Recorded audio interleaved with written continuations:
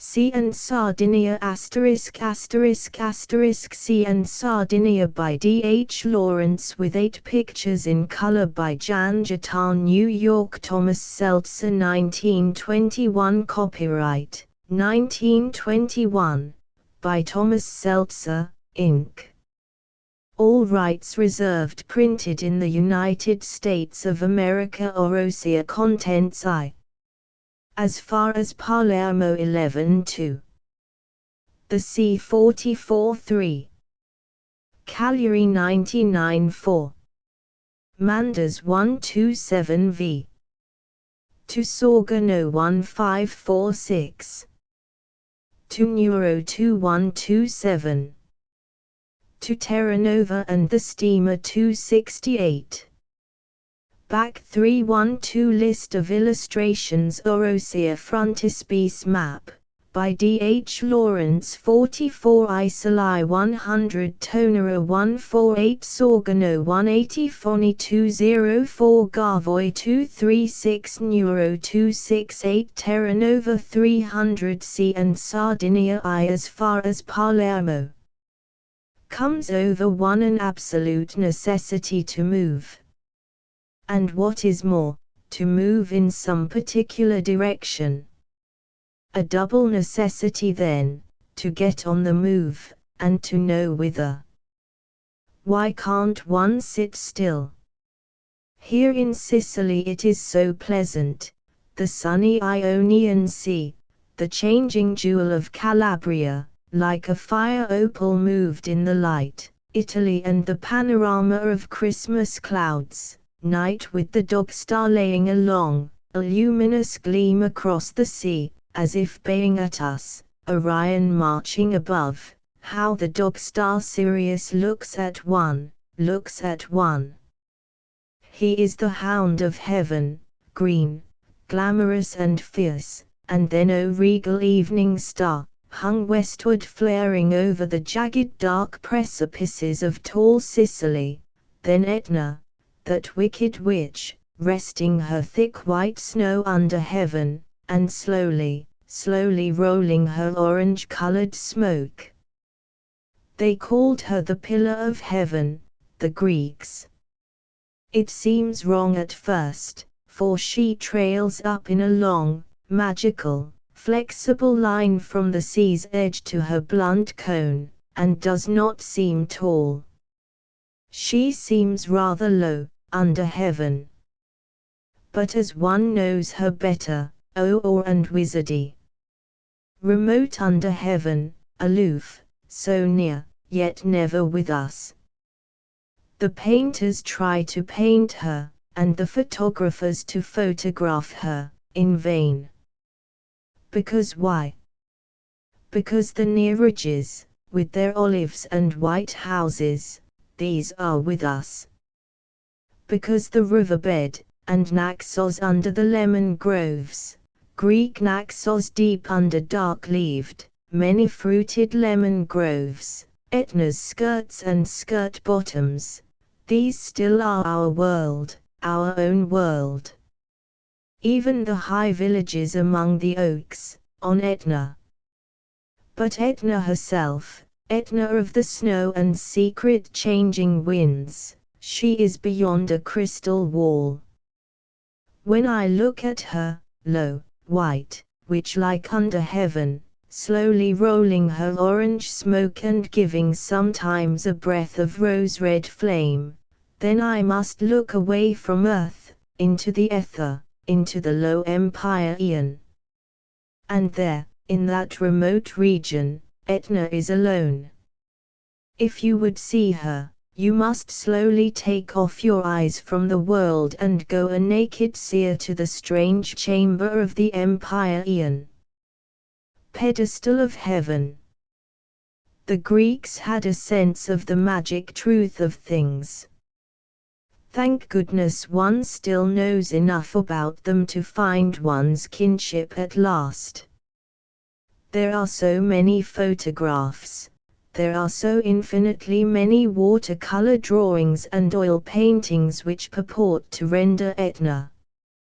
But pedestal of heaven. You must cross the invisible border. Between the foreground, which is our own, and Etna, pivot of winds in lower heaven, there is a dividing line. You must change your state of mind. A metempsychosis. It is no use thinking you can see and behold Etna and the foreground both at once. Never. One or the other. Foreground and a transcribed Etna. Or Etna, pedestal of heaven. Why, then, must one go? Why not stay? Ah, what a mistress, this Etna! With her strange winds prowling round her like Circe's panthers, some black, some white. With her strange, remote communications and her terrible dynamic exhalations. She makes men mad. Such terrible vibrations of wicked and beautiful electricity she throws about her, like a deadly net.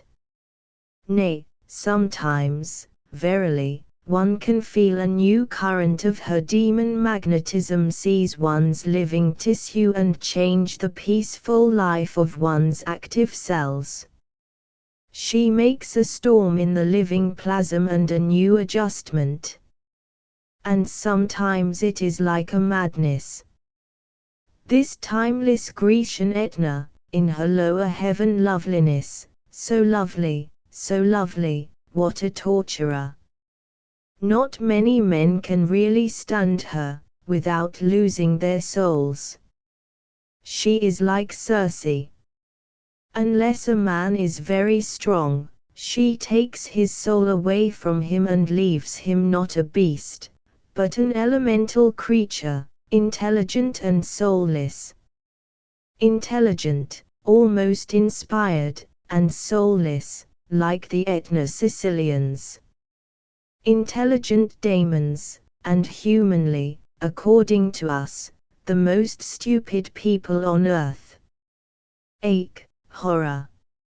How many men, how many races, has Etna put to flight? It was she who broke the quick of the Greek soul. And after the Greeks, she gave the Romans, the Normans, the Arabs, the Spaniards, the French, the Italians, even the English, she gave them all their inspired hour and broke their souls. Perhaps it is she one must flee from. At any rate, one must go, and at once. After having come back only at the end of October, already one must dash away. And it is only the 3rd of January. And one cannot afford to move. Yet there you are, at the Etna bidding one goes. Where does one go? There is Girgenti by the south. There is Tunis at hand. Girgenti, and the sulphur spirit and the Greek guarding temples, to make one madder. Never. Neither Syracuse and the madness of its great quarries. Tunis.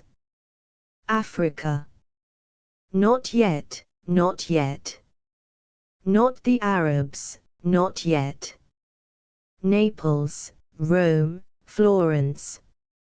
No good at all. Where then? Where then? Spain or Sardinia? Spain or Sardinia? Sardinia, which is like nowhere. Sardinia, which has no history, no date, no race, no offering. Let it be Sardinia. They say neither Romans nor Phoenicians, Greeks nor Arabs ever subdued Sardinia. It lies outside the circuit of civilization. Like the Basque lands. Sure enough, it is Italian now, with its railways and its motor omnibuses. but there is an uncaptured Sardinia still. It lies within the net of this European civilization, but it isn't landed yet. And the net is getting old and tattered.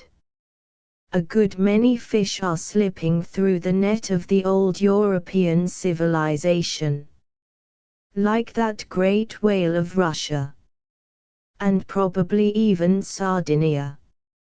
Sardinia then. Let it be Sardinia.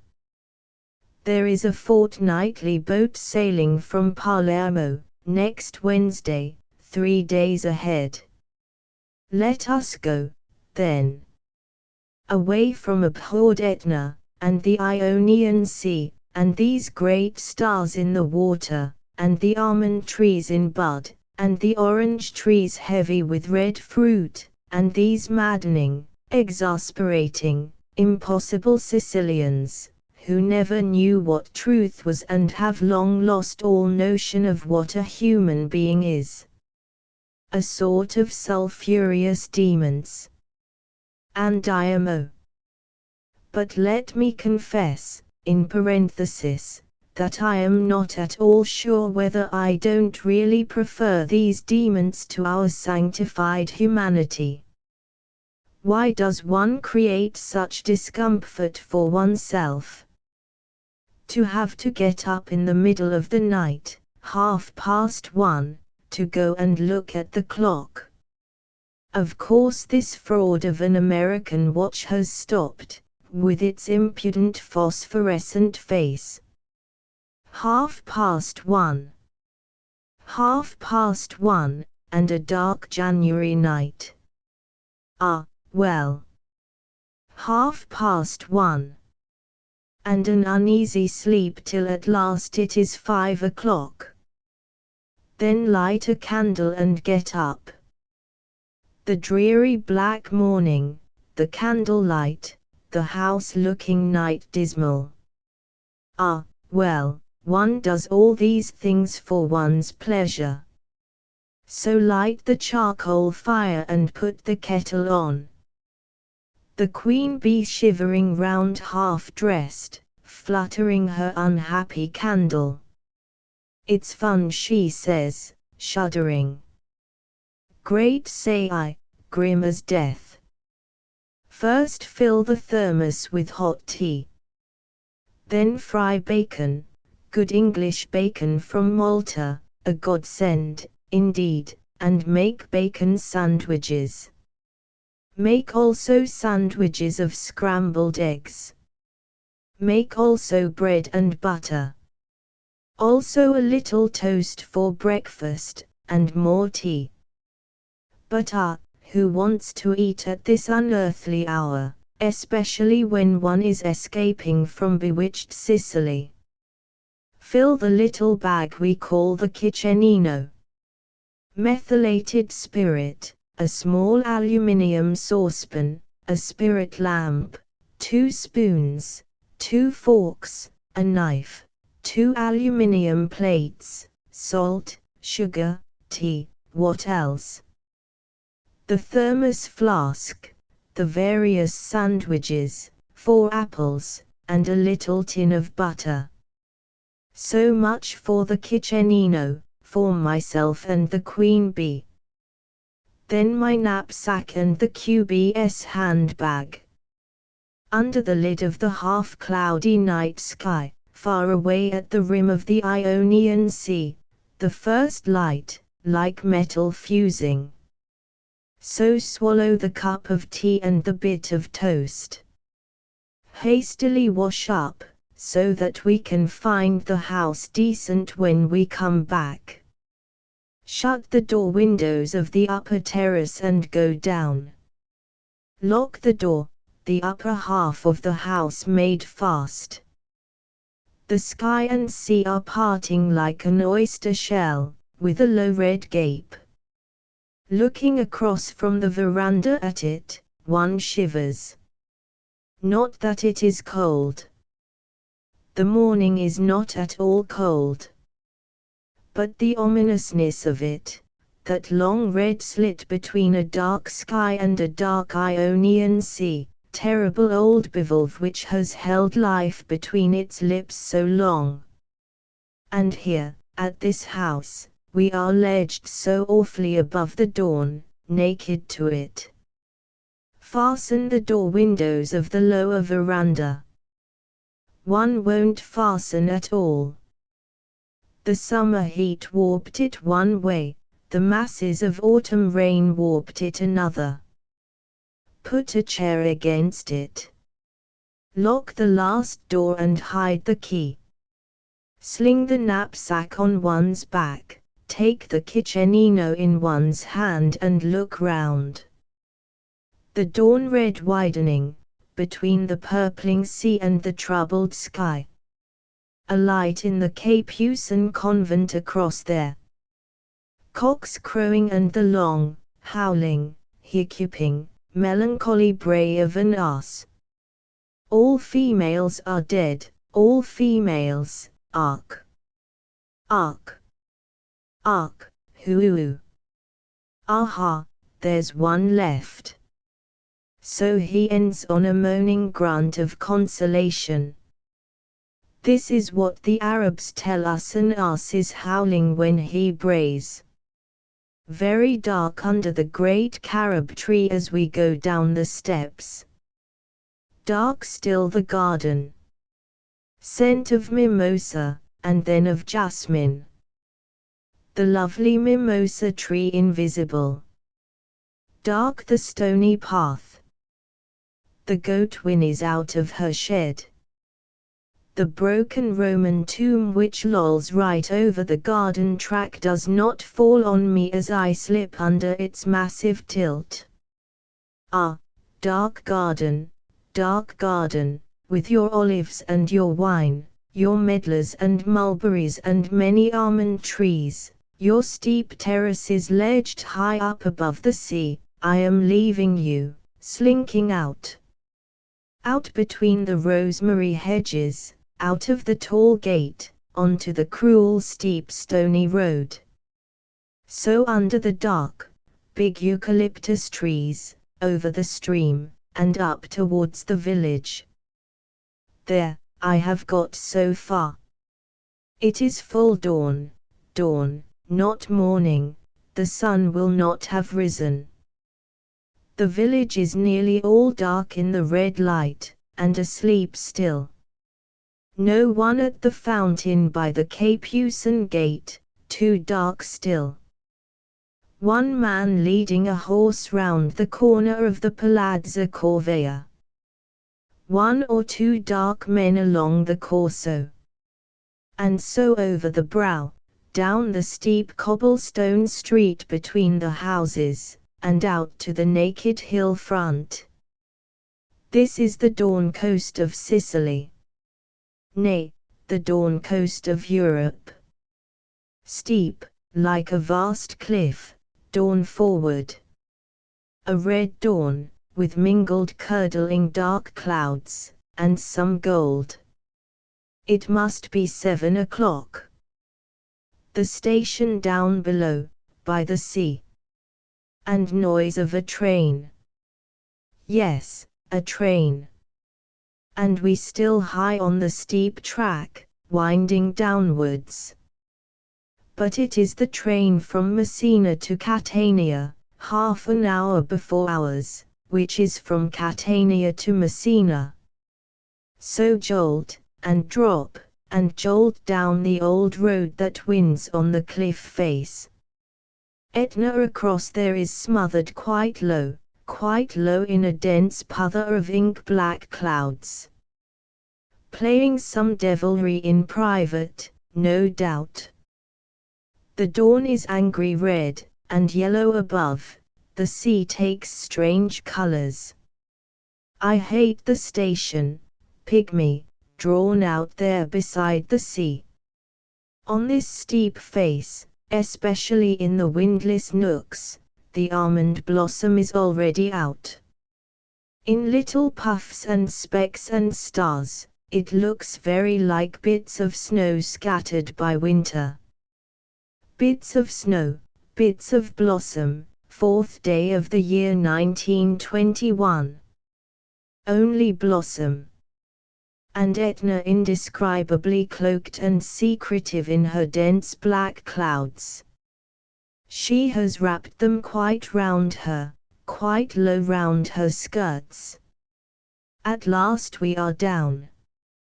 We pass the pits where men are burning lime, red hot, round pits, and are out on the highway.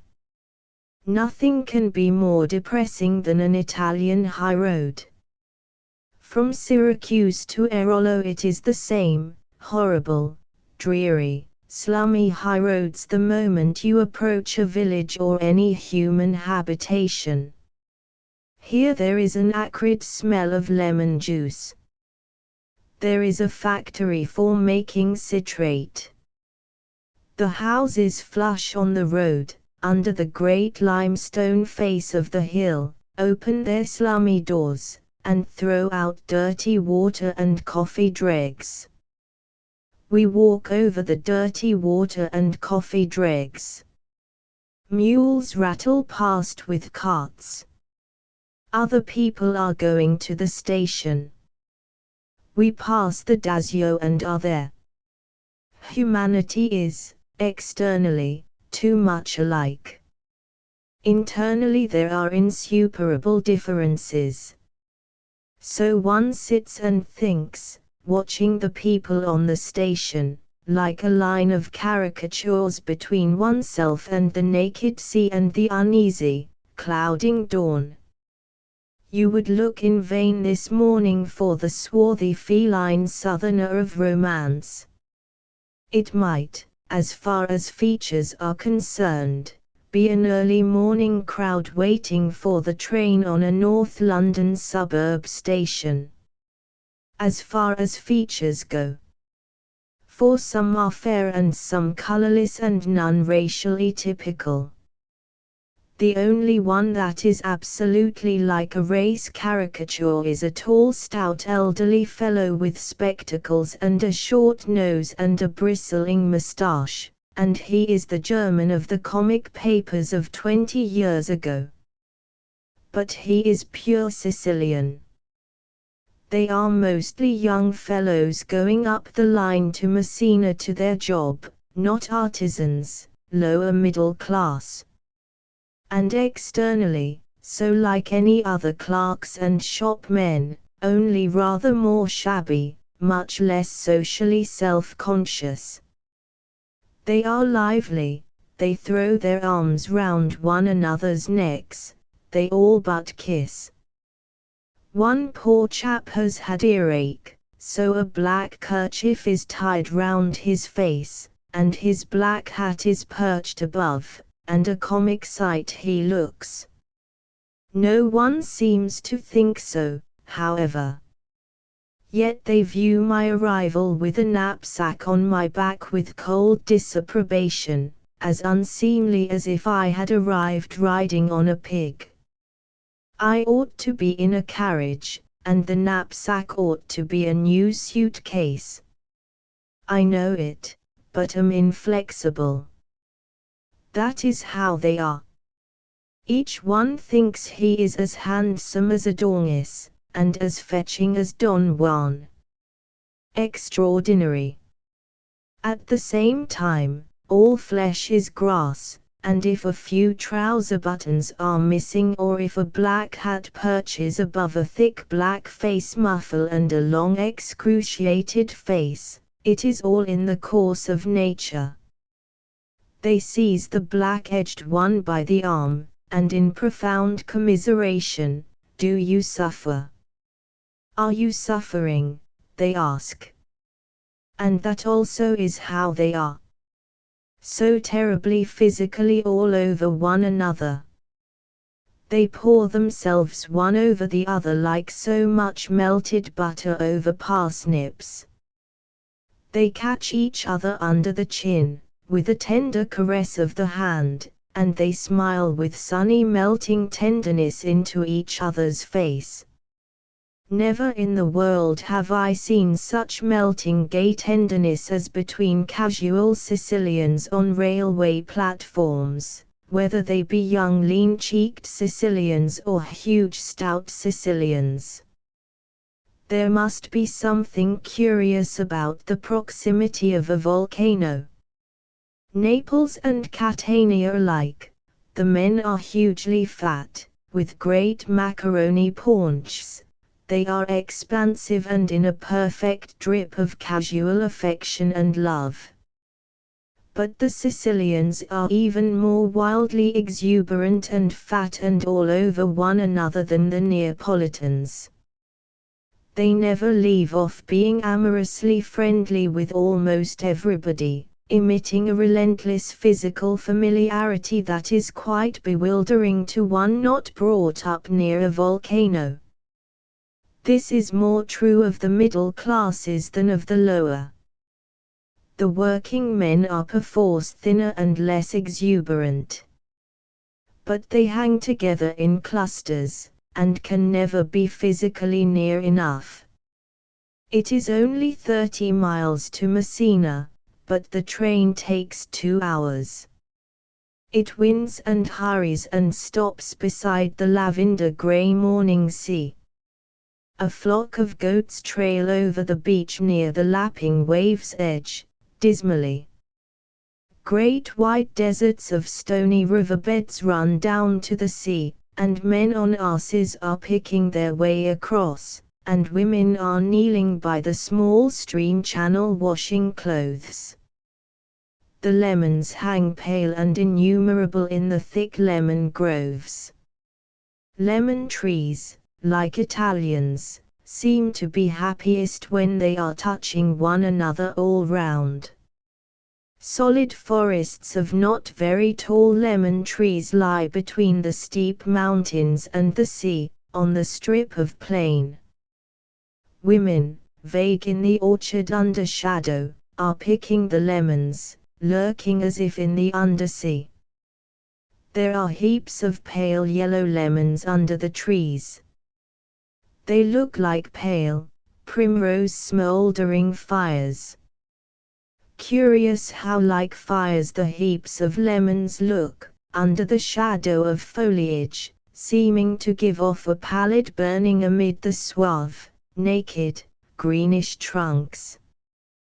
When there comes a cluster of orange trees, the oranges are red like coals among the darker leaves. But lemons, innumerable, speckled like innumerable tiny stars in the green firmament of leaves. So many lemons. Think of all the lemonade crystals they will be reduced to.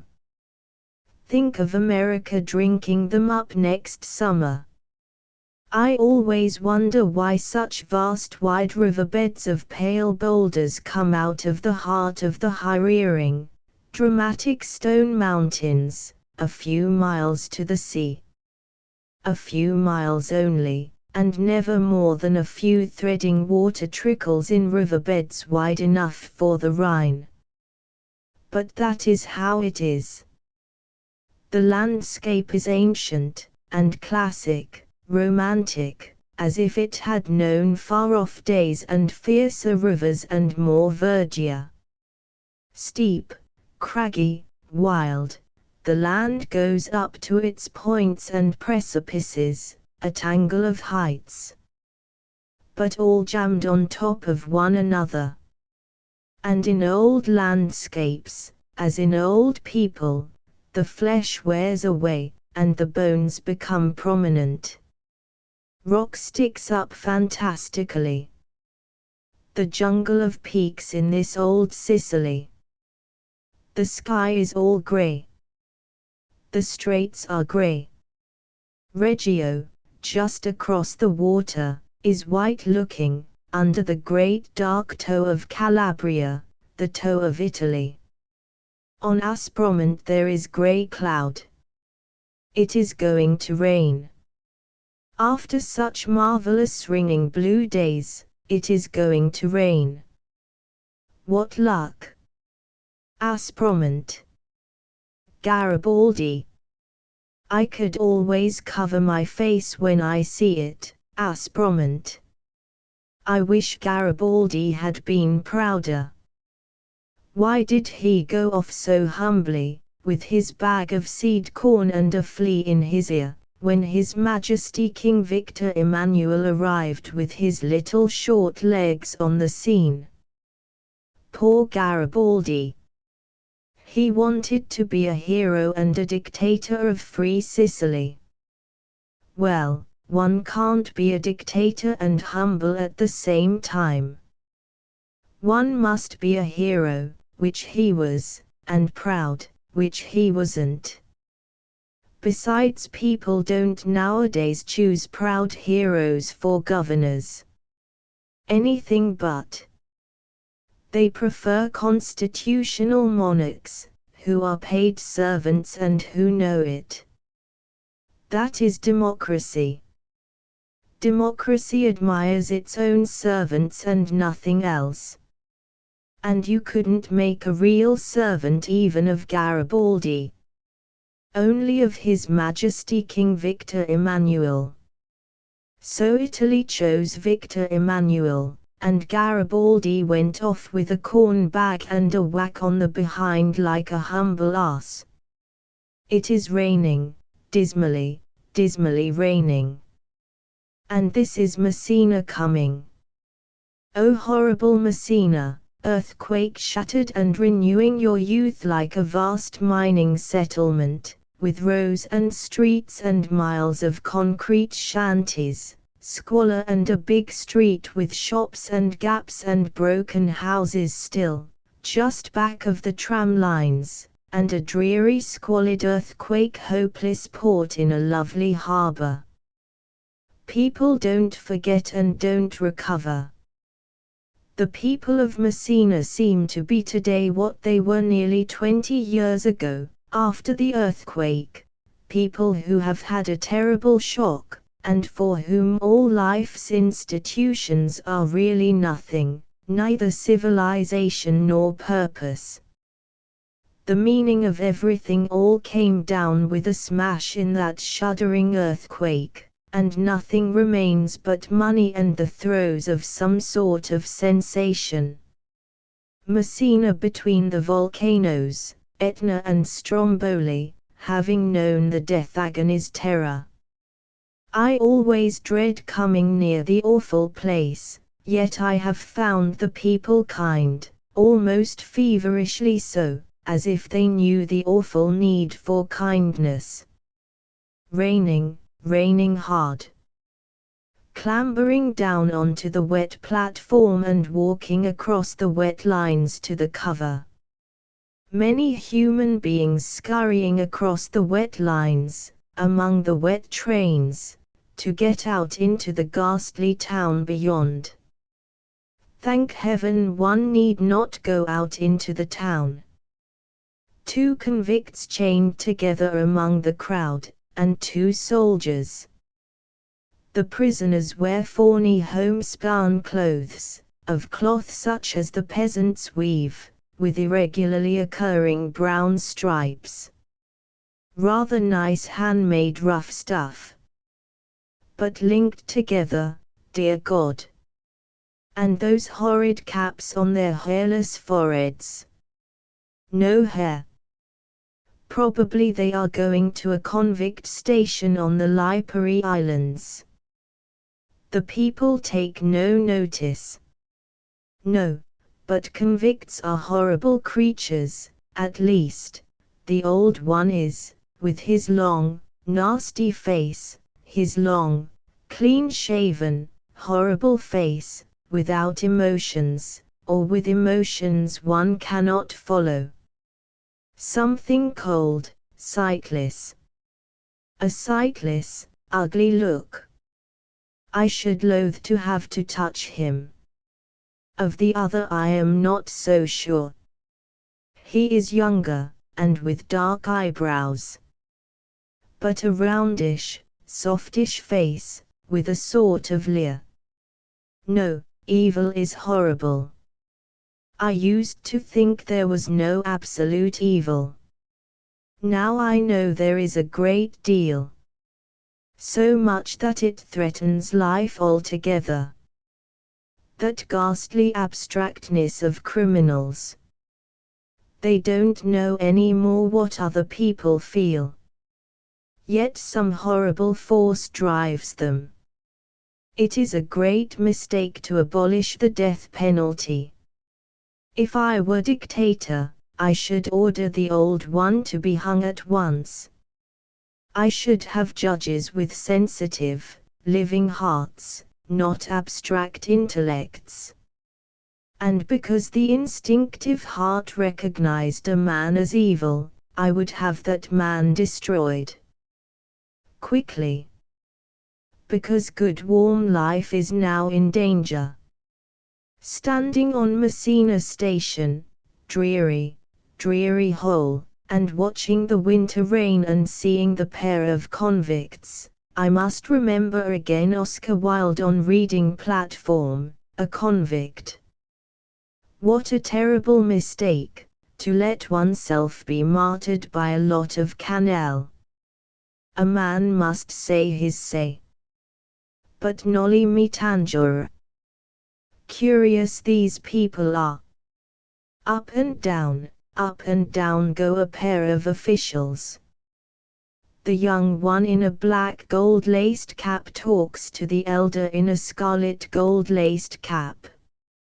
And he walks, the young one, with a mad little hop, and his fingers fly as if he wanted to scatter them to the four winds of heaven, and his words go off like fireworks, with more than Sicilian speed. On, up and down, and his eye is dark and excited and unseeing, like the eye of a fleeing rabbit. Strange and beside itself is humanity. What a lot of officials! You know them by their caps. Elegant tubby little officials in kid and patent boots and gold-laced caps, tall long-nosed ones in more gold-laced caps, like angels in and out of the gates of heaven they thread in and out of the various doors. As far as I can see, there are 3 scarlet station masters, 5 black and gold sub-station masters, and a countless number of principalities and powers in more or less broken boots and official caps. They are like bees round a hive, humming in an important conversation, and occasionally looking at some paper or other, and extracting a little official honey. But the conversation is the affair of affairs. To an Italian official, life seems to be one long and animated conversation.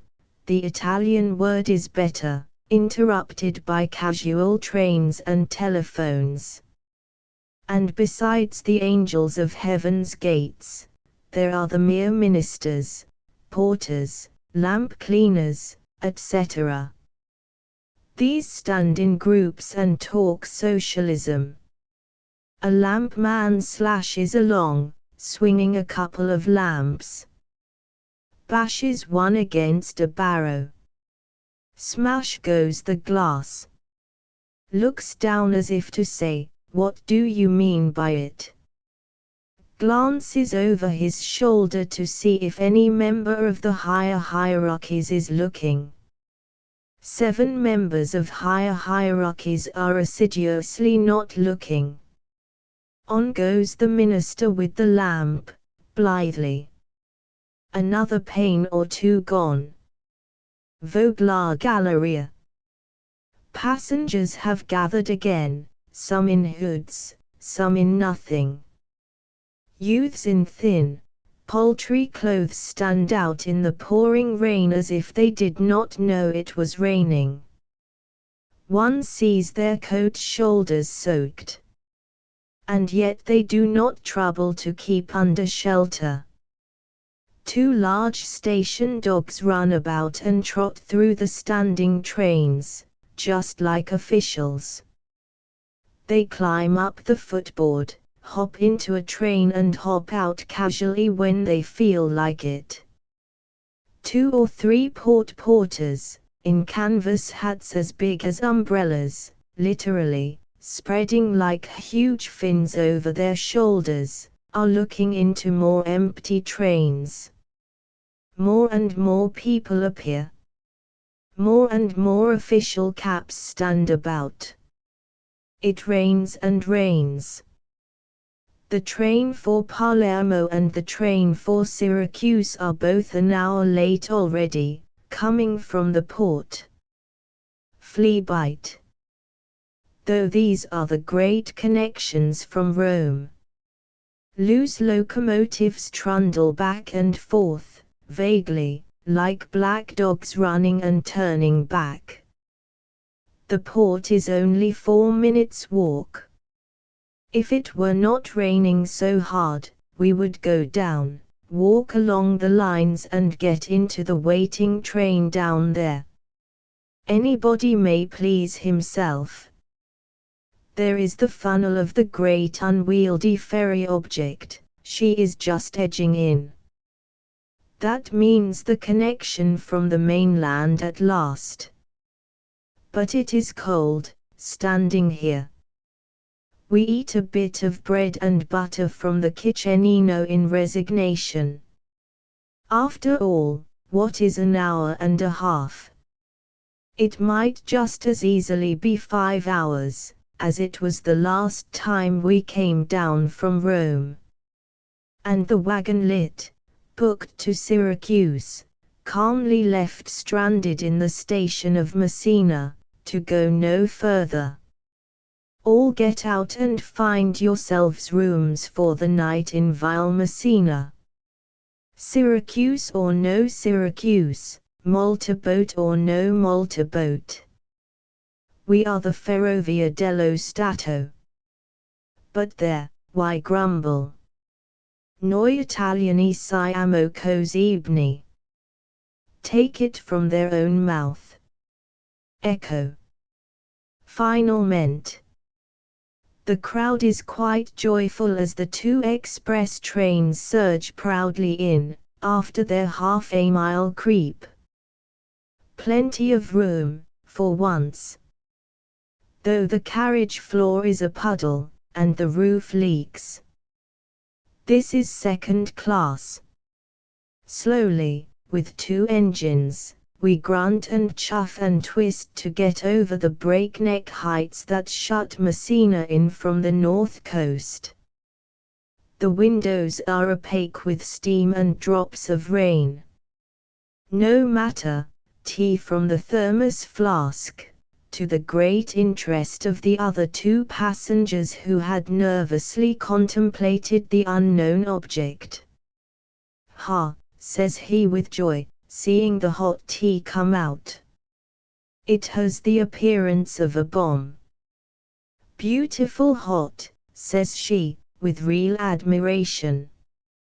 All apprehension at once dissipated, peace reigns in the wet, mist-hidden compartment. We run through miles and miles of tunnel. The Italians have made wonderful roads and railways. If one rubs the window and looks out, lemon groves with many wet white lemons, earthquake-broken houses, new shanties, a grey weary sea on the right hand, and on the left the dim, grey complication of steep heights from which issue stone riverbeds of inordinate width, and sometimes a road, a man on a mule. Sometimes near at hand, long-haired, melancholy goats leaning sideways like tilted ships under the eaves of some scabby house. They call the house eaves the dogs' umbrellas. In town you see the dogs trotting close under the wall out of the wet. Here the goats lean like rock, listing inwards to the plaster wall. Why look out? Sicilian railways are all single line. Hence, the coincidenza. A coincidenza is where two trains meet in a loop. You sit in a world of rain and waiting until some silly engine with 4 trucks puffs alongside. Ecco la coincidenza. Then after a brief conversation between the two trains, Dieto and Merce, express and goods, the tin horn sounds and away we go, happily, towards the next coincidence. Clerks away ahead joyfully chalk up our hours of lateness on the announcement slate. All adds to the adventurous flavor of the journey, dear heart. We come to a station where we find the other Dieto, the express from the other direction, awaiting our coincidental arrival. The two trains run alongside one another, like two dogs meeting in the street and snuffing one another. Every official rushes to greet every other official, as if they were all David and Jonathan meeting after a crisis. They rush into each other's arms and exchange cigarettes. And the trains can't bear to part. And the station can't bear to part with us. The officials tease themselves and us with the word pronto, meaning ready. Pronto. And again pronto. And shrill whistles. Anywhere else a train would go off its tormented head. But no. Here only that angel's trump of an official little horn will do the business. And get them to blow that horn if you can. They can't bear to part. Rain, continual rain, a level grey wet sky, a level grey wet sea, a wet and misty train winding round and round the little bays, diving through tunnels. Ghosts of the unpleasant-looking Lipari Islands standing a little way out to sea, heaps of shadow deposited like rubbish heaps in the universal greyness. Enter more passengers. An enormously large woman with an extraordinarily handsome face, an extraordinarily large man, quite young, and a diminutive servant, a little girl child of about 13, with a beautiful face. But the Juno, it is she who takes my breath away. She is quite young, in her 30s still. She has that queenly stupid beauty of a classic era, a pure brow with level dark brows, large, dark, bridling eyes, a straight nose, a chiseled mouth, an air of remote self-consciousness. She sends one's heart straight back to pagan days. And she is simply enormous, like a house. She wears a black toque with sticking up wings, and a black rabbit fur spread on her shoulders. She edges her way in carefully, and once seated, is terrified to rise to her feet. She sits with that motionlessness of her type, closed lips, face muted and expressionless. And she expects me to admire her, I can see that. She expects me to pay homage to her beauty, just to that, not homage to herself, but to her as a bel pezzo. She casts little aloof glances at me under her eyelids. It is evident she is a country beauty become a bourgeoise. She speaks unwillingly to the other squint-eyed passenger, a young woman who also wears a black rabbit fur, but without pretensions. The husband of Juno is a fresh-faced bourgeois young fellow, and he also is simply huge. His waistcoat would almost make the overcoat of the fourth passenger, the unshaven companion of the squinting young woman.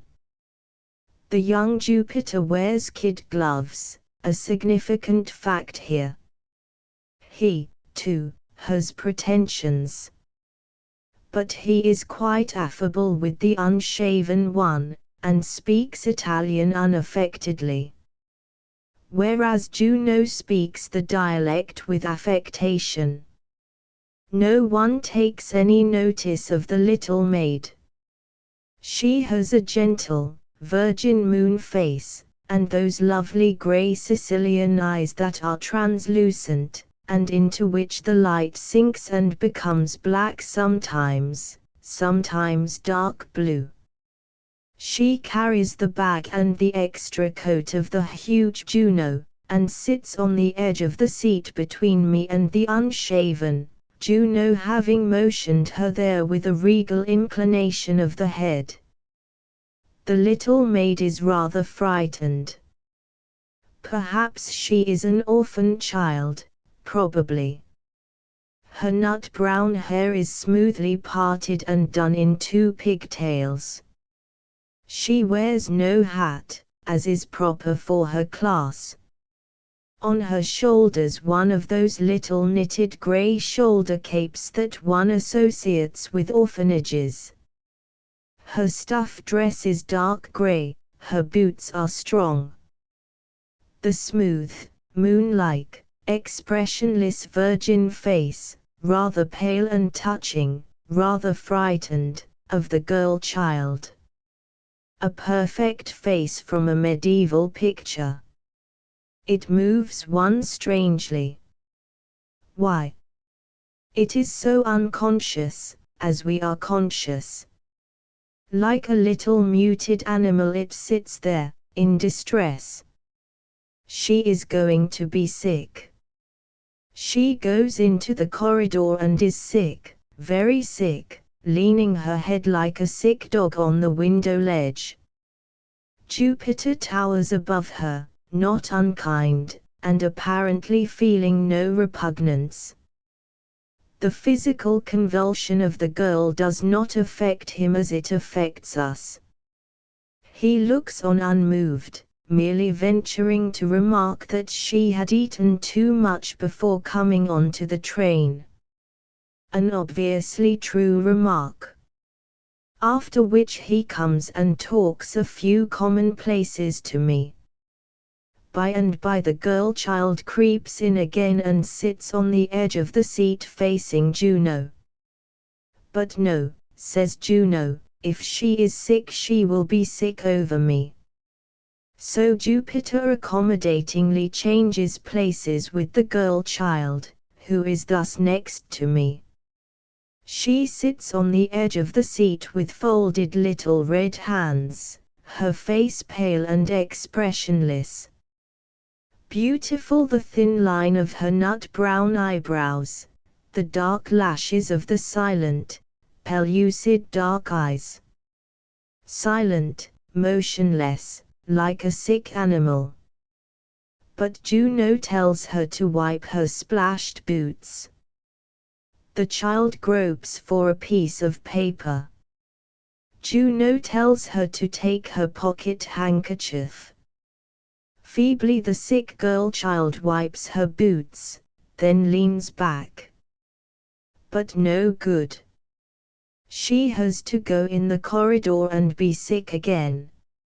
After a while they all get out. Queer to see people so natural. Neither Juno nor Jupiter is in the least unkind. He even seems kind. But they are just not upset. Not half as upset as we are, the QB wanting to administer tea, and so on. We should have to hold the child's head. They just quite naturally leave it alone to its convulsions, and are neither distressed nor repelled.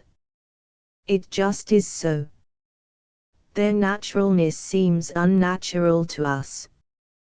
Yet I am sure it is best. Sympathy would only complicate matters, and spoil that strange, remote virginal quality. The QB says it is largely stupidity. Nobody washes out the corner of the corridor, though we stop at stations long enough, and there are 2 more hours' journey. Train officials go by and stare, passengers step over and stare, newcomers stare and step over. Somebody asks who. Nobody thinks of just throwing a pail of water. Why should they? It is all in the course of nature. One begins to be a bit chary of this same nature, in the south. Enter 2 fresh passengers, a black-eyed, round-faced, bright sharp man in corduroys and with a gun, and a long-faced, fresh-colored man with thick snowy hair, and a new hat and a long black overcoat of smooth black cloth, lined with rather ancient, once expensive fur. He is extremely proud of this long black coat and ancient fur lining. Childishly proud, he wraps it again over his knee, and gloats. The beady black eyes of the hunter look round with pleased alertness. He sits facing the one in the overcoat, who looks like the last sprout of some Norman blood. The hunter in corduroys beams abroad, with beady black eyes in a round red face, curious. And the other tucks his fur-lined long coat between his legs and gloats to himself, all to himself gloating, and looking as if he were deaf. But no, he's not. He wears muddy high-low boots. At Termini it is already lamplight. Businessmen crowd in. We get 5 businessmen, all stout, respected Palermitans. The one opposite me has whiskers, and a many-colored, patched traveling rug over his fat knees. Queer how they bring that feeling of physical intimacy with them. You are never surprised if they begin to take off their boots, or their collar and tie. The whole world is a sort of bedroom to them. One shrinks, but in vain. There is some conversation between the black-eyed, beady hunter and the businessmen. Also the young white-haired one, the aristocrat, tries to stammer out, at great length, a few words. As far as I can gather, the young one is mad, or deranged, and the other, the hunter, is his keeper. They are traveling over Europe together. There is some talk of the Count. And the hunter says the unfortunate has had an accident. But that is a southern gentleness, presumably, a form of speech. Anyhow it is queer, and the hunter in his corduroys, with his round, ruddy face and strange black bright eyes and thin black hair is a puzzle to me, even more than the albino, long-coated, long-faced, fresh-complexioned, queer last remnant of a baron as he is. They are both muddy from the land, and pleased in a little mad way of their own. But it is 6:30. We are at Palermo, capital of Sicily. The hunter slings his gun over his shoulder, I my knapsack, and in the throng we all disappear, into the Via Maqueda. Palermo has 2 great streets, the Via Maqueda, and the Corso, which cross each other at right angles. The Via Maqueda is narrow, with narrow little pavements, and is always choked with carriages and foot passengers. It had ceased raining. But the narrow road was paved with large, convex slabs of hard stone, inexpressibly greasy. To cross the Via Maqueda therefore was a feat. However, once accomplished, it was done. The near end of the street was rather dark, and had mostly vegetable shops.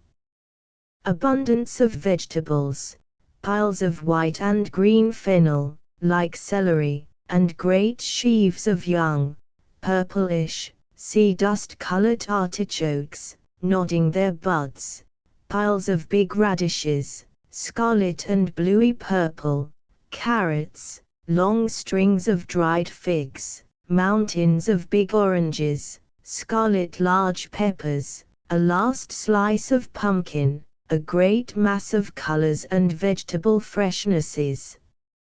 A mountain of black-purple cauliflowers, like niggers' heads, and a mountain of snow-white ones next to them. How the dark, greasy, night-stricken street seems to beam with these vegetables, all this fresh delicate flesh of luminous vegetables piled there in the air, and in the recesses of the windowless little caverns of the shops, and gleaming forth on the dark air, under the lamps. The QB at once wants to buy vegetables. Look. Look at the snow-white broccoli. Look at the huge finocchi. Why don't we get them? I must have some. Look at those great clusters of dates, 10 francs a kilo, and we pay 16. It's monstrous. Our place is simply monstrous. For all that, one doesn't buy vegetables to take to Sardinia. Cross the Corso at that decorated maelstrom and death trap of the Quattro Canti. I, of course, am nearly knocked down and killed. Somebody is nearly knocked down and killed every 2 minutes. But there, the carriages are light, and the horses curiously aware creatures. They would never tread on one. The second part of the Via Maqueda is the swell part, silks and plumes, and an infinite number of shirts and ties and cufflinks and mufflers and men's fancies.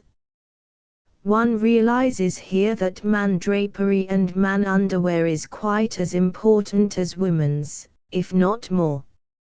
I, of course, in a rage. The QB stares at every rag and stitch, and crosses and recrosses this infernal dark stream of a Via Maqueda, which, as I have said, is choked solid with strollers and carriages. Be it remembered that I have on my back the brown knapsack, and the QB carries the kitchenino. This is enough to make a travelling menagerie of us. If I had my shirt sticking out behind, and if the QB had happened merely to catch up the tablecloth and wrap it round her as she came out, all well and good. But a big brown knapsack, and a basket with thermos flask, etc. No, one could not expect such things to pass in a southern capital. But I am case-hardened. And I am sick of shops. True, we have not been in a town for 3 months. But can I care for the innumerable fantasias in the drapery line? Every wretched bit of would-be extra chic is called a fantasia. The word goes lugubriously to my bowels. Suddenly I am aware of the QB darting past me like a storm. Suddenly I see her pouncing on 3 giggling young hussies just in front, the inevitable black velveteen tam, the inevitable white curly muffler, the inevitable lower-class flappers. Did you want something? Have you something to say? Is there something that amuses you? Oh, you must laugh, must you? Oh, laugh. Oh, why? Why? You ask why. Haven't I heard you? Oh, You speak English. You speak English. Yes, why? That's why. Yes, that's why. The three giggling young hussies shrink together as if they would all hide behind one another, after a vain uprearing and a demand why. Madam tells them why. So they uncomfortably squeeze together under the unexpected strokes of the QBS sledgehammer Italian and more than sledgehammer retaliation, they're full in the via maquada. They edge round one another, each attempting to get back of the other, away from the looming QB.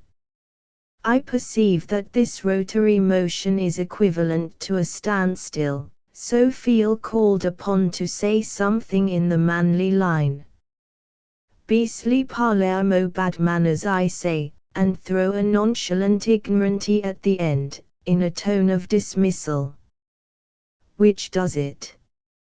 Off they go downstream, still huddling and shrinking like boats that are taking sails in, and peeping to see if we are coming. Yes, my dears, we are coming. Why do you bother, say I to the QB, who is towering with rage. They've followed us the whole length of the street, with their sacco militario and their parlano inglese and their you speak English, and their jeering insolence. But the English are fools. They always put up with this Italian impudence. Which is perhaps true. But this knapsack. It might be full of bronze roaring geese, it would not attract more attention. However, it is 7 o'clock, and the shops are beginning to shut. No more shop gazing.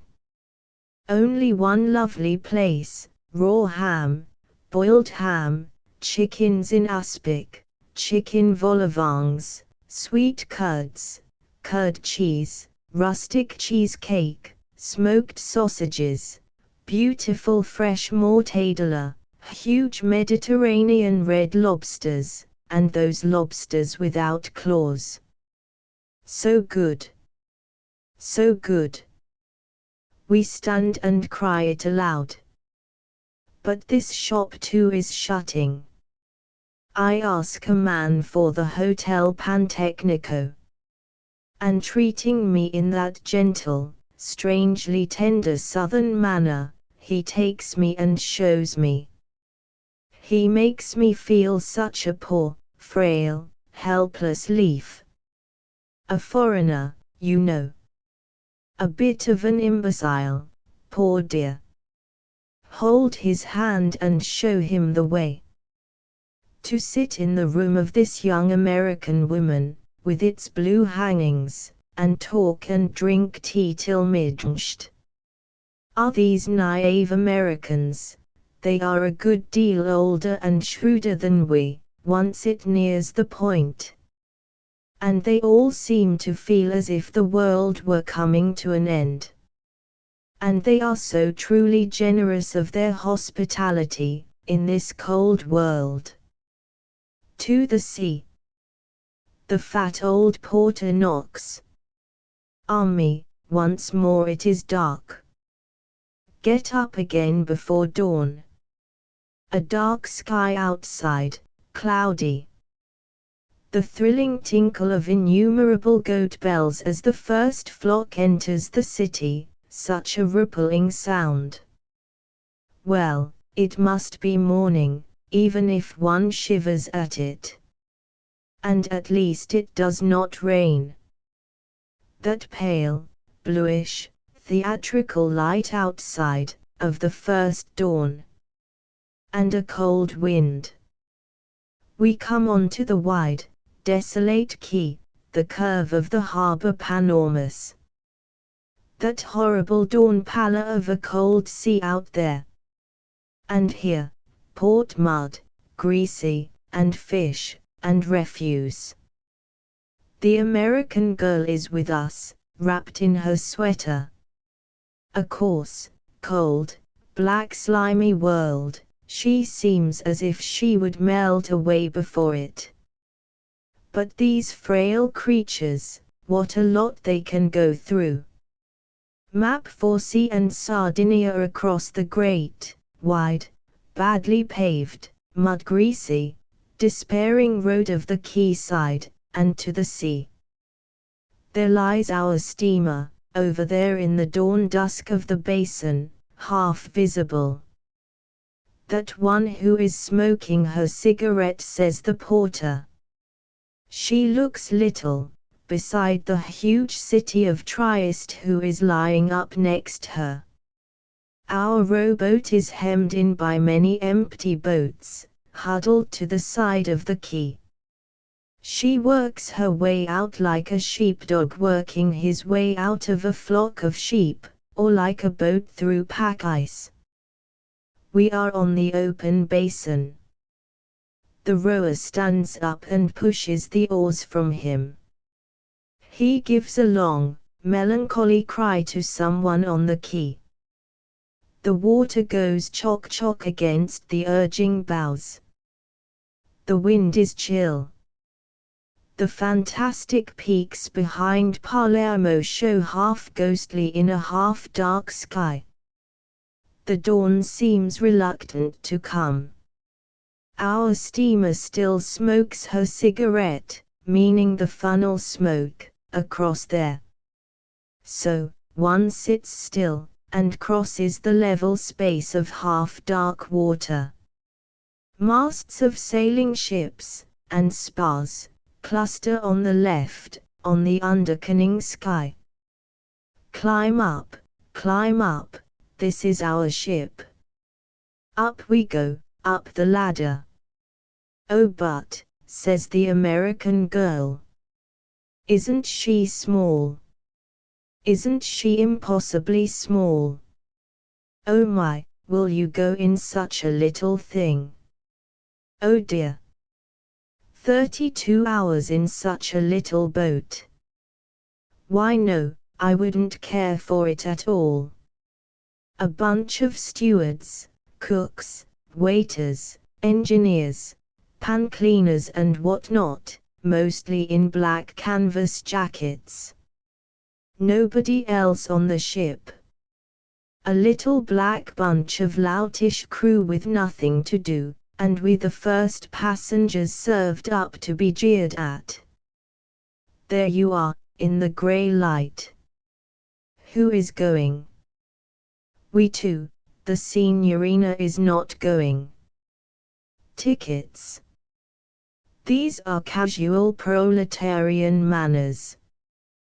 We are taken into the one long room with a long table and many maple golden doors, alternate panels having a Wedgwood blue and white picture inserted, a would-be goddess of white marble on a blue ground, like a health salts hygiene advertisement.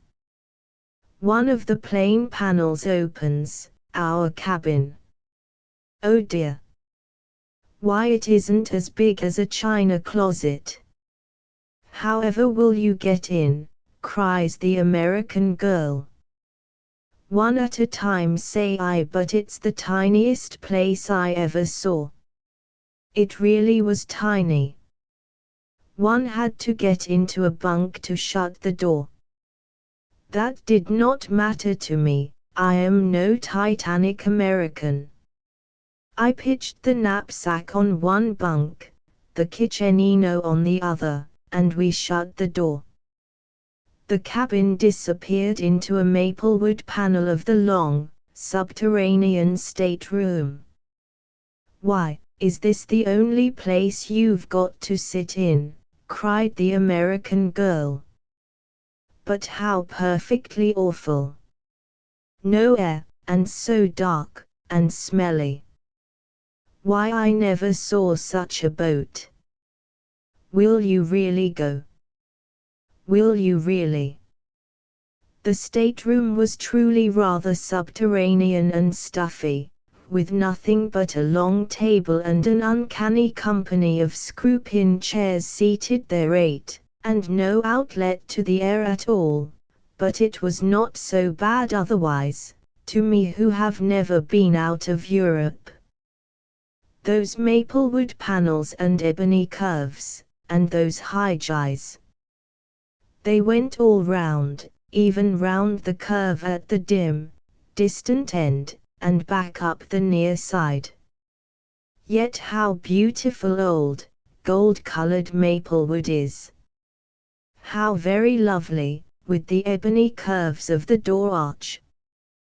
There was a wonderful old-fashioned, Victorian glow in it, and a certain splendor. Even one could bear the high gies let in under glass, the color was right, that Wedgwood and white, in such lovely gold luster. There was a certain homely grandeur still in the days when this ship was built, a richness of choice material.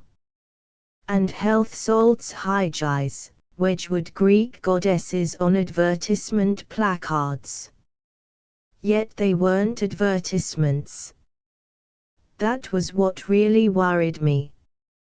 They never had been. Perhaps Wego's health salts stole her later. We have no coffee, that goes without saying. Nothing doing so early. The crew still stands in a gang, exactly like a gang of louts at a street corner. And they've got the street all to themselves, this ship. We climb to the upper deck. She is a long, slender, old steamer with one little funnel. And she seems so deserted, now that one can't see the street corner gang of the casual crew. They are just below. Our ship is deserted. The dawn is wanly bluing. The sky is a curdle of cloud, there is a bit of pale gold eastwards, beyond Monte Pellegrino. The wind blows across the harbour. The hills behind Palermo prick up their ears on the skyline. The city lies unseen, near us and level. There, a big ship is coming in, the Naples boat. And the little boats keep putting off from the near quay, and coming to us. We watch. A stout officer, cavalry, in grey-green, with a big dark blue cloak lined with scarlet. The scarlet lining keeps flashing. He has a little beard, and his uniform is not quite clean. He has big wooden chests, tied with rope, for luggage. Poor and of no class. Yet that scarlet, splendid lining, and the spurs. It seems a pity they must go second class. Yet so it is, he goes forward when the dock porter has hoisted those wooden boxes. No fellow passenger yet. Boats still keep coming. Ha ha! Here is the commissariat. Various sides of kid, ready for roasting, various chickens, fennel like celery, wine in a bottiglione, new bread, packages.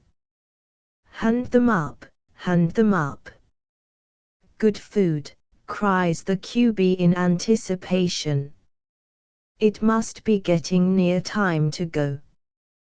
2 more passengers, young thick men in black broadcloth standing up in the stern of a little boat, their hands in their pockets, looking a little cold about the chin. Not quite Italian, too sturdy and manly. Sardinians from Cagliari, as a matter of fact. We go down from the chill upper deck. It is growing full day. Bits of pale gold are flying among delicate but cold flakes of cloud from the east, over Monte Pellegrino, bits of very new turquoise sky come out. Palermo on the left crouches upon her all harbor, a little desolate, disorderly, end of the world, end of the sea, along her quay front. Even from here we can see the yellow carts rattling slowly, the mules nodding their high weird plumes of scarlet along the broad weary harborside. O painted carts of Sicily, with all history on your panels. Arrives an individual at our side. The captain fears it will not be possible to start. There is much wind outside. Much wind. How they love to come up with alarming, disquieting, or annoying news. The joy it gives them. What satisfaction on all the faces. Of course all the other loafers are watching us, the street corner loungers of this deck. But we have been many times bitten. Ma, say I, looking at the sky, not so much wind as all that. An air of quiet, shrugging indifference is most effectual, as if you knew all about it, a good deal more than they knew. Assai. Molto vento. Molto vento. Outside. Outside. With a long face and a dramatic gesture he points out of the harbor, to the grey sea. I too look out of the harbor at the pale line of sea beyond the mole. But I do not trouble to answer, and my eye is calm. So he goes away, only half triumphant. Things seem to get worse and worse, cries the American friend. What will you do on such a boat if you have an awful time out in the Mediterranean here?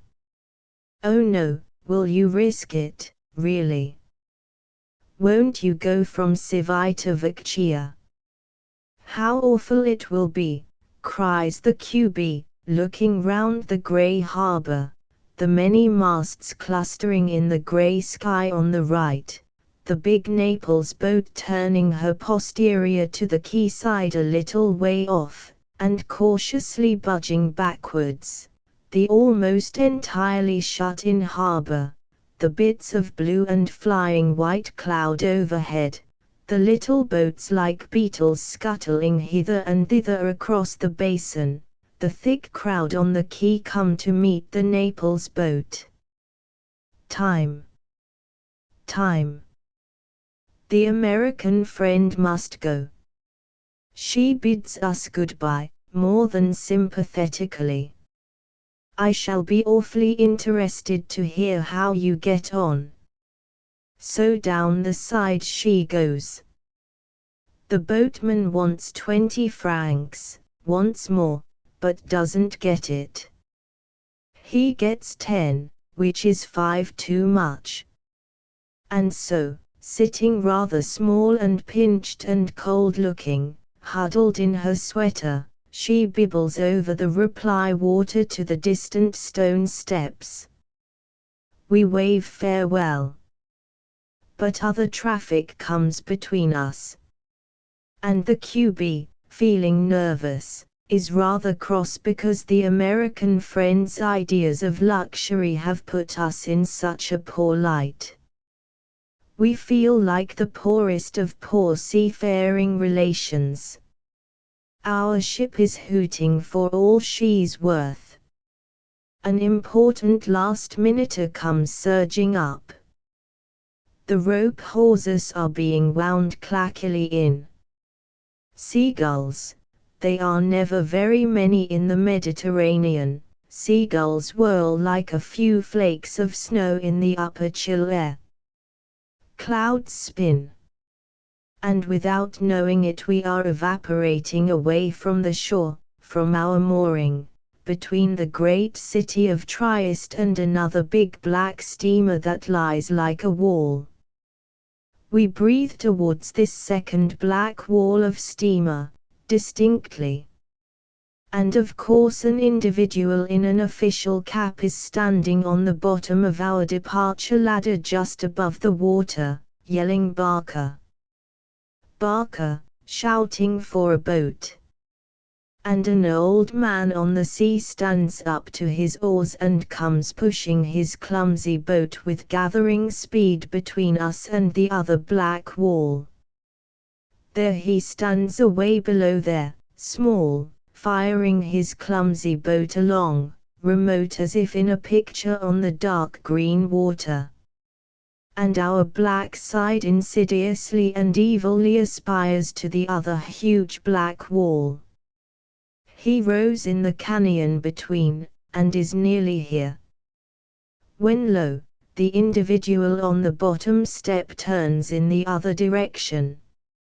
Another boat from the open basin is sweeping up. It is a race. She is near, she is nearer, she is up. With a curvet the boat from the open rounds up at the ladder. The boat between the gulf backs its oars. The official individual shouts and waves. The old man backing his oars in the gulf below yells expostulation. The boat from the open carries off its prey. Our ship begins slowly to puddle puddle puddle, working her screw. The man in the gulf of green water rows for his life. We are floating into the open basin. Slowly, slowly we turn round, and as the ship turns, our hearts turn. Palermo fades from our consciousness. The Naples boat, the disembarking crowds, the rattling carriages to the land, the great city of Trieste, all fades from our heart. We see only the open gap of the harbour entrance, and the level, pale grey void of the sea beyond. There are wisps of gleamy light, out there. And out there our heart watches, though Palermo is near us, just behind. We look round, and see it all behind us, but already it is gone, gone from our heart. The fresh wind, the gleamy wisps of light, the running, open sea beyond the harbour bars. And so we steam out. And almost at once the ship begins to take a long, slow, dizzy dip, and a fainting swoon upwards, and a long, slow, dizzy dip, slipping away from beneath one. The QB turns pale. Up comes the deck in that fainting swoon backwards, then down it fades in that indescribable slither forwards. It is all quite gentle, quite gentle. But oh, so long, and so slow, and so dizzy. Rather pleasant, say I to the QB. Yes. Rather lovely really, she answers wistfully.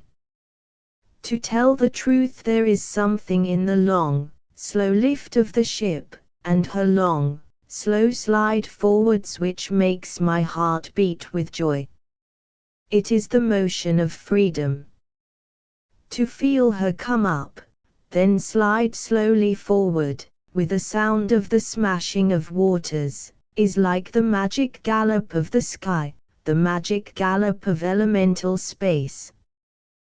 That long, slow, waveringly rhythmic rise and fall of the ship, with waters snorting as it were from her nostrils, oh God, what a joy it is to the wild innermost soul.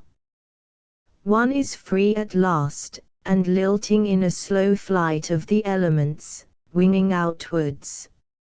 Oh God, to be free of all the hemmed-in life, the horror of human tension, the absolute insanity of machine persistence. The agony which a train is to me, really. And the long drawn-out agony of a life among tense, resistant people on land. And then to feel the long, slow lift and drop of this almost empty ship, as she took the waters. Our God, liberty, liberty, elemental liberty. I wished in my soul the voyage might last forever, that the sea had no end, that one might float in this wavering, tremulous, yet long and surging pulsation while ever time lasted, space never exhausted, and no turning back, no looking back, even. The ship was almost empty, save of course for the street corner louts who hung about just below, on the deck itself. We stood alone on the weather-faded little promenade deck, which has old oak seats with old, carved little lions at the ends, for armrests, and a little cabin mysteriously shut, which much peeping determined as the wireless office and the operator's little curtained bed niche. Cold, fresh wind, a black blue, translucent, rolling sea on which the wake rose in snapping foam, and Sicily on the left, Monte Pellegrino, a huge, inordinate mass of pinkish rock, hardly crisped with the faintest vegetation, looming up to heaven from the sea. Strangely large in mass and bulk Monte Pellegrino looks, and bare, like a Sahara in heaven, and old-looking. These coasts of Sicily are very imposing, terrific, fortifying the interior. And again one gets the feeling that age has worn them bare, as if old civilizations had worn away and exhausted the soil, leaving a terrifying blankness of rock, as at Syracuse in plateaus, and here in a great mass. There seems hardly anyone on board but ourselves, we alone on the little promenade deck. Strangely lonely, floating on a bare old ship past the great bare shores, on a rolling sea, stooping and rising in the wind. The wood of the fittings is all bare and weather-silvered, the cabin, the seats, even the little lions of the seats. The paint wore away long ago, and this timber will never see paint any more. Strange to put one's hand on the old oaken wood, so sea-fibered. Good old delicate threaded oak, I swear it grew in England. And everything so carefully done, so solidly and everlastingly. I look at the lions, with the perfect fitting oaken pins through their paws clinching them down, and their little mouths open. They are as solid as they were in Victorian days, as immovable. They will never wear away. What a joy in the careful, thorough, manly, everlasting work put into a ship, at least into this 60-year-old vessel. Every bit of this old oak wood so sound, so beautiful, and the whole welded together with joints and wooden pins far more beautifully and livingly than iron welds. Rustless, life-born, living-tissued old wood, rustless as flesh is rustless, and happy-seeming as iron never can be. She rides so well, she takes the sea so beautifully, as a matter of course. Various members of the crew wander past to look at us. This little promenade deck is over the first-class quarters, full in the stern.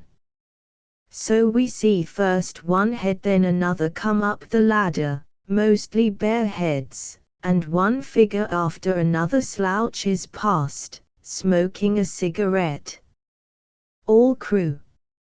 At last the QB stops one of them, it is what they are all waiting for, an opportunity to talk, and asks if the weird object on the top of Pellegrino is a ruin. Could there be a more touristy question? No, it is the semaphore station. Slap in the eye for the QB. She doesn't mind, however, and the member of the crew proceeds to converse. He is a weedy, hollow-cheeked town product, a Palermitan. He wears faded blue overalls and informs us he is the ship's carpenter, happily unemployed for the rest of his life, apparently, and taking it as rather less than his dues. The ship once did the Naples-Palermo course, a very important course, in the old days of the General Navigation Company. The General Navigation Company sold her for 80,000 liras years ago, and now she was worth 2 million. We pretend to believe, but I make a poor show. I am thoroughly sick to death of the sound of liras. No man can overhear 10 words of Italian today without 2,000 or 2 million or 10 or 20 or 2 liras flying like venomous mosquitoes round his ears. Liras, liras, liras, nothing else. Romantic, poetic, cypress and orange tree Italy is gone. Remains an Italy smothered in the filthy smother of innumerable lira notes, ragged, unsavory paper money so thick upon the air that one breathes it like some greasy fog. Behind this greasy fog some people may still see the Italian sun. I find it hard work. Through this murk of liras you peer at Michelangelo and at Botticelli and the rest, and see them all as through a glass, darkly. For heavy around you is Italy's after-the-war atmosphere, darkly pressing you, squeezing you, milling you into dirty paper notes. King Harry was lucky that they only wanted to coin him into gold. Italy wants to mill you into filthy paper liras. Another head, and a black alpaca jacket and a serviette this time, to tell us coffee is ready. Not before it is time, too. We go down into the subterranean stateroom and sit on the screw-pin chairs, while the ship does the slide and slope trot under us, and we drink a couple of cups of coffee and milk, and eat a piece of bread and butter. At least one of the innumerable members of the crew gives me 1 cup, then casts me off. It is most obviously his intention that I shall get no more, because of course the innumerable members of the crew could all just do with another coffee and milk. However, though the ship heaves and the alpaca coats cluster menacingly in the doorway, I balance my way to the tin buffet and seize the coffee pot and the milk pot, and am quite successful in administering to the QB and myself. Having restored the said vessels to their tin altar, I resume my spin chair at the long and desert board. The QB and I are alone, save that in the distance a very fat back with gold braid collar sits sideways and a fat hand disposes of various papers. He is part of the one and only table, of course. The tall lean alpaca jacket, with a face of Yellowstone and a big black moustache moves from the outer doorway, glowers at our filled cups, and goes to the tin altar and touches the handles of the 2 vessels, just touches them to an arrangement, as one who should say, "These are mine." What dirty foreigner dares help himself? As quickly as possible we stagger up from the long dungeon where the alpaca jackets are swooping like blue bottles upon the coffee pots, into the air. There the carpenter is waiting for us, like a spider. "Isn't the sea a little quieter?" says the QB wistfully. She is growing paler. "No, Signora, how should it be?" says the gaunt-faced carpenter. The wind is waiting for us behind Cape Gallo. You see that cape? He points to a tall black cliff front in the sea ahead. When we get to that cape we get the wind and the sea. Here, he makes a gesture, it is moderate. Ah, says the QB, turning paler. I'm going to lie down. She disappears. The carpenter, finding me stony ground, goes forward, and I see him melting into the crowd of the innumerable crew that hovers on the lower deck passage by the kitchen and the engines. The clouds are flying fast overhead, and sharp and isolated come drops of rain, so that one thinks it must be spray. But no, it is a handful of rain. The ship swishes and sinks forward, gives a hollow thudding and rears slowly backward, along this pinkish lofty coast of Sicily that is just retreating into a bay. From the open sea comes the rain, come the long waves. No shelter. One must go down. The QB lies quietly in her bunk. The stateroom is stale like a passage on the underground railway. No shelter, save near the kitchen and the engines, where there is a bit of warmth. The cook is busy cleaning fish, making the whiting bite their tails venomously at a little board just outside his kitchen hole.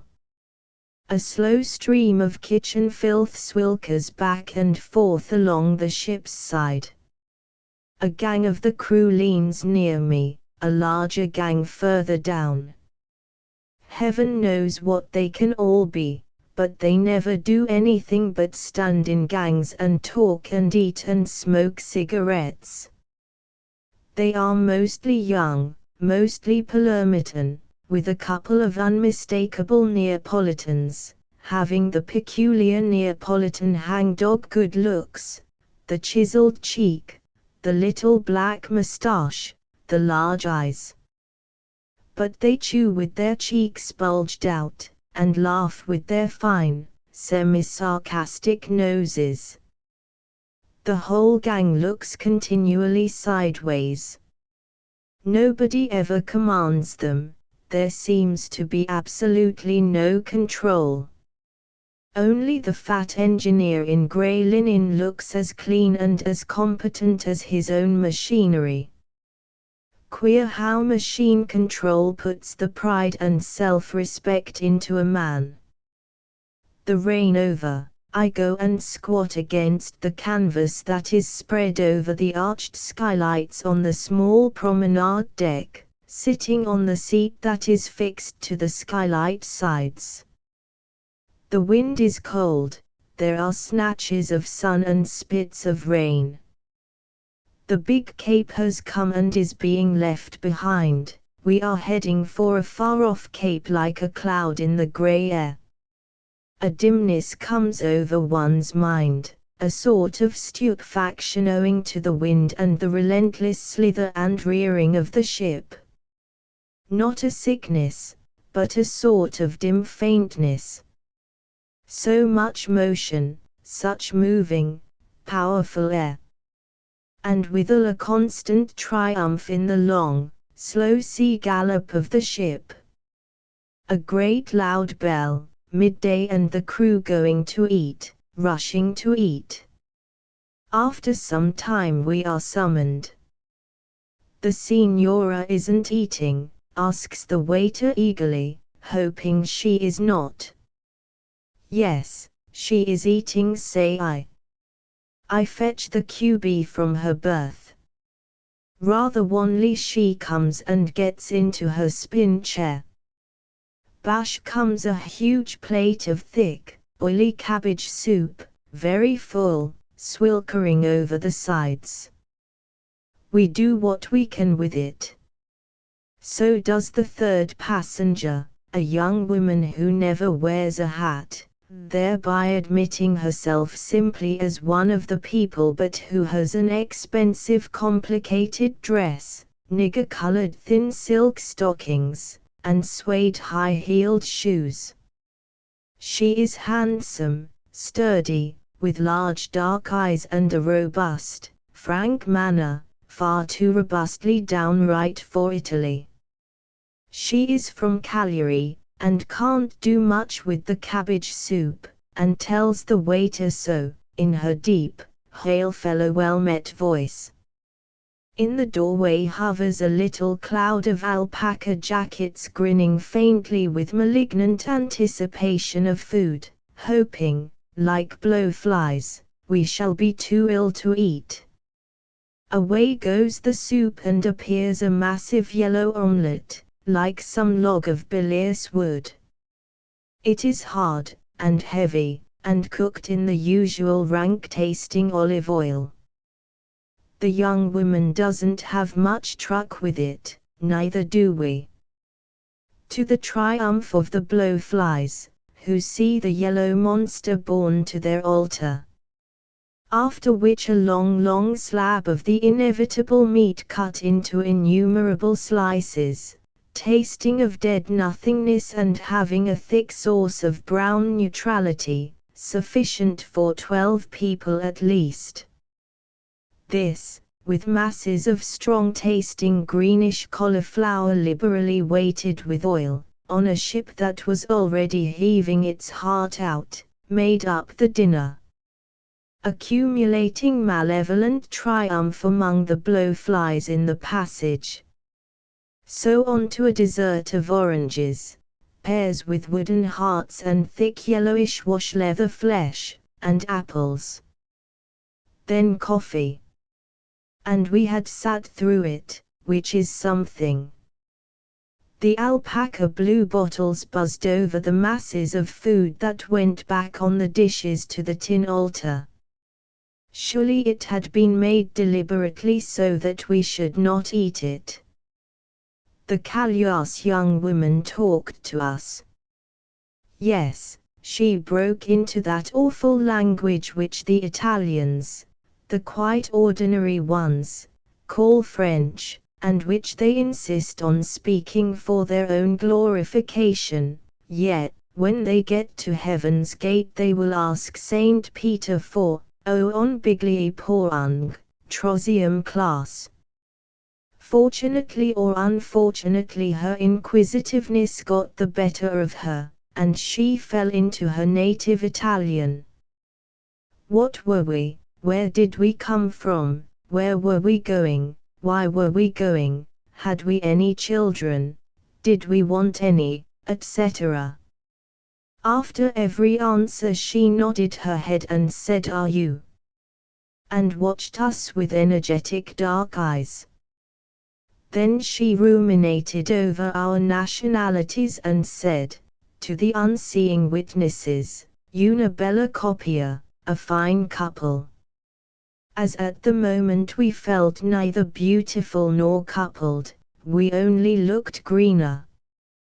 The grim man-at-arms coming up to ask us again if we weren't going to have a little wine, she lapsed into her 10-pounder French, which was most difficult to follow. And she said that on a sea voyage one must eat, if only a little. But, and she lapsed into Italian, one must by no means drink wine, no. One didn't want to, said I sadly. Whereupon the grim man-at-arms, whom, of course, we had cheated out of the bottle we refused to have opened for us, said with a lost sarcasm that wine made a man of a man, etc., etc. I was too weary of that underground, however. All I knew was that he wanted wine, and we hadn't ordered any. He didn't care for food. The Cagliars told us she came now from Naples, and her husband was following in a few days. He was doing business in Naples. I nearly asked if he was a little dogfish, this being the Italian for profiteer, but refrained in time. So the two ladies retired to lie down. I went and sat under my tarpaulin. I felt very dim, and only a bit of myself. And I dozed blankly. The afternoon grew more sunny. The ship turned southwards, and with the wind and waves behind, it became much warmer, much smoother. The sun had the lovely strong winey warmth, golden over the dark blue sea. The old oak wood looked almost white, the afternoon was sweet upon the sea. And in the sunshine and the swishing of the sea, the speedier running of the empty ship, I slept a warm, sweet hour away, and awoke new. To see ahead pale, up-looming islands upon the right, the windy eggards, and on the right a mountain or high conical hill, with buildings on the summit, and in front against the sea, still rather far away, buildings rising upon a quay, within a harbour, and a mole, and a castle forward to sea, all small and far away, like a view. The buildings were square and fine. There was something impressive, magical under the far sunshine and the keen wind, the square and well-proportioned buildings waiting far off, waiting like a lost city in a story, a Rip Van Winkle city. I knew it was Trapani, the western port of Sicily, under the western sun. And the hill near us was Mount Eryx. I had never seen it before. So I had imagined a mountain in the sky. But it was only a hill, with undistinguishable cluster of a village on the summit, where even now cold wisps of vapor caught. They say it is 2,500 feet high. Still it looks only a hill. But why in the name of heaven should my heart stand still as I watch that hill which rises above the sea? It is the Etna of the West, but only a town-crowned hill. To men it must have had a magic almost greater than Etna's. Watching Africa. Africa, showing her coast on clear days. Africa the dreaded. And the great watch temple of the summit, world sacred, world mystic in the world that was. Venus of the Aborigines, older than Greek Aphrodite. Venus of the Aborigines, from her watch temple looking at Africa, beyond the Aegean Isles. The world mystery, the smiling Astarte. This, one of the world centers, older than old. And the woman goddess watching Africa. Iracema Ridens. Laughing, the woman goddess, at this center of an ancient, quite lost world. I confess my heart stood still. But is mere historical fact so strong, that what one learns in bits from books can move one so? Or does the very word call an echo out of the dark blood? It seems so to me. It seems to me from the darkest recesses of my blood comes a terrible echo at the name of Mount Eryx, something quite unaccountable. The name of Athens hardly moves me. At Eryx, my darkness quivers. Eryx, looking west into Africa's sunset. Iracema Ridens. There is a tick-tocking in the little cabin against which I lean. The wireless operator is busy communicating with Trapani, no doubt. He is a fat young man with fairish curly hair and an important bearing. Give a man control of some machine, and at once his air of importance and more than human dignity develops. One of the unaccountable members of the crew lounges in the little doorway, like a chicken on one foot, having nothing to do. The girl from Cagliari comes up with two young men, also Sardinians by their thick-set, independent look, and the touch of pride in their dark eyes.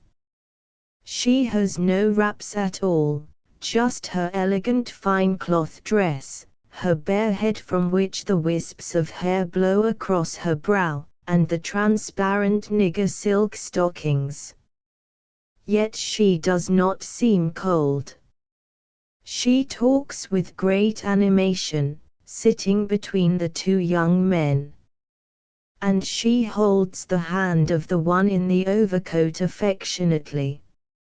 She is always holding the hand of one or other of the two young men, and wiping wisps of wind-blown hair from her brow, and talking in her strong, nonchalant voice, rapidly, ceaselessly, with massive energy.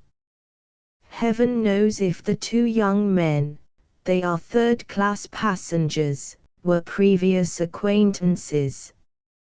But they hold her hand like brothers, quite simply and nicely, not at all sticky and libidinous.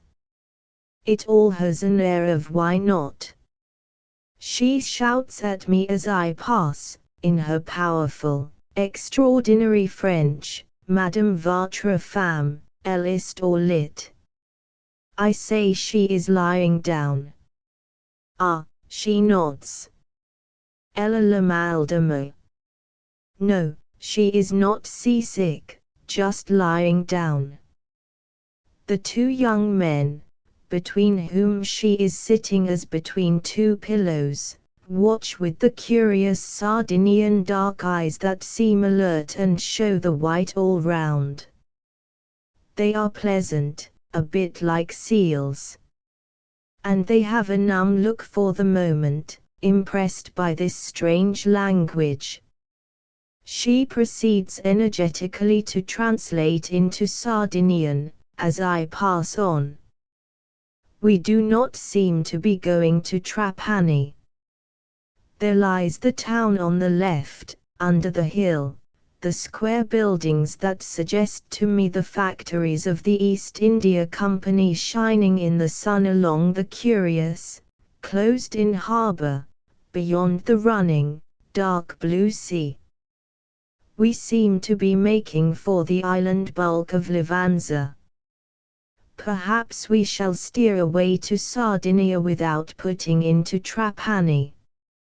On and on we run, and always as if we were going to steer between the pale blue, heaped-up islands, leaving Trapani behind us on our left. The town has been in sight for an hour or more, and still we run out to sea towards Levanza. And the wireless operator busily tick-tocks and throbs in his little cabin on this upper deck. Peeping in, one sees his bed and chair behind a curtain, screened off from his little office. And all so tidy and pleased-looking.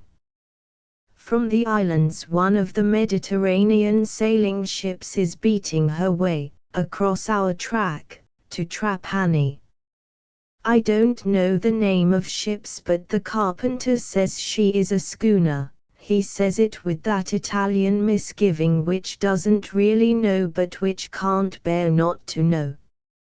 Anyhow on she comes, with her tall ladder of square sails white in the afternoon light, and her lovely prow, curved in with a perfect hollow, running like a wild animal on a scent across the waters. There, the scent leads her north again. She changes her tack from the harbour mouth, and goes coursing away, passing behind us. Lovely she is, nimble and quick and palpitating, with all her sails white and bright and eager. We are changing our course. We have all the time been heading for the south of Levanza. Now I see the island slowly edging back, as if clearing out of the way for us, like a man in the street. The island edges and turns aside, and walks away.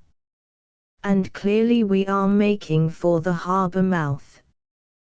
We have all this time been running, out at sea, round the back of the harbor. Now I see the fortress castle, an old thing, out forward to sea, and a little lighthouse and the way in. And beyond, the town front with great palm trees and other curious dark trees, and behind these the large square buildings of the south rising imposingly, as if severe, big palaces upon the promenade. It all has a stately, southern, imposing appearance, withal remote from our modern centuries, standing back from the tides of our industrial life. I remember the Crusaders, how they called here so often on their way to the east. And Trapani seems waiting for them still, with its palm trees and its silence, full in the afternoon sun. It has not much to do but wait, apparently. The QB emerges into the sun, crying out how lovely. And the sea is quieter, we are already in the lee of the harbor curve. From the north the many-sailed ship from the islands is running down towards us, with the wind. And away on the south, on the sea level, numerous short windmills are turning their sails briskly, windmill after windmill, rather stumpy, spinning gaily in the blue, silent afternoon, among the salt lagoons stretching away towards Marsala. But there is a whole legion of windmills, and Don Quixote would have gone off his head. There they spin, hither and thither, upon the pale blue sea levels. And perhaps one catches a glitter of white salt heaps. For these are the great salt lagoons which make Trapani rich. We are entering the harbor basin, however, past the old castle out on the spit, past the little lighthouse, then through the entrance, slipping quietly on the now tranquil water. Oh, and how pleasant the fullness of the afternoon sun flooding this round, fast sleeping harbor, along whose side the tall palms drowse, and whose waters are fast asleep. It seems quite a small, cozy harbor, with the great buildings warm-colored in the sun behind the dark tree avenue of the marina. The same silent, sleeping, endlessly sun-warmed stateliness. In the midst of this tranquility we slowly turn round upon the shining water, and in a few moments are moored. There are other ships moored away to the right, all asleep, apparently, in the flooding of the afternoon sun. Beyond the harbor entrance runs the great sea and the wind. Here all is still and hot and forgotten. Vous descendez en terre, shouts the young woman, in her energetic French. She leaves off holding the young men's hands for the moment. We are not quite sure, and we don't want her to come with us, anyhow, for her French is not our French. The land sleeps on, nobody takes any notice of us, but just one boat paddles out the dozen yards to our side. We decide to set foot on shore.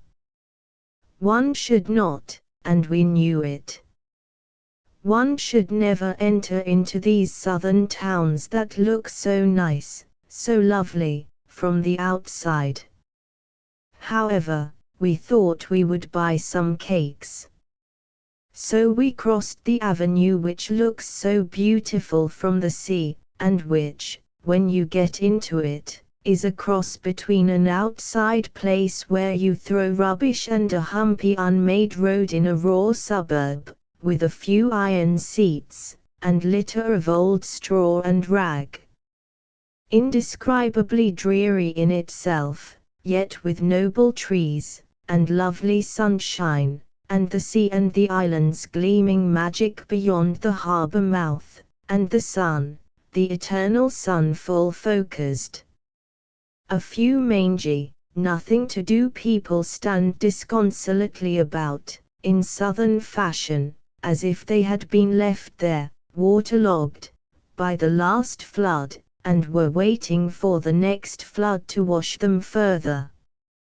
Round the corner along the quay a Norwegian steamer dreams that she is being loaded, in the muddle of the small port. We looked at the cakes, heavy and wan they appeared to our sea-rolled stomachs. So we strolled into a main street, dark and dank like a sewer. A tram bumped to a standstill, as if now at last was the end of the world. Children coming from school ecstatically ran at our heels, with bated breath, to hear the vocal horrors of our foreign speech. We turned down a dark side alley, about 40 paces deep, and were on the northern bay, and on a black stench that seemed like the perpetual sewer, a bank of mud. So we got to the end of the black main street, and turned in haste to the sun. Ah, in a moment we were in it. There rose the palms, there lay our ship in the shining, curving basin, and there focused the sun, so that in a moment we were drunk or dazed by it. Dazed. We sat on an iron seat in the rubbish-desolate, sun-stricken avenue. A ragged and dirty girl was nursing a fat and moist and immovable baby and tending to a grimy fat infant boy. She stood a yard away and gazed at us as one would gaze at a pig one was going to buy. She came nearer, and examined the QB. I had my big hat down over my eyes. But no, she had taken her seat at my side, and poked her face right under my hat brim, so that her told hair touched me, and I thought she would kiss me. But again no. With her breath on my cheek she only gazed on my face as if it were a wax mystery. I got up hastily. "Too much for me," said I to the QB. She laughed, and asked what the baby was called. The baby was called Bepina, as most babies are. Driven forth, we wandered down the desolate avenue of shade and sun towards the ship, and turned once more into the town. We had not been on shore more than 10 minutes. This time we went to the right, and found more shops. The streets were dark and sunless and cold. And Trapani seemed to me to sell only two commodities: cured rabbit skins and cat skins, and great, hideous, modern bedspread arrangements of heavy flowered silk and fabulous price. They seemed to think nothing of thousands of liras, in Trapani. But most remarkable was Bunny and Pussy. Bunny and Pussy, flattened out like pressed leaves, dangling in clusters everywhere. Furs. White bunny, black bunny in great abundance, piebald bunny, grey bunny, then pussy, tabby pussy, and tortoise-shell pussy, but mostly black pussy, in a ghastly semblance of life, all flat, of course. Just single furs. Clusters, bunches, heaps, and dangling arrays of plain superficies Puss and Bun Bun. Puss and Bun by the dozen and the 20, like dried leaves, for your choice. If a cat from a ship should chance to find itself in Trapani streets, it would give a mortal yell, and go mad, I am sure. We strolled for 10 more minutes in this narrow, tortuous, unreal town, that seemed to have plenty of flourishing inhabitants, and a fair number of socialists, if one was to judge by the great scrawlings on the walls, W. Lenin and Abasso la Borghesia. Don't imagine, by the way, that Lenin is another will on the list. The apparent initial stands for Eviva, the double V cakes one dared not buy, after looking at them. But we found macaroon biscuits, and a sort of flat plaster casts of the infant Jesus under a dove, of which we bought 2. The QB ate her macaroon biscuits all through the streets, and we went towards the ship. The fat boatman hailed us to take us back. It was just about 8 yards of water to row, the ship being moored on the quay, one could have jumped it. I gave the fat boatman 2 liras, 2 francs. He immediately put on the socialist workman indignation, and thrust the note back at me. 60 centimes more. The fee was 13 sous each way. In Venice or Syracuse it would be 2 sous. I looked at him and gave him the money and said, "Padio, we are in Trapani." He muttered back something about foreigners. But the hateful, unmanly insolence of these lords of toil, now they have their various unions behind them and their rights as working men, sends my blood black. They are ordinary men no more. The human, happy Italian is most marvelously vanished. New honors come upon them, etc. The dignity of human labor is on its hind legs, busy giving every poor innocent who isn't ready for it a kick in the mouth. But, once more in parenthesis, let me remind myself that it is our own English fault. We have slobbered about the nobility of toil, till at last the nobles naturally insist on eating the cake.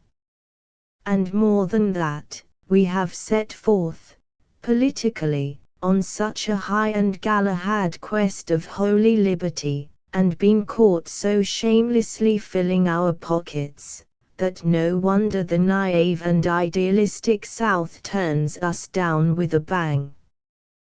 Well, we are back on the ship. And we want tea. On the list by the door it says we are to have coffee, milk and butter at 8.30, luncheon at 11.30, tea, coffee or chocolate at 3.00, and dinner at 6.30. And moreover, the company will feed the passengers for the normal duration of the voyage only. Very well, very well. Then where is tea? Not any signs. And the alpaca jackets giving us a wide berth. But we find our man, and demand our rights, at least the QB does. The tickets from Palermo to Cagliari cost, together, 583 liras.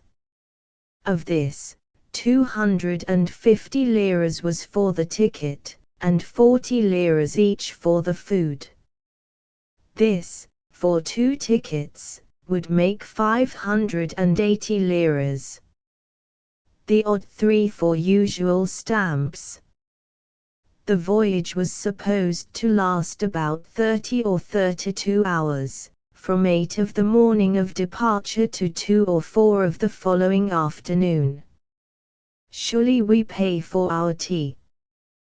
The other passengers have emerged, a large, pale, fat, handsome Palermitan who is going to be professor at Cagliari, his large, fat, but high-colored wife, and 3 children, a boy of 14 like a thin, frail, fatherly girl, a little boy in a rabbit-skin overcoat, coming rather unfluffed, and a girl-child on the mother's knee.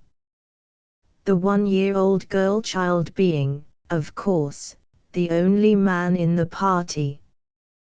They have all been sick all day, and look washed out.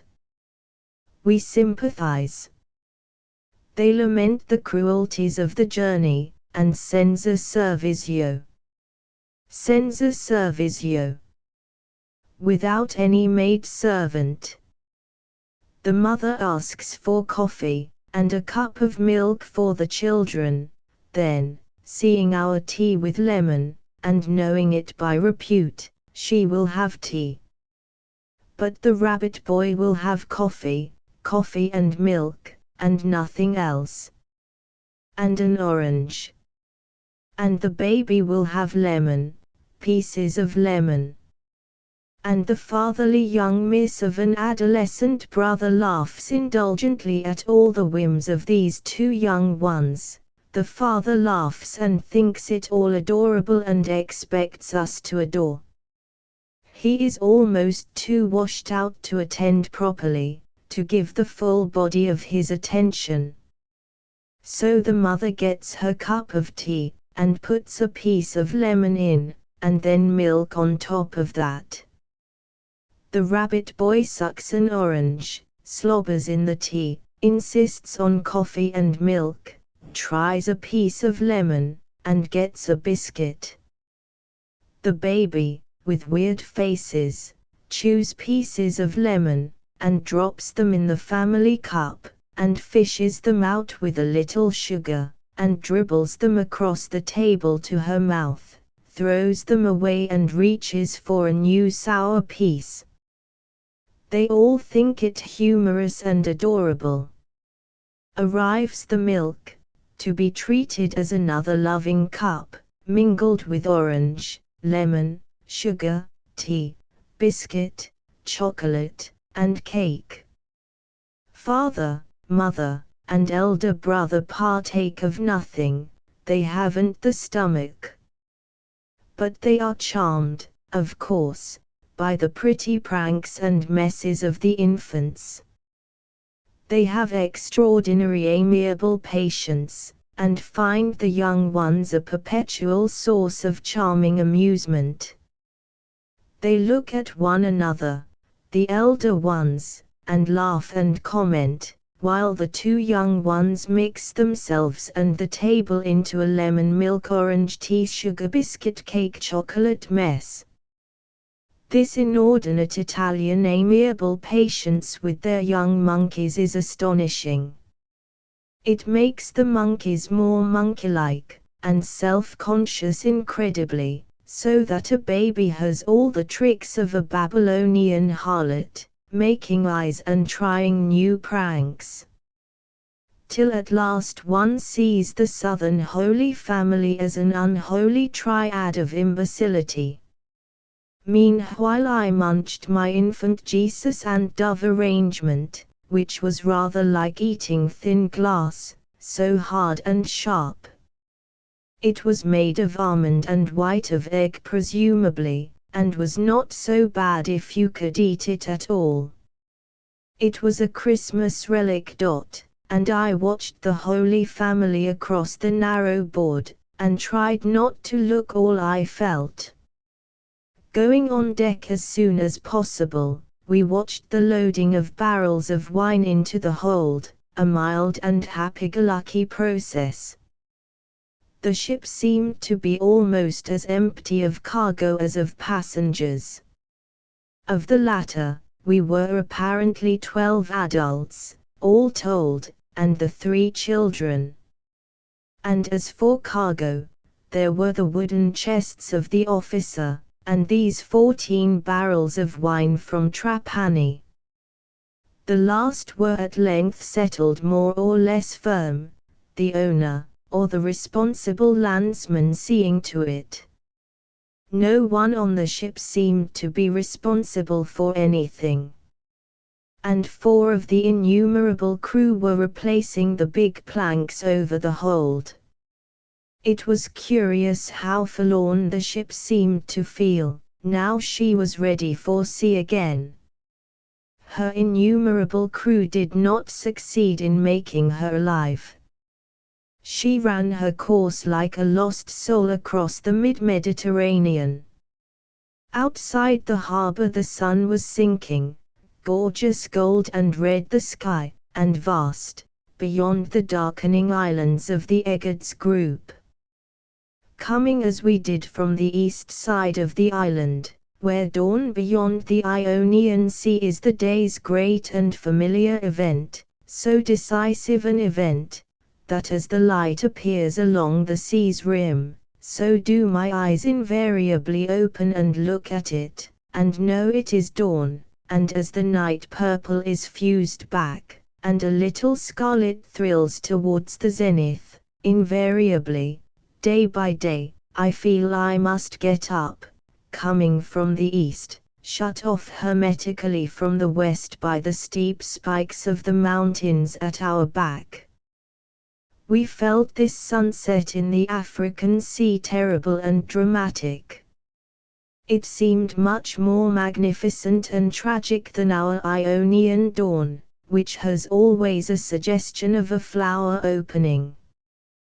But this great red, trumpet-flaring sunset had something African, half sinister, upon the sea, and it seemed so far off, in an unknown land. Whereas our Ionian dawn always seems near and familiar and happy. A different goddess, the Eryxastet, the woman Ashtaroth, Erycina Ridens must have been, in her prehistoric dark smiling, watching the fearful sunsets beyond the Aegeans, from our gold-lighted Apollo of the Ionian East. She is a strange goddess to me, this Erycina Venus, and the West is strange and unfamiliar and a little fearful, be it Africa or be it America. Slowly at sunset we moved out of the harbor. And almost as we passed the bar, away in front we saw, among the islands, the pricking of a quick pointed light. Looking back, we saw the light at the harbor entrance twitching, and the remote, lost town beginning to glimmer. And night was settling down upon the sea, through the crimsoned purple of the last afterglow. The islands loomed big as we drew nearer, dark in the thickening darkness. Overhead a magnificent evening star blazed above the open sea, giving me a pang at the heart, for I was so used to see her hang just above the spikes of the mountains, that I felt she might fall, having the space beneath. Levanza and the other large island were quite dark, absolutely dark, save for one beam of a lighthouse low down in the distance. The wind was again strong and cold. The ship had commenced her old slither and heave, which mercifully we had forgotten. Overhead were innumerable great stars active as if they were alive in the sky. I saw Orion high behind us, and the dog star glaring. And swish went the sea as we took the waves, then after a long trough, swish. This curious rhythmic swishing and hollow drumming of a steamer at sea has a narcotic, almost maddening effect on the spirit. A long, hissing burst of waters, then the hollow roll, and again the upheaval to a sudden hiss. A bell had clanged and we knew the crew were once more feeding. At every moment of the day and presumably of the night, feeding was going on, or coffee drinking. We were summoned to dinner. Our young woman was already seated, and a fat uniformed mate or purser or official of some sort was finishing off in the distance. The pale professor also appeared, and at a certain distance down the table sat a little hard-headed grey man in a long grey alpaca travelling coat. Appeared the beloved macaroni with tomato sauce, no food for the sea. I put my hopes on the fish. Had I not seen the cook making whiting bite their own tails viciously, the fish appeared. And what was it? Fried ink pots. A calamio is an ink pot, also it is a polyp, a little octopus which, alas, frequents the Mediterranean and squirts ink if offended. This polyp with its tentacles is cut up and fried, and reduced to the consistency of boiled celluloid. It is esteemed a delicacy, but is tougher than indiarubber, gristly through and through. I have a peculiar aversion to these ink pots. Once in Liguria we had a boat of our own and paddled with the peasant paddlers. Alessandro caught ink pots, and like this. He tied up a female by a string in a cave, the string going through a convenient hole in her end. There she lived, like an Amphitrite's wire-haired terrier tied up, till Alessandro went a-fishing. Then he towed her, like a poodle behind. And thus, like a poodle bitch, she attracted hangers-on in the briny seas. And these poor polyp innamorati were the victims. They were lifted as prey on board, where I looked with horror on their grey, translucent tentacles and large, cold, stony eyes. The she-polyp was towed behind again. But after a few days she died. And I think, even for creatures so awful-looking, this method is indescribably base, and shows how much lower than an octopus even, is lordly man. Well, we chewed a few ends of oil-fried ink pots, and gave it up. The Cagliari girl gave up too, the professor had not even tried. Only the hard-headed grey man in the alpaca coat chewed animatedly, with bouncing jaws. Mountains of calamio remained for the joyous blue bottles. Arrived the inevitable meat, this long piece of completely tasteless undercut in innumerable grey-brown slices. Oh, Italy! The professor fled. Arrived the wash-leather pears, the apples, the oranges, we saved an apple for a happier hour. Arrived coffee, and, as a magnificent treat, a few well-known pastries. They all taste wearily alike. The young woman shakes her head. I shake mine, but the QB, like a child, is pleased.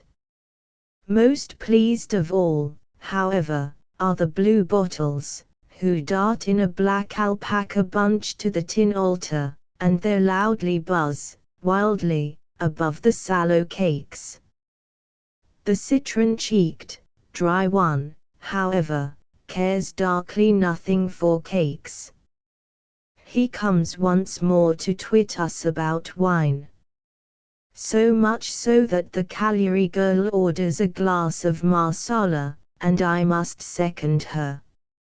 So there we are, 3 little glasses of brown liquid. The Cagliari girl sips hers and suddenly flees. The QB sips hers with infinite caution, and quietly retires. I finish the QB's little glass, and my own, and the voracious blowflies buzz derisively and excited. The yellow-cheeked one has disappeared with the bottle. From the professorial cabin faint wails, sometimes almost fierce, as one or another is going to be ill. Only a thin door is between this stateroom and them. The most downtrodden frayed ancient rag of a man goes discreetly with basins, trying not to let out glimpses of the awful within. I climb up to look at the vivid, drenching stars, to breathe the cold wind, to see the dark sea sliding. Then I too go to the cabin, and watch the sea run past the porthole for a minute, and insert myself like the meat in a sandwich into the tight lower bunk. Oh, infinitesimal cabin, where we sway like two matches in a matchbox.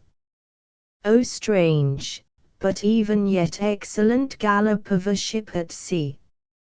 I slept not so badly through the stifled, rolling night, in fact later on slept soundly.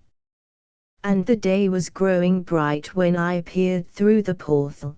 The sea was much smoother. It was a brilliant clear morning. I made haste and washed myself cursorily in the saucer that dribbled into a pail in a corner. There was not space even for one chair. This saucer was by my bunk head. And I went on deck. Ah, the lovely morning.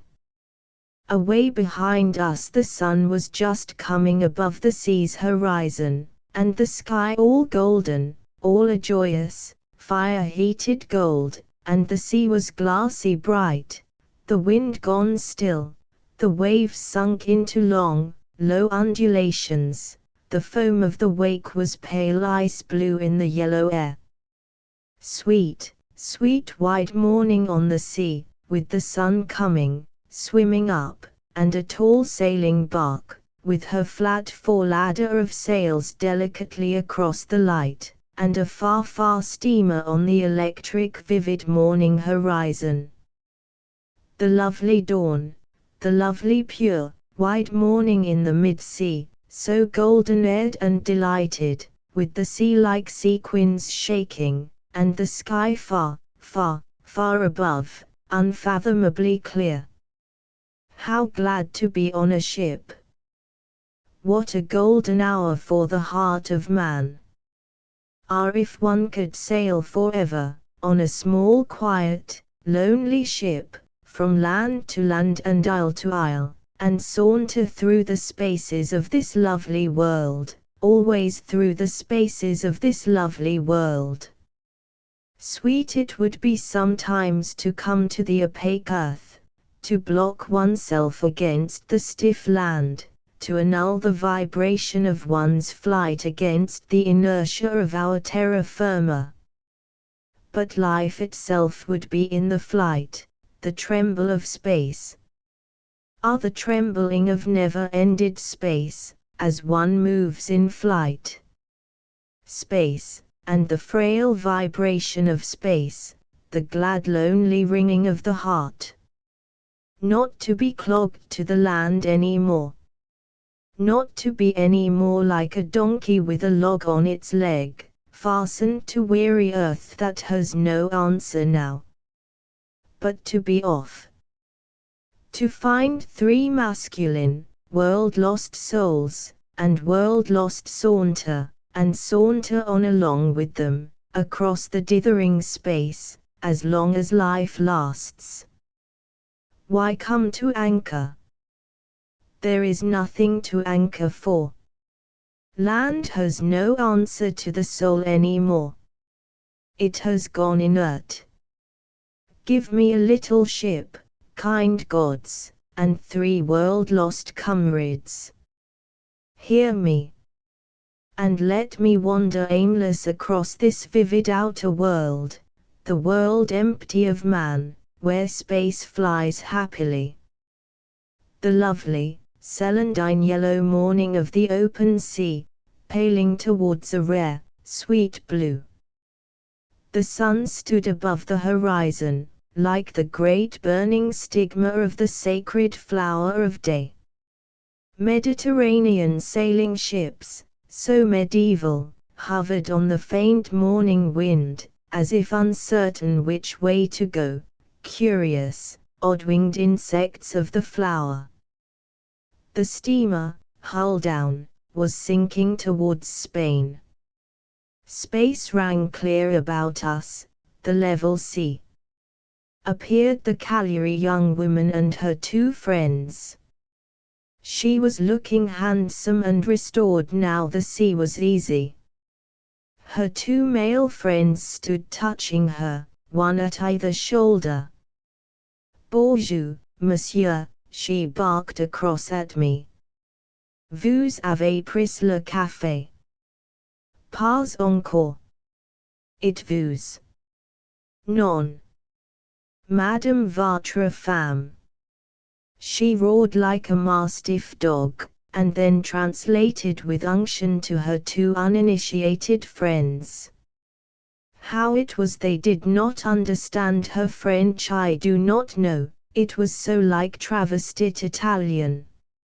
I went below to find the QB.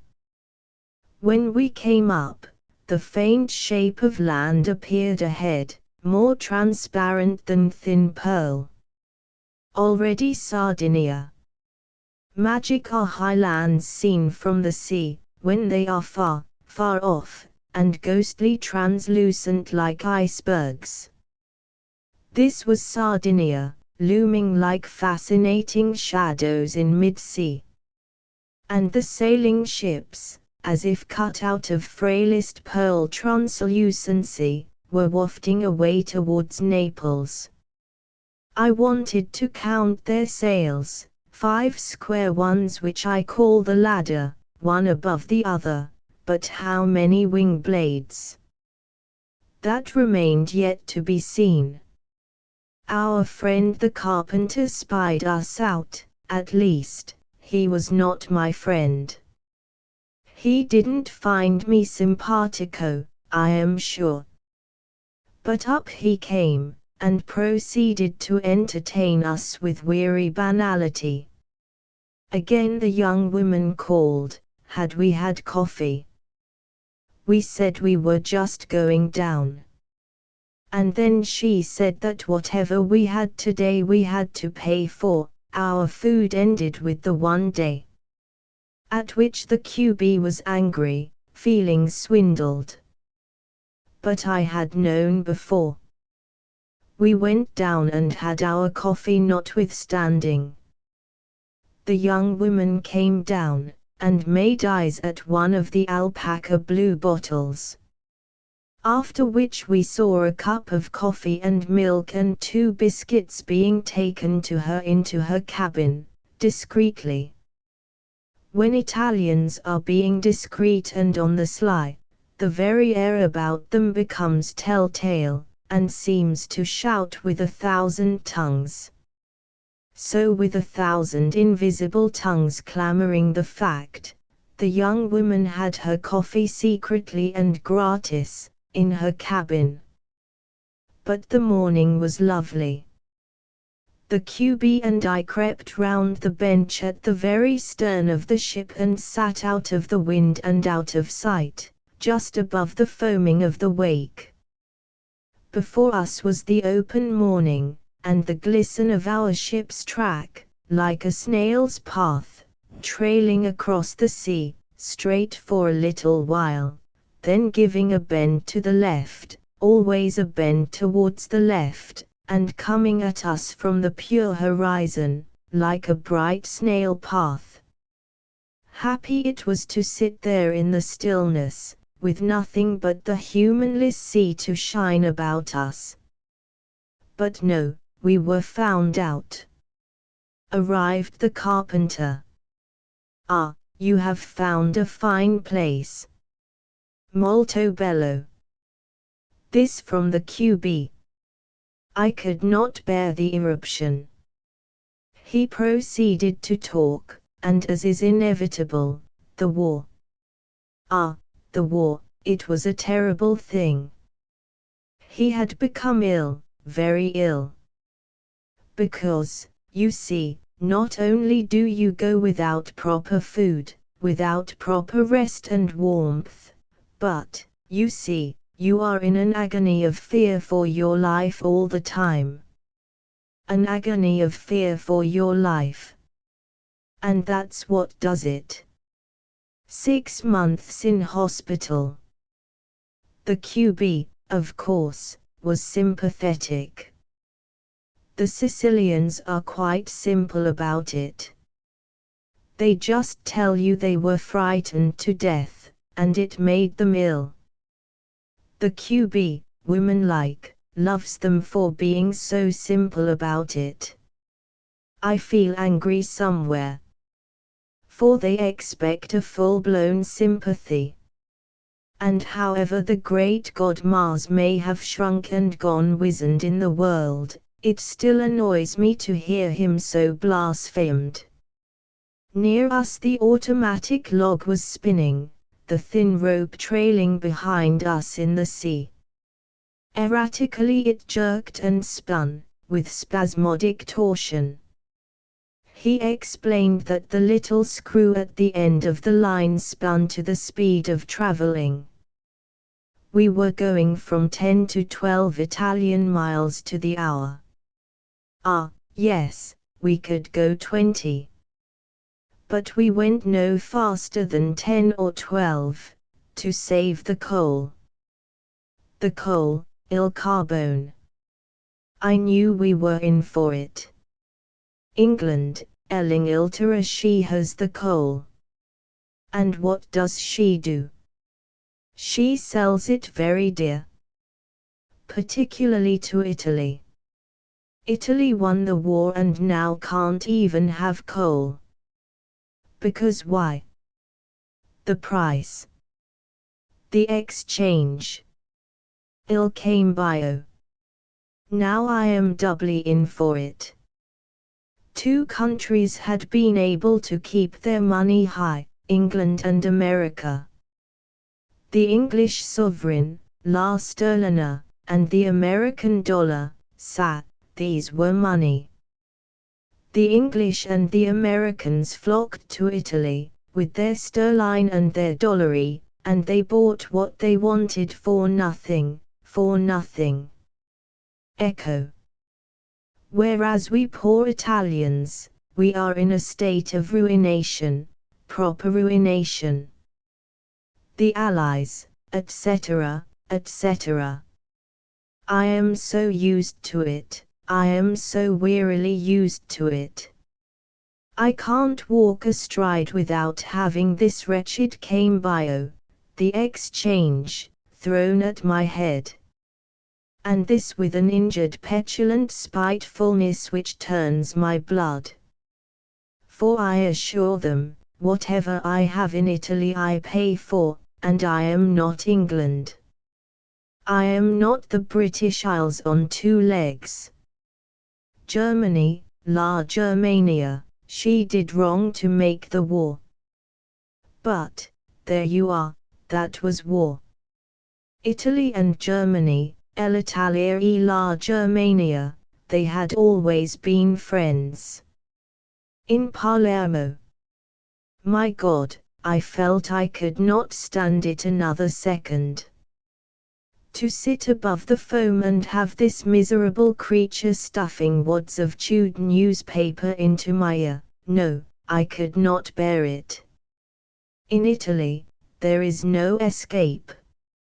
Say 2 words, and the individual starts chewing old newspaper and stuffing it into you. No escape. You become, if you are English, l'Ingilterra, il carbone, and il cambio, and as England, coal and exchange you are treated. It is more than useless to try to be human about it. You are a state usury system, a coal fiend and an exchange thief. Every Englishman has disappeared into this triple abstraction, in the eyes of the Italian, of the proletariat particularly. Try and get them to be human, try and get them to see that you are simply an individual, if you can. After all, I am no more than a single human man wandering my lonely way across these years. But no, to an Italian I am a perfected abstraction, England, coal, exchange. The Germans were once devils for inhuman theoretic abstracting of living beings. But now the Italians beat them. I am a walking column of statistics, which adds up badly for Italy. Only this and nothing more. Which being so, I shut my mouth and walk away. For the moment the carpenter is shaken off. But I am in a rage, fool that I am. It is like being pestered by their mosquitoes. The sailing ships are near, and I count 15 sails. Beautiful they look. Yet if I were on board somebody would be chewing newspaper at me, and addressing me as England, coal, exchange. The mosquito hovers, and hovers. But the stony blank of the side of my cheek keeps him away. Yet he hovers.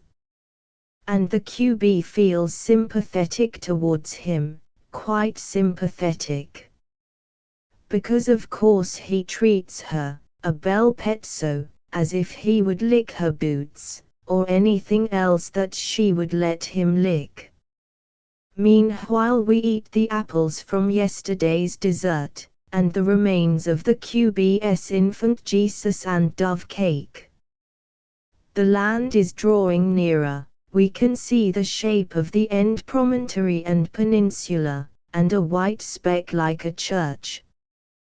The bulk of the land is forlorn and rather shapeless, coming towards us, but attractive. Looking ahead towards the land gives us away.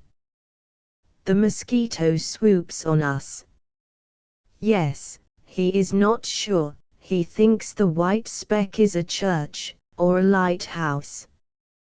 When you pass the cape on the right, and enter the wide bay between Cape Spartivento and Cape Carbonara, then you have 2 hours sail to Cagliari. We shall arrive between 2 and 3 o'clock. It is now 11. Yes, the sailing ships are probably going to Naples. There is not much wind for them now. When there is wind they go fast, faster than our steamer. Our Naples, Bella, eh? A little dirty, say I. But what do you want? Says he. A great city. Palermo of course is better. Ah, the Neapolitan women, he says, apropos or not. They do their hair so fine, so neat and beautiful, but underneath, sotto, they are dirty. This being received in cold silence, he continues, Noi gairimo il mondo. Noi, kai gairimo, che nos amo il mondo. We travel about, and we know the world. Who we are, I do not know, His Highness the Palermitan carpenter lout, no doubt. But we, who travel, know the world. He is preparing his shot. The Neapolitan women, and the English women, in this are equal, that they are dirty underneath. Underneath, they are dirty. The women of London, but it is getting too much for me. You who look for dirty women say I find dirty women everywhere. He stops short and watches me. No. No. You have not understood me. No. I don't mean that. I mean that the Neapolitan women and the English women have dirty underclothing, To which he gets no answer but a cold look and a cold cheek. Whereupon he turns to the QB, and proceeds to be simpatica. And after a few moments he turns again to me. Il Signor is offended. He is offended with me. But I turn the other way. And at last he clears out, in triumph, I must admit, like a mosquito that has bitten one in the neck. As a matter of fact, one should never let these fellows get into conversation nowadays. They are no longer human beings. They hate one's Englishness, and leave out the individual. We walk forward, towards the foredeck, where the captain's lookout cabin is. The captain is an elderly man, silent and crushed, with the look of a gentleman. But he looks beaten down. Still another member of the tray-carrying department is just creeping up his ladder with a cup of black coffee. Returning, we peep down the skylight into the kitchen. And there we see roast chicken and sausages, roast chicken and sausages. Ah, this is where the sides of kid and the chickens and the good things go, all down the throats of the crew. There is no more food for us, until we land. We have passed the Cape, and the white thing is a lighthouse. And the fattish, handsome professor has come up carrying the little girl child, while the femalish elder brother leads the rabbit fluffy small boy by the hand. So en famille, so terribly en famille. They deposit themselves near us, and it threatens another conversation. But not for anything, my dears. The sailors, not sailors, some of the street corner loafers, are hoisting the flag, the red, white and green Italian tricolor. It floats at the masthead, and the femalish brother, in a fine burst of feeling, takes off his funny hat with a flourish and cries, "Ecco la bandiera italiana." Ache, the hateful sentimentalism of these days. The land passes slowly, very slowly. It is hilly, but barren looking, with few trees. And it is not spiky and rather splendid, like Sicily. Sicily has style. We keep along the east side of the bay, away in the west is Cape Spartivento. And still no sight of Cagliari. 2 hours yet, cries the Cagliari girl. 2 hours before we eat. Ah, when I get on land, what a good meal I shall eat. The men haul in the automatic log. The sky is clouding over with that icy curd which comes after midday when the bitter north wind is blowing. It is no longer warm. Slowly, slowly we creep along the formless shore. An hour passes.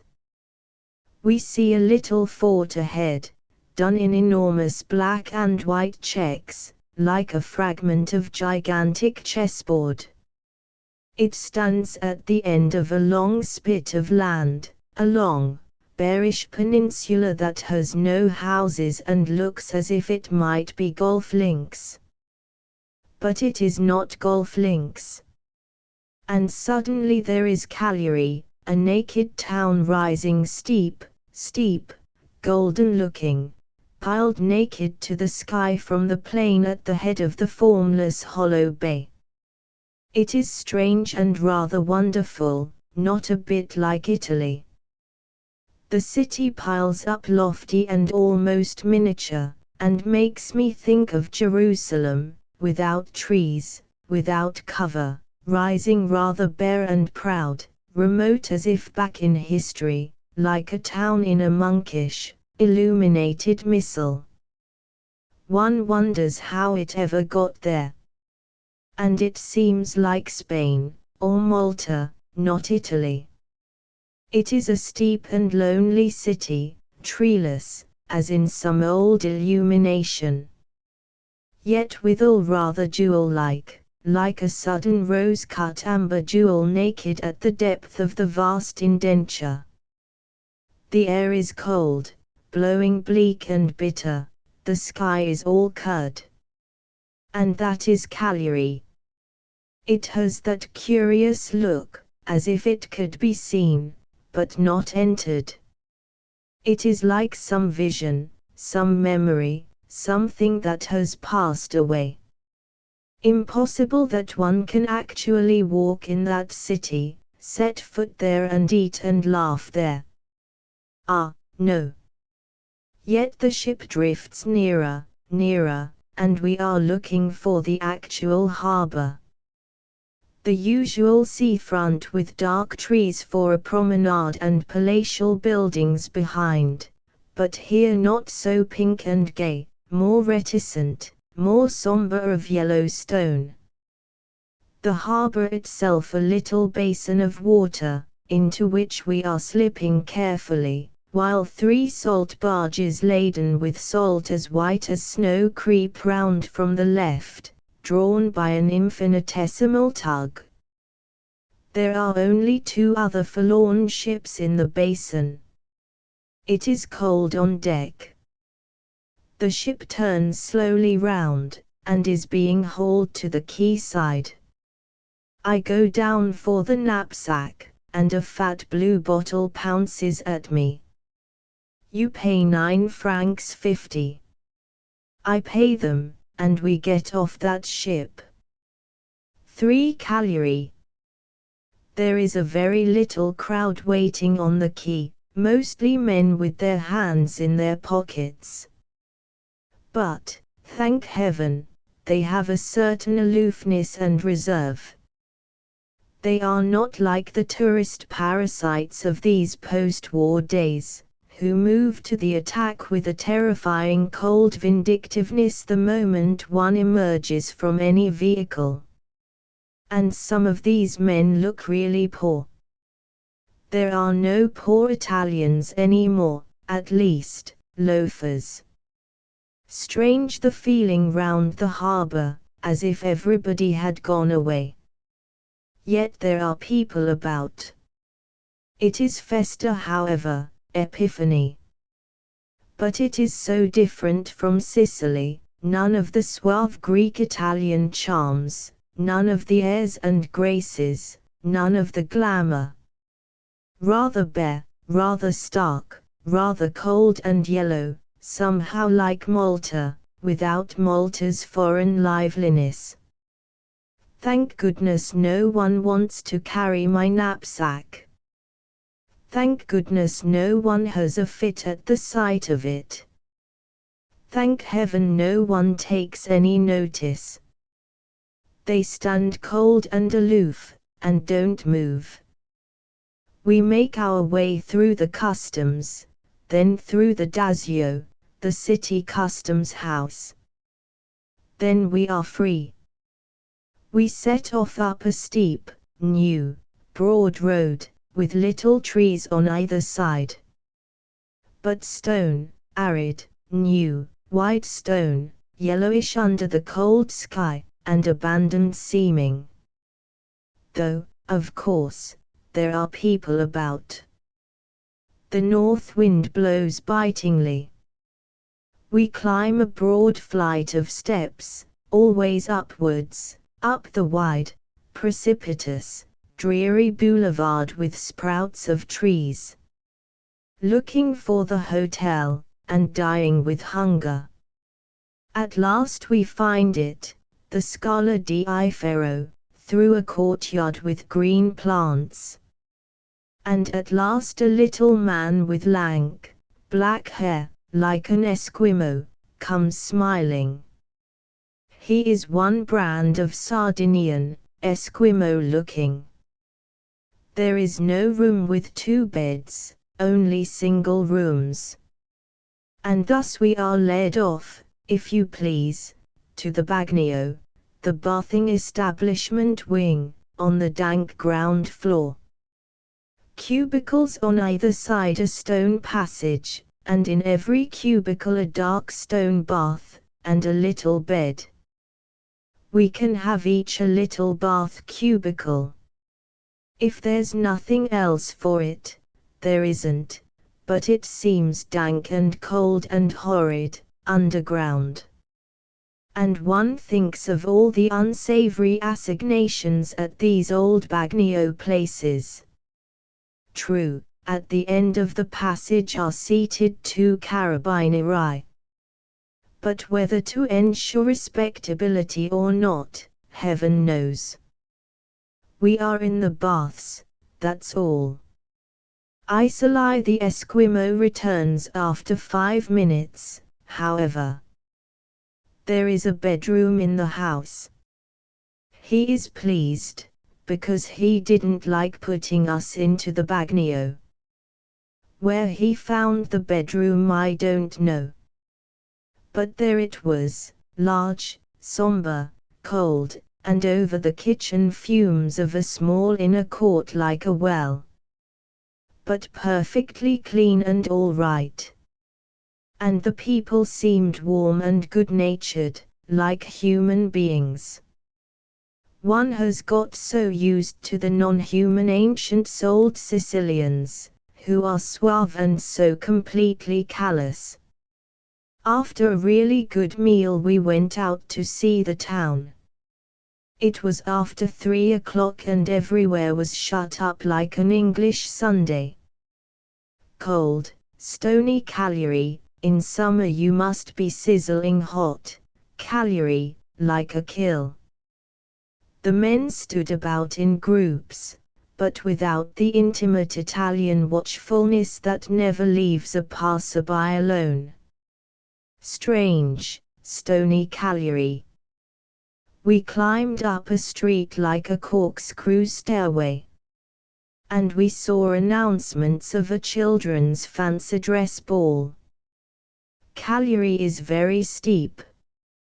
Halfway up there is a strange place called the Bastions, a large, level space like a drill ground with trees, curiously suspended over the town, and sending off a long chute like a wide viaduct, across above the corkscrew street that comes climbing up.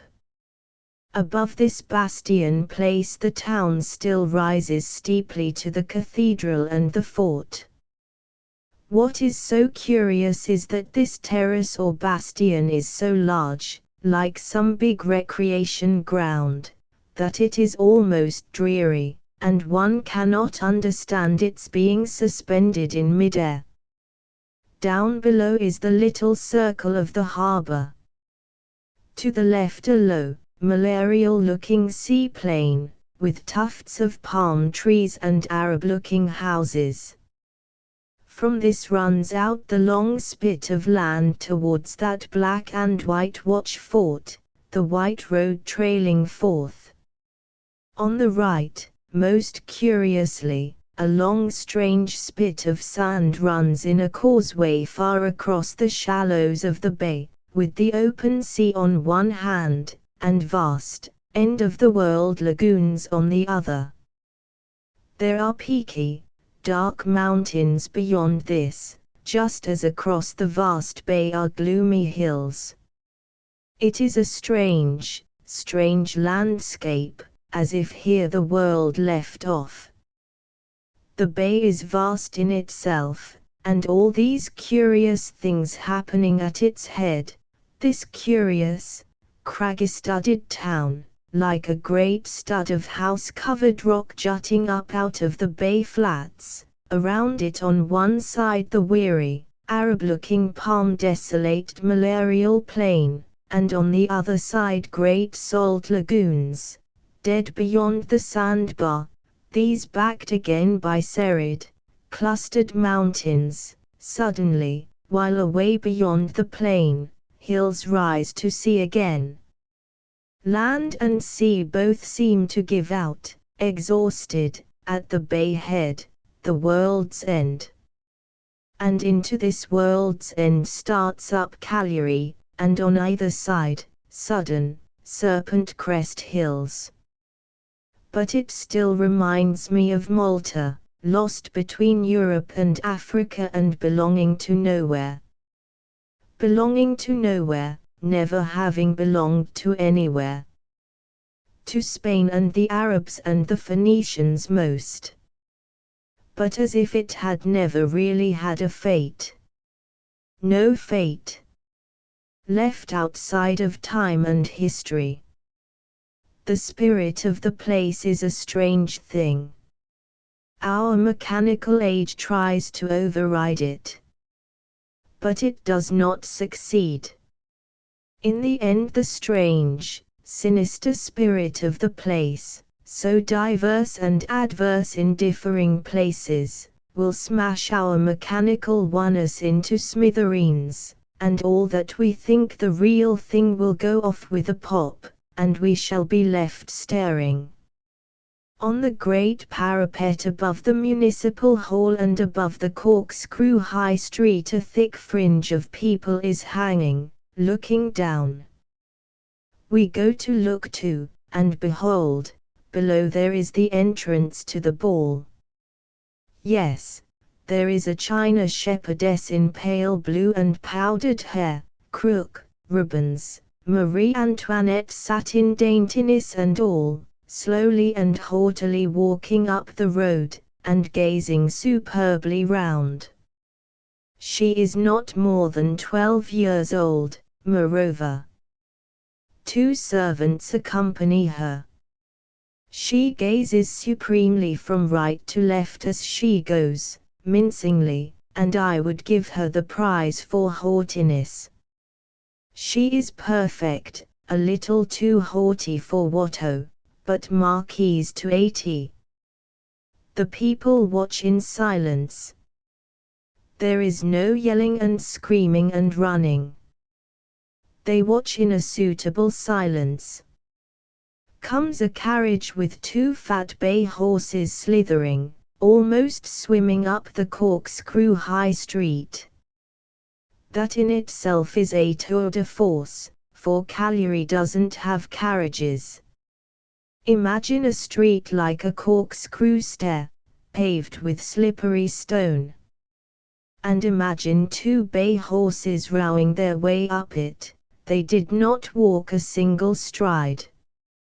But they arrived. And there fluttered out 3 strangely exquisite children, 2 frail, white satin pierrots and a white satin pierrette. They were like fragile winter butterflies with black spots.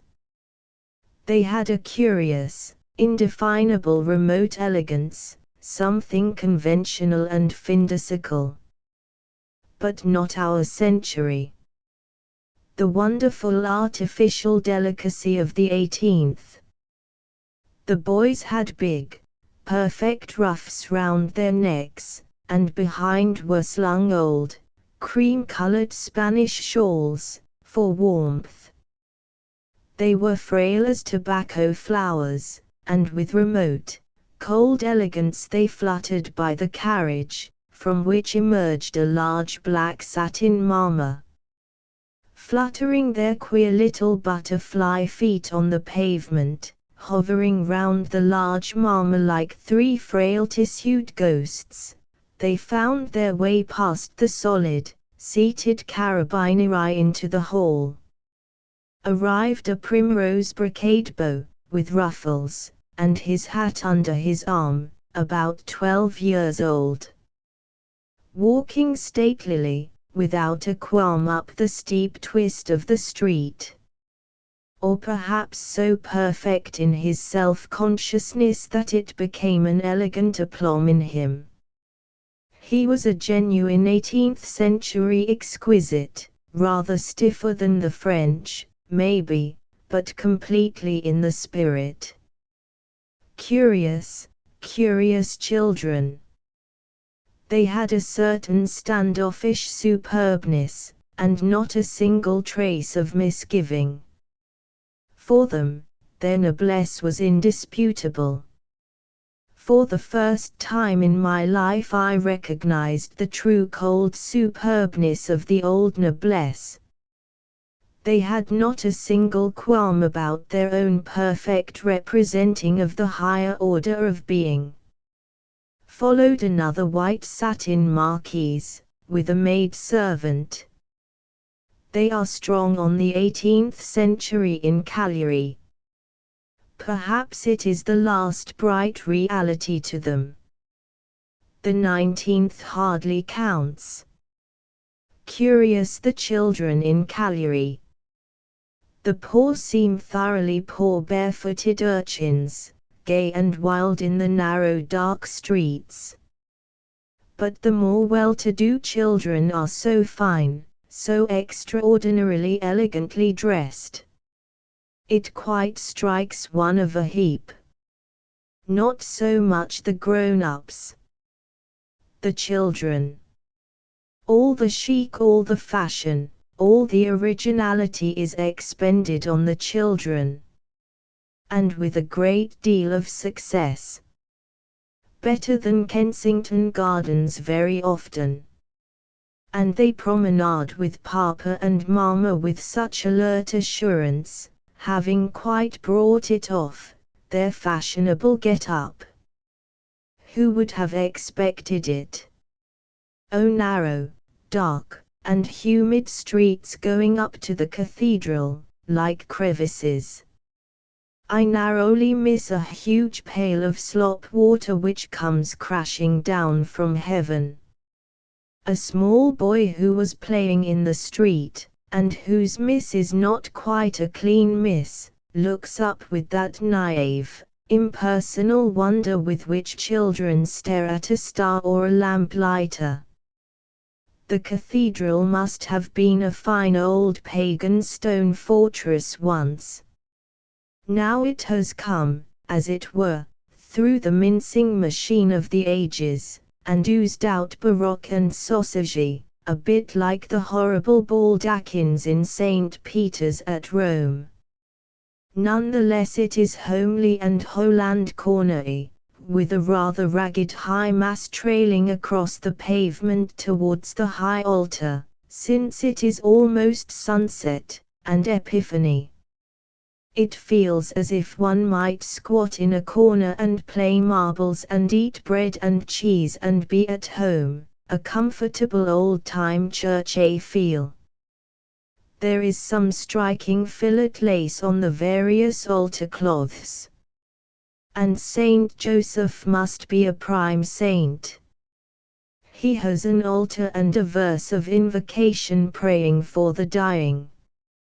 Oh, Saint Joseph, true potential Father of our Lord.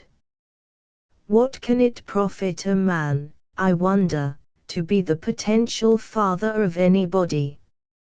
For the rest I am not Baedeker. The top of Cagliari is the fortress, the old gate, the old ramparts, of honeycombed, fine yellowish sandstone. Up in a great sweep goes the rampart wall, Spanish and splendid, dizzy. And the road creeping down again at the foot, down the back of the hill. There lies the country, that dead plain with its bunch of palms and a fainting sea, and inland again, hills. Cagliari must be on a single, loose, lost bluff of rock. From the terrace just below the fortress, above the town, not behind it, we stand and look at the sunset. It is all terrible, taking place beyond the knotted, serpent-crested hills that lie, bluey and velvety, beyond the waste lagoons. Dark, sultry, heavy crimson the west is, hanging sinisterly, with those gloomy blue cloud bars and cloud banks drawn across. All behind the blue gloomy peaks stretches the curtain of sinister, smouldering red, and away to the sea. Deep below lie the sea meres. They seem miles and miles, and utterly waste. But the sandbar crosses like a bridge, and has a road. All the air is dark, a somber bluish tone. The great west burns inwardly, sullenly, and gives no glow, yet a deep red. It is cold. We go down the steep streets, smelly, dark, dank, and very cold. No wheeled vehicle can scramble up them, presumably. People live in one room. Men are combing their hair or fastening their collars in the doorways. Evening is here, and it is a feast day. At the bottom of the street we come to a little bunch of masked youths, one in a long yellow frock and a frilled bonnet, another like an old woman, another in red twill. They are arm in arm and are accosting the passers-by. The QB gives a cry, and looks for escape. She has a terror of maskers, a terror that comes from childhood. To say the truth, so have I. We hasten invisibly down the far side of the street, and come out under the bastions. Then we go down our own familiar wide, short, cold boulevard to the sea. At the bottom, again, is a carriage with more maskers. Carnival is beginning. A man dressed as a peasant woman in native costume is clambering with his great white skirts and wide strides onto the box, and, flourishing his ribboned whip, is addressing a little crowd of listeners. He opens his mouth wide and goes on with a long yelling harangue of taking a drive with his mother, another man in old woman's gaudy finery and wig who sits already bobbing on the box. The would-be daughter flourishes, yells, and prances up there on the box of the carriage. The crowd listens attentively and mildly smiles. It all seems real to them. The QB hovers in the distance, half fascinated, and watches. With a great flourish of whip and legs, showing his frilled drawers, the masker pulls round to drive along the boulevard by the sea, the only place where one can drive. The big street by the sea is the Via Roma. It has the cafes on one side and across the road the thick tufts of trees intervening between the sea and us. Among these thick tufts of seafront trees the little steam tram, like a little train, bumps to rest, after having wound round the back of the town.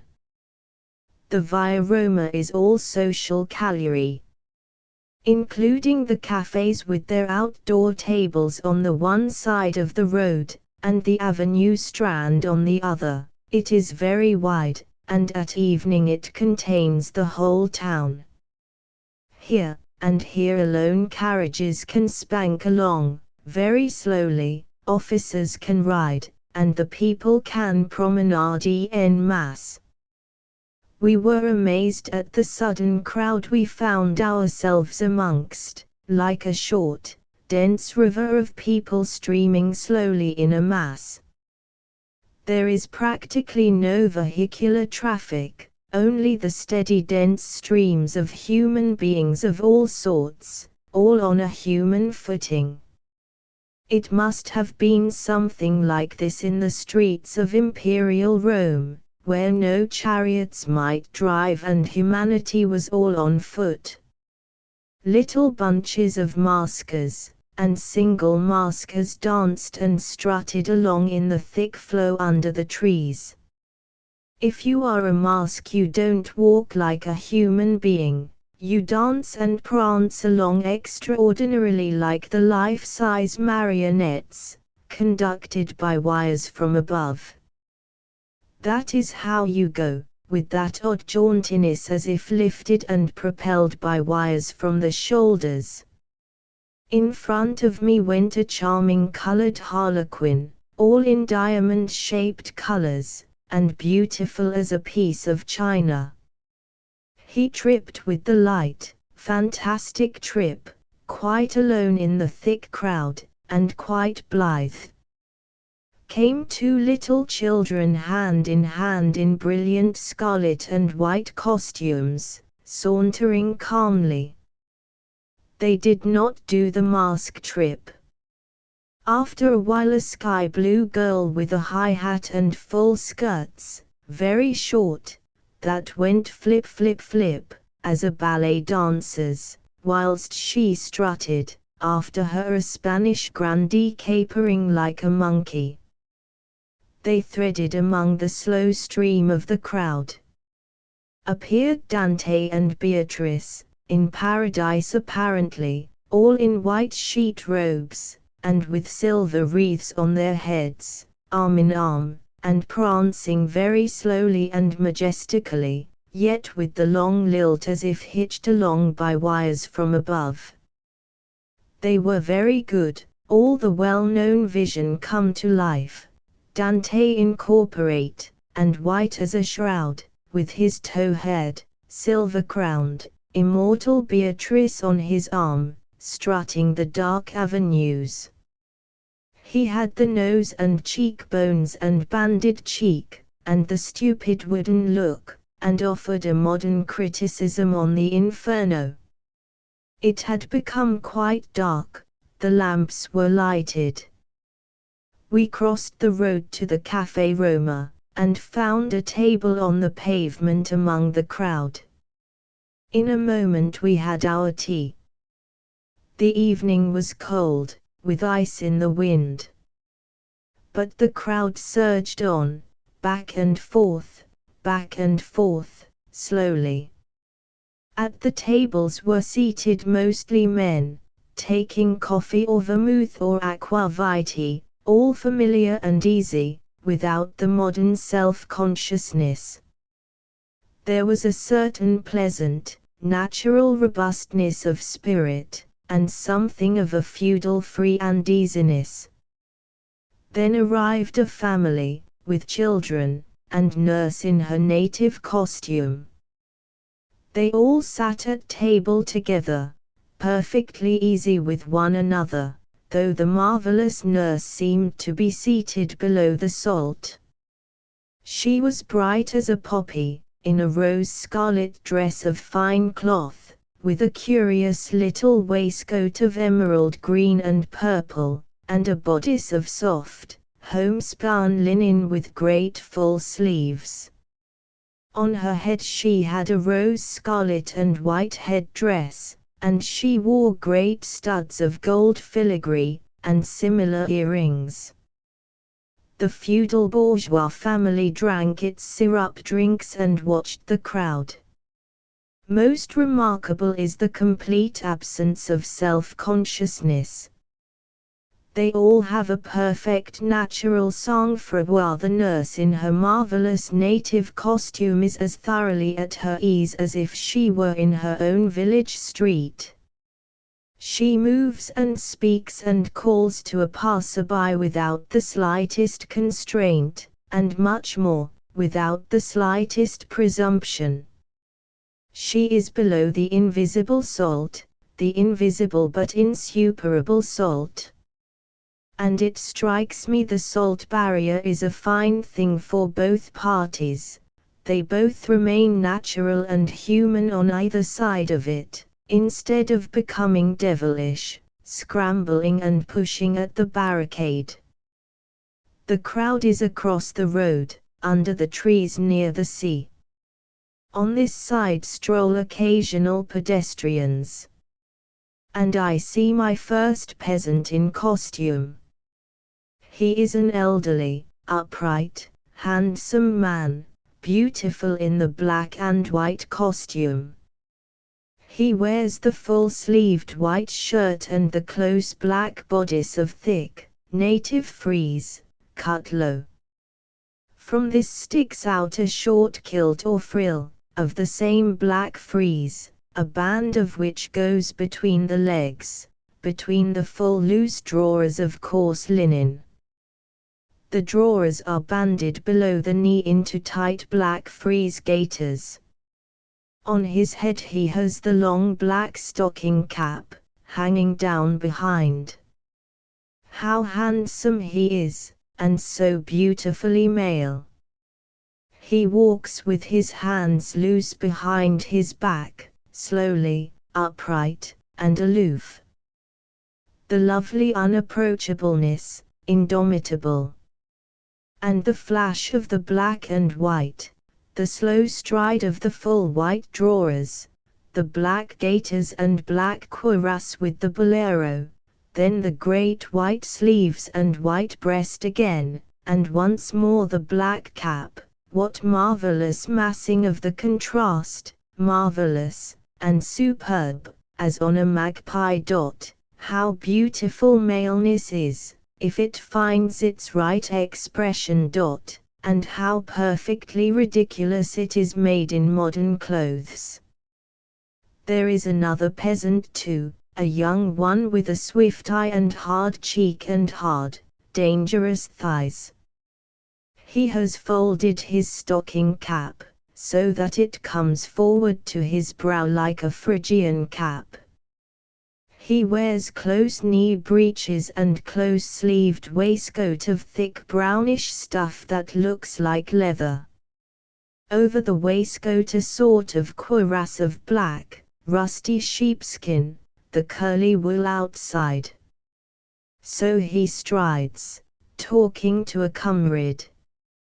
How fascinating it is, after the soft Italians, to see these limbs in their close knee breeches, so definite, so manly, with the old fierceness in them still. One realizes, with horror, that the race of men is almost extinct in Europe. Only Christ-like heroes and women worshipping Don Juans, and rabid equality mongrels. The old, hardy, indomitable male is gone. His fierce singleness is quenched. The last sparks are dying out in Sardinia and Spain. Nothing left but the herd proletariat and the herd equality mongrelism, and the wistful poisonous self-sacrificial cultured soul. How detestable! But that curious, flashing, black and white costume. I seem to have known it before, to have worn it even, to have dreamed it. To have dreamed it, to have had actual contact with it. It belongs in some way to something in me, to my past, perhaps. I don't know. But the uneasy sense of blood familiarity haunts me. I know I have known it before. It is something of the same uneasiness I feel before Mount Eryx, but without the awe this time. In the morning the sun was shining from a blue sky, but the shadows were deadly cold, and the wind like a flat blade of ice. We went out running to the sun. The hotel could not give us coffee and milk, only a little black coffee. So we descended to the seafront again, to the Via Roma, and to our café. It was Friday. People seemed to be bustling in from the country with huge baskets. The Café Roma had coffee and milk, but no butter. We sat and watched the movement outside. Tiny Sardinian donkeys, the tiniest things ever seen, trotted their infinitesimal little paws along the road, drawing little wagons like handcarts. Their proportion is so small, that they make a boy walking at their side look like a tall man, while a natural man looks like a cyclops stalking hugely and cruelly. It is ridiculous for a grown man to have one of these little creatures, hardly bigger than a fly, hauling his load for him. One is pulling a chest of drawers on a cart, and it seems to have a whole house behind it. Nevertheless it plods bravely, away beneath the load, a wee thing. They tell me there used to be flocks of these donkeys, feeding half wild on the wild, moor-like hills of Sardinia.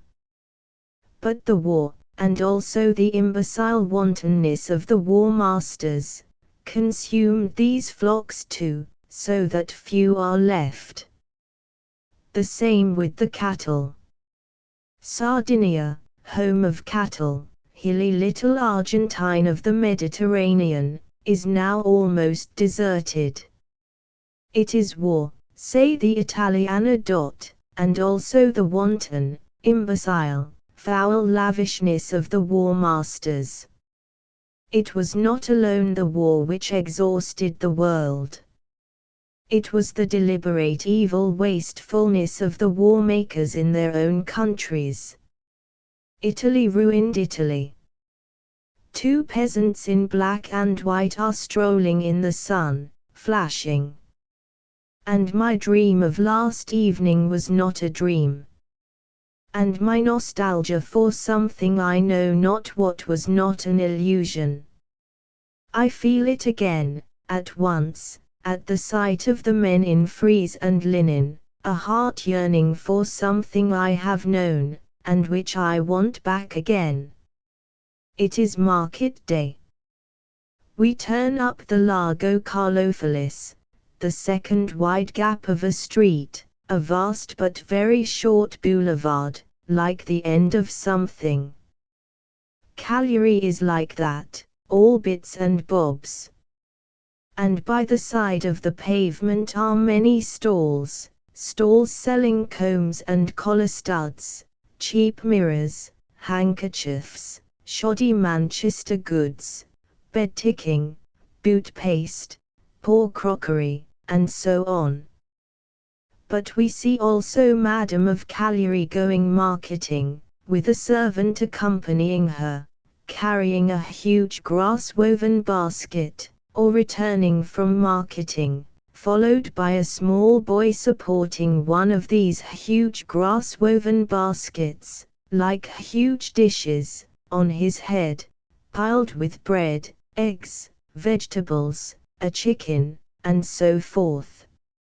Therefore we follow Madame going marketing, and find ourselves in the vast market house, and it fairly glows with eggs in these great round dish baskets of golden grass, but eggs in piles, in mounds, in heaps, a Sierra Nevada of eggs, glowing warm white. How they glow! I have never noticed it before. But they give off a warm, pearly effulgence into the air, almost a warmth. A pearly gold heat seems to come out of them. Myriads of eggs, glowing avenues of eggs. And they are marked, 60 centimes, 65 centimes. Ah, cries the QB, I must live in Cagliari, for in Sicily the eggs cost 1.50 each. This is the meat and poultry and bread market. There are stalls of new, various-shaped bread, brown and bright. There are tiny stalls of marvelous native cakes, which I want to taste. There is a great deal of meat and kid, and there are stalls of cheese, all cheeses, all shapes, all whitenesses, all the cream colors, on into daffodil yellow. Goat cheese, sheep's cheese, Swiss cheese, Parmigiano, Stracchino, Caciocavallo, Tirolone, how many cheeses I don't know the names of. But they cost about the same as in Sicily, 18 francs, 20 francs, 25 francs the kilo. And there is lovely ham, 30 and 35 francs the kilo. There is a little fresh butter too, 30 or 32 francs the kilo. Most of the butter, however, is tinned in Milan. It costs the same as the fresh. There are splendid piles of salted black olives, and huge bowls of green salted olives. There are chickens and ducks and wild fowl, at 11 and 12 and 14 francs a kilo. There is mortadella, the enormous Bologna sausage, thick as a church pillar, 16 francs, and there are various sorts of smaller sausage, salami, to be eaten in slices. A wonderful abundance of food, glowing and shining. We are rather late for fish, especially on Friday. But a barefooted man offers us two weird objects from the Mediterranean, which teems with marine monsters.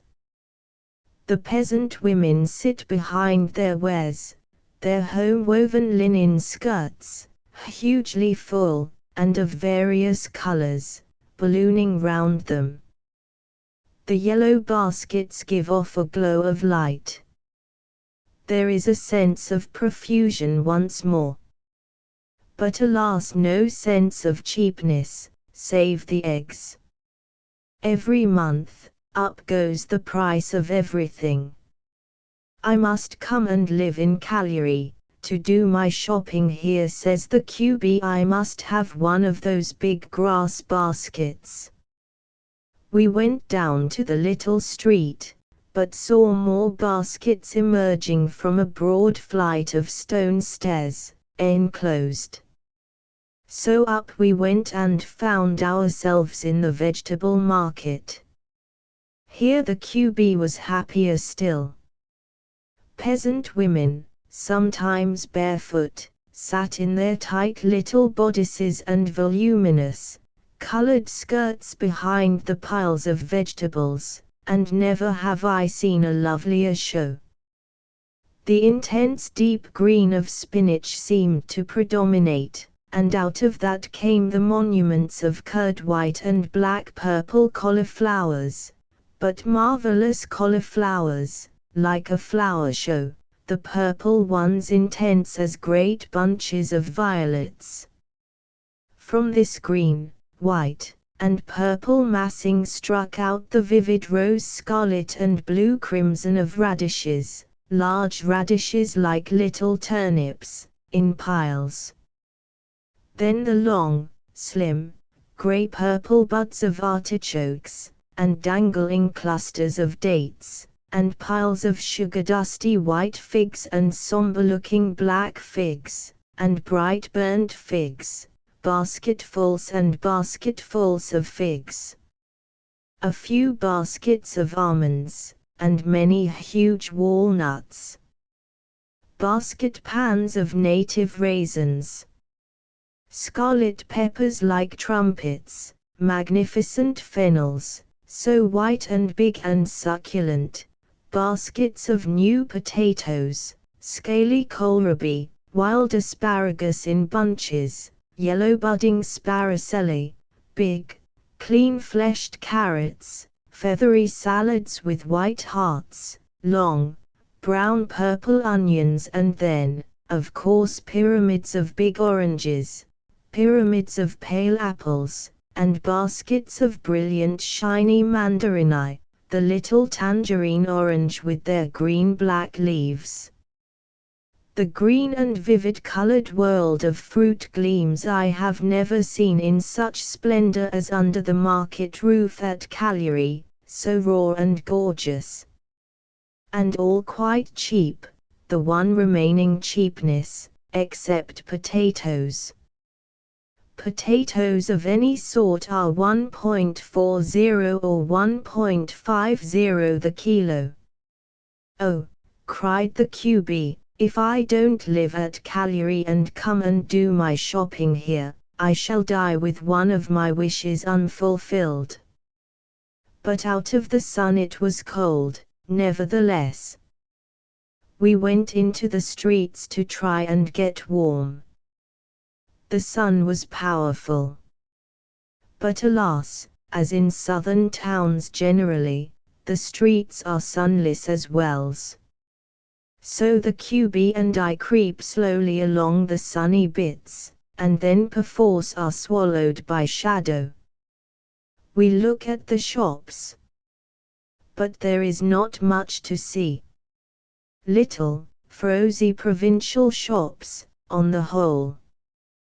But a fair number of peasants in the streets, and peasant women in rather ordinary costume, tight-bodiced, volume-skirted dresses of hand-woven linen or thickish cotton. The prettiest is of dark blue and red, stripes and lines, intermingled, so made that the dark blue gathers round the waist into one color, the myriad pleats hiding all the rosy red. But when she walks, the full petticoated peasant woman, then the red goes flash flash flash, like a bird showing its colors.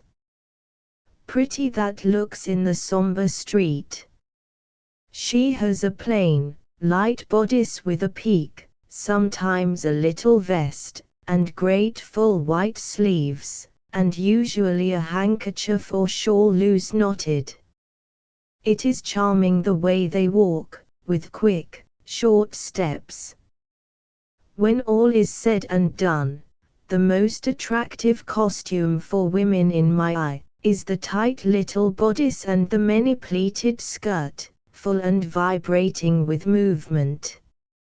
It has a charm which modern elegance lacks completely, a bird-like play in movement.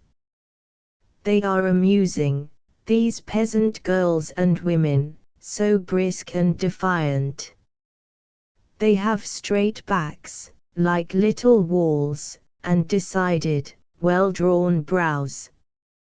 And they are amusingly on the alert. There is no Eastern creeping. Like sharp, brisk birds they dart along the streets, and you feel they would fetch you a bang over the head as leave as look at you. Tenderness, thank heaven, does not seem to be a Sardinian quality. Italy is so tender, like cooked macaroni, yards and yards of soft tenderness ravelled round everything. Here men don't idealize women, by the looks of things. Here they don't make these great leering eyes, the inevitable yours to command look of Italian males. When the men from the country look at these women, then it is mind yourself, my lady. I should think the grovelling Madonna worship is not much of a Sardinian feature. These women have to look out for themselves, keep their own backbone stiff and their knuckles hard. Man is going to be male lord if he can. And woman isn't going to give him too much of his own way, either. So there you have it, the fine old martial split between the sexes. It is tonic and splendid, really, after so much sticky intermingling and backboneless Madonna worship. The Sardinian isn't looking for the noble woman nobly planned. No, thank you. He wants that young madam over there, a young stiff-necked generation that she is. Far better sport than with the nobler planned sort, hollow frauds that they are. Better sport too than with a Carmen, who gives herself away too much. In these women there is something shy and defiant and ungettable. The defiant, splendid split between the sexes, each absolutely determined to defend his side, her side, from assault. So the meeting has a certain wild, salty savor, each the deadly unknown to the other. And at the same time, each his own, her own native pride and courage, taking the dangerous leap and scrambling back. Give me the old, salty way of love. How I am nauseated with sentiment and nobility, the macaroni slithery slobbery mess of modern adorations. One sees a few fascinating faces in Cagliari, those great dark unlighted eyes. There are fascinating dark eyes in Sicily, bright, big, with an impudent point of light, and a curious roll, and long lashes, the eyes of old Greece, surely. But here one sees eyes of soft, blank darkness, all velvet, with no imp looking out of them. And they strike a stranger, older note, before the soul became self-conscious, before the mentality of Greece appeared in the world. Remote, always remote, as if the intelligence lay deep within the cave, and never came forward. One searches into the gloom for 1 second, while the glance lasts. But without being able to penetrate to the reality. It recedes, like some unknown creature deeper into its lair. There is a creature, dark and potent. But what? Sometimes Velázquez, and sometimes Goya gives us a suggestion of these large, dark, unlighted eyes. And they go with fine, fleecy black hair, almost as fine as fur. I have not seen them north of Cagliari. The QB spies some of the blue and red stripe and line cotton stuff of which the peasants make their dress, a large roll in the doorway of a dark shop. In we go, and begin to feel it. It is just soft, thickish cotton stuff, 12 francs a meter. Like most peasant patterns, it is much more complicated and subtle than appears. The curious placing of the stripes, the subtle proportion, and a white thread left down one side only of each broad blue block. The stripes, moreover, run across the cloth, not lengthwise with it. But the width would be just long enough for a skirt, though the peasant skirts have almost all a band at the bottom with the stripes running round ways. The man, he is the Esquimau type, simple, frank and amiable, says the stuff is made in France, and this the first roll since the war. It is the old pattern, quite correct, but the material not quite so good. The QB takes enough for a dress. He shows us also cashmeres, orange, scarlet, sky blue, royal blue, good, pure wool cashmeres that were being sent to India, and were captured from a German mercantile submarine. So he says. 50 francs a meter, very, very wide. But they are too much trouble to carry in a knapsack, though their brilliance fascinates.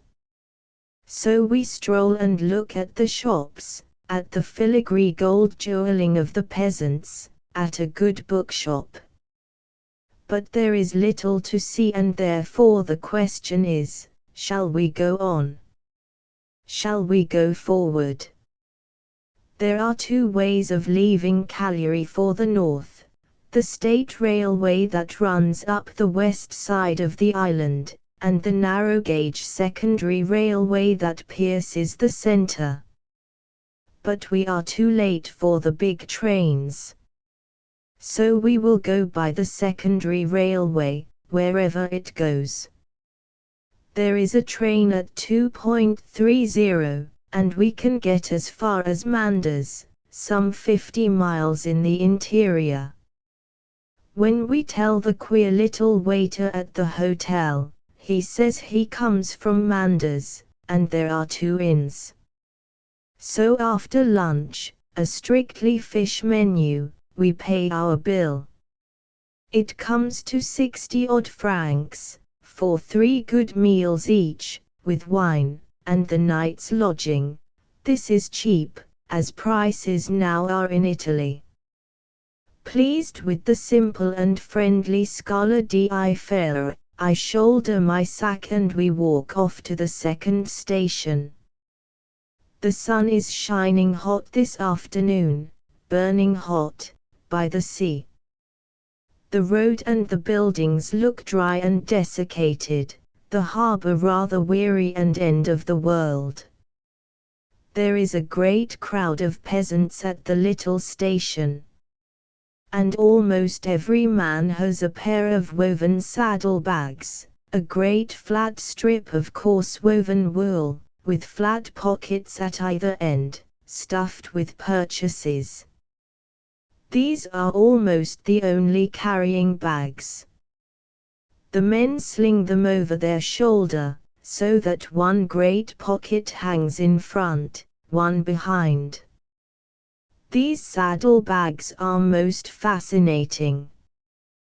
They are coarsely woven in bands of raw black rusty wool, with varying bands of raw white wool or hemp or cotton, the bands and stripes of varying widths going crosswise. And on the pale bands are woven sometimes flowers in most lovely colors, rose red and blue and green, peasant patterns, and sometimes fantastic animals, beasts, in dark wool again. So that these striped zebra bags, some wonderful gay with flowery colors on their stripes, some weird with fantastic, griffin-like animals, are a whole landscape in themselves. The train has only first and third class.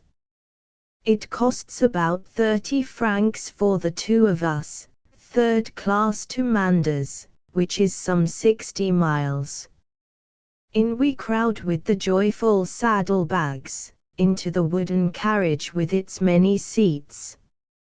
And, wonder of wonders, punctually to the second, off we go, out of Cagliari.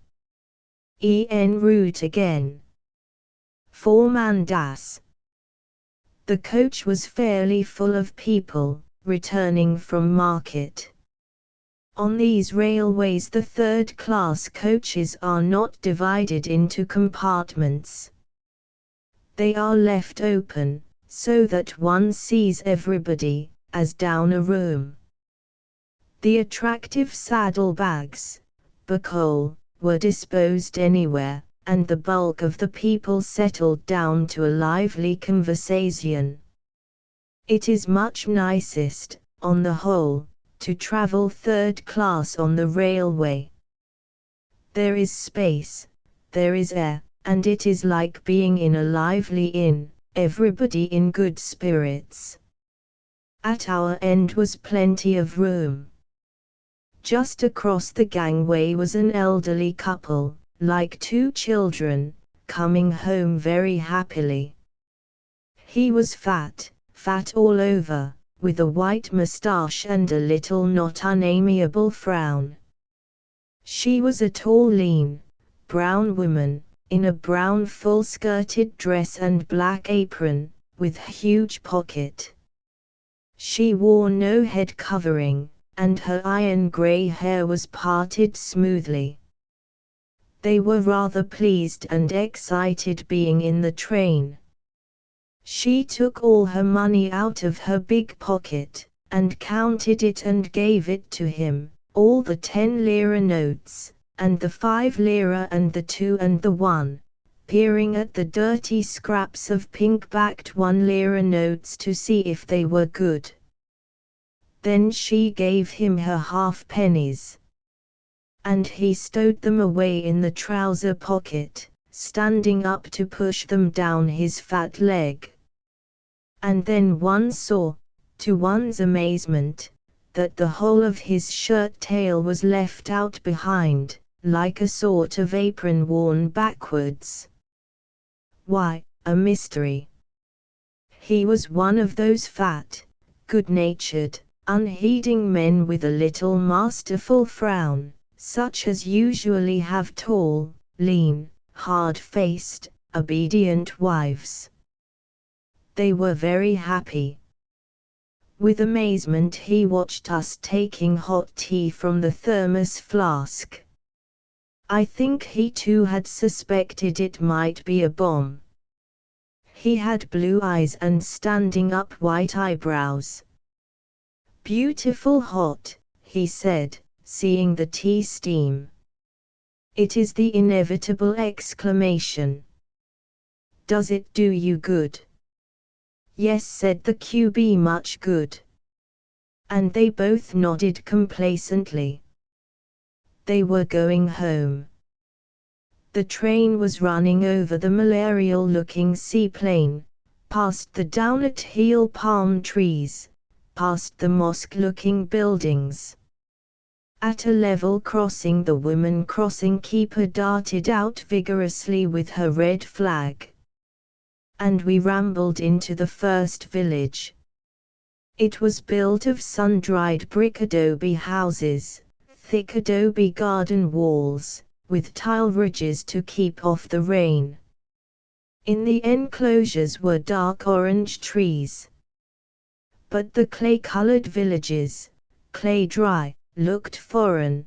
The next thing to mere earth they seem, like foxholes or coyote colonies. Looking back, one sees Cagliari Bluff on her rock, rather fine, with the thin edge of the sea's blade curving round. It is rather hard to believe in the real sea, on this sort of clay-pale plain. But soon we begin to climb to the hills. And soon the cultivation begins to be intermittent. Extraordinary how the heathy, moor-like hills come near the sea, extraordinary how scrubby and uninhabited the great spaces of Sardinia are. It is wild, with heath and arbutus scrub and a sort of myrtle, breast high. Sometimes one sees a few head of cattle. And then again come the greyish arable patches, where the corn is grown. It is like Cornwall, like the Land's End region. Here and there, in the distance, are peasants working on the lonely landscape. Sometimes it is one man alone in the distance, showing so vividly in his black and white costume, small and far off like a solitary magpie, and curiously distinct. All the strange magic of Sardinia is in this sight. Among the low, moor-like hills, away in a hollow of the wide landscape, one solitary figure, small but vivid black and white, working alone, as if eternally. There are patches and hollows of grey arable land, good for corn. Sardinia was once a great granary. Usually, however, the peasants of the south have left off the costume. Usually it is the invisible soldier's grey-green cloth, the Italian khaki. Wherever you go, wherever you be, you see this khaki, this grey-green war clothing. How many millions of yards of the thick, excellent, but hateful material the Italian government must have provided I don't know, but enough to cover Italy with a felt carpet, I should think. It is everywhere. It cases the tiny children in stiff and neutral frocks and coats, it covers their extinguished fathers, and sometimes it even encloses the women in its warmth. It is symbolic of the universal grey mist that has come over men, the extinguishing of all bright individuality, the blotting out of all wild singleness. O democracy! O khaki democracy! This is very different from Italian landscape. Italy is almost always dramatic, and perhaps invariably romantic. There is drama in the plains of Lombardy, and romance in the Venetian lagoons, and sheer scenic excitement in nearly all the hilly parts of the peninsula. Perhaps it is the natural floridity of limestone formations.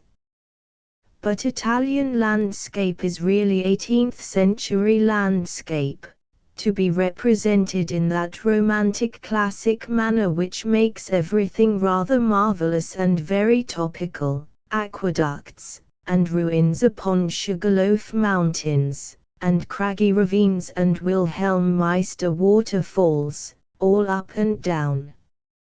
Sardinia is another thing. Much wider, much more ordinary, not up and down at all, but running away into the distance. Unremarkable ridges of moor-like hills running away, perhaps to a bunch of dramatic peaks on the southwest. This gives a sense of space, which is so lacking in Italy. Lovely space about one, and traveling distances, nothing finished, nothing final. It is like liberty itself, after the peaky confinement of Sicily.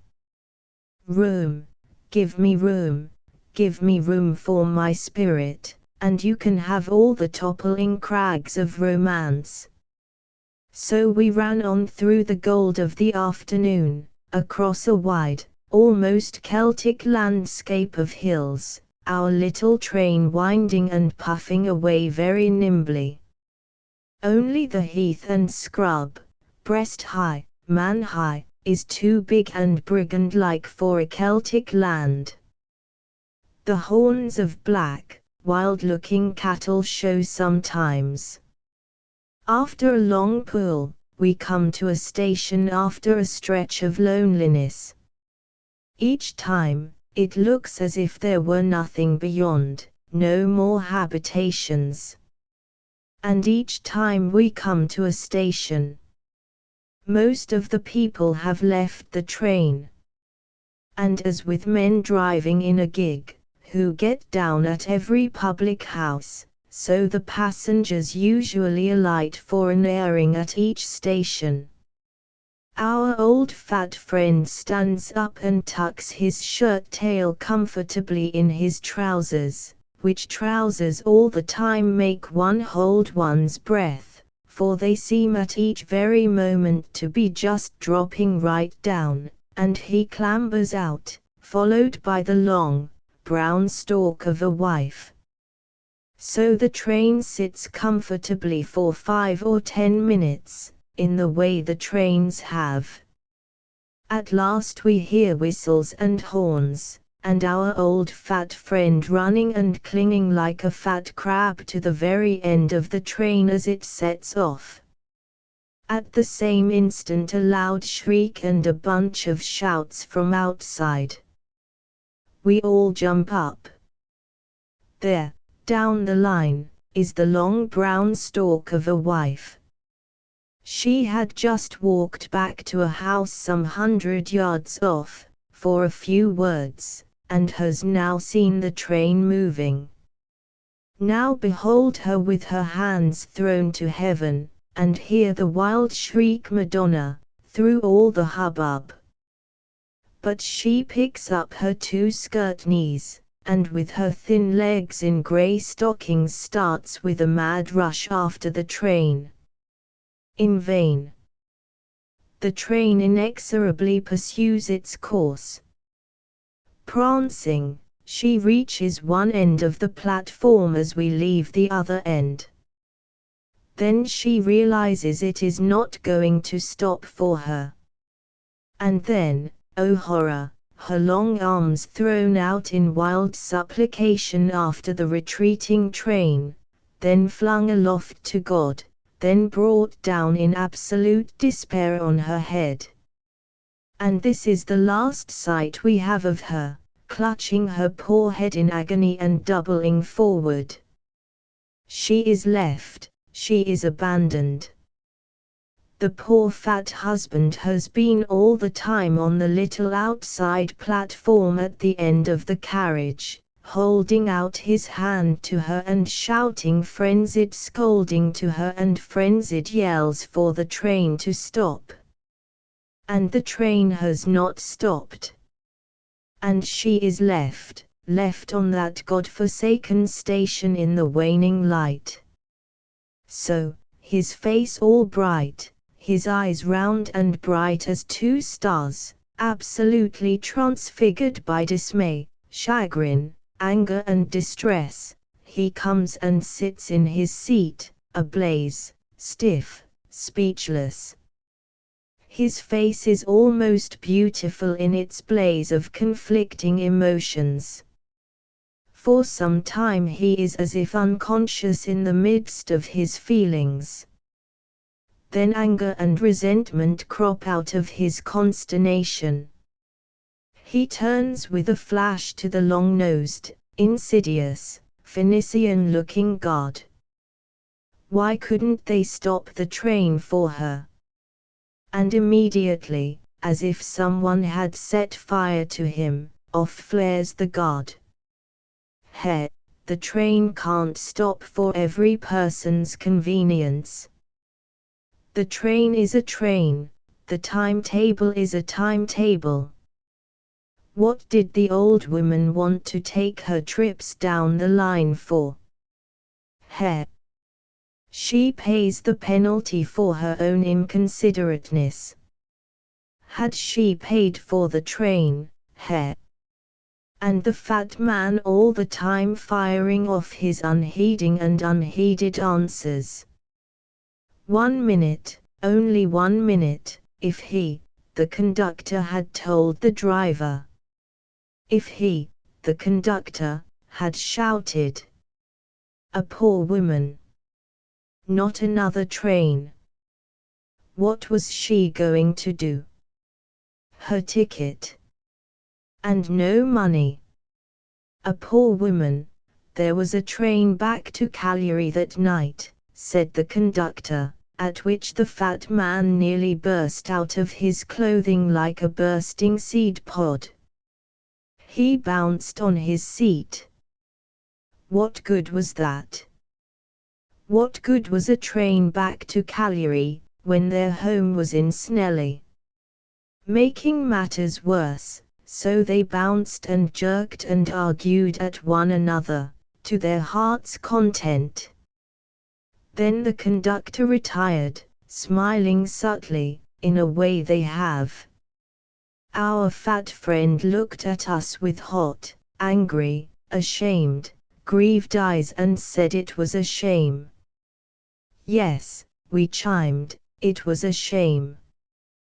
Whereupon a self-important miss who said she came from some collegio at Cagliari advanced and asked a number of impertinent questions in a tone of pert sympathy. After which our fat friend, left alone, covered his clouded face with his hand, turned his back on the world, and gloomed. It had all been so dramatic that in spite of ourselves we laughed, even while the QB shed a few tears. Well, the journey lasted hours.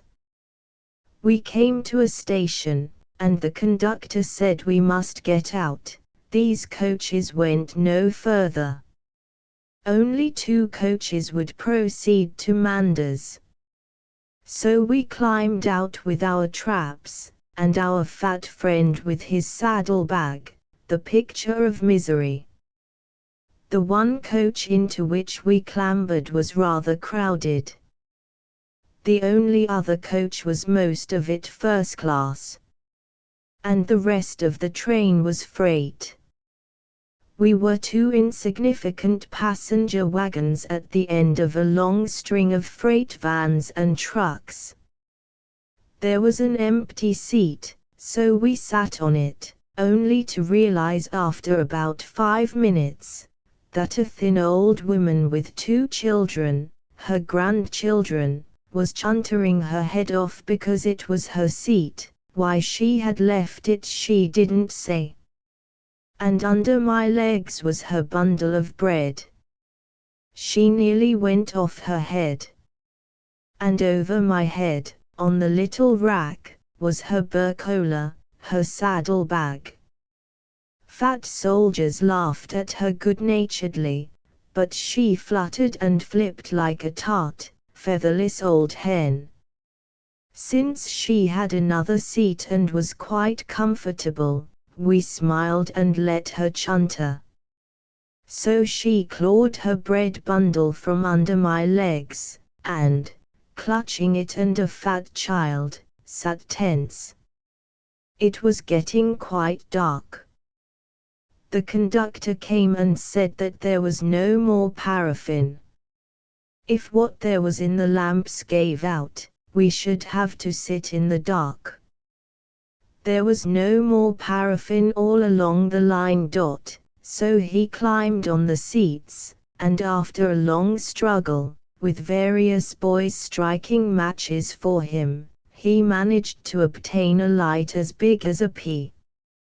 We sat in this clair-obscur, and looked at the somber shadowed faces round us, the fat soldier with a gun, the handsome soldier with huge saddle-bags, the weird, dark little man who kept exchanging a baby with a solid woman who had a white cloth tied round her head, a tall peasant woman in costume, who darted out at a dark station and returned triumphant with a piece of chocolate, a young and interested young man, who told us every station.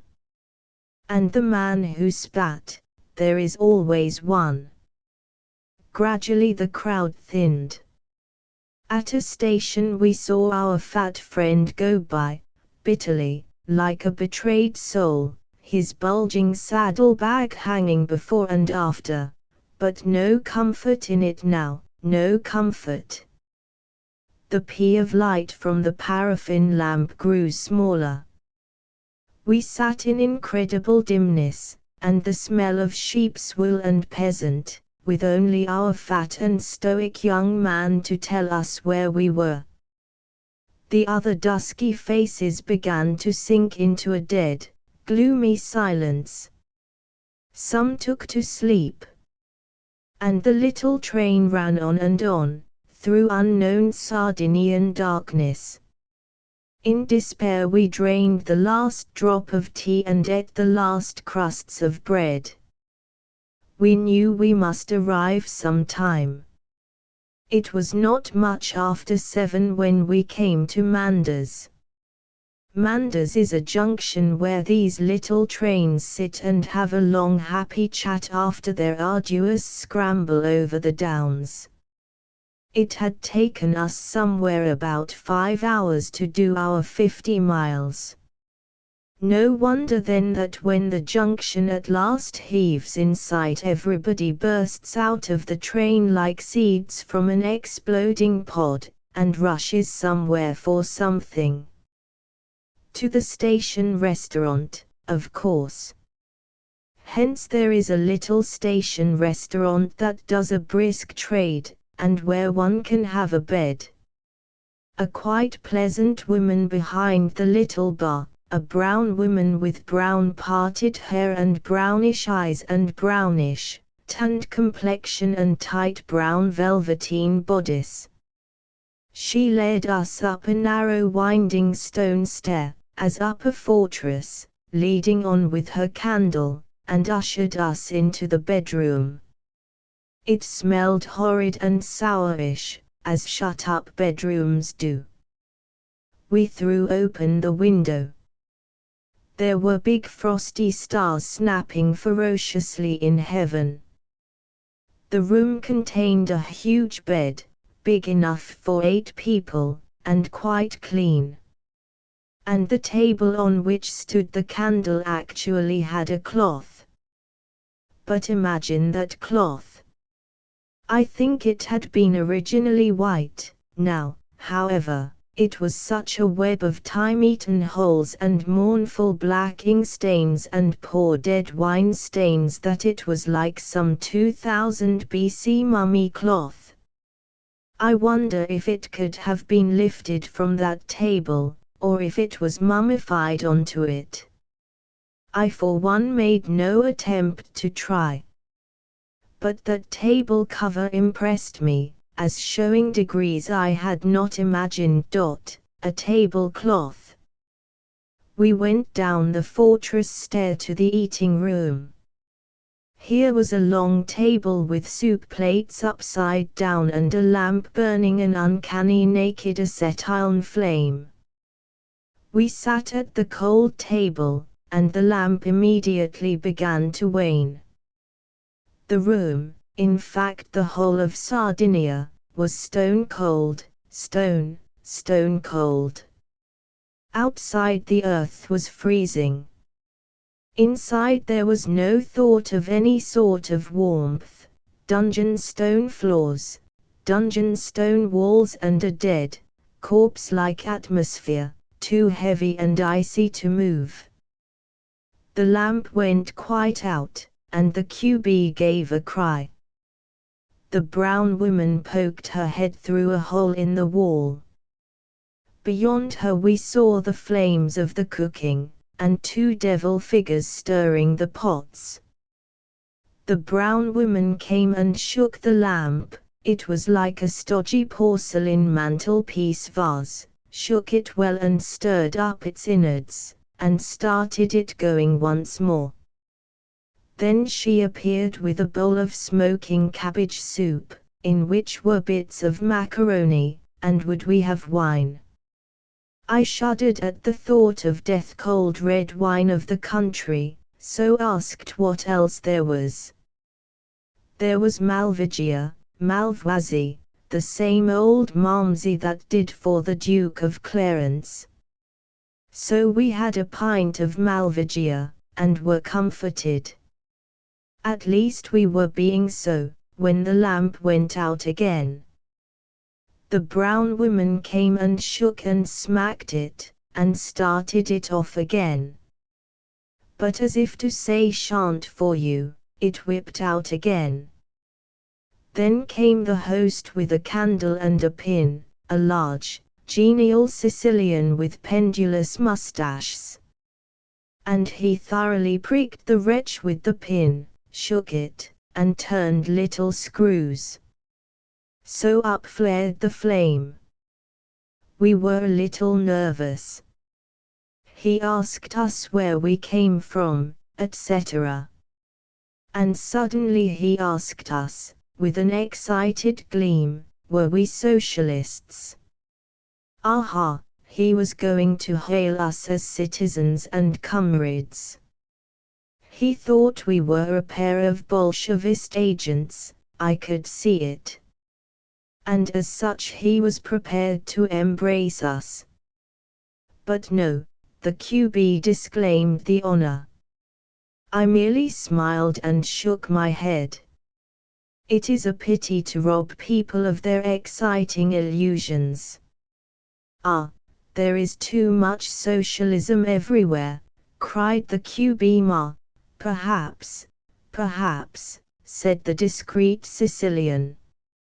She saw which way the land lay, and added, "Si vuol un pochettino di socialismo, one wants a tiny bit of socialism in the world, a tiny bit. But not much. Not much. At present there is too much." Our host, twinkling at this speech which treated of the sacred creed as if it were a pinch of salt in the broth, believing the QB was throwing dust in his eyes, and thoroughly intrigued by us as a pair of deep ones, retired. No sooner had he gone than the lamp flame stood up at its full length, and started to whistle. The QB drew back. Not satisfied by this, another flame suddenly began to whip round the bottom of the burner, like a lion lashing its tail. Unnerved, we made room. The QB cried again. In came the host with a subtle smile and a pin and an air of benevolence, and tamed the brute. What else was there to eat? There was a piece of fried pork for me, and boiled eggs for the QB. As we were proceeding with these, in came the remainder of the night's entertainment, 3 station officials, 2 in scarlet peaked caps, 1 in a black and gold peaked cap. They sat down with a clamor, in their caps, as if there was a sort of invisible screen between us and them. They were young. The black cap had a lean and sardonic look, one of the red caps was little and ruddy, very young, with a little mustache. We called him the Merlino, the gay little black pig, he was so plump and food-nourished and frisky. The third was rather puffy and pale and had spectacles. They all seemed to present us the blank side of their cheek, and to intimate that no, they were not going to take their hats off, even if it were dinner table and a strange signora.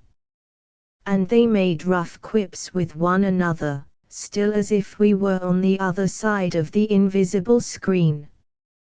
Determined, however, to remove this invisible screen, I said good evening, and it was very cold.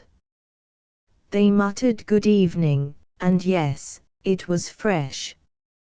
An Italian never says it is cold, it is never more than fresco. But this hint that it was cold they took as a hint at their caps, and they became very silent, till the woman came in with the soup bowl. Then they clamored at her, particularly the Merlino, what was there to eat. She told them, beefsteaks of pork. Whereat they pulled faces. Or bits of boiled pork. They sighed, looked gloomy, cheered up, and said beefsteaks, then. And they fell on their soup. And never, from among the steam, have I heard a more joyful trio of soup swilkering. They sucked it in from their spoons with long, gusto-rich sucks. The Merlino was the treble, he trilled his soup into his mouth with a swift, sucking vibration, interrupted by bits of cabbage, which made the lamp start to dither again. Black Cap was the baritone, good, rolling spoon sucks. And the one in spectacles was the bass, he gave sudden deep gulps. All was led by the long trilling of the Merlino. Then suddenly, to vary matters, he cocked up his spoon in one hand, chewed a huge mouthful of bread, and swallowed it down with a smack smack smack of his tongue against his palate. As children we used to call this clapping. Mother, she's clapping. I would yell with anger, against my sister. The German word is schmatzen. So the Merlino clapped like a pair of cymbals, while baritone and bass rolled on. Then in chimed the swift bright treble. At this rate, however, the soup did not last long. Arrived the beefsteaks of pork. And now the trio was a trio of castanet smacks and cymbal claps. Triumphantly the Merlino looked around. He outsmacked all. The bread of the country is rather coarse and brown, with a hard crust. A large rock of this is perched on every damp serviette. The Merlino tore his rock asunder, and grumbled at the black cap, who had got a weird sort of 3-cornered loaf roll of pure white bread, starch white. He was a swell with this white bread. Suddenly Black Cap turned to me. Where had we come from, where were we going, what for? But in laconic, sardonic tone. I like Sardinia, cried the QB. Why? He asked sarcastically. And she tried to find out. Yes, the Sardinians please me more than the Sicilians, said I. Why? He asked sarcastically. They are more open, more honest. He seemed to turn his nose down. The padrone is a Sicilian, said the Mulino, stuffing a huge block of bread into his mouth, and rolling his insouciant eyes of a gay, well-fed little black pig towards the background. We weren't making much headway. You've seen Cagliari, the black cap said to me, like a threat. Yes. Oh, Cagliari pleases me. Cagliari is beautiful, cried the QB, who travels with a vial of melted butter ready for her parsnips. Yes, Cagliari is so. Cagliari is very fair, said the black cap. Cagliari è discreto. He was evidently proud of it. And is Manders nice? Asked the QB. In what way nice?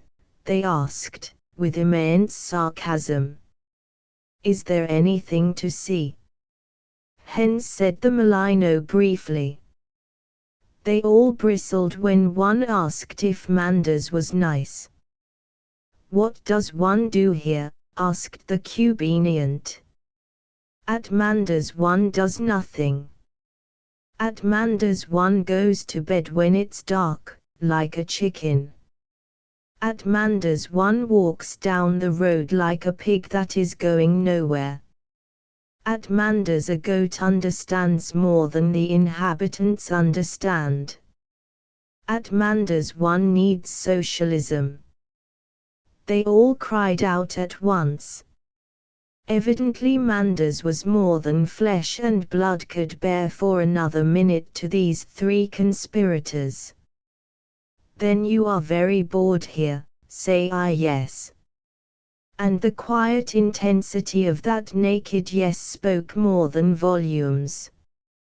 You would like to be in Cagliari? Yes. Silence, intense, sardonic silence had intervened. The three looked at one another and made a sour joke about Manders. Then the black cap turned to me. Can you understand Sardinian? He said. Somewhat. More than Sicilian, anyhow. But Sardinian is more difficult than Sicilian. It is full of words utterly unknown to Italian, yes, but say I, it is spoken openly, in plain words. And Sicilian is spoken all stuck together, none of the words there at all. He looks at me as if I were an impostor. Yet it is true.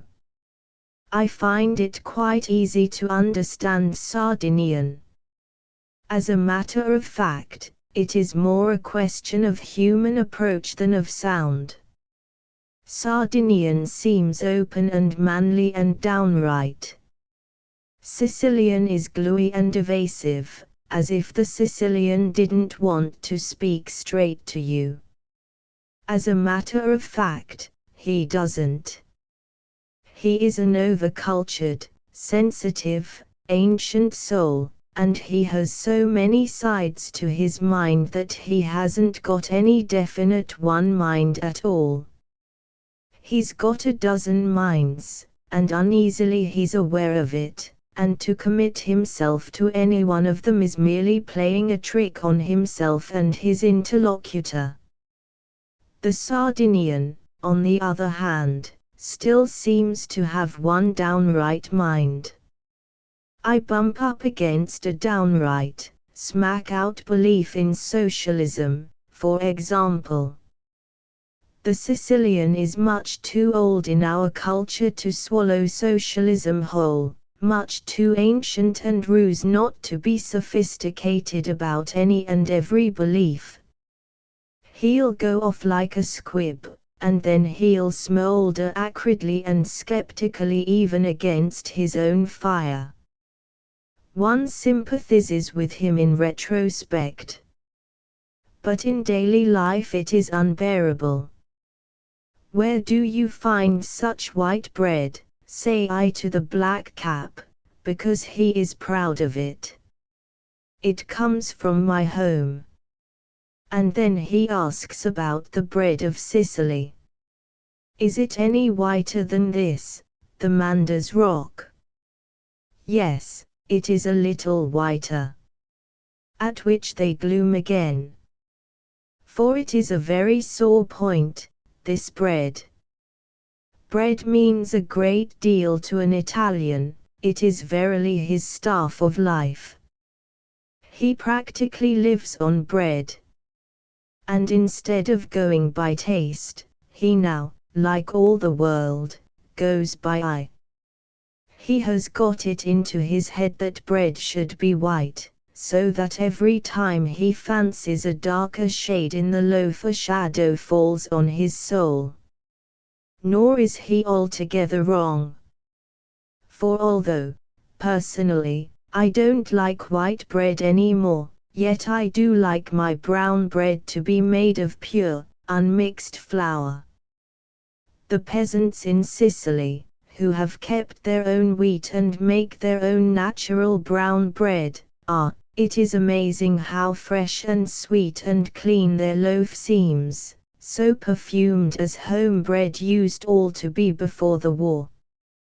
Whereas the bread of the commune, the regulation supply, is hard, and rather coarse and rough, so rough and harsh on the palate.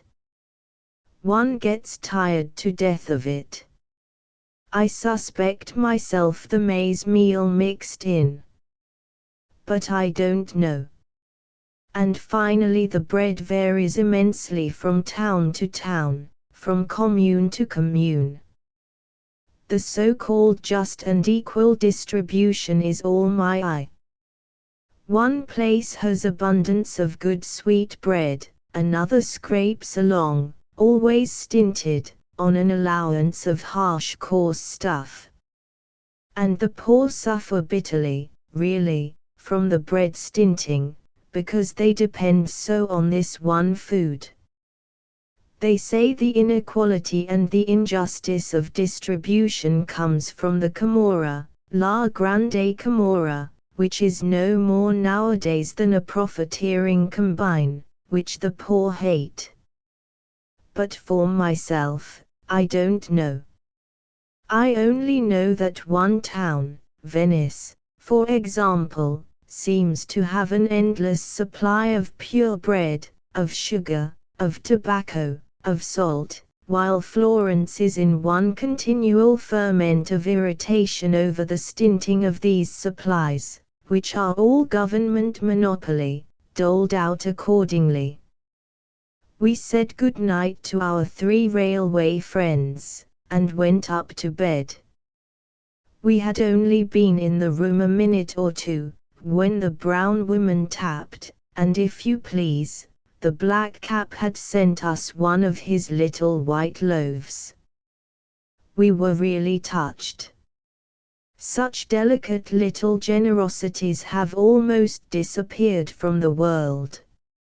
It was a queer little bread, 3-cornered, and almost as hard as ship's biscuit, made of starch flour. Not strictly bread at all.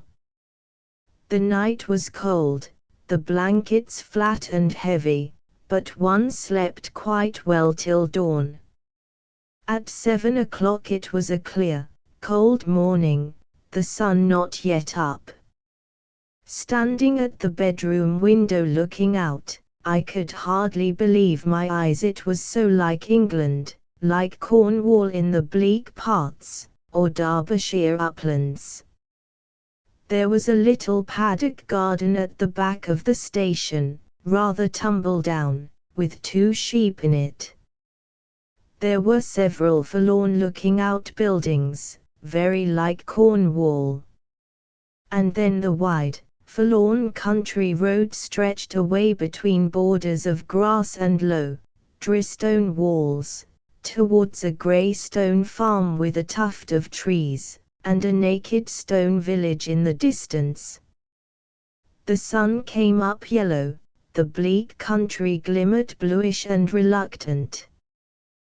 The low, green hill slopes were divided into fields, with low drystone walls and ditches. Here and there a stone barn rose alone, or with a few bare, windy trees attached. 2 rough-coated winter horses pastured on the rough grass. A boy came along the naked, wide, grass-bordered highroad with a couple of milk cans, drifting in from nowhere, and it was also like Cornwall, or a part of Ireland, that the old nostalgia for the Celtic regions began to spring up in me. Ah, those old, drystone walls dividing the fields, pale and granite-blenched. Ah, the dark, sombre grass, the naked sky. The forlorn horses in the wintry morning. Strange is a Celtic landscape, far more moving, disturbing than the lovely glamour of Italy and Greece. Before the curtains of history lifted, one feels the world was like this Celtic bareness and sombreness and air. But perhaps it is not Celtic at all, Iberian. Nothing is more unsatisfactory than our conception of what is Celtic and what is not Celtic. I believe there never were any Celts, as a race. As for the Iberians, Tonera wonderful to go out on a frozen road, to see the grass in shadow bluish with hoarfrost, to see the grass in the yellow winter sunrise beams melting and going cold twinkly. Wonderful the bluish, cold air, and things standing up in cold distance. After 2 southern winters, with roses blooming all the time, this bleakness and this touch of frost in the ringing morning goes to my soul like an intoxication. I am so glad, on this lonely naked road, I don't know what to do with myself. I walk down in the shallow grassy ditches under the loose stone walls, I walk on the little ridge of grass, the little bank on which the wall is built, I cross the road across the frozen cow droppings, and it is all so familiar to my feet, my very feet in contact, that I am wild as if I had made a discovery. And I realize that I hate limestone, to live on limestone or marble or any of those limy rocks. I hate them. They are dead rocks. They have no life, thrills for the feet. Even sandstone is much better. But granite. Granite is my favorite. It is so live under the feet, it has a deep sparkle of its own. I like its roundnesses, and I hate the jaggy dryness of limestone, that burns in the sun, and withers. After coming to a deep well in a grassy plot in a wide space of the road, I go back, across the sunny naked upland country, towards the pink station and its outbuildings. An engine is steaming its white clouds in the new light. Away to the left there is even a row of small houses, like a row of railwaymen's dwellings. Strange and familiar sight. And the station precincts are disorderly and rather dilapidated. I think of our Sicilian host. The brown woman gives us coffee, and very strong, rich goat's milk, and bread. After which the QB and I set off once more along the road to the village. She too is thrilled. She too breathes deep. She too feels space around her, and freedom to move the limbs, such as one does not feel in Italy and Sicily, where all is so classic and fixed. The village itself is just a long, winding, darkish street, in shadow, of houses and shops and a smithy. It might almost be Cornwall, not quite. Something, I don't know what, suggests the stark burning glare of summer. And then, of course, there is none of the coziness which climbing roses and lilac trees and cottage shops and haystacks would give to an English scene. This is harder, barer, starker, more dreary. An ancient man in the black and white costume comes out of a hovel of a cottage. The butcher carries a huge side of meat. The women peer at us, but more furtive and reticent than the howling stares of Italy. So we go on, down the rough cobbled street through the whole length of the village. And emerging on the other side, past the last cottage, we find ourselves again facing the open country, on the gentle downslope of the rolling hill.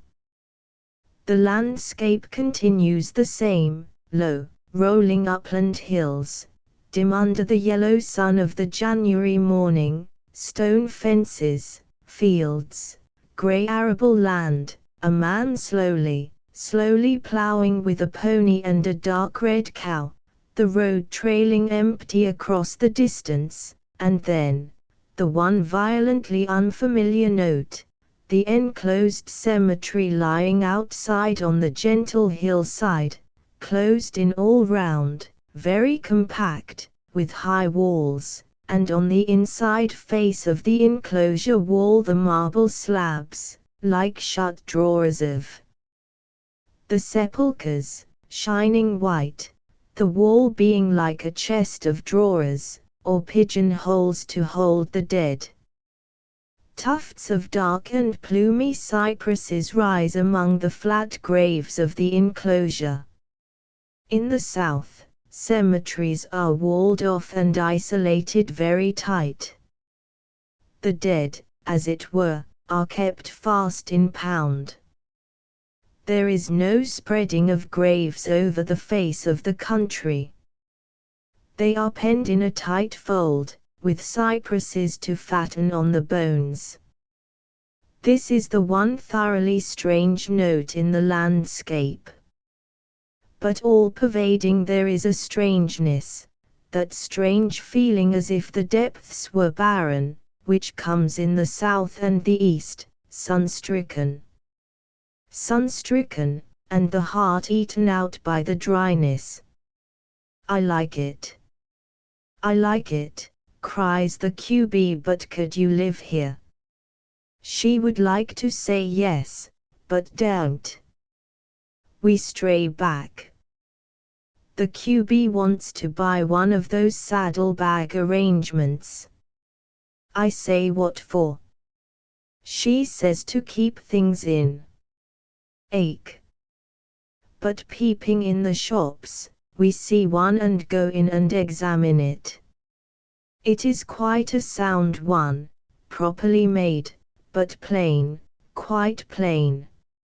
On the white cross stripes there are no lovely colored flowers of rose and green and magenta, the three favorite Sardinian colors, nor are there any of the fantastic and griffin-like beasts.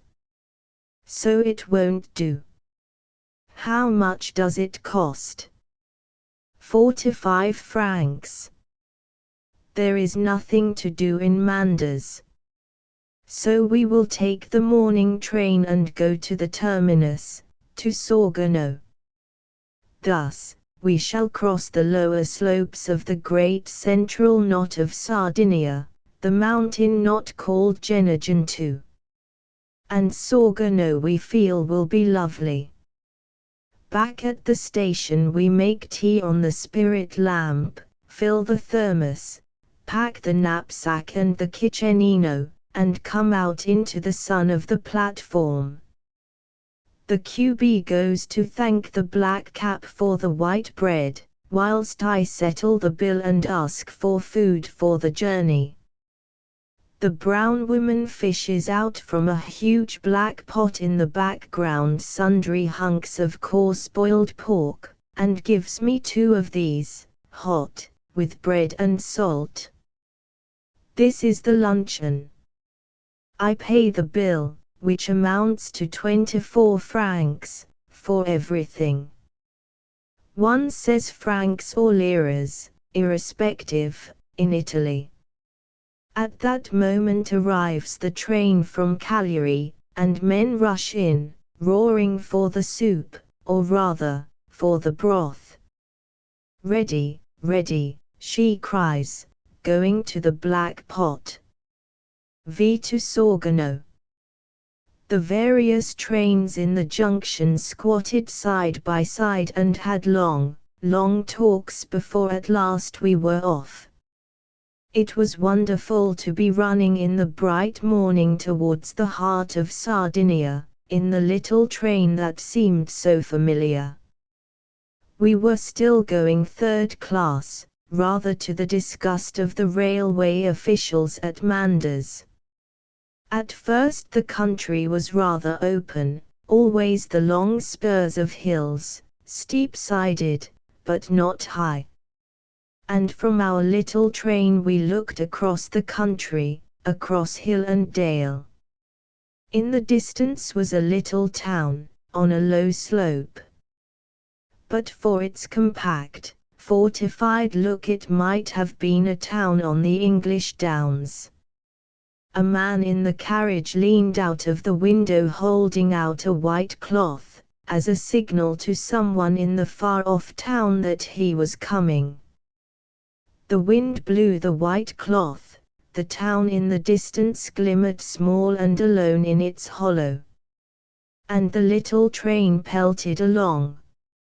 It was rather comical to see it. We were always climbing. And the line curved in great loops. So that as one looked out of the window, time and again one started, seeing a little train running in front of us, in a diverging direction, making big puffs of steam. But lo, it was our own little engine pelting off around a loop away ahead. We were quite a long train, but all trucks in front, only our 2 passenger coaches hitched on behind. And for this reason our own engine was always running fussily into sight, like some dog scampering in front and swerving about us, while we followed at the tail end of the thin string of trucks. I was surprised how well the small engine took the continuous steep slopes, how bravely it emerged on the skyline. It is a queer railway. I would like to know who made it. It pelts up hill and down dale and round sudden bends in the most unconcerned fashion, not as proper big railways do, grunting inside deep cuttings and stinking their way through tunnels, but running up the hill like a panting, small dog, and having a look round, and starting off in another direction, whisking us behind unconcernedly. This is much more fun than the tunnel and cutting system. They told me that Sardinia mines her own coal, and quite enough for her own needs, but very soft, not fit for steam purposes. I saw heaps of it, small, dull, dirty-looking stuff. Truckloads of it too. And truckloads of grain. At every station we were left ignominiously planted, while the little engines, they had gay gold names on their black little bodies, strolled about along the sidelines, and snuffed at the various trucks. There we sat, at every station, while some truck was discarded and some other sorted out like a branded sheep, from the sidings and hitched onto us.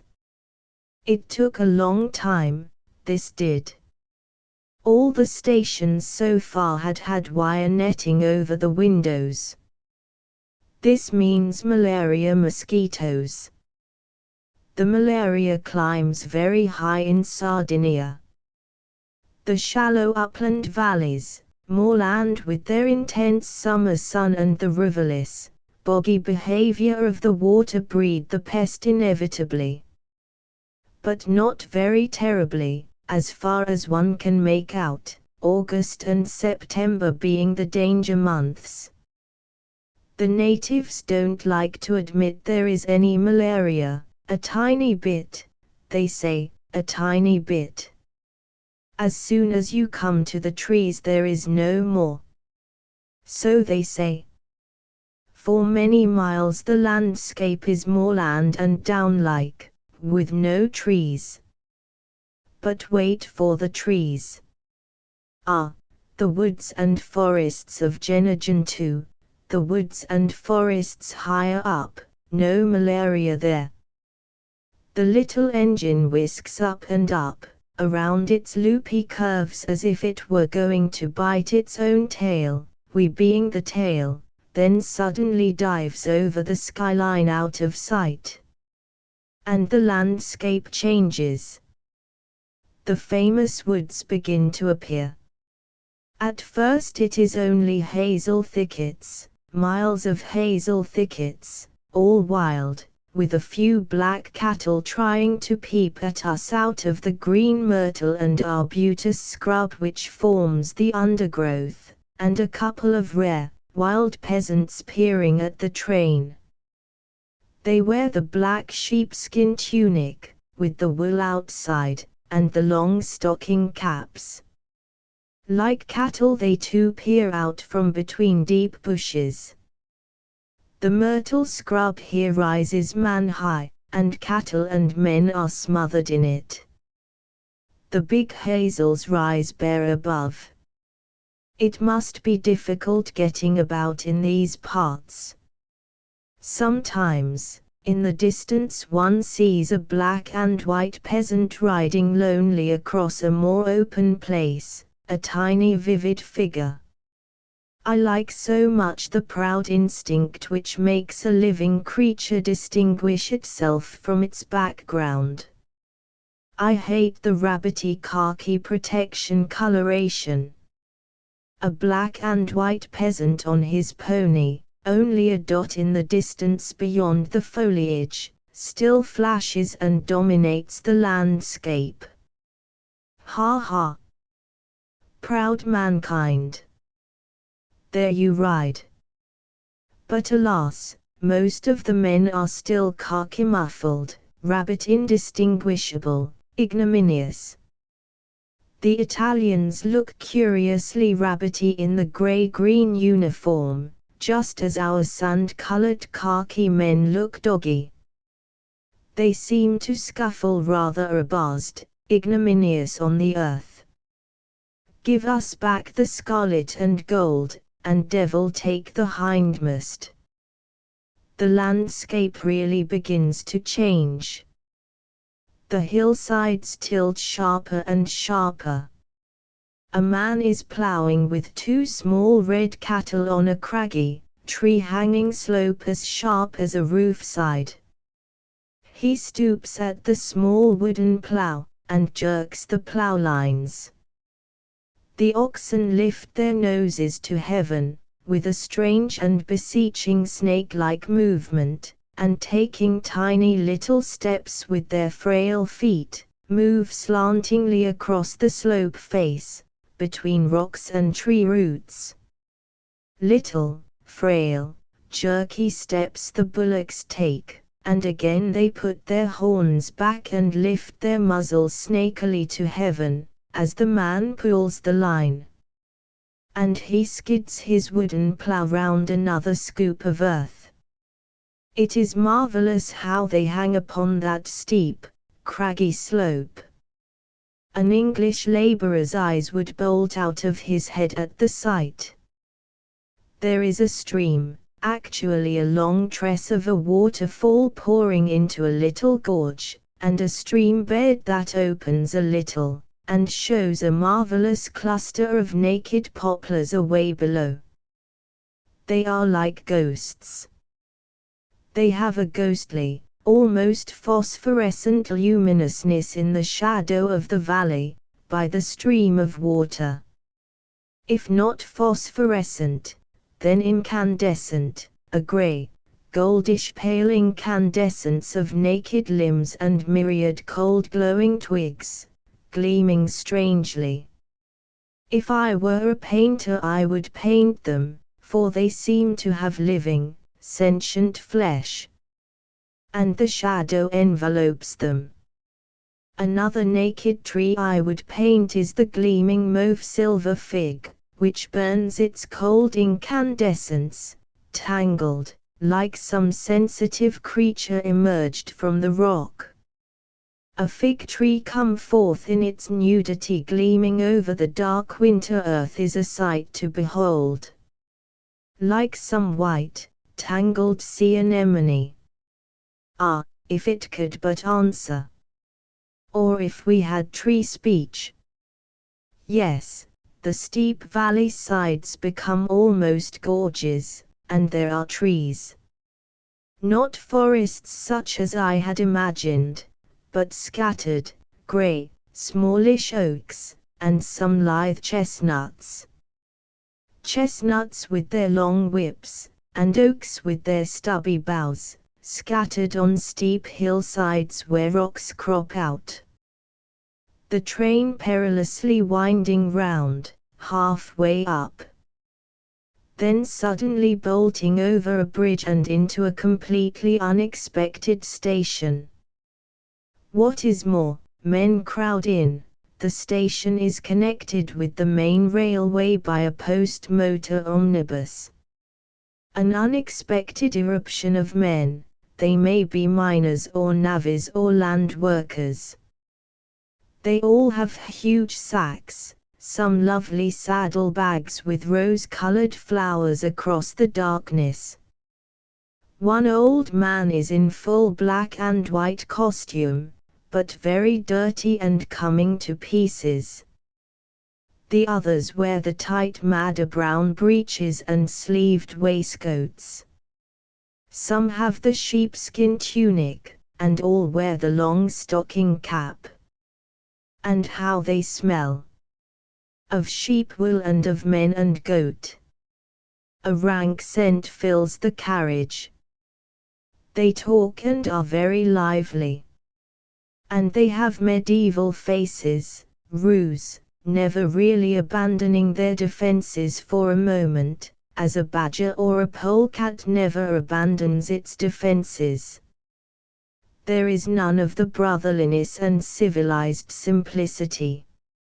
Each man knows he must guard himself and his own, each man knows the devil is behind the next bush. They have never known the post-Renaissance Jesus. Which is rather an eye-opener. Not that they are suspicious or uneasy. On the contrary, noisy, assertive, vigorous presences. But with none of that implicit belief that everybody will be and ought to be good to them, which is the mark of our era. They don't expect people to be good to them, they don't want it. They remind me of half-wild dogs that will love and obey, but which won't be handled. They won't have their heads touched. And they won't be fondled. One can almost hear the half-savage growl. The long stocking caps they wear as a sort of crest, as a lizard wears his crest at mating time. They are always moving them, settling them on their heads. One fat fellow, young, with sly brown eyes and a young beard round his face folds his stocking foot in three, so that it rises over his brow martial and handsome. The old boy brings his stocking foot over the left ear. A handsome fellow with a jaw of massive teeth pushes his cap back and lets it hang a long way down his back. Then he shifts it forward over his nose, and makes it have two sticking out points, like fox ears, above his temples. It is marvelous how much expression these caps can take on. They say that only those born to them can wear them. They seem to be just long bags, nearly a yard long, of black stockinette stuff. The conductor comes to issue them their tickets. And they all take out rolls of paper money. Even a little mothy rat of a man who sits opposite me has quite a pad of 10-franc notes. Nobody seems short of 100 francs nowadays, nobody. They shout and expostulate with the conductor. Full of coarse life they are, but so coarse. The handsome fellow has his sleeved waistcoat open, and his shirt breast has come unbuttoned. Not looking, it seems as if he wears a black undervest. Then suddenly, one sees it is his own hair. He is quite black inside his shirt, like a black goat. But there is a gulf between oneself and them. They have no inkling of our crucifixion, our universal consciousness. Each of them is pivoted and limited to himself, as the wild animals are. They look out, and they see other objects, objects to ridicule or mistrust or to sniff curiously at. But thou shalt love thy neighbor as thyself has never entered their souls at all, not even the thin end of it. They might love their neighbor, with a hot, dark, unquestioning love. But the love would probably leave off abruptly. The fascination of what is beyond them has not seized on them. Their neighbor is a mere external. Their life is centripetal, pivoted inside itself, and does not run out towards others and mankind. One feels for the first time the real old medieval life, which is enclosed in itself and has no interest in the world outside. And so they lie about on the seats, play a game, shout, and sleep, and settle their long stocking caps, and spit. It is wonderful in them that at this time of day they still wear the long stocking caps as part of their inevitable selves. It is a sign of obstinate and powerful tenacity. They are not going to be broken in upon by world consciousness. They are not going into the world's common clothes. Coarse, vigorous, determined, they will stick to their own coarse dark stupidity and let the big world find its own way to its own enlightened hell. Their hell is their own hell, they prefer it unenlightened. And one cannot help wondering whether Sardinia will resist right through. Will the last waves of enlightenment and world unity break over them and wash away the stocking caps? Or is the tide of enlightenment and world unity already receding fast enough? Certainly a reaction is setting in, away from the old universality, back, away from cosmopolitanism and internationalism. Russia, with her Third International, is at the same time reacting most violently away from all other contact, back, recoiling on herself, into a fierce, unapproachable Russianism. Which motion will conquer?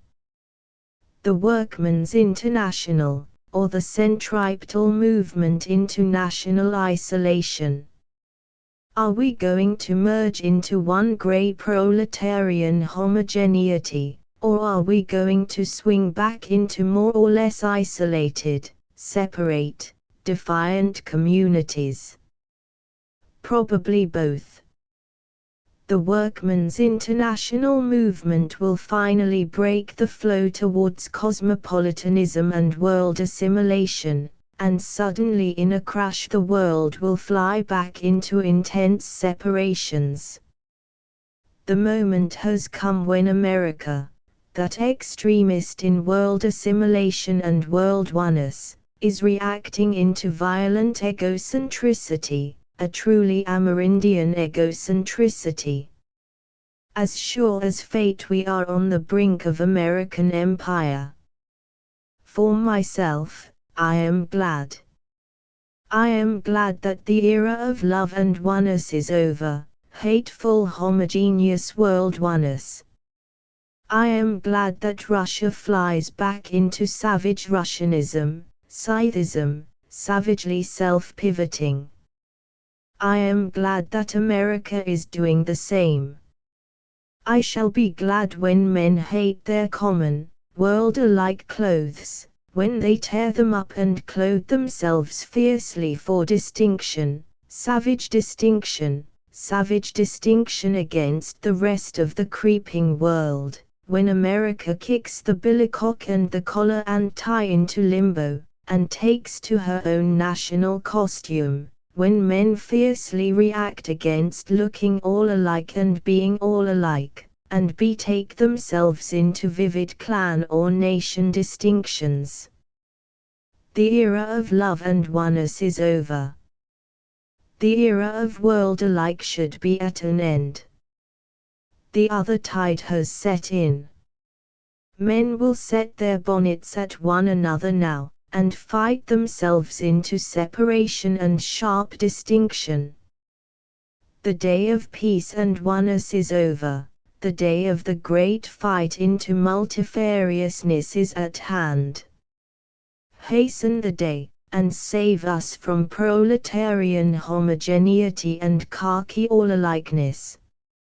I love my indomitable coarse men from mountain Sardinia, for their stocking caps and their splendid, animal-bright stupidity.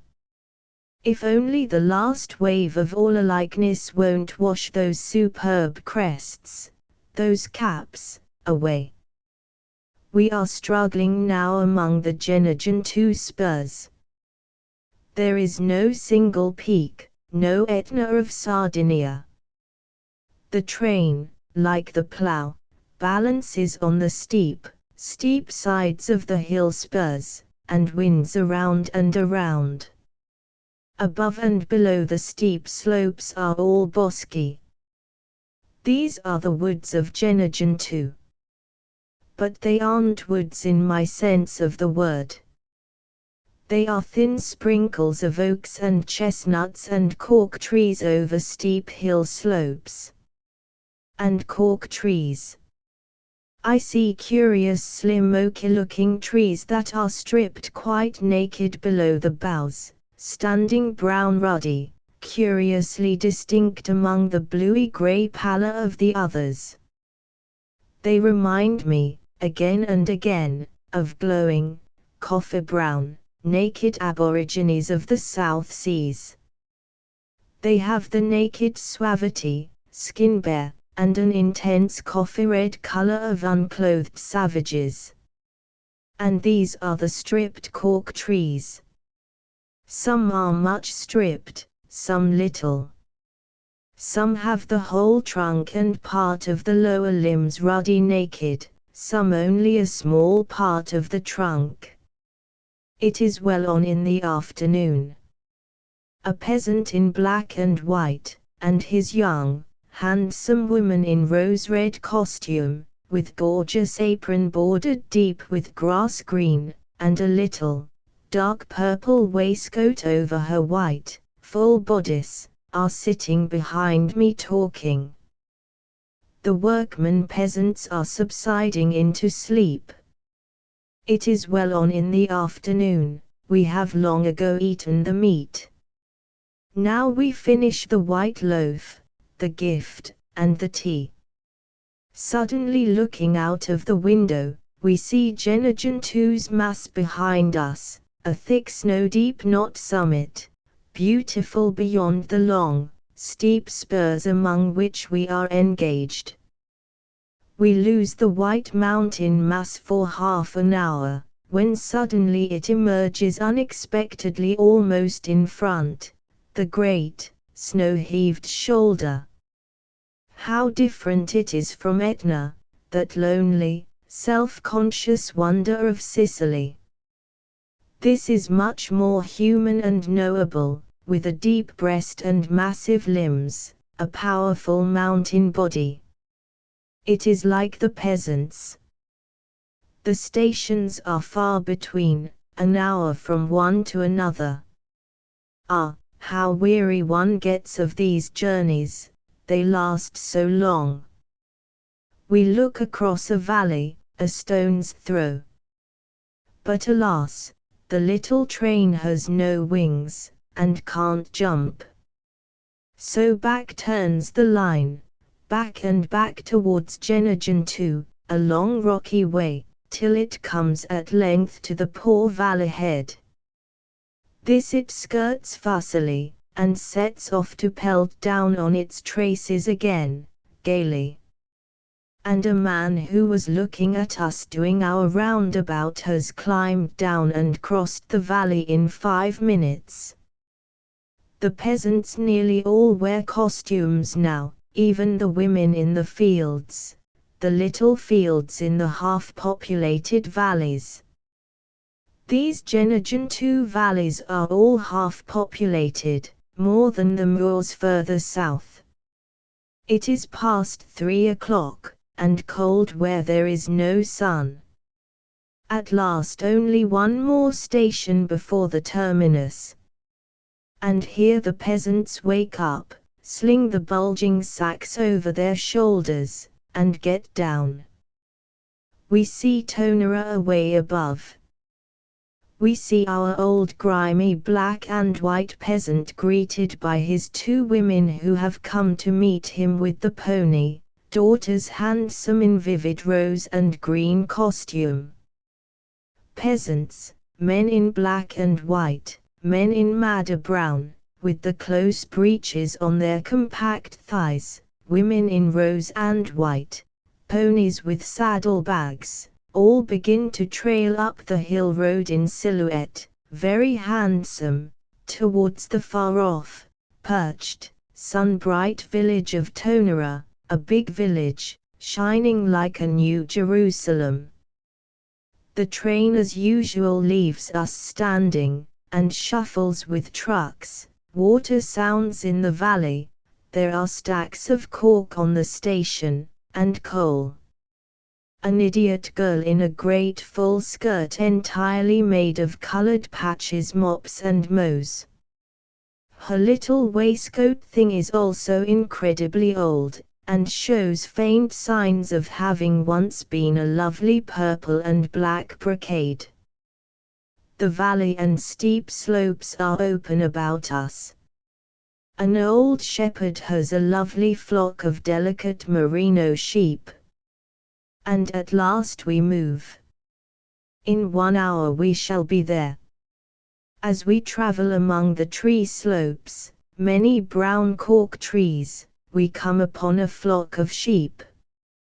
2 peasants in our carriage looking out, give the most weird, unnatural, high-pitched shrieks, entirely unproducible by any ordinary being.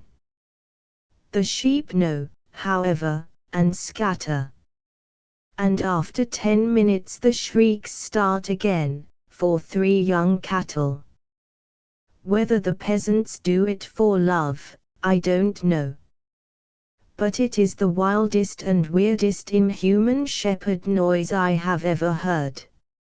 It is Saturday afternoon and 4 o'clock. The country is wild and uninhabited, the train almost empty, yet there is the leaving off work feeling in the atmosphere. Oh twisty, wooded, steep slopes, oh glimpses of Genagen too, oh nigger-stripped cork trees, oh smell of peasants, oh wooden, wearisome railway carriage, we are so sick of you. Nearly 7 hours of this journey already, and a distance of 60 miles. But we are almost there. Look, look, Sorgono, nestling beautifully among the wooded slopes in front. Oh magic little town! Ah, you terminus and ganglion of the inland roads, we hope in you for a pleasant inn and happy company. Perhaps we will stay a day or two at Sorgono. The train gives a last sigh, and draws to a last standstill in the tiny terminus station. An old fellow fluttering with rags as a hen in the wind flutters, asked me if I wanted the albergo, the inn. I said yes, and let him take my knapsack. Pretty Sorgono. As we went down the brief muddy lane between hedges, to the village highroad, we seemed almost to have come to some little town in the English West Country, or in Hardy's country. There were glades of stripling oaks, and big slopes with oak trees, and on the right a sawmill buzzing, and on the left the town, white and close, nestling round a baroque church tower. And the little lane was muddy. 3 minutes brought us to the highroad, and a great, pink-washed building blank on the road facing the station lane, and labelled in huge letters, Ristorante Risveglio, the letter N being printed backwards. Risveglio if you please, which means waking up or rousing, like the word Reveille. Into the doorway of the Risveglio bolted the flutterer. Half a minute, said I. Where is the albergo d'Italia? I was relying on Baedeker. Non cepu, replied my ragfeather. There isn't it any more. This answer, being very frequent nowadays, is always most disconcerting. Well then, what other hotel? There is no other. Risveglio or nothing. In we go. We pass into a big, dreary bar, where are innumerable bottles behind a tin counter. Flutterjack yells, and at length appears mine host, a youngish fellow of the Esquimau type, but rather bigger, in a dreary black suit and a cutaway waistcoat suggesting a dinner waistcoat, and innumerable wine stains on his shirt front. I instantly hated him for the filthy appearance he made. He wore a battered hat and his face was long unwashed. Was there a bedroom? Yes. And he led the way down the passage, just as dirty as the road outside, up the hollow, wooden stairs also just as clean as the passage, along a hollow, drum-rearing dirty corridor, and into a bedroom. Well, it contained a large bed, thin and flat with a grey-white counterpane, like a large, poor, marble-slabbed tomb in the room's sordid emptiness, one dilapidated chair on which stood the miserablest weed of a candle I have ever seen, a broken wash saucer in a wire ring, and for the rest, an expanse of wooden floor as dirty grey-black as it could be, and an expanse of wall charted with the bloody deaths of mosquitoes.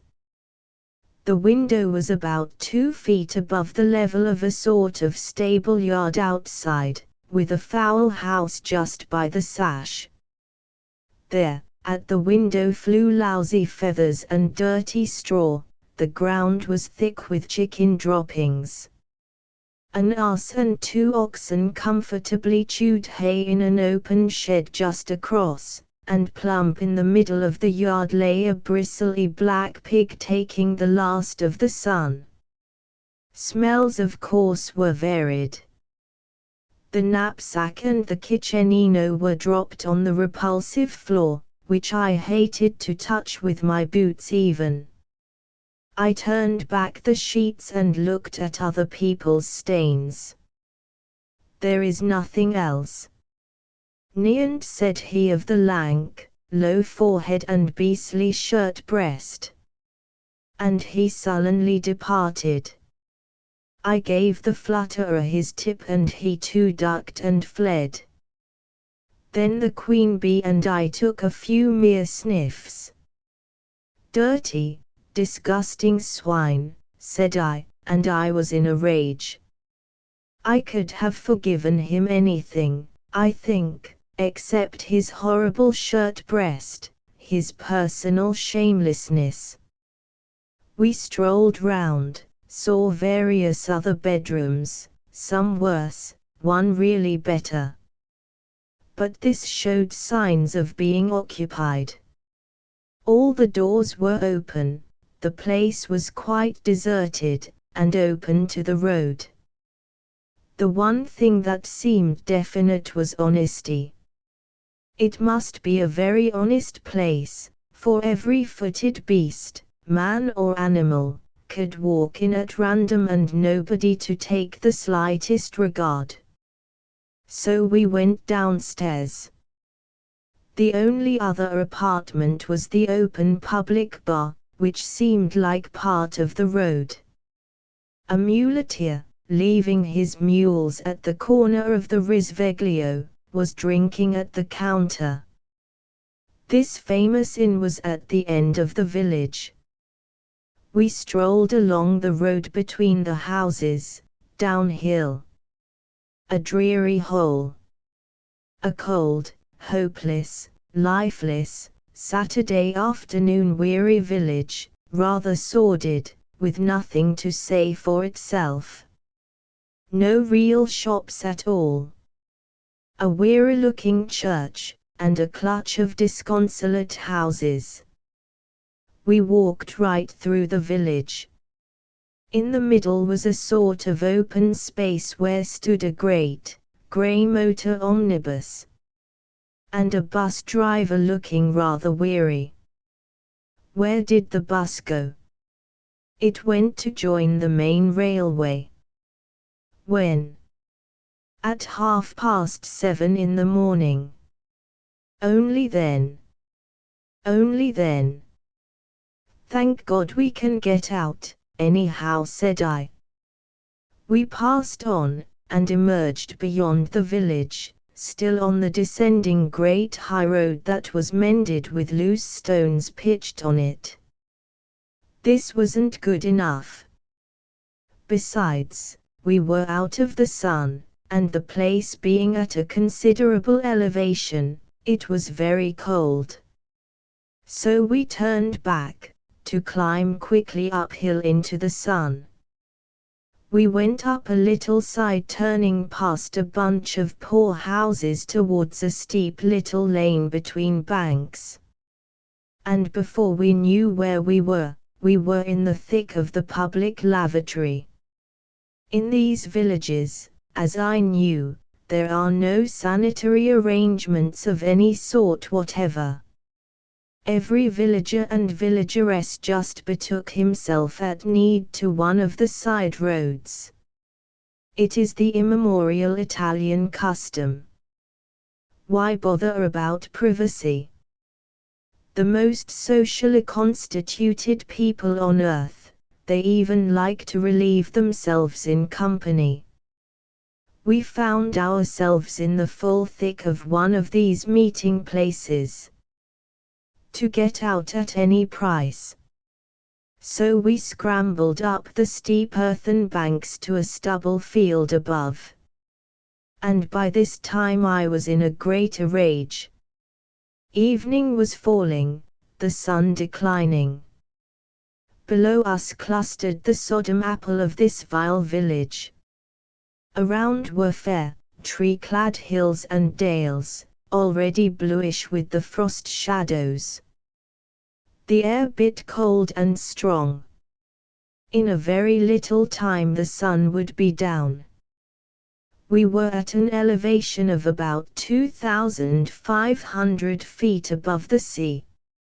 No denying it was beautiful, with the oak slopes and the wistfulness and the far-off feeling of loneliness and evening. But I was in too great a temper to admit it. We clambered frenziedly to get warm.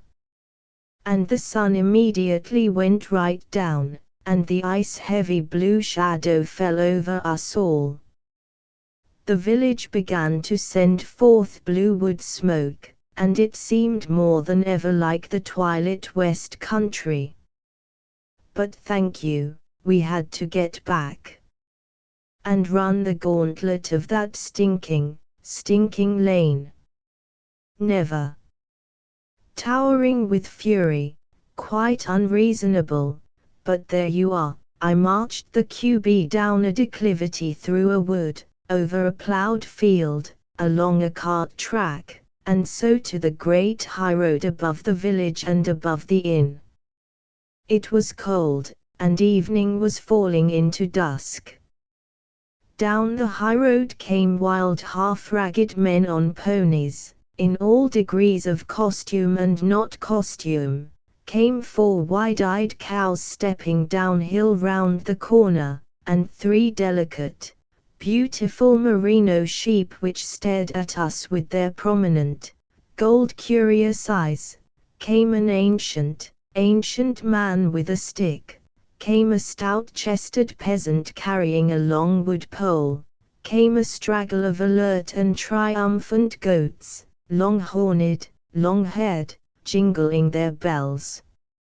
Everybody greeted us hesitatingly. And everything came to a halt at the Risveglio corner, while the men had a nip. I attacked the spot abreast again. Could I have milk? No. Perhaps in an hour there would be milk. Perhaps not. Was there anything to eat? No, at 7:30 there would be something to eat. Was there a fire? No, the man hadn't made the fire. Nothing to do but to go to that foul bedroom or walk the high road.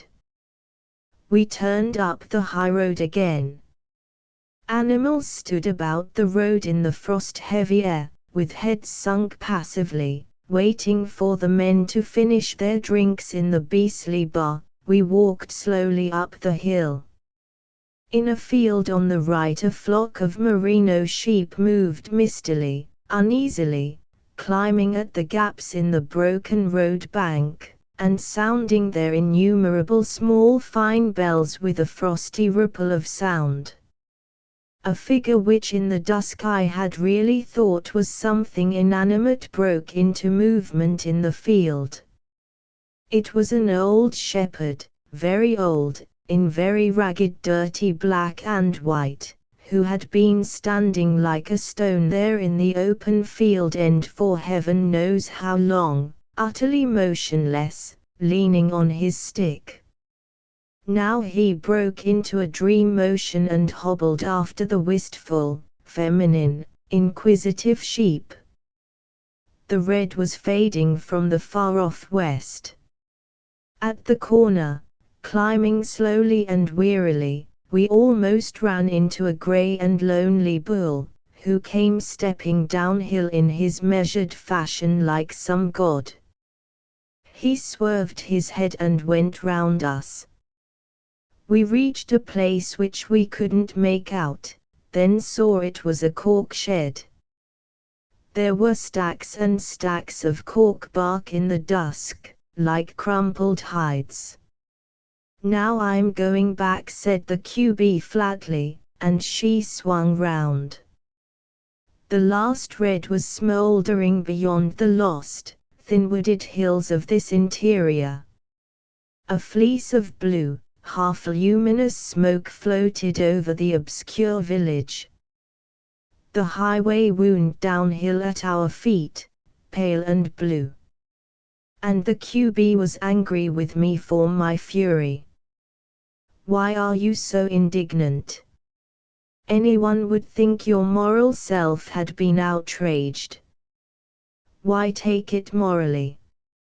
You petrify that man at the inn by the very way you speak to him, such condemnation. Why don't you take it as it comes? It's all life. But no, my rage is black, black, black. Why, heaven knows. But I think it was because Sorgono had seemed so fascinating to me, when I imagined it beforehand. Oh, so fascinating. If I had expected nothing, I should not have been so hit.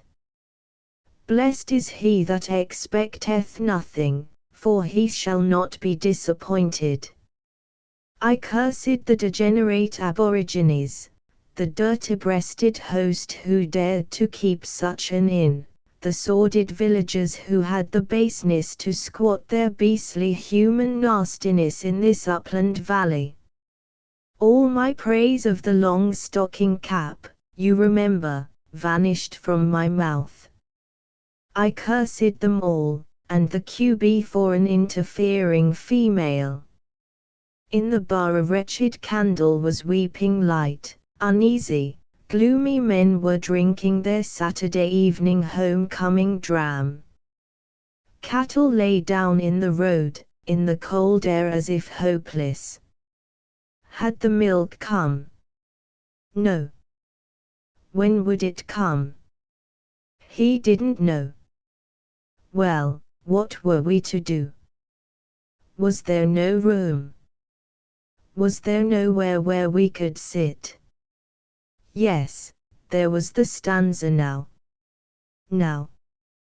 Taking the only weed of a candle, and leaving the drinkers in the dark, he led us down a dark and stumbly earthen passage, over loose stones and an odd plank, as it would seem underground, to the stanza, the room.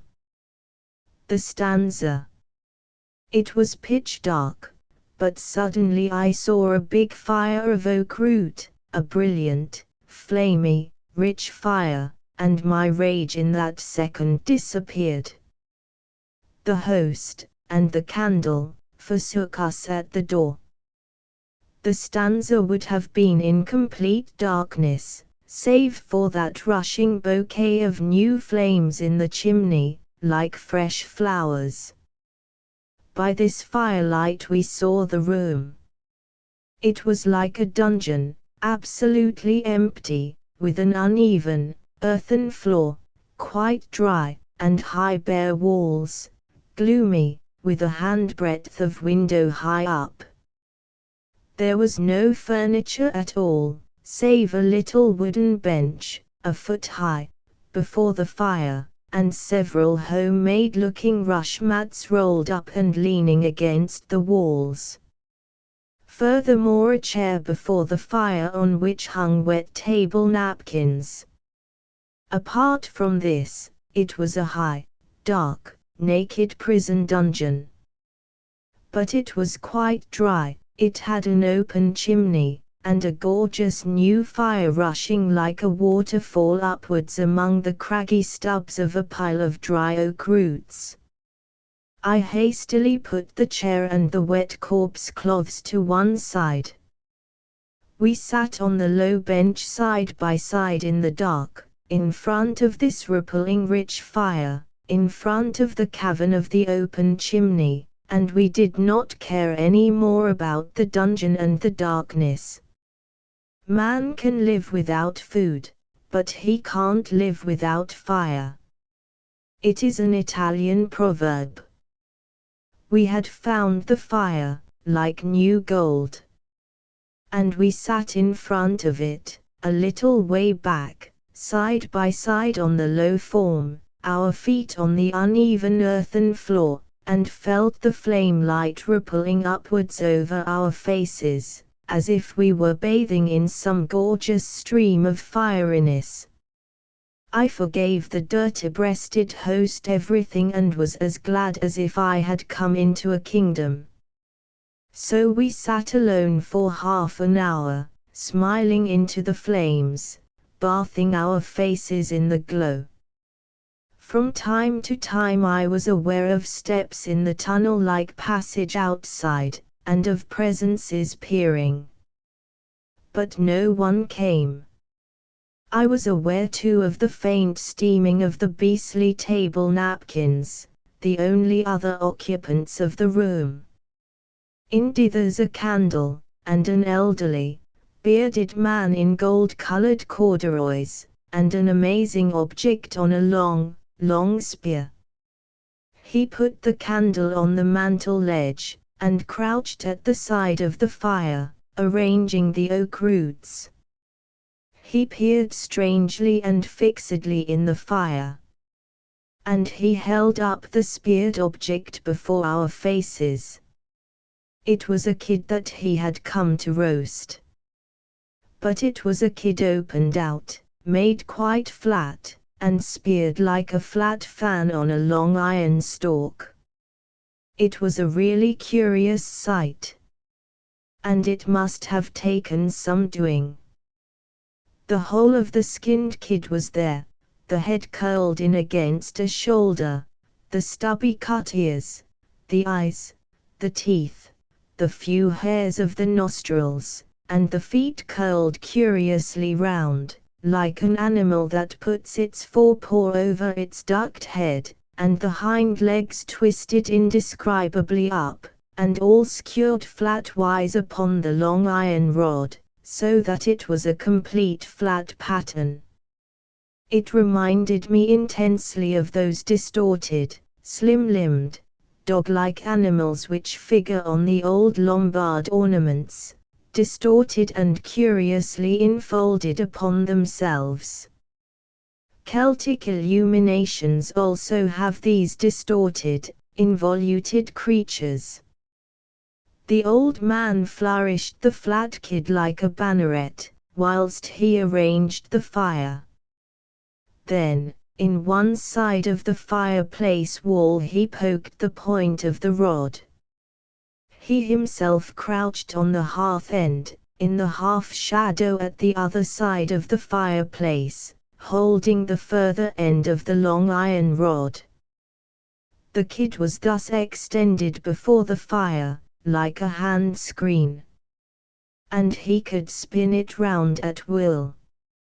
Sorongo, but the hole in the masonry of the chimneypiece was not satisfactory. The point of the rod kept slipping, and the kid came down against the fire. He muttered and muttered to himself, and tried again. Then at length he reared up the kid banner whilst he got large stones from a dark corner. He arranged these stones so that the iron point rested on them. He himself sat away on the opposite side of the fireplace, on the shadowy hearth end, and with queer, spellbound black eyes and completely immovable face, he watched the flames and the kid, and held the handle end of the rod. We asked him if the kid was for the evening meal, and he said it was. It would be good. And he said yes, and looked with chagrin at the bit of ash on the meat, where it had slipped. It is a point of honor that it should never touch the ash. Did they do all their meat this way? He said they did. And wasn't it difficult to put the kid thus on the iron rod? He said it was not easy, and he eyed the joint closely, and felt one of the forelegs, and muttered that was not fixed properly. He spoke with a very soft mutter, hard to catch, and sideways, never to us direct. But his manner was gentle, soft, muttering, reticent, sensitive. He asked us where we came from, and where we were going, always in his soft mutter. And what nation were we? Were we French? Then he went on to say there was a war, but he thought it was finished. There was a war because the Austrians wanted to come into Italy again. But the French and the English came to help Italy. A lot of Sardinians had gone to it. But let us hope it is all finished. He thought it was. Young men of Sorgono had been killed. He hoped it was finished. Then he reached for the candle and peered at the kid. It was evident he was the born roaster. He held the candle and looked for a long time at the sizzling side of the meat, as if he would read portents. Then he held his spit to the fire again. And it was as if time immemorial were roasting itself another meal. I sat holding the candle. A young woman appeared, hearing voices. Her head was swathed in a shawl, one side of which was brought across, right over the mouth, so that only her 2 eyes and her nose showed. The QB thought she must have toothache, but she laughed and said no. As a matter of fact, that is the way a headdress is worn in Sardinia, even by both sexes. It is something like the folding of the Arab's burnous. The point seems to be that the mouth and chin are thickly covered, also the ears and brow, leaving only the nose and eyes exposed. They say it keeps off the malaria. The men swathe shawls round their heads in the same way. It seems to me they want to keep their heads warm, dark and hidden. They feel secure inside. She wore the workaday costume, a full, dark brown skirt, the full white bodice, and a little waistcoat or corset. This little waistcoat in her case had become no more than a shaped belt, sending up graceful, stiffened points under the breasts, like long leaves standing up. It was pretty, but all dirty. She too was pretty, but with an impudent, not quite pleasant manner. She fiddled with the wet napkins, asked us various questions, and addressed herself rather jerkily to the old man, who answered hardly at all. Then she departed again. The women are self-conscious in a rather smirky way, bouncy. When she was gone, I asked the old man if she was his daughter. He said very brusquely, in his soft mutter, no. She came from a village some miles away. He did not belong to the inn. He was, as far as I understood, the postman. But I may have been mistaken about the word. But he seemed laconic, unwilling to speak about the inn and its keepers. There seemed to be something queer. And again he asked where we were going. He told me there were now 2 motor buses, a new one which ran over the mountains to Nuoro. Much better go to Nuoro than to Abasanta.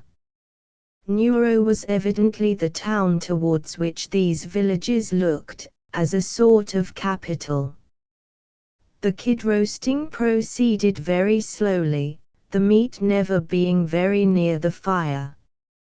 From time to time the roaster arranged the cavern of red-hot roots.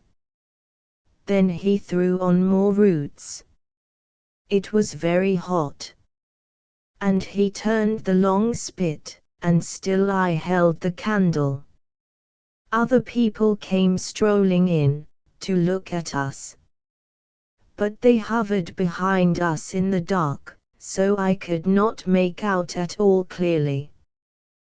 They strolled in the gloom of the dungeon-like room, and watched us. One came forward, a fat young soldier in uniform. I made place for him on the bench, but he put out his hand and disclaimed the attention. Then he went away again. The old man propped up the roast, and then he too disappeared for a time. The thin candle guttered, the fire was no longer flamy but red. The roaster reappeared with a new, shorter spear, thinner, and a great lump of raw hog fat spitted on it. This he thrust into the red fire. It sizzled and smoked and spit fat, and I wondered. He told me he wanted it to catch fire. It refused. He groped in the hearth for the bits of twigs with which the fire had been started. These twig stumps he stuck in the fat, like an orange stuck with cloves. Then he held it in the fire again.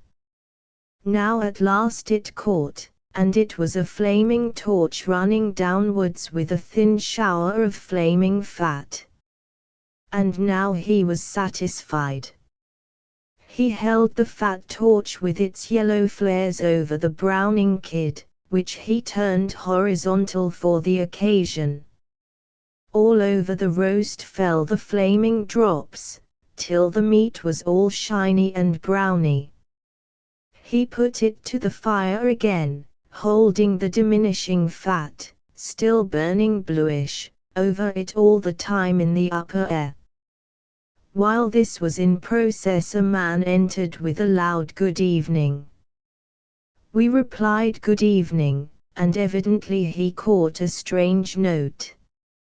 He came and bent down and peered under my hat brim, then under the QB's hat brim. We still wore hats and overcoats, as did everybody. Then he stood up suddenly and touched his cap and said "Scusy, excuse me." I said "Niente," which one always says, and he addressed a few jovial words to the crouching roaster, who again would hardly answer him. The omnibus was arrived from Oristano, I made out, with few passengers. This man brought with him a new breezy atmosphere, which the roaster did not like. However, I made place on the low bench, and the attention this time was accepted. Sitting down at the extreme end, he came into the light, and I saw a burly man in the prime of life, dressed in dark brown velvet, with a blonde little moustache and twinkling blue eyes and a tipsy look. I thought he might be some local tradesman or farmer. He asked a few questions, in a boisterous familiar fashion, then went out again. He appeared with a small iron spit, a slim rod, in one hand, and in the other hand 2 joints of kid and a handful of sausages. He stuck his joints on his rod. But our roaster still held the interminable flat kid before the now red, flameless fire. The fat torch was burnt out, the cinder pushed in the fire. A moment's spurt of flame, then red, intense redness again, and our kid before it like a big, dark hand. Said the newcomer, whom I will call the Girovago, "It's done. The kid's done. It's done." The roaster slowly shook his head, but did not answer. He sat like time and eternity at the hearth end, his face flame flushed, his dark eyes still fire abstract, still sacredly intent on the roast. "Na," said the Girovago. "Let another body see the fire." and with his pieces of meat awkwardly skewered on his iron stick he tried to poke under the authorized kid and get at the fire. In his soft mutter, the old man bade him wait for the fire till the fire was ready for him. But the Girovago poked impudently and good-humoredly, and said testily that the authorized kid was done. "Yes, surely it is done," said I, for it was already 7:15. The old roasting priest muttered, and took out his knife from his pocket. He pressed the blade slowly, slowly deep into the meat, as far as a knife will go in a piece of kid. He seemed to be feeling the meat inwardly. And he said it was not done. He shook his head, and remained there like time and eternity at the end of the rod. The Girovago said Sancti Dio, but couldn't roast his meat. And he tried to poke his skewer near the coals. So doing his pieces fell off into the ashes, and the invisible onlookers behind raised a shout of laughter.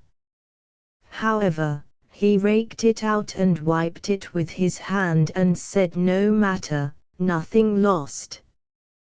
Then he turned to me and asked the usual whence and whither questions.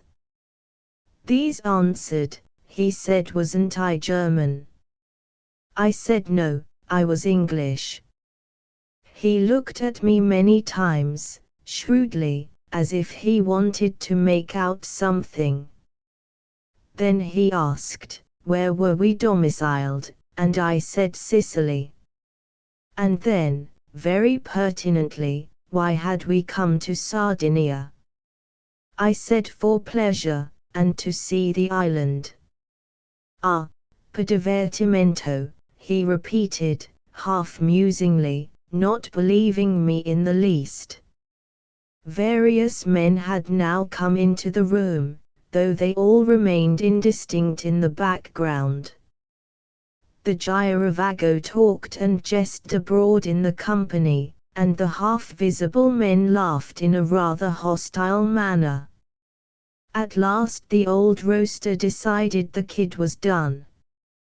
He lifted it from the fire and scrutinized it thoroughly, holding the candle to it, as if it were some wonderful epistle from the flames. To be sure it looked marvelous, and smelled so good, brown, and crisp, and hot, and savory, not burnt in any place whatever. It was 8 o'clock. It's done. It's done. Go away with it. Go, said the Girovago, pushing the old roaster with his hand.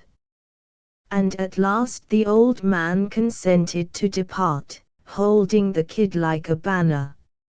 It looks so good, cried the QB, and I am so hungry. Ha ha! It makes one hungry to see good meat, Signora. Now it is my turn. He, Gino, the Girovago flourished his arm. And a handsome, unwashed man with a black moustache came forward rather sheepishly. He was dressed in soldier's clothes, neutral grey, and was a big, robust, handsome fellow with dark eyes and Mediterranean sheepishness. Here, take it thou, said the Girovago, pressing the long spit into his hand. It is thy business, cook the supper, thou art the woman. But I'll keep the sausages and do them. The so-called woman sat at the end of the hearth, where the old roaster had sat, and with his brown, nervous hand piled the remaining coals together. The fire was no longer flamy, and it was sinking. The dark-browed man arranged it so that he could cook the meat. He held the spit negligently over the red mass. A joint fell off. The men laughed. It's lost nothing, said the dark-browed man, as the Gyrovago had said before, and he secured it on again and thrust it to the fire. But meanwhile he was looking up from under his dark lashes at the Gyrovago and at us. The Gyrovago talked continually. He turned to me, holding the handful of sausages. This makes the tasty bit, he said. Oh yes, good salsiccia, said I. You are eating the kid. You are eating at the inn, he said. I replied that I was. No, he said. You stay and eat with me. You eat with me. The sausage is good, the kid will soon be done, the fire is grateful. I laughed, not quite understanding him. He was certainly a bit tipsy. Signora, he said, turning to the QB. She did not like him, he was impudent, and she shut a deaf ear to him as far as she could. Signora, he said, do you understand me what I say? She replied that she did. Signora, he said, I sell things to the women. I sell them things. What do you sell? She asked in astonishment. Saints, he said. Saints, she cried in more astonishment. Yes, saints, he said with tipsy gravity. She turned in confusion to the company in the background. The fat soldier came forward, he was the chief of the carabinieri. Also combs and bits of soap and little mirrors, he explained sarcastically. Saints, said the Gyrovago once more. And also ragazzini, also youngsters, wherever I go there is a little one comes running calling Babbo. Babbo. Daddy. Daddy. Wherever I go, youngsters. And I'm the Babbo. All this was received with a kind of silent sneer from the invisible assembly in the background. The candle was burning low, the fire was sinking too. In vain the dark-browed man tried to build it up. The QB became impatient for the food. She got up wrathfully and stumbled into the dark passage, exclaiming, Don't we eat yet? Patience. Patience, Signora. It takes time in this house, said the man in the background. The dark-browed man looked up at the Gyrovago and said, Are you going to cook the sausages with your fingers? He too was trying to be assertive and jesting, but he was the kind of person no one takes any notice of. The Gyrovago rattled on in dialect, poking fun at us and at our being there in this inn. I did not quite follow. Signora, said the Gyrovago.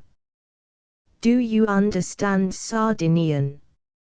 I understand Italian, and some Sardinian, she replied rather hotly.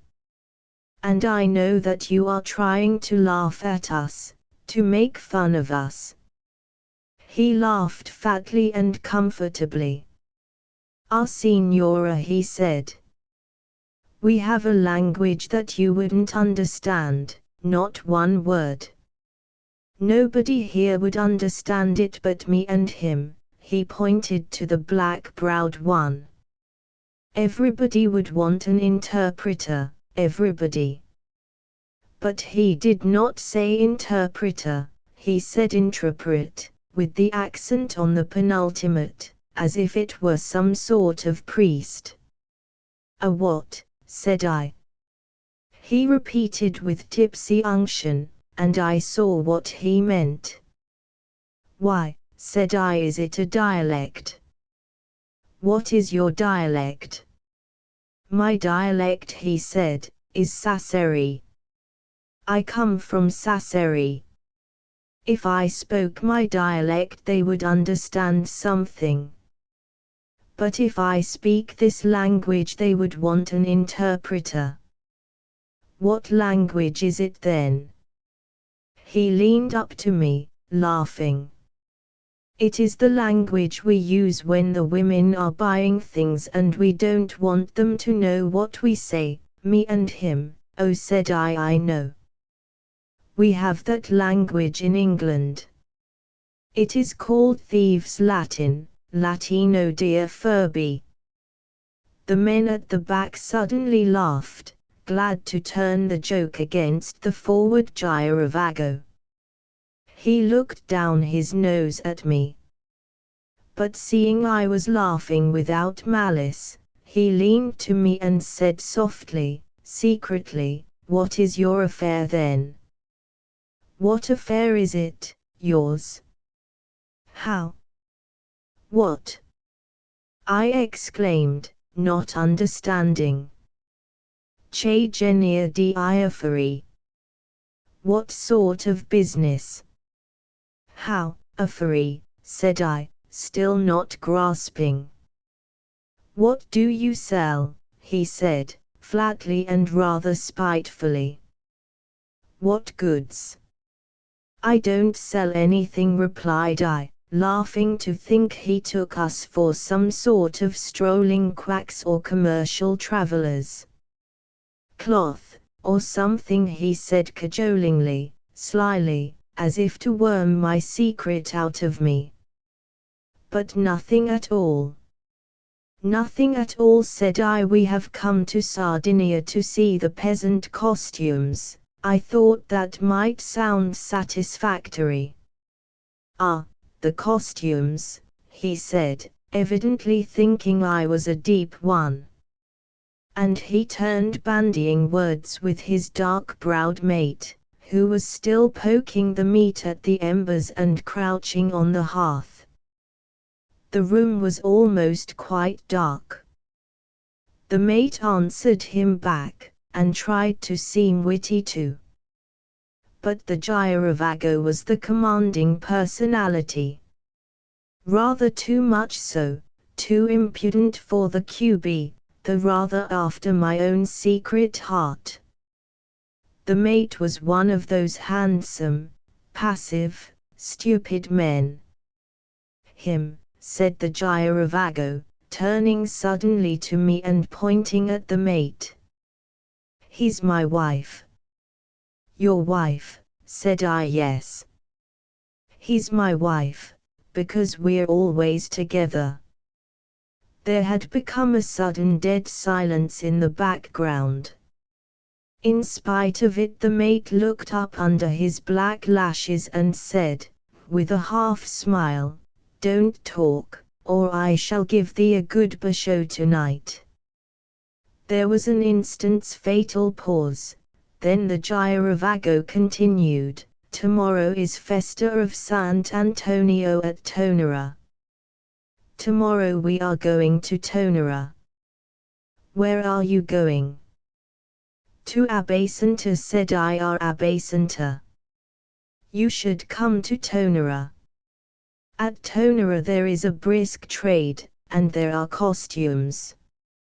You should come to Tonara. Come with him and me to Tonara tomorrow, and we will do business together.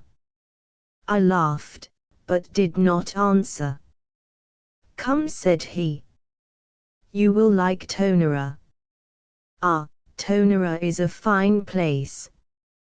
There is an inn, you can eat well, sleep well. I tell you, because to you 10 francs don't matter. Isn't that so? 10 francs don't matter to you. Well, then come to Tonara. What? What do you say? I shook my head and laughed, but did not answer. To tell the truth, I should have liked to go to Tonara with him and his mate and do the brisk trade, if only I knew what trade it would be. "You are sleeping upstairs," he said to me. I nodded. "This is my bed," he said, taking one of the homemade rush mats from against the wall. I did not take him seriously at any point. "Do they make those in Sorgono?" I said. "Yes, in Sorgono, they are the beds, you see. And you roll up this end a bit, so. And that is the pillow." He laid his cheek sideways. "Not really," said I. He came and sat down again next to me, and my attention wandered. The QB was raging for her dinner. It must be quite 8:30. The kid, the perfect kid, would be cold and ruined. Both fire and candle were burning low. Someone had been out for a new candle, but there was evidently no means of replenishing the fire. The mate still crouched on the hearth, the dull red fire glow on his handsome face, patiently trying to roast the kid and poking it against the embers. He had heavy, strong limbs in his khaki clothes, but his hand that held the spit was brown and tender and sensitive, a real Mediterranean hand. The Girovago, blond, round-faced, mature and aggressive with all his liveliness, was more like a northerner. In the background were 4 or 5 other men, of whom I had distinguished none but a stout soldier, probably Chief Carabinier. Just as the QB was working up to the rage I had at last calmed down from, appeared the shawl-swathed girl announcing "Pronto." "Pronto. Pronto," said everybody. "High time, too," said the QB, springing from the low bench before the fire. "Where do we eat? Is there another room?" "There is another room, Signora," said the carabinier. So we trooped out of the fire-warmed dungeon, leaving the Girovago and his mate and 2 other men, muleteers from the road, behind us. I could see that it irked my Girovago to be left behind. He was by far the strongest personality in the place, and he had the keenest intelligence. So he hated having to fall into the background, when he had been dragging all the limelight onto himself all the evening. To me, too, he was something of a kindred soul that night. But there we are, fate, in the guise of that mysterious division between a respectable life and a scamp's life, divided us. There was a gulf between me and him, between my way and his. He was a kindred spirit, but with a hopeless difference. There was something a bit sordid about him, and he knew it. That is why he was always tipsy. Yet I like the lone wolf souls best, better than the sheep. If only they didn't feel mongrel inside themselves. Presumably a scamp is bound to be mongrel. It is a pity the untamable, lone wolf souls should always become pariahs, almost of choice, mere scamps. Top and bottom of it is, I regretted my Girovago, though I knew it was no good thinking of him. His way was not my way. Yet I regretted him, I did. We found ourselves in a dining room with a long white table and inverted soup plates, tomb cold, lighted by an acetylene flare. 3 men had accompanied us, the carabinier, a little dark youth with a small black moustache, in a soldier's short, wool-lined greatcoat, and a young man who looked tired round his blue eyes, and who wore a dark blue overcoat, quite smart. The beshawled damsel came in with the inevitable bowl of minestrone, soup with cabbage and cauliflower and other things. We helped ourselves, and the fat carabiniere started the conversation with the usual questions. And where were we going tomorrow? I asked about buses. Then the responsible-looking, tired-eyed youth told me he was the bus driver. He had come from Oristano, on the main line, that day. It is a distance of some 40 miles. Next morning he was going on over the mountains to Nuoro, about the same distance again. The youth with the little black moustache and the Greek, large eyes, was his mate, the conductor. This was their run, from Oristano to Nuoro, a course of 90 miles or more. And every day on. No wonder he looked nerve-tired. Yet he had that kind of dignity, the wistful seriousness and pride of a man in machine control, the only godlike ones today, those who pull the iron levers and are the gods in the machine. They repeated what the old roaster said, much nicer for us to go to Nuoro than to Abasenta. So to Nuoro we decided to go, leaving at 9:30 in the morning. Every other night the driver and his mate spent in this benighted Risveglio inn. It must have been their bedroom we saw, clean and tidy. I said, was the food always so late, was everything always as bad as today? Always, if not worse, they said, making light of it, with sarcastic humor against the Risveglio. You spent your whole life at the Risveglio sitting, waiting, and going block cold, unless you were content to drink aqua vitae, like those in there. The driver jerked his head towards the dungeon. Who were those in there? Said I. The one who did all the talking was a merchant Girovago, a wandering peddler. This was my Girovago, a wandering peddler selling saints and youngsters. The other was his mate, who helped carry the pack. They went about together. Oh, my Girovago was a known figure all over the country. And where would they sleep? There, in the room where the fire was dying. They would unroll the mats and lie with their feet to the hearth. For this they paid 3d, or at most 4d. And they had the privilege of cooking their own food. The Risveglio supplied them with nothing but the fire, the roof, and the rush mat. And, of course, the drink. Oh, we need have no sympathy with the Girovago and his sort. They lacked for nothing. They had everything they wanted, everything, and money in abundance.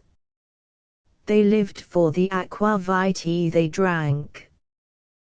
That was all they wanted, their continual allowance of aqua vitae. And they got it. Ah, they were not cold.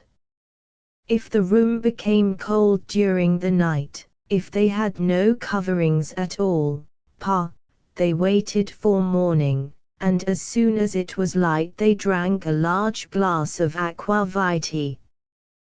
That was their fire, their hearth and their home, drink. Aqua vitae was hearth and home to them. I was surprised at the contempt, tolerant and yet profound, with which these three men in the dining room spoke of the others in the stanza. How contemptuous, almost bitter, the driver was against alcohol. It was evident he hated it.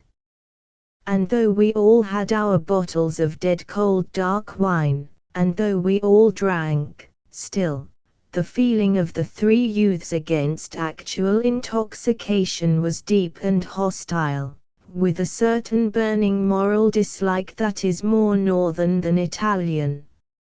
And they curled their lip with real dislike of the Girovago, his forwardness, his impudent aggressiveness. As for the inn, yes, it was very bad. It had been quite good under the previous proprietors. But now, they shrugged their shoulders. The dirty breast and the shawled girl were not the owners. They were merely conductors of the hotel, here a sarcastic curl of the lip. The owner was a man in the village, a young man. A week or two back, at Christmas time, there had been a room full of men sitting drinking and roistering at this very table.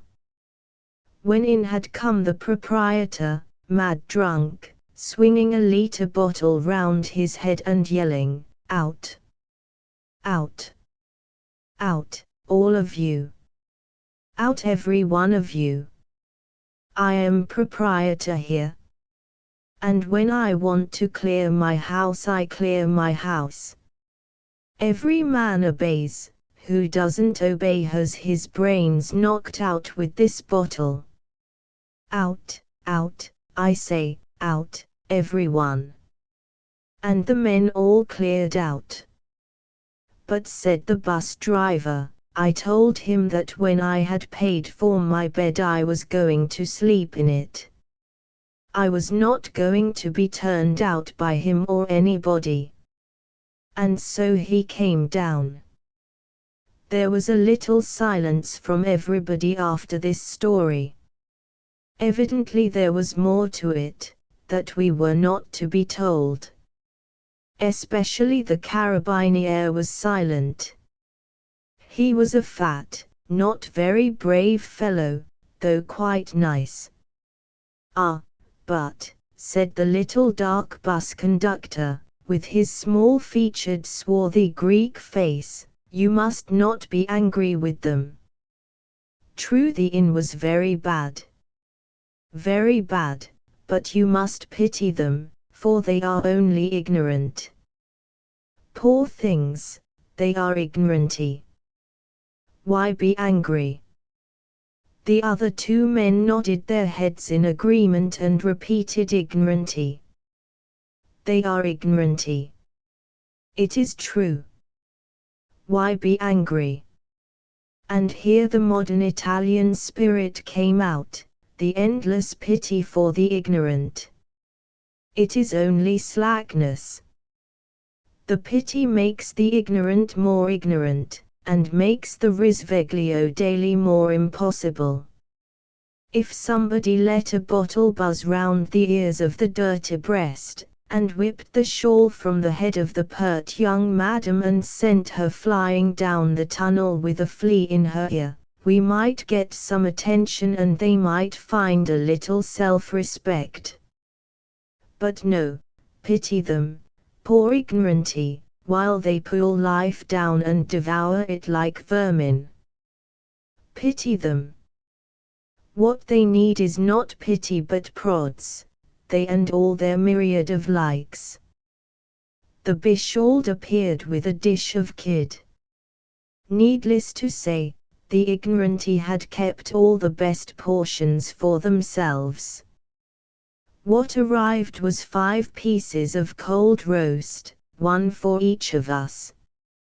Mine was a sort of large comb of ribs with a thin web of meat, perhaps an ounce. That was all we got, after watching the whole process. There was moreover a dish of strong boiled cauliflower, which one ate, with the coarse bread, out of sheer hunger.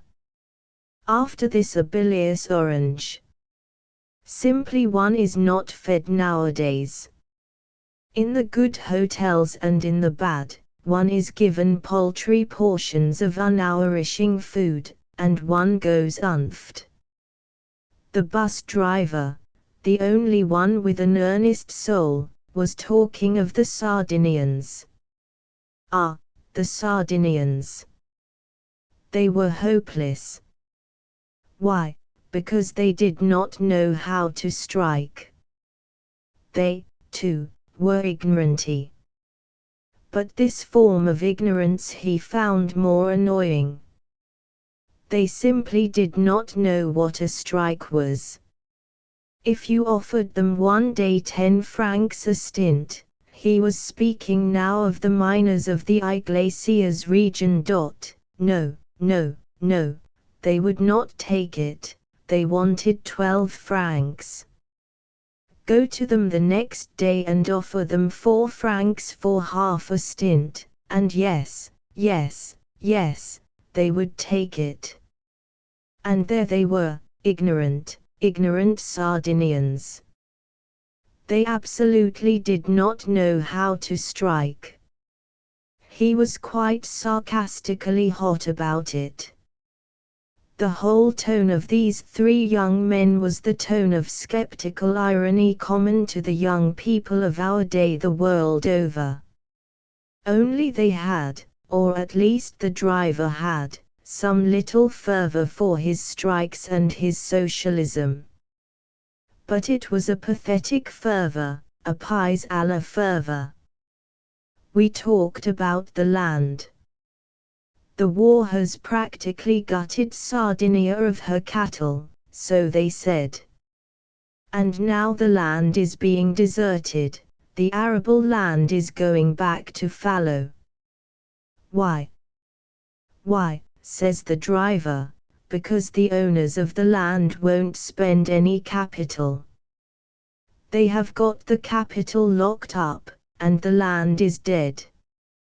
They find it cheaper to let all the arable go back to fallow, and raise a few head of cattle, rather than to pay high wages, grow corn, and get small returns.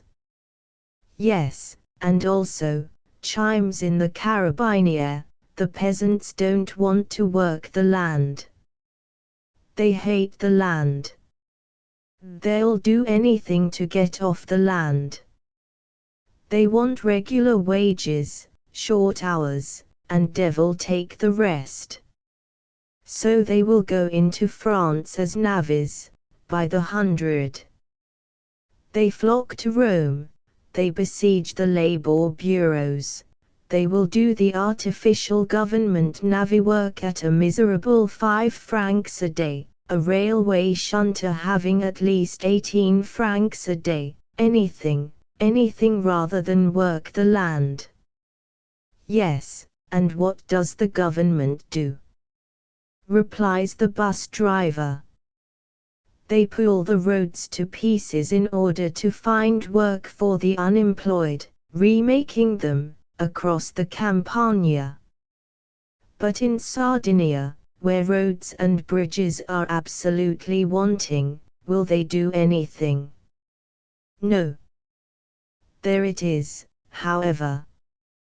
The bus driver, with dark shadows under his eyes, represents the intelligent portion of the conversation. The Carabiniere is soft and will go any way, though always with some interest. The little Greek-looking conductor just does not care. Enters another belated traveler, and takes a seat at the end of the table.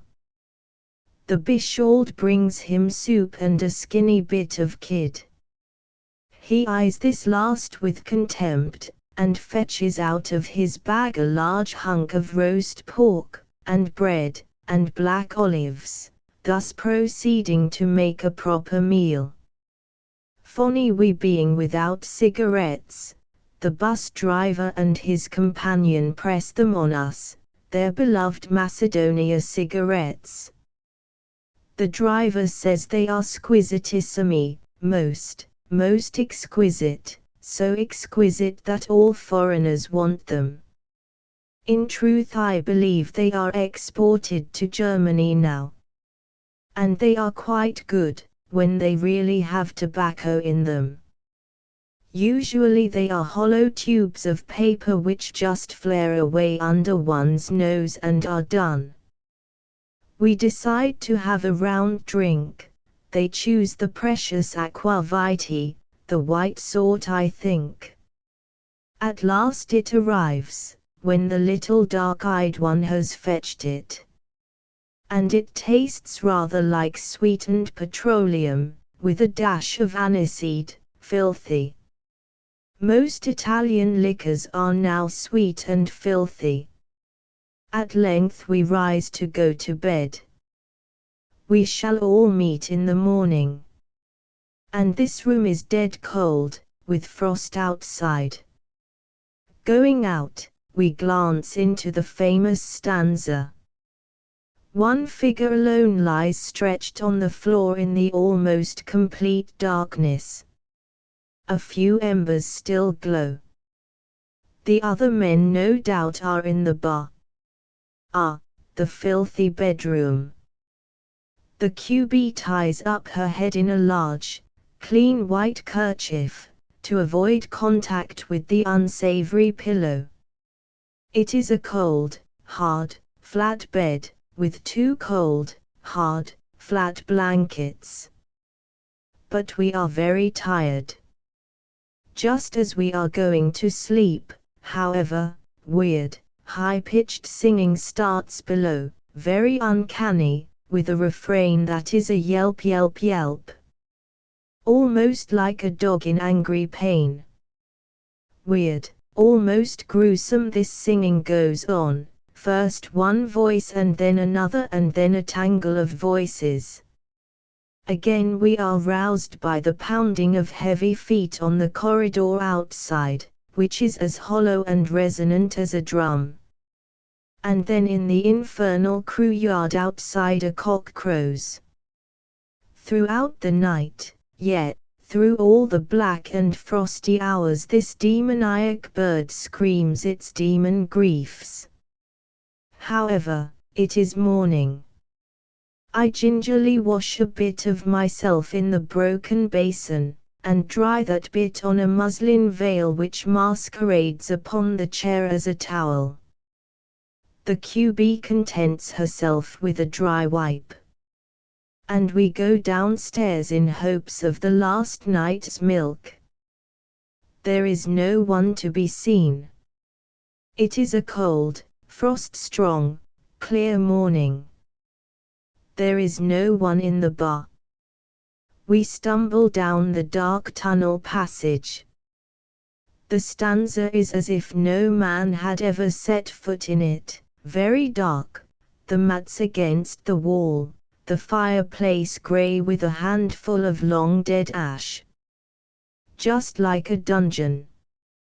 The dining room has the same long table and eternal tablecloth, and our serviettes, still wet, lying where we shoveled them aside. So back again to the bar. And this time a man is drinking aqua vitae, and the dirty shirt is officiating. He has no hat on, and extraordinary, he has no brow at all, just flat, straight black hair slanting to his eyebrows, no forehead at all. Is there coffee? No, there is no coffee. Why? Because they can't get sugar. Ho! Laughs the peasant drinking aqua vitae. You make coffee with sugar. Here, say I, they make it with nothing. Is there milk? No. No milk at all. No. Why not? Nobody brings it. Yes, yes, there is milk if they like to get it, puts in the peasant. But they want you to drink aqua vitae. I see myself drinking aqua vitae. My yesterday's rage towers up again suddenly, till it quite suffocates me. There is something in this unsavory, black, wine-dabbled, thick, greasy young man that does for me. Why, say I, lapsing into the Italian rhetorical manner, why do you keep an inn? Why do you write the word ristorante so large, when you have nothing to offer people, and don't intend to have anything? Why do you have the impudence to take in travelers? What does it mean, that this is an inn? What, say, what does it mean? Say then, what does it mean? What does it mean, your ristorante risveglio, written so large? Getting all this out in one breath, my indignation now stifled me. Him of the shirt said nothing at all. The peasant laughed. I demanded the bill. It was 25 francs odd. I picked up every farthing of the change. Won't you leave any tip at all, asks the QB. Tip, say I, speechless. So we march upstairs and make tea to fill the thermos flask. Then, with sack over my shoulder, I make my way out of the risveglio. It is Sunday morning. The frozen village street is almost empty. We march down to the wider space where the bus stands. I hope they haven't the impudence to call it a piazza. Is this the Neuro-bus? I ask of a bunch of urchins. And even they begin to jeer. But my sudden upstarting flair quenches them at once. One answers yes, and they edge away. I stow the sack and the kitchenino in the first-class part. The first class is in front, we shall see better. There are men standing about, with their hands in their pockets, those who are not in costume. Some wear the black and white. All wear the stocking caps. And all have the wide shirt breasts, white, their waistcoats being just like evening dress waistcoats. Imagine one of these soft white shirt fronts well slobbered, and you have mine host of the risveglio. But these lounging, static, white-breasted men are snowily clean, this being Sunday morning. They smoke their pipes on the frosty air, and are none too friendly. The bus starts at 9:30. The campanile is clanging 9. 2 or 3 girls go down the road in their Sunday costume of purplish brown. We go up the road, into the clear, ringing frosty air, to find the lane. And again, from above, how beautiful it is in the sharp morning. The whole village lies in bluish shadow, the hills with their thin pale oak trees are in bluish shadow still. Only in the distance the frost-glowing sun makes a wonderful, jewel-like radiance on the pleasant hills, wild and thinly wooded, of this interior region. Real fresh wonder beauty all around. And such humanity. Returning to the village we find a little shop and get biscuits and cigarettes. And we find our friends the busmen. They are shy this morning. They are ready for us when we are ready. So in we get, joyfully, to leave Sorgono. One thing I say for it, it must be an honest place. For people leave their sacks about without a qualm. Up we go, up the road. Only to stop, alas, at the risveglio. The little conductor goes down the lane towards the station. The driver goes and has a little drink with a comrade. There is quite a crowd round the dreary entrances of the inn, and quite a little bunch of people to clamber up into the second class, behind us. We wait and wait. Then in climbs an old peasant, in full black and white costume, smiling in the pleased, naive way of the old. After him climbs a fresh-faced young man with a suitcase. "Nah," said the young man. "Now you are in the automobile." And the old man gazes round with the wondering, vacant, naive smile. "One is all right here, eh?" the young citizen persists, patronizing. But the old man is too excited to answer. He gazes hither and thither. Then he suddenly remembers he had a parcel, and looks for it in fear. The bright-faced young man picks it from the floor and hands it him. "Ah, it is all right."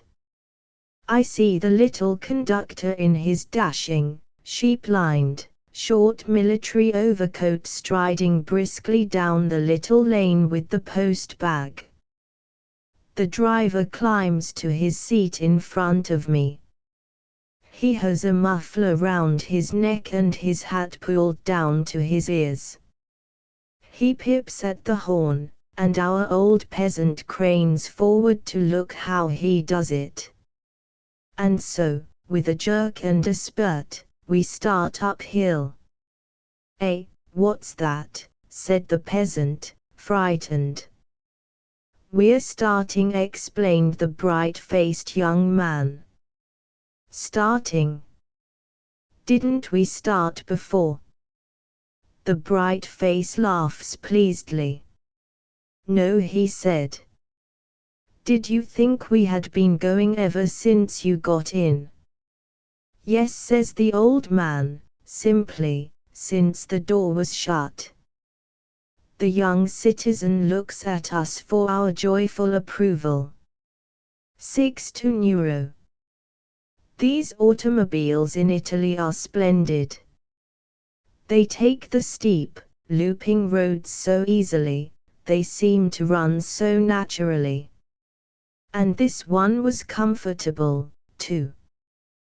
The roads of Italy always impress me. They run undaunted over the most precipitous regions, and with curious ease. In England almost any such road, among the mountains at least, would be labelled 3 times dangerous and would be famous throughout the land as an impossible climb. Here it is nothing. Up and down they go, swinging about with complete sang-froid. There seems to have been no effort in their construction. They are so good, naturally, that one hardly notices what splendid gestures they represent. Of course, the surface is now often intolerably bad. And they are most of them roads which, with 10 years' neglect, will become ruins. For they are cut through overhanging rock and scooped out of the sides of hills. But I think it is marvelous how the Italians have penetrated all their inaccessible regions, of which they have so many, with great highroads, and how along these highroads the omnibuses now keep up a perfect communication. The precipitous and craggily involved land is threaded through and through with roads. There seems to be a passion for highroads and for constant communication. In this the Italians have a real Roman instinct, now. For the roads are new. The railways too go piercing through rock for miles and miles, and nobody thinks anything of it. The coast railway of Calabria, down to Reggio, would make us stand on our heads if we had it in England. Here it is a matter of course. In the same way I always have a profound admiration for their driving, whether of a great omnibus or of a motor car. It all seems so easy, as if the man were part of the car. There is none of that beastly grinding, uneasy feeling one has in the north. A car behaves like a smooth, live thing, sensibly. All the peasants have a passion for a high road. They want their land opening out, opening out. They seem to hate the ancient Italian remoteness. They all want to be able to get out at a moment's notice, to get away, quick, quick. A village which is 2 miles off the high road, even if it is perched like a hawk's nest on a peak, still chafes and chafes for the great road to come to it, chafes and chafes for the daily motorbus connection with the railway. There is no placidity, no rest in the heart of the land. There is a fever of restless irritation all the time.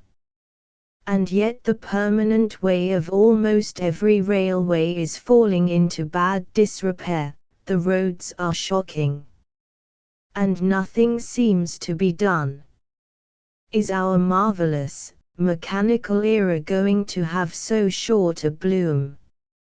Is the marvelous openness, the opened-out wonder of the land going to collapse quite soon, and the remote places lapse back into inaccessibility again?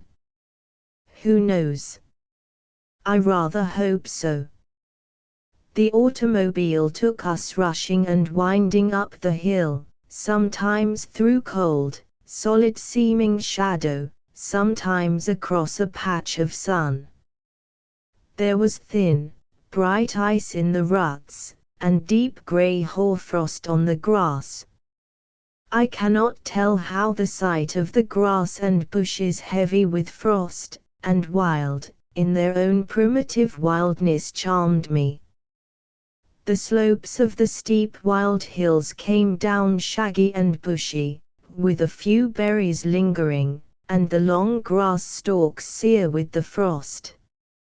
Again the dark valley sank below like a ravine, but shaggy, bosky, unbroken. It came upon me how I loved the sight of the blue-shadowed, torn-tangled winter with its frosty standstill. The young oaks keep their brown leaves. And doing so, surely they are best with a thin edge of rime. One begins to realize how old the real Italy is, how man-gripped, and how withered. England is far more wild and savage and lonely, in her country parts.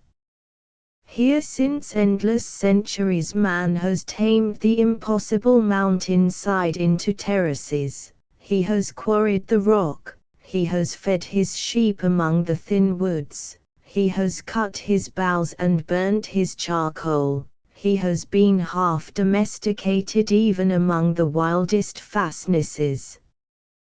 This is what is so attractive about the remote places, the Abruzzi, for example. Life is so primitive, so pagan, so strangely heathen and half savage. And yet it is human life.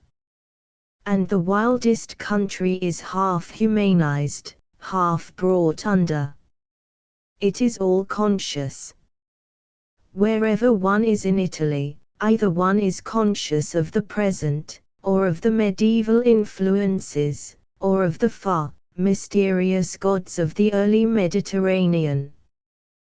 Wherever one is, the place has its conscious genus. Man has lived there and brought forth his consciousness there and in some way brought that place to consciousness, given it its expression, and, really, finished it. The expression may be Proserpine, or Pan, or even the strange shrouded gods of the Etruscans or the Cycles, nonetheless it is an expression. The land has been humanized, through and through, and we in our own tissued consciousness bear the results of this humanization. So that for us to go to Italy and to penetrate into Italy is like a most fascinating act of self-discovery, back down the old ways of time. Strange and wonderful chords awaken us, and vibrate again after many hundreds of years of complete forgetfulness. And then, there is a final feeling of sterility. It is all worked out. It is all known, connu. This Sunday morning, seeing the frost among the tangled, still savage bushes of Sardinia, my soul thrilled again. This was not all known. This was not all worked out. Life was not only a process of rediscovering backwards. It is that, also, and it is that intensely. Italy has given me back I know not what of myself, but a very, very great deal. She has found for me so much that was lost, like a restored Osiris. But this morning in the omnibus I realized that, apart from the great rediscovery backwards, which one must make before one can be whole at all, there is a move forwards. There are unknown, unworked lands where the salt has not lost its savor. But one must have perfected oneself in the great past first. If one travels, one eats. We immediately began to munch biscuits, and the old peasant in his white, baggy breeches and black cuirass, his old face smiling wonderingly under his old stocking cap, although he was only going to Tonara, some 7 or 8 miles, began to peel himself a hard-boiled egg, which he got out of his parcel. With calm wastefulness he peeled away the biggest part of the white of the egg with the shell, because it came away so. The citizen of Neuro, for such the bright-faced young man was, said to him, "But see how you waste it." "Ha," said the old peasant, with a reckless indifferent wave of the hand. What did he care how much he wasted, since he was en voyage and riding for the first time in his life in an automobile? The citizen of Neuro told us he had some sort of business in Sorgano, so he came back and forth constantly. The peasant did some work or other for him, or brought him something down from Tonara. He was a pleasant, bright-eyed young man, and he made nothing of 8 hours in a motor bus. He told us there was still game among these hills, wild boars which were hunted in big hunts, and many hares. It was a curious and beautiful sight, he said, to see a hare at night fascinated by the flare of the lamps of the automobile, racing ahead with its ears back, always keeping in front, inside the beam, and flying like mad, on and on ahead, till at some hill it gathered speed and melted into the dark. We descended into a deep, narrow valley to the road junction and the canteen house, then up again, up and up sharp to Tonara, our village we had seen in the sun yesterday. But we were approaching it from the back. As we swerved into the sunlight, the road took a long curve onto the open ridge between 2 valleys. And there in front we saw a glitter of scarlet and white. It was in slow motion. It was a far-off procession, scarlet figures of women, and a tall image moving away from us, slowly, in the Sunday morning. It was passing along the level sunlit ridge above a deep, hollow valley.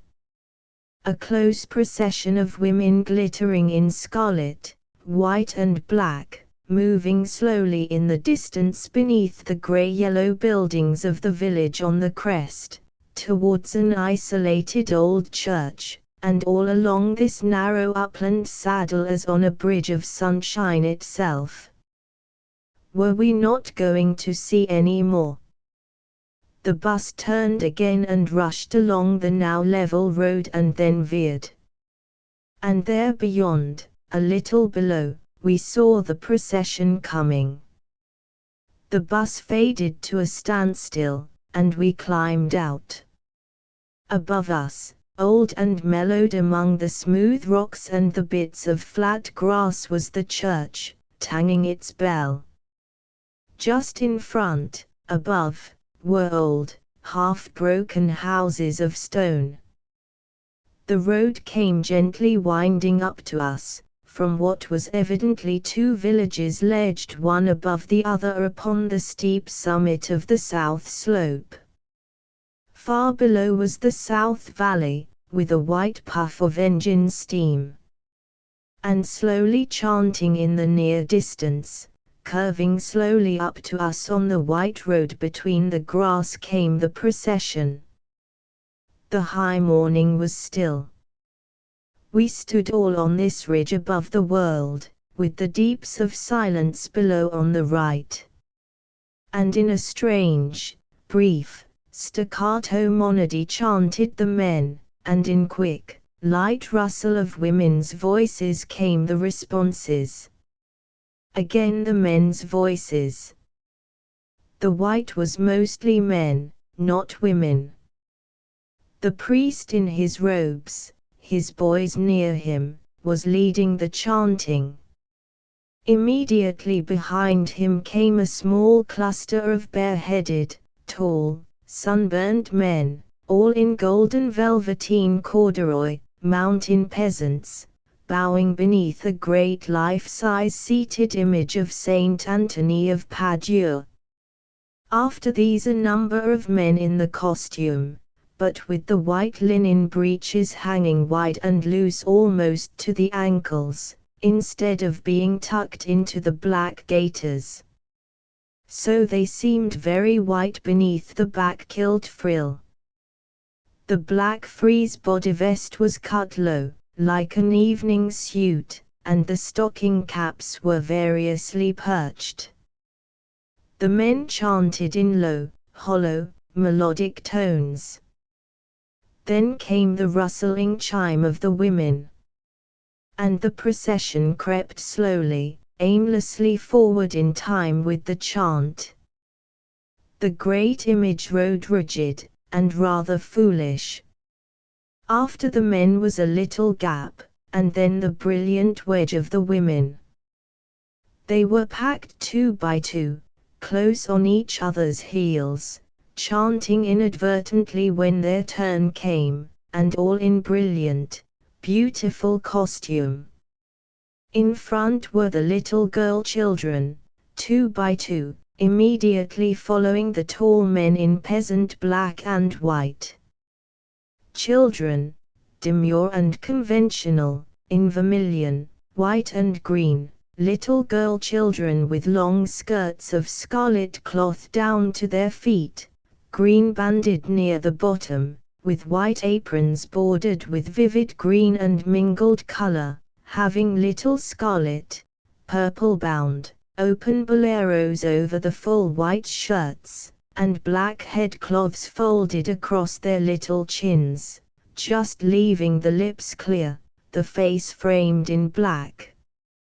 Wonderful little girl children, perfect and demure in the stiffish, brilliant costume, with black head-dress.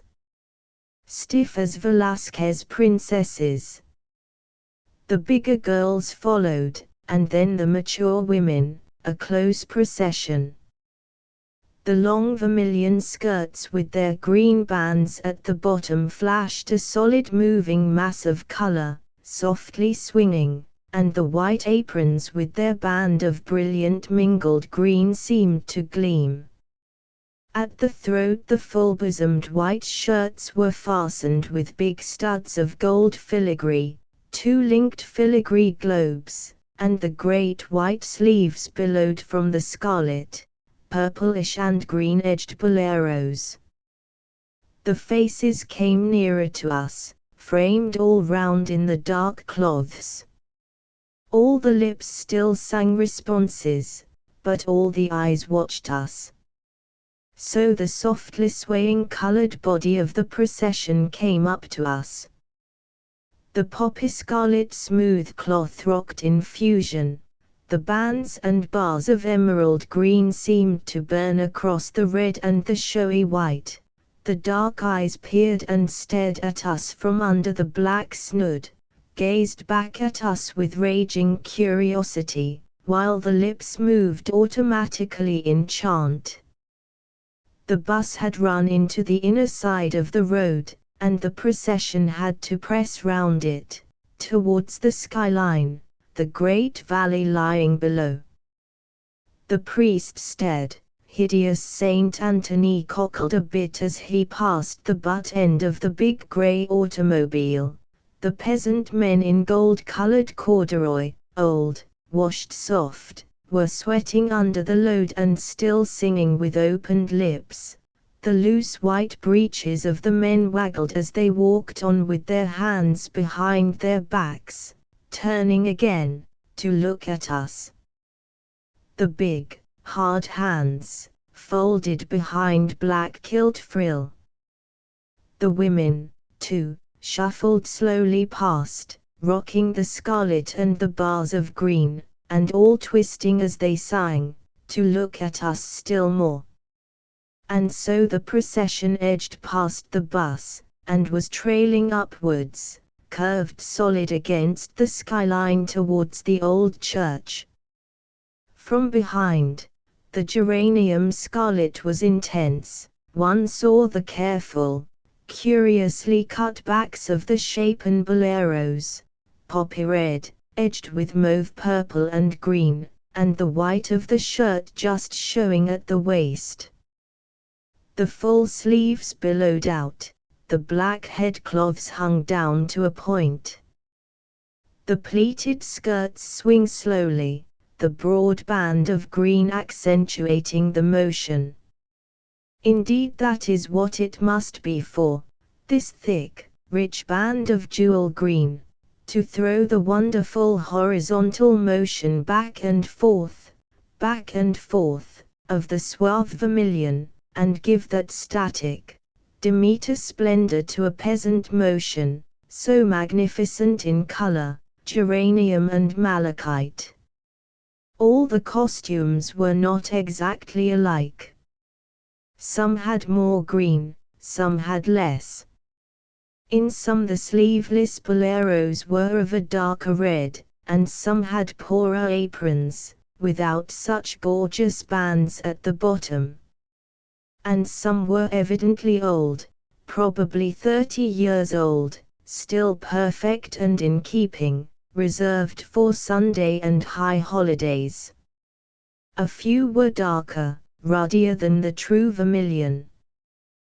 This varying of the tone intensified the beauty of the shuffling women host. When they had filed into the grey, forlorn little church on the ridge top just above us, the bus started silently to run on to the rest point below, whilst we climbed back up the little rock track to the church. When we came to the side door we found the church quite full. Level with us as we stood in the open side doorway, we saw kneeling on the bare stone of flags the little girl children, and behind them all the women clustered kneeling upon their aprons, with hands negligently folded, filling the church to the further doorway, where the sun shone, the bigger west end doorway. In the shadow of the whitewashed, bare church. All these kneeling women with their color and their black headcloths looked like some thick bed of flowers, geranium, black hooded above.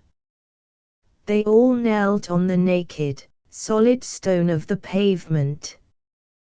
There was a space in front of the geranium little girl children, then the men in corduroys, gold soft, with dark round heads, kneeling awkwardly in reverence, and then the queer, black cuirasses and full white sleeves of grey-headed peasant men, many bearded. Then just in front of them the priest in his white vestment, standing exposed, and just baldly beginning an address. At the side of the altar was seated large and important the modern, simpering, black-gowned Antony of Padua, nursing a boy-child. He looked a sort of male Madonna. Now the priest was saying, "Blessed Saint Antony shows you in what way you can be Christians. It is not enough that you are not Turks. Some think they are Christians because they are not Turks. It is true you are none of you Turks. But you have still to learn how to be good Christians. And this you can learn from our blessed Saint Antony. Saint Antony, etc., etc." The contrast between Turks and Christians is still forceful in the Mediterranean, where the Mohammedans have left such a mark. But how the word Christiani, spoken with a peculiar priestly unction, gets on my nerves. The voice is barren in its homily. And the women are all intensely watching the QB and me in the doorway, their folded hands are very negligently held together. Come away, say I come away, and let them listen. We left the church crowded with its kneeling host, and dropped down past the broken houses towards the omnibus, which stood on a sort of level outlook place, a level terrace with a few trees, standing silent over the valley. It should be picketed with soldiers having arquebuses. And I should have welcomed a few thorough-paced infidels, as a leaven to this dreary Christianity of ours. But it was a wonderful place. Usually, the life level is reckoned as sea level.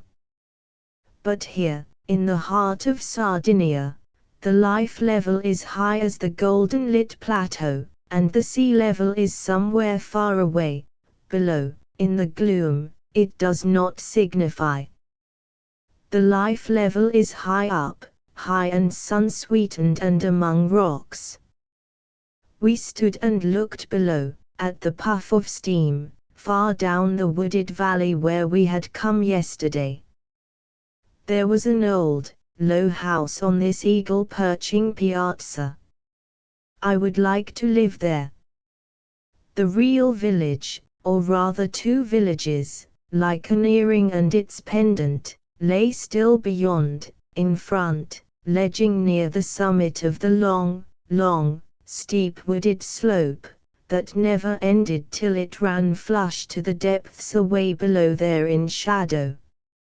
And yesterday, up this slope the old peasant had come with his two brilliant daughters and the pack pony. And somewhere in those ledging, pearly villages in front must be my Girovago and his wife.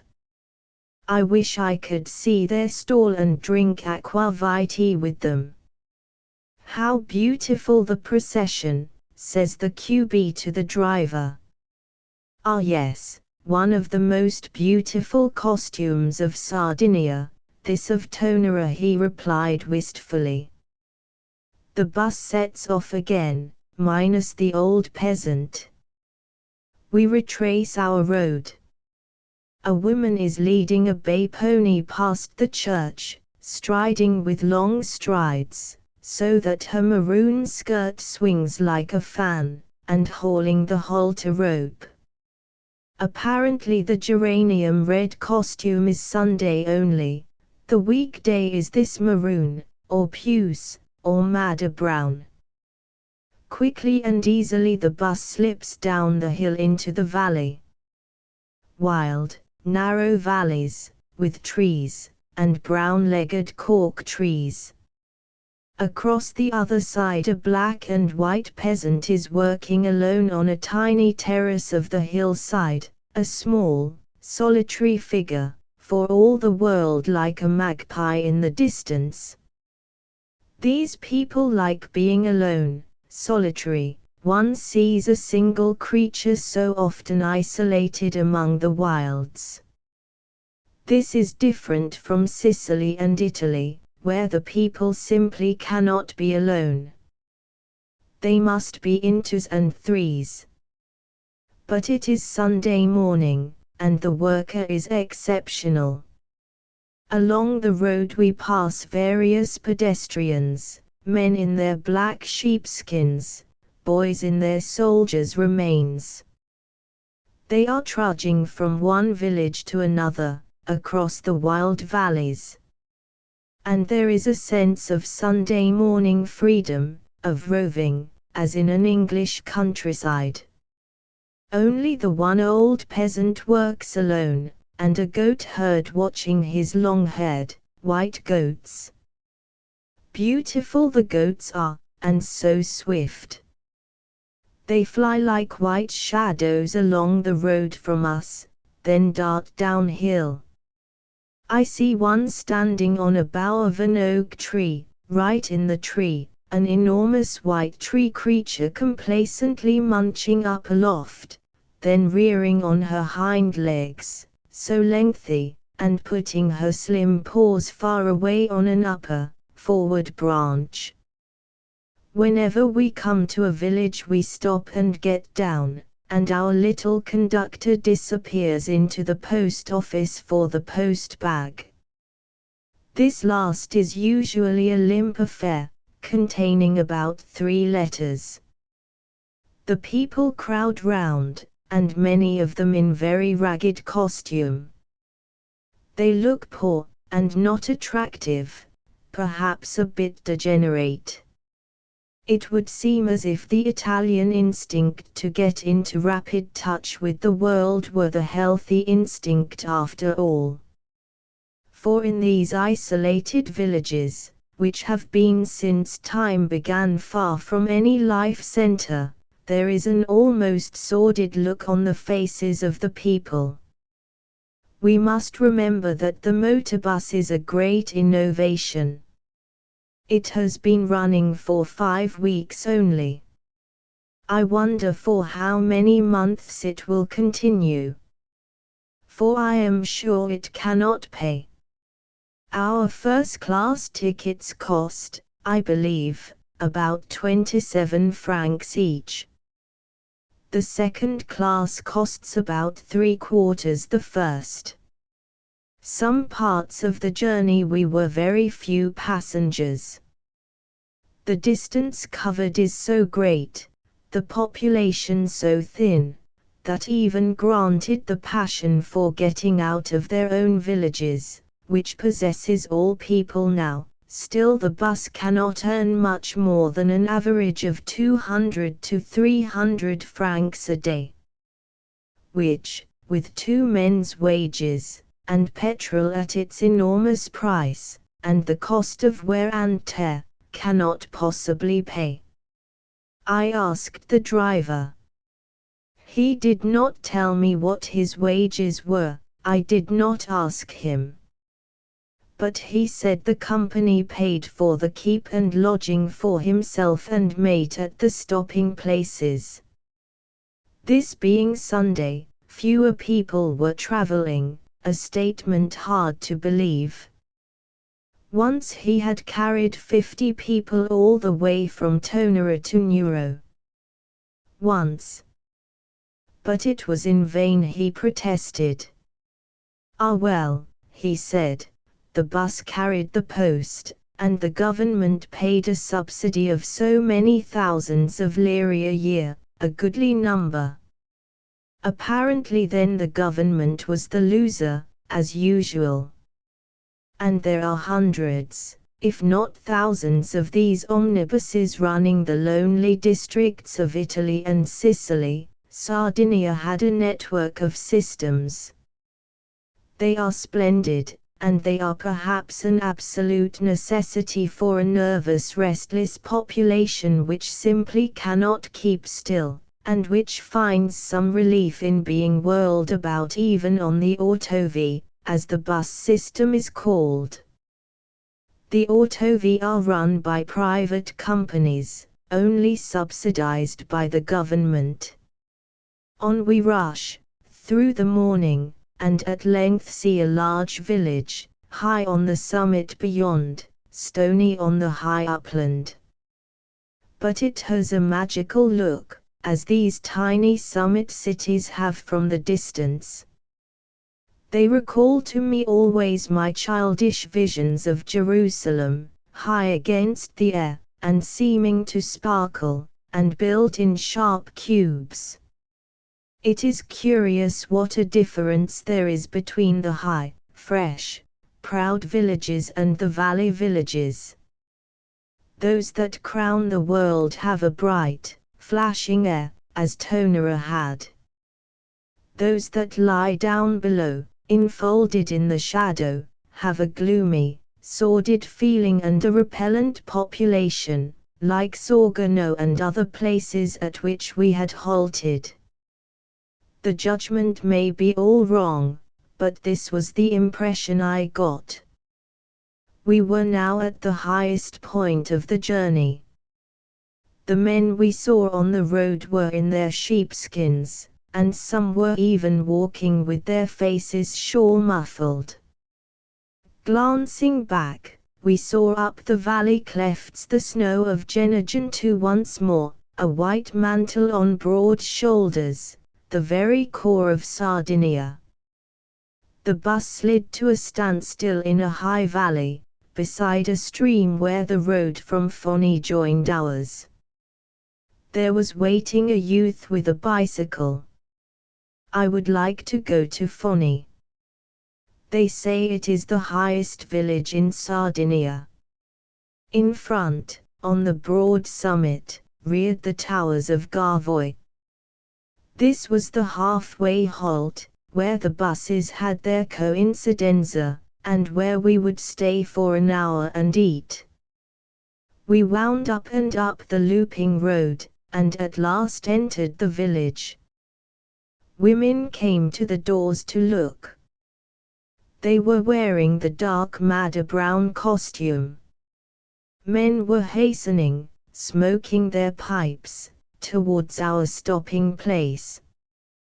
We saw the other bus, a little crowd of people, and we drew up at last. We were tired and hungry. We were at the door of the inn, and we entered quickly. And in an instant, what a difference! At the clean little bar, men were drinking cheerfully. A side door led into the common room. And how charming it was! In a very wide chimney, white and stone clean, with a lovely shallow curve above, was burning a fire of long, clean split faggots, laid horizontally on the dogs. A clean, clear bright fire, with odd little chairs in front, very low, for us to sit on. The funny, low little chairs seem a specialty of this region. The floor of this room was paved with round dark pebbles, beautifully clean. On the walls hung brilliant copper fans, glittering against the whitewash. And under the long, horizontal window that looked on the street was a stone slab with sockets for little charcoal fires. The curve of the chimney arch was wide and shallow, the curve above the window was still wider, and of a similar delicate shallowness, the white roof rose delicately vaulted. With the glitter of copper, the expanse of dark, rose-colored, pebbled floor, the space, the few low, clean gleaming faggots, it was really beautiful. We sat and warmed ourselves, welcomed by a plump hostess and a pleasant daughter, both in madder brown dress and full white shirt. People strayed in and out, through the various doors. The houses are built without any plan at all, the rooms just happening, here or there. A bitch came from an inner darkness and stood looking at the fire, then looked up at me, smiling in her bitch-like, complacent fashion. But we were dying with hunger. What was there to eat, and was it nearly ready? There was Singy ale, the pleasant, hard-cheeked girl told us, and it was nearly ready. Singy ale being wild boar, we sniffed the air. The girl kept tramping rather fecklessly back and forth, with a plate or a serviette, and at last it was served. We went through the dark inner place, which was apparently the windowless bit left over, inside, when the haphazard rooms were made round about, and from thence into a large, bare, darkish pebbled room with a white table and inverted soup plates. It was deathly cold. The window looked north over the wintry landscape of the highlands, fields, stone walls, and rocks. Ah, the cold, motionless air of the room. But we were quite a party, the second bus driver and his mate, a bearded traveller on the second bus, with his daughter, ourselves, the bright-faced citizen from Neuro, and our driver. Our little dark-eyed conductor did not come. It dawned on me later he could not afford to pay for this meal, which was not included in his wage. The Neuro citizen conferred with our driver, who looked tired round the eyes, and made the girl produce a tin of sardines. These were opened at table with a large pocket knife belonging to the second conductor. He was a reckless, odd, hot-foot fellow whom I liked very much. But I was terrified at the way he carved the sardine box with his jackknife. However, we could eat and drink. Then came the brew, the broth, in a great bowl. This was boiling hot, and very, very strong. It was perfectly plain, strong meat stock, without vegetables. But how good and invigorating it was, and what an abundance! We drank it down, and ate the good, cold bread. Then came the boar itself. Alas, it was a bowl of hunks of dark, rather coarse boiled meat, from which the broth had been made. It was quite dry, without fat. I should have been very puzzled to know what meat it was, if I had not been told. Sad that the wild boar should have received so little culinary attention. However, we ate the hunks of hot, dry meat with bread, and were glad to get them. They were filling, at least. And there was a bowl of rather bitter green olives for a condiment. The Neuro citizen now produced a huge bottle of wine, which he said was finissimo, and refused to let us go on with the dark wine on the table, of which every guest was served with a bottle. So we drank up, and were replenished with the redder, lighter, finer Sorgano wine. It was very good. The second bus conductor also did not eat the inn meal.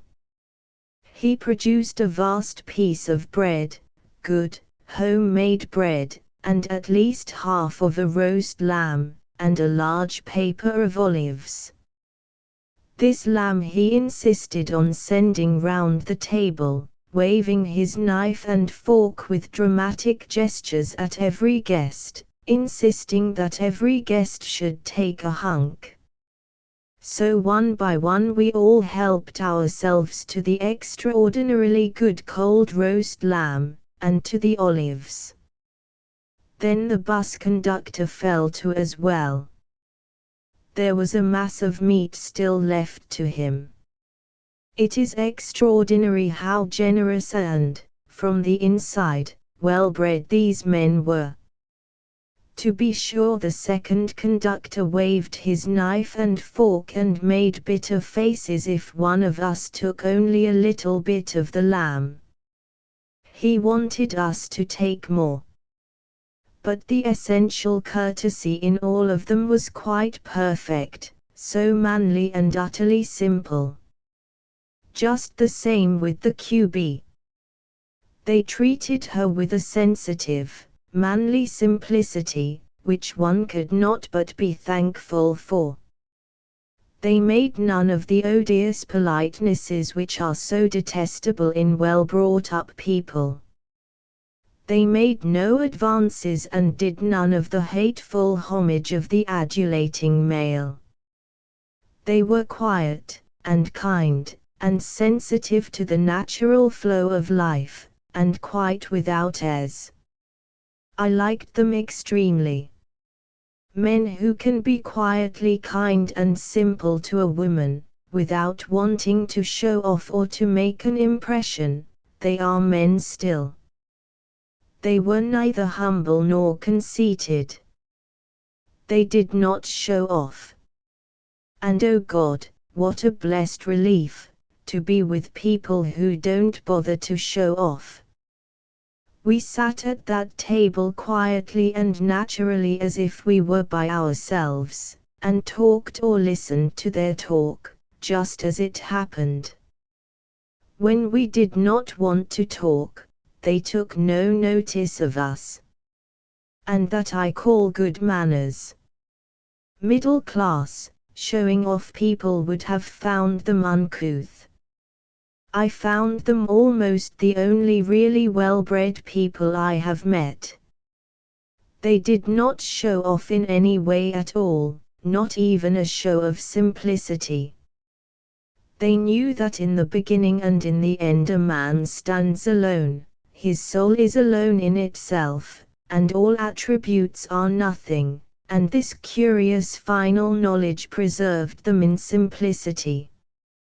When we had had coffee and were going out, I found our own conductor in a little chair by the fire. He was looking a bit pathetic. I had enough sense to give him a coffee, which brightened him. But it was not till afterwards, putting things together, that I realized he had wanted to be with us all at table, but that his conductor's wages probably did not allow him to spend the money. My bill for the dinner was about 15 francs, for the two of us. In the bus again, we were quite crowded. A peasant girl in Neuro costume sat facing me, and a dark-bearded, middle-aged man in a brown velveteen suit was next me and glowering at her. He was evidently her husband. I did not like him, one of the jealous, carping sort. She, in her way, was handsome, but a bit of a devil as well, in all probability. There were two village women become fine, in town dress and black silk scarves over their heads, fancying themselves. Then there was a wild scuffle, and 3 bouncing village lasses were pushed in, laughing and wild with excitement. There were wild farewells, and the bus rolled out of Garvoy between the desolate mountain fields and the rocks, on a sort of tableland. We rolled on for a mile or so, then stopped, and the excited lasses got down. I gathered they had been given a little ride for a Sunday treat. Delighted they were. And they set off, with other bare-headed women in costume, along a bare path between flat, outcropping rocks and cold fields. The girl facing me was a study. She was not more than 20 years old, I should say, or was she? Did the delicate and fine complication of lines against her eyes mean 35? But anyhow, she was the wife of the velveteen man. He was thick-set and had white hairs in his coarse black beard, and little, irritable brown eyes under his irritable brows. He watched her all the time. Perhaps, she was after all a young, new girl wife. She sat with that expressionless look of one who is watched and who appears not to know it. She had her back to the engine. Garvois, she wore her black headcloth from her brow and her hair was taken tight back from her rather hard, broad, well-shaped forehead. Her dark eyebrows were very finely drawn above her large, dark grey, pellucid eyes, but they were drawn with a peculiar obstinate and irritating lift. Her nose was straight and small, her mouth well shut. And her big, rather hostile eyes had a withheld look in them, obstinate. Yet, being newly-wed and probably newly awakened, her eyes looked sometimes at me with a provoking look, curious as to what I was in the husband line, challenging rather defiantly with her new secrets, obstinate in opposition to the male authority, and yet intrigued by the very fact that one was man. The velveteen husband, his velveteens too had gone soft and gold-faded, yet somehow they made him look ugly, common. He watched her with his irritable, yellow-brown eyes, and seemed to fume in his stiff beard. She wore the costume, the full-gathered shirt fastened at the throat with the 2 gold filigree globes, a little dark, braided, stiff bolero just fastened at the waist, leaving a pretty pattern of white breast, and a dark maroon skirt. As the bus rushed along she turned somewhat pale, with the obstinate pinched look of a woman who is in opposition to her man. At length she flung him a few words which I did not catch, and her forehead seemed to go harder, as she drooped her lashes occasionally over her wide, alert, obstinate, rather treacherous eyes. She must have been a difficult piece of goods to deal with. And she sat with her knees touching mine, rocking against mine as the bus swayed. We came to a village on the road. The landscape had now become wider, much more open. At the inn door the bus stopped, and the velveteen husband and the girl got down. It was cold, but in a minute I got down too. The bus conductor came to me and asked anxiously if the QB were ill. The QB said no. Why? Because there was a signora whom the motion of the bus made ill. This was the girl. There was a crowd and a great row at this inn. In the second dark room, which was bare of furniture, a man sat in a corner playing an accordion. Men in the close breeches were dancing together. Then they fell to wrestling wildly, crashing about among the others, with shouts and yells. Men in the black and white, but untidy, with the wide white drawers left hanging out over the black gaiters, surged here and there. All were rowdy with drink. This again was rather a squalid inn, but roaring with violent, crude male life.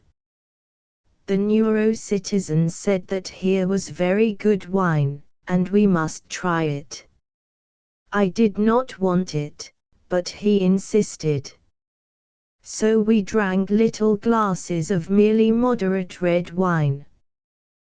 The sky had gone all grey with the afternoon curd clouds.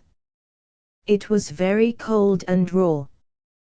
Wine is no joy, cold, dead wine, in such an atmosphere. The neuro-citizen insisted on paying. He would let me pay, he said, when he came to England. In him, and in our bus men, the famous Sardinian hospitality and generosity still lingers. When the bus ran on again, the QB told the peasant girl, who again had the pinched look, to change places with me and sit with her face to the engine. This the young woman did, with that rather hard assurance common to these women. But at the next stop she got down, and made the conductor come with us into the compartment, whilst she sat in front between the driver and the citizen of Neuro. That was what she wanted all the time. Now she was all right. She had her back to the velveteen husband, she sat close between two strange young men, who were condoling with her. And Velveteen's eyed her back, and his little eyes went littler and more pinpointed, and his nose seemed to curl with irritation. The costumes had changed again. There was again the scarlet, but no green. The green had given place to mauve and rose. The women in one cold, stony, rather humbled broken place were most brilliant.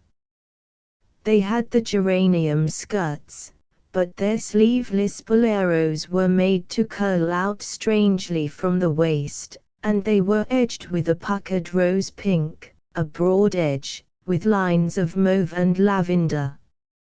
As they went up between the houses that were dark and grisly under the blank, cold sky, it is amazing how these women of vermilion and rose pink seemed to melt into an almost impossible blur of color. What a risky blend of colors! Yet how superb it could look, that dangerous hard assurance of these women as they strode along so blaring. I would not like to tackle one of them.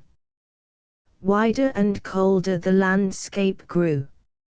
As we topped a hill at the end of a village, we saw a long string of wagons, each with a pair of oxen, and laden with large sacks, curving upwards in the cold, pallid Sunday afternoon.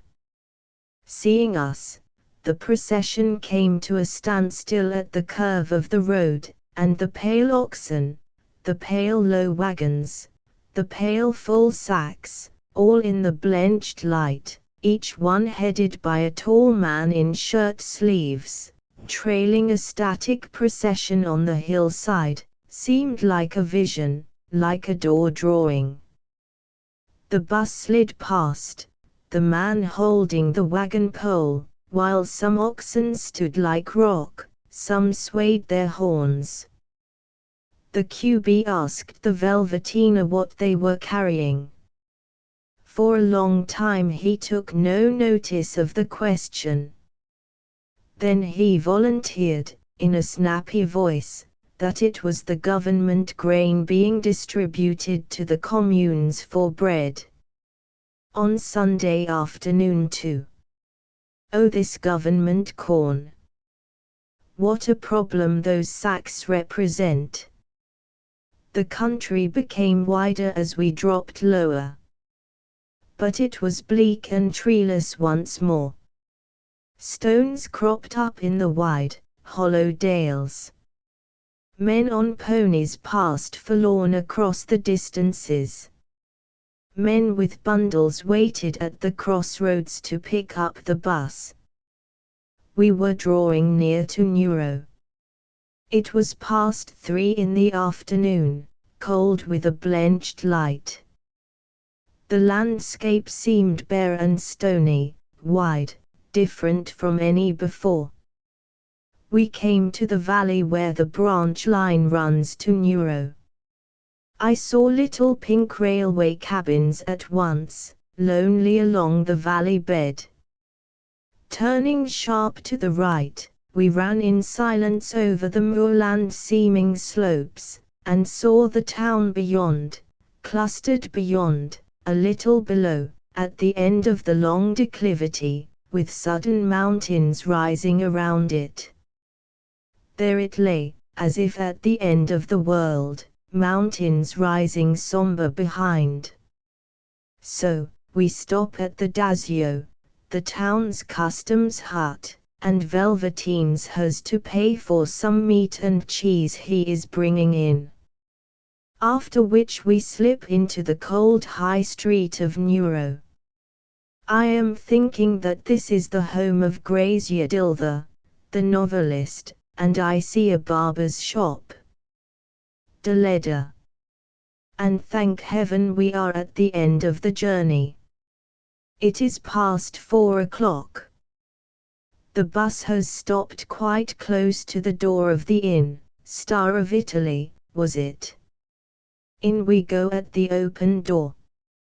Nobody about, free access to anywhere and everywhere, as usual, testifying again to Sardinian honesty. We peer through a doorway to the left, through a rough little room. There in a dark, biggish room beyond is a white-haired old woman with a long, ivory-colored face standing at a large table ironing. One sees only the large whiteness of the table, and the long pallid face and the querulous pale blue eye of the tall old woman as she looks up questioning from the gloom of the inner place. "Is there a room, Signora?" She looks at me with a pale, cold blue eye, and shouts into the dark for somebody. Then she advances into the passage and looks us up and down, the QB and me. "Are you husband and wife?" she demands, challenge. "Yes, how shouldn't we be, say I." A tiny maid, of about 13, but sturdy and brisk-looking, has appeared in answer to the shout. "Take them to number 7, says the old dame, and she turns back to her gloom, and seizes the flat iron grimly. We follow up 2 flights of cold stone stairs, disheartening narrow staircase with a cold iron rail, and corridors opening off gloomily and rather disorderly. These houses give the effect, inside, of never having been properly finished, as if, long, long ago, the inmates had crowded in, pigsty fashion, without waiting for anything to be brought into order, and there it had been left, dreary and chaotic. Thumbelina, the little maid, threw open the door of number 7 with éclat. And we both exclaimed, "How fine!" It seemed to us palatial. 2 good, thick white beds, a table, a chest of drawers, 2 mats on the tiled floor, and gorgeous oleographs on the wall, and 2 good wash bowls side by side, and all perfectly clean and nice. What were we coming to? We felt we ought to be impressed. We pulled open the latticed window doors, and looked down on the street, the only street. And it was a river of noisy life. A band was playing, rather terribly, round the corner at the end, and up and down the street jigged endless numbers of maskers in their carnival costume, with girls and young women strolling arm in arm to participate. And how frisky they all were, how bubbly and unself-conscious. The maskers were nearly all women. The street was full of women, so we thought at first. Then we saw, looking closer, that most of the women were young men, dressed up. All the maskers were young men, and most of these young men, of course, were masquerading as women. As a rule they did not wear face masks, only little dominoes of black cloth or green cloth or white cloth coming down to the mouth. Which is much better. For the old modelled half-masks with the lace frill, the awful proboscis sticking forward white and ghastly like the beaks of corpse birds, such as the old Venice masks, these I think are simply horrifying. And the more modern faces are usually only repulsive. While the simple little pink half-masks with the end of black or green or white cloth, these just form a human disguise. It was quite a game, sorting out the real women from the false. Some were easy. They had stuffed their bosoms, and stuffed their bustles, and put on hats and very various robes, and they minced along with little jigging steps, like little dolls that dangle from elastic, and they put their heads on one side and dripped their hands, and danced up to flurry the actual young ladies, and sometimes they received a good clout on the head, when they broke into wild and violent gestures, whereat the actual young ladies scuffled wildly. They were very lively and naive. But some were more difficult. Every conceivable sort of woman was there, broad-shouldered and with rather large feet. The most usual was the semi-peasant, with a very full bosom and very full skirt and a very downright bearing. But one was a widow in weeds, drooping on the arm of a robust daughter. And one was an ancient crone in a crochet bed cover. And one was in an old skirt and blouse and apron, with a broom, wildly sweeping the street from end to end. He was an animated rascal. He swept with very sarcastic assiduity in front of two town misses in fur coats, who minced very importantly along. He swept their way very humbly, facing them and going backwards, sweeping and bowing, whilst they advanced with their noses in the air. He made his great bow, and they minced past, daughters of dogfish, pescan, no doubt. Then he skipped with a bold, gambolling flurry behind them, and with a perfectly mad frenzy began to sweep after them, as if to sweep their tracks away. He swept so madly and so blindly with his besom that he swept onto their heels and their ankles. They shrieked and glowered round, but the blind sweeper saw them not. He swept and pricked their thin silk ankles.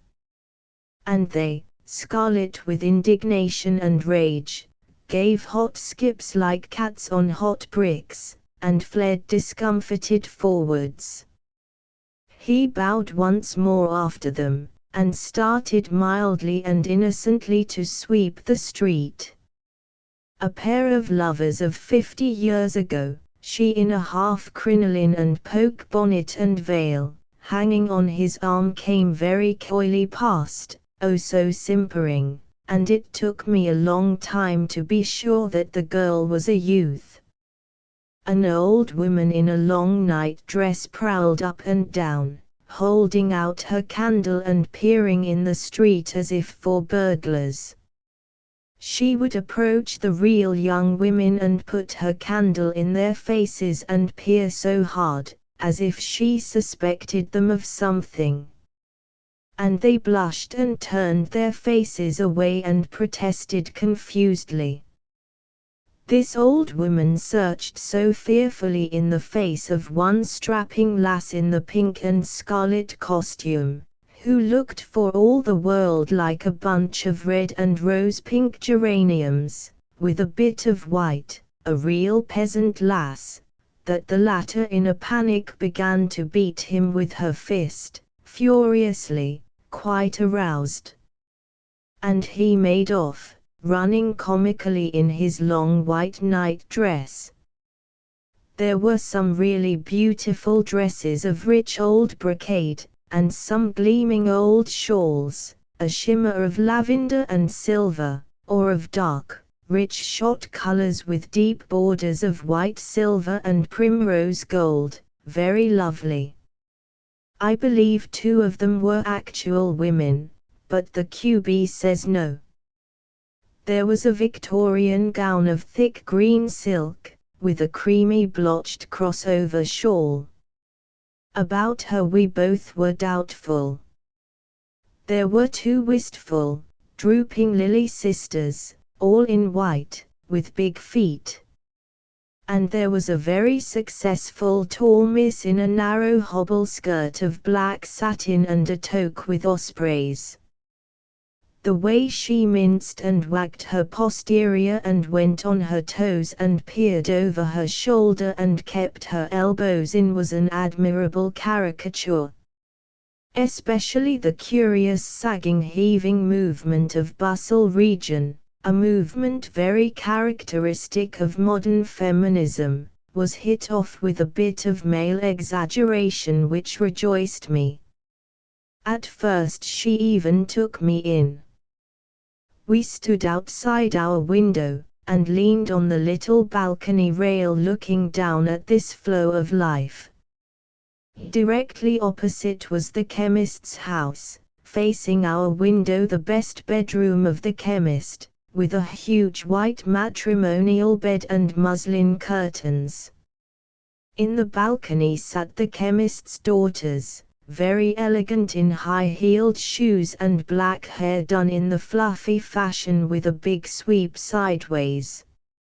Oh, very elegant. They eyed us a little and we eyed them. But without interest. The river of life was down below. It was very cold and the day was declining. We too were cold. We decided to go into the street and look for the cafe. In a moment we were out of doors, walking as inconspicuously as possible near the wall. Of course there was no pavement. These maskers were very gentle and whimsical, no touch of brutality at all. Now we were level with them, how odd and funny they were. One youth wore a thin white blouse and a pair of his sister's wide, calico knickers with needlework frills near the ankle, and white stockings. He walked artlessly, and looked almost pretty. Only the QB winced with pain, not because of the knickers, but because of that awful length, coming well below the knee. Another young man was wound into a sheet, and heavens knows if he could ever get out of it. Another was involved in a complicated entanglement of white crochet antimacassars, very troublesome to contemplate. I did not like him at all, like a fish in a net. But he strode robustly about. We came to the end of the street, where there is a wide, desolate sort of gap. Here the little band stood braying away. There was a thick crowd of people, and on a slanting place just above, a little circle where youths and men, maskers and 1 or 2 girls were dancing, so crowded together and such a small ring that they looked like a jiggly set of upright rollers all turning rackettily against one another. They were doing a sort of intense jigging waltz. Why do they look so intense? Perhaps because they were so tight all together, like too many fish in a globe slipping through one another. There was a cafe in this sort of piazza, not a piazza at all, a formless gap.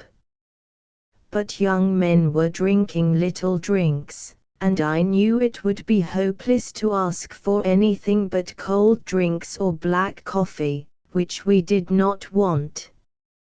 So we continued forwards, up the slope of the village street. These towns soon come to an end. Already we were wandering into the open. On a ledge above, a peasant family was making a huge bonfire, a tower of orange-colored, rippling flame. Little, impish boys were throwing on more rubbish. Everybody else was in town. Why were these folk at the town end making this fire alone? We came to the end of the houses and looked over the road wall at the hollow, deep, interesting valley below. Away on the other side rose a blue mountain, a steep but stumpy cone. High land reared up, dusky and dark blue, all around. Somewhere far off the sun was setting with a bit of crimson. It was a wild, unusual landscape, of unusual shape. The hills seemed so untouched, dark blue, virgin wild. The hollow cradle of the valley was cultivated like a tapestry away below. And there seemed so little outlying life, nothing. No castles even. In Italy and Sicily castles perching everywhere. In Sardinia none, the remote, ungrappled hills rising darkly, standing outside of life. As we went back it was growing dark, and the little band was about to leave off its brass noise. But the crowd still surged, the maskers still jigged and frisked unweariedly. Oh, the good old energy of the bygone days, before men became so self-conscious. Here it was still on the hop. We found no cafe that looked any good. Coming to the inn, we asked if there was a fire anywhere. There wasn't. We went up to our room. The chemist's daughters had lighted up opposite. One saw their bedroom as if it were one's own. In the dusk of the street the maskers were still jigging, all the youths still joyfully being women, but a little more roughly now. Away over the housetops the purple red of a dying sunset. And it was very cold. There was nothing for it but just to lie in bed. The QB made a little tea on the spirit lamp, and we sat in bed and sipped it. Then we covered ourselves up and lay still, to get warm. Outside the noise of the street came unabated. It grew quite dark, the lights reflected into the room.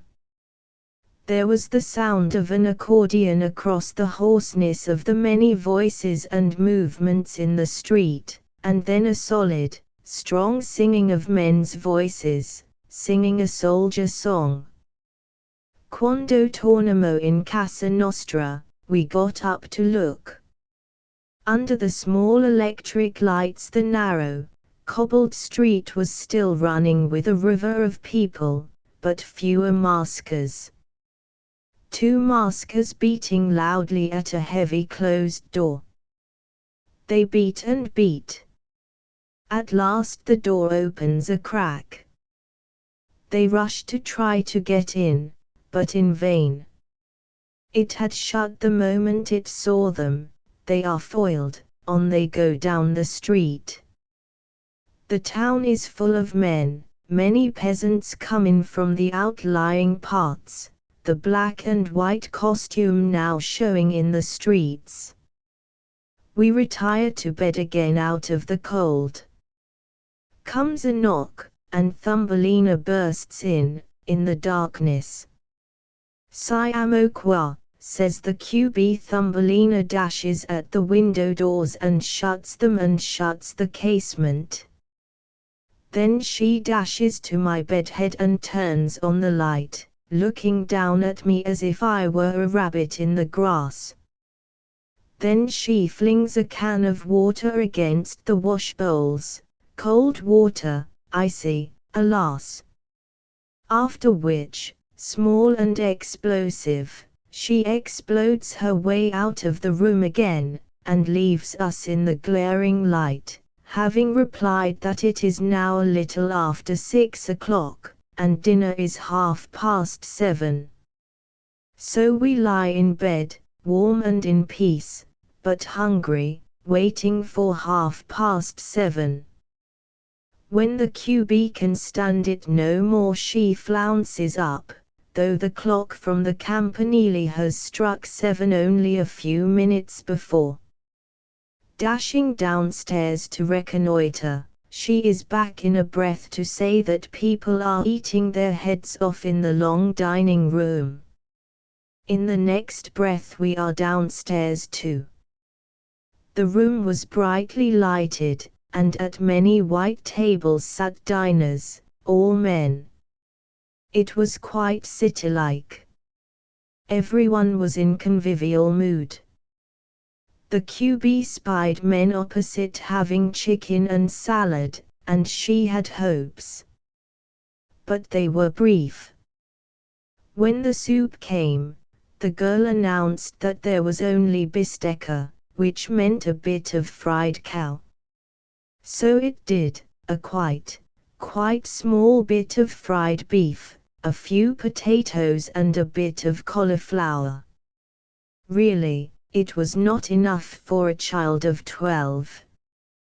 But that was the end of it. A few mandarini, tangerine oranges, rolled on a plate for dessert. And there's the long and short of these infernal dinners. Was there any cheese? No, there was no cheese. So we merely masticated bread. There came in 3 peasants in the black and white costume, and sat at the middle table. They kept on their stocking caps. And queer they looked, coming in with slow, deliberate tread of these elderly men, and sitting rather remote, with a gap of solitude around them. The peculiar ancient loneliness of the Sardinian hills clings to them, and something stiff, static, pre-world. All the men at our end of the room were citizens, employees of some sort, and they were all acquaintances. A large dog, very large indeed, with a great muzzle, padded slowly from table to table, and looked at us with big wistful topaz eyes. When the meal was almost over, our bus driver and conductor came in, looking faint with hunger and cold and fatigue. They were quartered at this house. They had eaten nothing since the boar broth at Garvoy. In a very short time they were through their portions, and was there nothing else? Nothing. But they were half-starved. They ordered 2 eggs each, in $1. I ordered coffee, and asked them to come and take it with us, and a brandy. So they came when their eggs were finished. A diversion was now created at the other side of the room.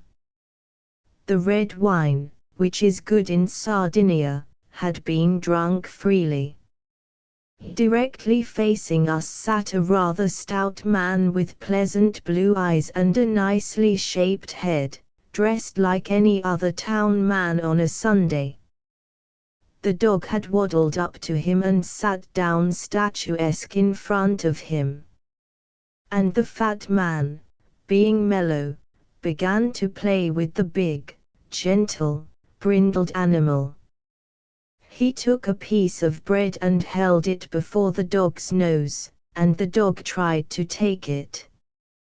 But the man, like a boy now he was ripe with wine, put the mastiff back with a restraining finger, and told him not to snatch. Then he proceeded with a little conversation with the animal. The dog again tried to snatch, gently, and again the man started, saved the bread, and startled the dog, which backed and gave a sharp, sad yelp, as if to say, "Why do you tease me?" "Now," said the man, "you are not to snatch. Come here. Come here. Vieni qua." And he held up the piece of bread. The animal came near. "Now," said the man, "I put this bread on your nose, and you don't move, ha." The dog had tried to snatch the bread, the man had shouted and jerked it away, the animal had recoiled and given another expostulating yelp. The game continued. All the room was watching, smiling. The dog did not understand at all. It came forward again, troubled. The man held the bread near its nose, and held up a warning finger. The beast dropped its head mournfully, cocking up its eye at the bread with varied feelings. "Now," said the man, "not until I say 3, you know, due." The dog could bear it no longer. The man in jerking let go the bread and yelled at the top of his voice, "Eatro." The dog gulped the piece of bread with a resigned pleasure, and the man pretended it had all happened properly on the word 3. So he started again. "Vieni qua. Vieni qua." The dog, which had backed away with the bread, came hesitating, cringing forward, dropping its hind quarters in doubt, as dogs do, advancing towards the new nugget of bread. The man preached it a little sermon. "You sit there and look at this bread. I sit here and look at you, and I hold this bread. And you stop still, and I stop still, while I count 3. Now then, you know." The dog couldn't bear these numerals, with their awful slowness. He snatched desperately. The man yelled and lost the bread. The dog, gulping, turned to creep away. Then it began again.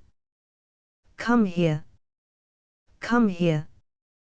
Didn't I tell thee I would count 3? Gia. I said I would count 3. Not 1, but 3. And to count 3 you need 3 numbers. Ha! Steady. 3 numbers. You know, duetre." The last syllables were yelled so that the room rang again. The dog gave a mournful howl of excitement, missed the bread, groped for it, and fled. The man was red with excitement, his eyes shining. He addressed the company at large. "I had a dog," he said, "a dog. And I would put a piece of bread on his nose, and say a verse. And he looked at me so." The man put his face sideways. "And he looked at me so." He gazed up under his brows. "And he talked to me so, oh, zew. Zew, but he never moved. No, he never moved.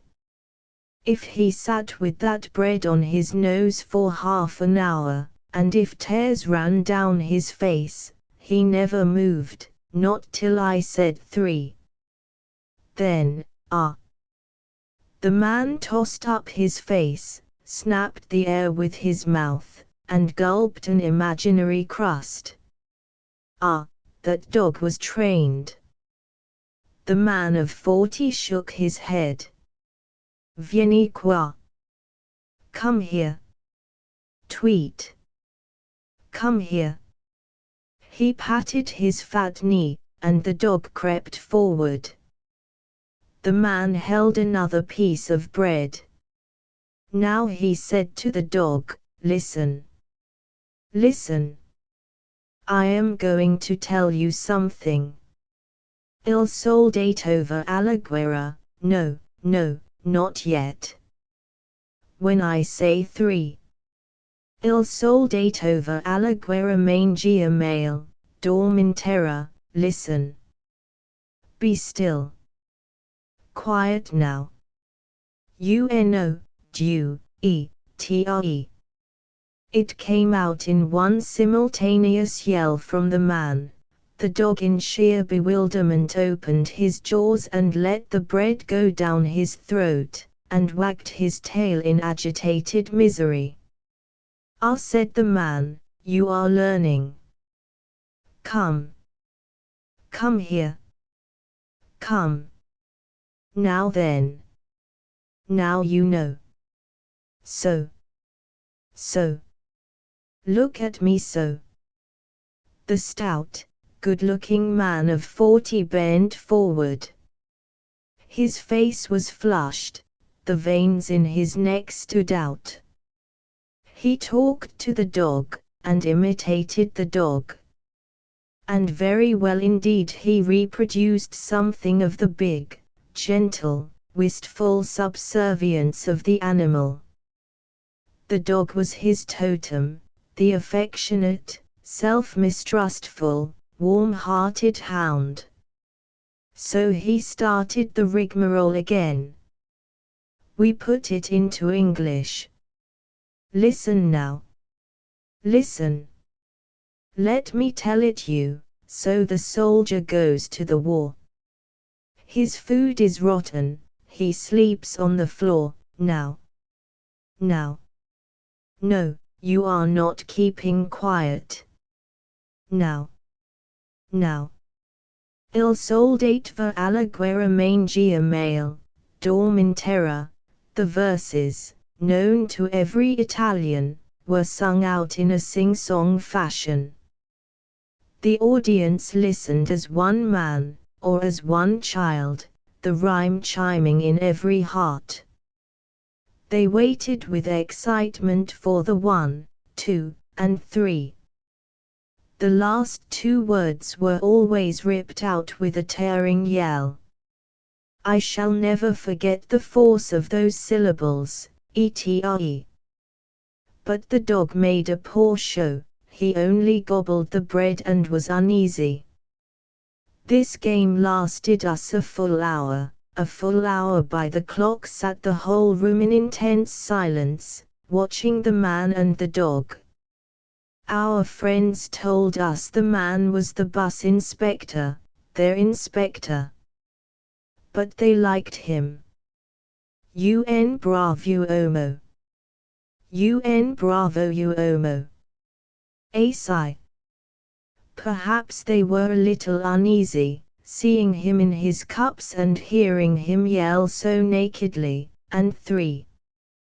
We talked rather sadly, wistfully. Young people, especially nice ones like the driver, are too sad and serious these days. The little conductor made big brown eyes at us, wistful too, and sad we were going. For in the morning they were driving back again to Sorgono, over the old road, and we were going on, to Terranova, the port. But we promised to come back in the summer, when it was warmer. Then we should all meet again. Perhaps you will find us on the same course still. Who knows, said the driver sadly. 7 to Terranova and the steamer. The morning was very clear and blue. We were up betimes. The old dame of the inn very friendly this morning. We were going already. Oh, but we hadn't stayed long in Neuro. Didn't we like it? Yes, we like it. We would come back in the summer when it was warmer. Ah yes, she said, artists came in the summer.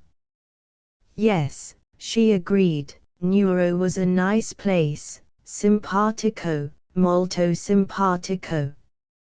And really it is.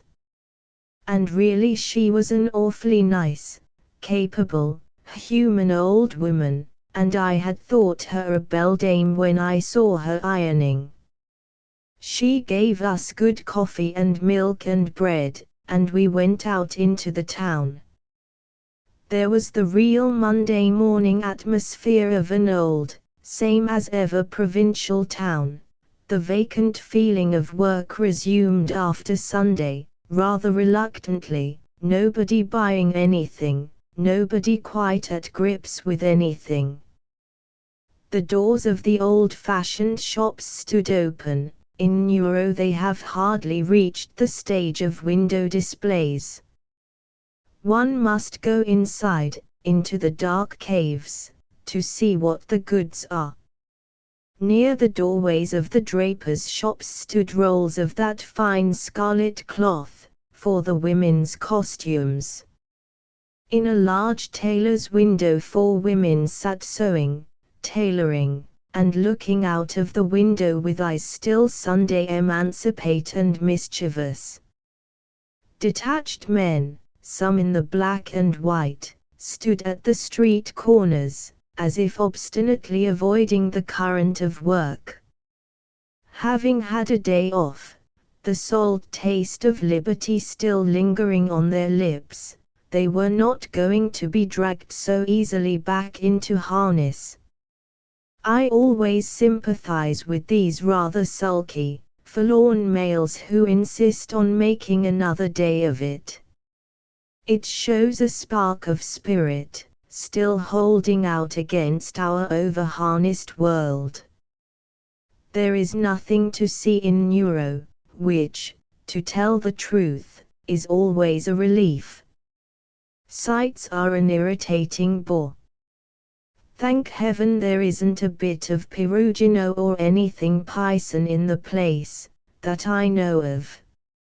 Happy is the town that has nothing to show. What a lot of stunts and affectations it saves. Life is then life, not museum stuffing. One could saunter along the rather inert, narrow, Monday morning street, and see the women having a bit of a gossip, and see an old crone with a basket of bread on her head, and see the unwilling ones hanging back from work, and the whole current of industry disinclined to flow. Life is life and things are things. I am sick of gaping things, even Peruginos. I have had my thrills from Carpaccio and Botticelli. But now I've had enough. But I can always look at an old, grey-bearded peasant in his earthy white drawers and his black waist frill, wearing no coat or overgarment, but just crooking along beside his little ox wagon. I am sick of things, even Perugino. The sight of the woman with the basket of bread reminded us that we wanted some food. So we searched for bread. None, if you please. It was Monday morning, eaten out. There would be bread at the forno, the oven. Where was the oven? Up the road and down a passage. I thought we should smell it. But no. we wandered back. Our friends had told us to take tickets early, for perhaps the bus would be crowded. So we bought yesterday's pastry and little cakes, and slices of native sausage. And still no bread. I went and asked our old hostess. There is no fresh bread. It hasn't come in yet, she said. Never mind, give me stale. So she went and rummaged in a drawer. Oh dear, the women have eaten it all. But perhaps over there, she pointed down the street, they can give you some. They couldn't. I paid the bill, about 28 francs, I think, and went out to look for the bus. There it was. In a dark little hole they gave me the long ticket strips, first class to Terranova. They cost some 70 francs the two. The QB was still vainly, aimlessly looking along the street for bread. Ready when you are, said our new driver rather snappily. He was a pale, cross-looking young man with brown eyes and fair ginger hair. So in we clambered, waved farewell to our old friends, whose bus was ready to roll away in the opposite direction. As we bumped past the piazza I saw Velveteens standing there, isolate, and still, apparently, scowling with unabated irritation. I am sure he has money, why the first class, yesterday, otherwise. And I'm sure she married him because he is a townsman with property. Out we rolled, on our last Sardinian drive. The morning was of a bell-like beauty, blue and very lovely. Below on the right stretched the concave valley, tapestried with cultivation. Up into the morning light rose the high, humanless hills, with wild, treeless moor slopes. But there was no glass in the left window of the coupe, and the wind came howling in, cold enough. I stretched myself on the front seat, the QB screwed herself into a corner, and we watched the land flash by. How well this new man drove! The long-nosed, freckled one with his gloomy brown eyes. How cleverly he changed gear, so that the automobile mewed and purred comfortably, like a live thing enjoying itself. And how dead he was to the rest of the world, wrapped in his gloom like a young bus-driving Hamlet. His answers to his mate were monosyllabic, or just no answers at all. He was one of those responsible, capable, morose souls, who do their work with silent perfection and look as if they were driving along the brink of doom. Say a word to them and they'll go over the edge. But gentle or fond, of course. Fiction used to be fond of them, a sort of ginger-haired, young, mechanic Mr. Rochester who has even lost the Jane illusion. Perhaps it was not fair to watch him so closely from behind. His mate was a bit of a bounder, with one of those rakish military caps whose soft tops cock sideways or backwards. He was in Italian khaki, riding breeches and puttees. He smoked his cigarette bounderishly, but at the same time, with peculiar gentleness, he handed one to the ginger Hamlet. Hamlet accepted it, and his mate held him a light as the bus swung on. They were like man and wife. The mate was the alert and wide-eyed Jane Eyre whom the ginger Mr. Rochester was not going to spoil in a hurry. The landscape was different from yesterday's. As we dropped down the shallow, winding road from Neuro, quite quickly the moors seemed to spread on either side, treeless, bushy, rocky, desert. How hot they must be in summer. One knows from Grazier Dilther's books. A pony with a low trap was prancing unhappily in the roadside. We slowed down and slid harmlessly past. Then again, on we whizzed down the looped road, which turned back on itself as sharply as a snake that has been wounded. Hamlet darted the bus at the curves, then softly padded round like an angel, then off again for the next parabola. We came out into wide, rather desolate, moorland valley spaces, with low rocks away to the left, and steep slopes, rocky bushy, on the right. Sometimes groups of black and white men were working in the forlorn distances. A woman in the madder costume led a pannier ass along the wastes. The sun shone magnificently, already it was hotter here. The landscape had quite changed. These slopes looked east and south to the sea, they were sun-wild and sea-wild. The first stop was where a wild, rough lane came down the hill to our road. At the corner stood a lonely house, and in the roadside the most battered, life-weary old carriage I have ever seen. The jaunty mate sorted out the post, the boy with the tattered battered brown carriage and brown pony signed the book as we all stood in the roadway. There was a little wait for a man who was fetching up another parcel. The post bag and parcels from the tattered carriage were received and stowed and signed for. We walked up and down in the sun to get warm. The landscape was wild and open round about. "Pip!" goes Mr. Rochester, peremptorily, at the horn. Amazing how obediently we scuffle in. Away goes the bus, rushing towards the sea. Already one felt that peculiar glare in the halfway heavens, that intensification of the light in the lower sky, which is caused by the sea to seaward.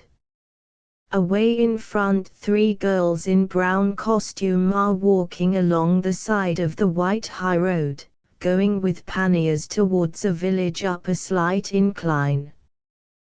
They hear us, turn round, and instantly go off their heads, exactly like chickens in the road. They fly towards us, crossing the road, and swifter than any rabbits they scuttle, one after another, into a deep side track, like a deep ditch at right angles to the road. There, as we roll past, they are all crouched, peering out at us fearfully, like creatures from their hole. The bus mate salutes them with a shout, and we roll on towards the village on the low summit. It is a small, stony, hen-scratched place of poor people. We roll on to a standstill. There is a group of poor people. The women wear the dark brown costume, and again the bolero has changed shape. It is a rather fantastic low corset, curiously shapen, and originally, apparently, made of wonderful elaborate brocade. But look at it now. There is an altercation because a man wants to get into the bus with 2 little black pigs, each of which is wrapped in a little sack, with its face and ears appearing like a flower from a wrapped bouquet. He is told that he must pay the fare for each pig as if it were a Christian. Cristo del Mondo. A pig, a little pig, and paid for as if it were a Christian. He dangles the pig bouquets, one from each hand, and the little pigs open their black mouths and squeal with self-conscious appreciation of the excitement they are causing. Dio Benedetto. It is a chorus. But the busmate is inexorable. Every animal, even if it were a mouse, must be paid for and have a ticket as if it were a Christian. The pigmaster recoils stupefied with indignation, a pig bouquet under each arm. "How much do you charge for the fleas you carry?" asks a sarcastic youth. A woman sitting sewing a soldier's tunic into a little jacket for her urchin, and thus beating the sword into a plowshare, stitches unconcernedly in the sun. Round-cheeked but rather slatternly damsels giggle. The pigmaster, speechless with fury, slings the pig bouquets, like two bottles, one on either side the saddle of the ass whose halter is held by a grinning but also malevolent girl, malevolent against pig prices, that is. The pigs, looking abroad from their new situation, squeal the eternal pig protest against an insufferable humanity. "Andiamo! Andiamo!" says Ginger Mr. Rochester in his quiet but intense voice. The busmate scrambles up and we charge once more into the strong light to seaward. In we roll, into Orosia, a dilapidated, sun-smitten, God-forsaken little town not far from the sea. We descend in Piazza. There is a great, false baroque facade to a church, up a wavering vast mass of steps, and at the side a wonderful jumble of roundnesses with a jumble of round tiled roofs, peaked in the center. It must have been some sort of convent. But it is eminently what they call a painter's bit, that pallid, big baroque face, at the top of the slow incline, and the very curious dark building at the side of it, with its several dark-tiled round roofs, like pointed hats, at varying altitudes. The whole space has a strange Spanish look, neglected, arid, yet with a bigness and a dilapidated dignity and a stoniness which carry one back to the Middle Ages, when life was violent and Orosia was no doubt a port and a considerable place. Probably it had bishops. Nero the sun came hot into the wide piazza, with its pallid heavy facade up on the stony incline on one side, and arches and a dark great courtyard and outer stairways of some unknown building away on the other, the road entering downhill from the inland, and dropping out below to the sea marshes, and with the impression that once some single power had had the place in grip, had given this center an architectural unity and splendor, now lost and forgotten. Orosia was truly fascinating. But the inhabitants were churlish. We went into a sort of bar place, very primitive, and asked for bread. "Bread alone," said the churl. "If you please." "There isn't any," he answered. "Oh, where can we get some then?" "You can't get any." "Really?" And we couldn't. People stood about glum, not friendly. There was a second great automobile, ready to set off for Tortoli, far to the south, on the east coast. Mandas is the railway junction both for Sorgano and Tortoli. The two buses stood near and communed. We prowled about the dead, almost extinct town, or call it village. Then Mr. Rochester began to pip his horn peremptorily, so we scuffled in. The post was stowed away. A native in black broadcloth came running and sweating, carrying an ox-blood suitcase, and said we must wait for his brother-in-law, who was a dozen yards away. Ginger Mr. Rochester sat on his driver's throne and glared in the direction whence the brother-in-law must come. His brow knitted irritably, his long, sharp nose did not promise much patience. He made the horn roar like a sea cow. But no brother-in-law. "I'm going to wait no longer," said he. "Oh, a minute, a minute. That won't do us any harm," expostulated his mate. No answer from the long-faced, long-nosed Ginger Hamlet. He sat statuesque, but with black eyes looking daggers down the still void road. "Ava Bean," he murmured through closed lips, and leaned forward grimly for the starting handle. "Patience, patience, patience a moment, why," cried the mate. "Per l'amor di Dio," cried the black broadcloth man, simply sizzling and dancing in anguish on the road, round the suitcase, which stood in the dust. "Don't go. God's love, don't start. He's got to catch the boat. He's got to be in Rome tomorrow. He won't be a second. He's here, he's here, he's here." This startled the fate-fixed, sharp-nosed driver. He released the handle and looked round, with dark and glowering eyes. No one in sight. The few glum natives stood round unmoved. Thunder came into the gloomy dark eyes of the Rochester. Absolutely nobody in sight. Click.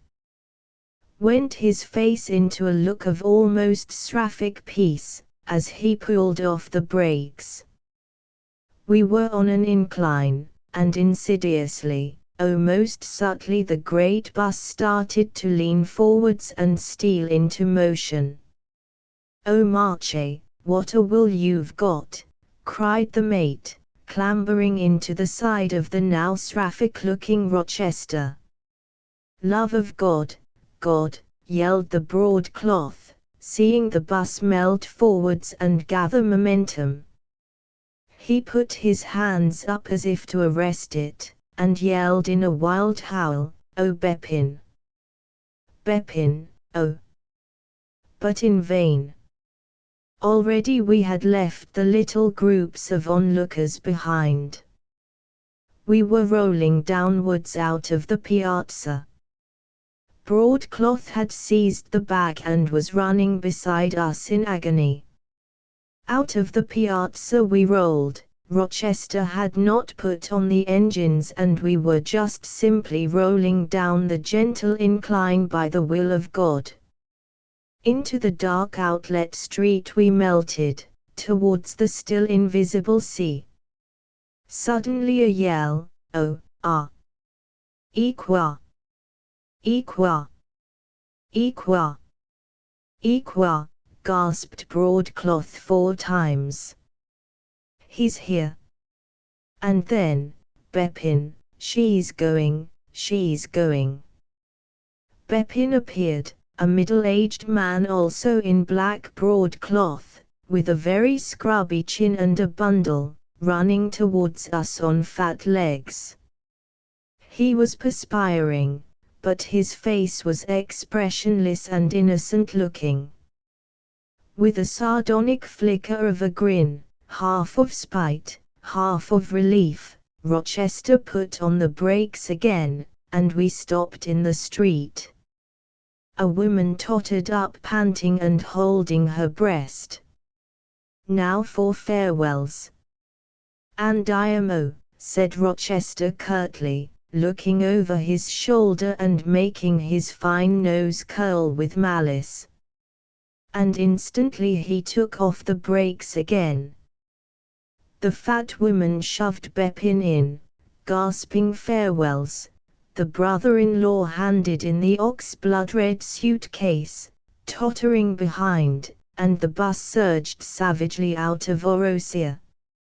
Almost in a moment we had left the town on its slope, and there below us was a river winding through marshy flats to the sea, to where small white surf broke on a flat, isolated beach, a quarter of a mile away. The river ran rapidly between stones and then between belts of high sea reeds, high as a man. These tall reeds advanced almost into the slow, horizontal sea, from which stood up a white glare of light, massive light over the low Mediterranean. Quickly we came down to the river level, and rolled over a bridge. Before us, between us and the sea, rose another hill, almost like a wall with a flat top, running horizontal, perfectly flat, parallel with the sea edge, a sort of narrow long plateau. For a moment we were in the wide scoop of the riverbed. Orosia stood on the bluff behind us. Away to the right the flat river marshes with the thick dead reeds met the flat and shining sea. River and sea were one water, the waves rippled tiny and soft-foot into the stream. To the left there was great loveliness. The bed of the river curved upwards and inland, and there was cultivation, but particularly, there were noble almond trees in full blossom. How beautiful they were, their pure, silvery pink gleaming so nobly, like a transfiguration, tall and perfect in that strange cradled riverbed parallel with the sea. Almond trees were in flower beneath grey Orosia. Almond trees came near the road, and we could see the hot eyes of the individual blossoms. Almond trees stood on the upward slope before us. And they had flowered in such noble beauty there, in that trough where the sun fell magnificent and the sea glare whitened all the air as with a sort of God presence. They gleamed in their incandescent sky rosiness. One could hardly see their iron trunks, in this weird valley. But already we had crossed, and were charging up the great road that was cut straight, slantwise along the side of the sea hill, like a stairway outside the side of the house. So the bus turned southward to run up this stairway slant, to get to the top of the sea's long tableland. So, we emerged, and there was the Mediterranean rippling against the black rocks not so very far away below on our right. For, once on the long tableland the road turned due north, a long white dead straight road running between strips of moorland, wild and bushy. The sea was in the near distance, blue, and beating with light. It seemed more light than watery. And on the left was the wide trough of the valley, where almond trees like clouds in a wind seemed to poise sky-rosy upon the pale, sun-pale land, and beyond which Orosia clustered its lost grey houses on the bluff. O wonderful Orosia, with your almonds and your reedy river, throbbing with light and the sea's nearness, and also lost, in a world long gone by, lingering as legends linger on. It is hard to believe that it is real. It seems so long since life left it and memory transfigured it into pure glamour, lost away like a lost pearl on the East Sardinian coast. Yet there it is, with a few grumpy inhabitants who won't even give you a crust of bread. And probably there is malaria, almost sure. and it would be hell to have to live there for a month. Yet for a moment, that January morning, how wonderful, oh, the timeless glamour of those Middle Ages when men were lordly and violent and shadowed with death. Time mortis conturbat me. The road ran along by the sea, above the sea, swinging gently up and down, and running onto a sea-encroaching hilly promontory in the distance. There were no high lands. The valley was left behind, and moors surrounded us, wild, desolate, uninhabited and uninhabitable moors sweeping up gently on the left, and finishing where the land dropped low and cliff-like to the sea on the right. No life was now in sight, even no ship upon the pale blue sea. The great globe of the sky was unblemished and royal in its blueness and its ringing cerulean light. Over the moors a great hawk hovered. Rocks cropped out. It was a savage, dark-bushed, sky-exposed land, forsaken to the sea and the sun. We were alone in the coupe. The bus mate had made 1 or 2 sets at us, but he rather confused us. He was young, about 22 or 3. He was quite good-looking, with his rakish military cap and his well-knitted figure in military clothes. But he had dark eyes that seemed to ask too much, and his manner of approach was abrupt, persistent, and disconcerting. Already he had asked us where we were going, where we lived, whence we came, of what nationality we were, and was I a painter. Already he knew so much. Further, we rather fought shy of him. We ate those pale Neuro pastries. They were just flaky pastry, good, but with nothing inside but a breath of air. And we gnawed slices of very highly flavored Neuro sausage. And we drank the tea. And we were very hungry, for it was past noon, and we had eaten as good as nothing. The sun was magnificent in heaven. We rushed at a great, purring speed along that moorland road just above the sea. And then the bus mate climbed in to share the coupe with us. He put his dark, beseeching and yet persistent eyes on us, sat plumb in front of us, his knees squared, and began to shout awkward questions in a strong, curious voice. Of course it was very difficult to hear, for the great rushing bus made much noise.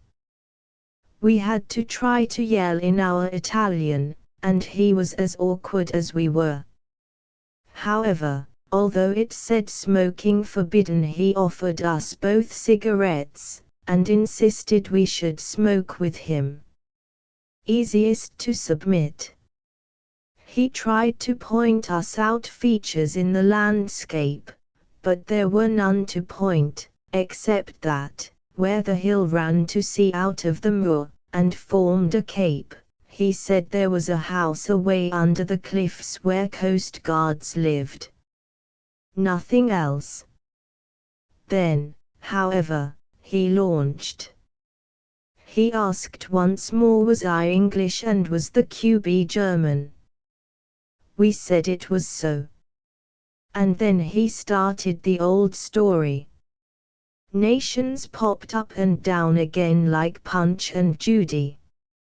Italy, l'Italia, she had no quarrel with La Germania, never had had, no, good friends the two nations.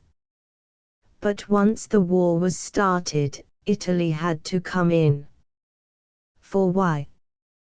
Germany would beat France, occupy her lands, march down and invade Italy.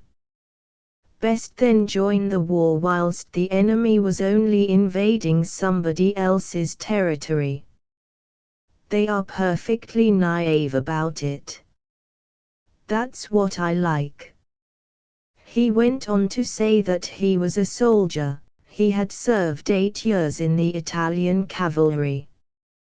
Yes, he was a cavalryman, and had been all through the war. But he had not therefore any quarrel with Germany. No, war was war, and it was over. So let it be over. But France, ma la Francia. Here he sat forward on his seat, with his face near ours, and his pleading dog's eyes suddenly took a look of quite irrational blazing rage. France. There wasn't a man in Italy who wasn't dying to get at the throat of France. France.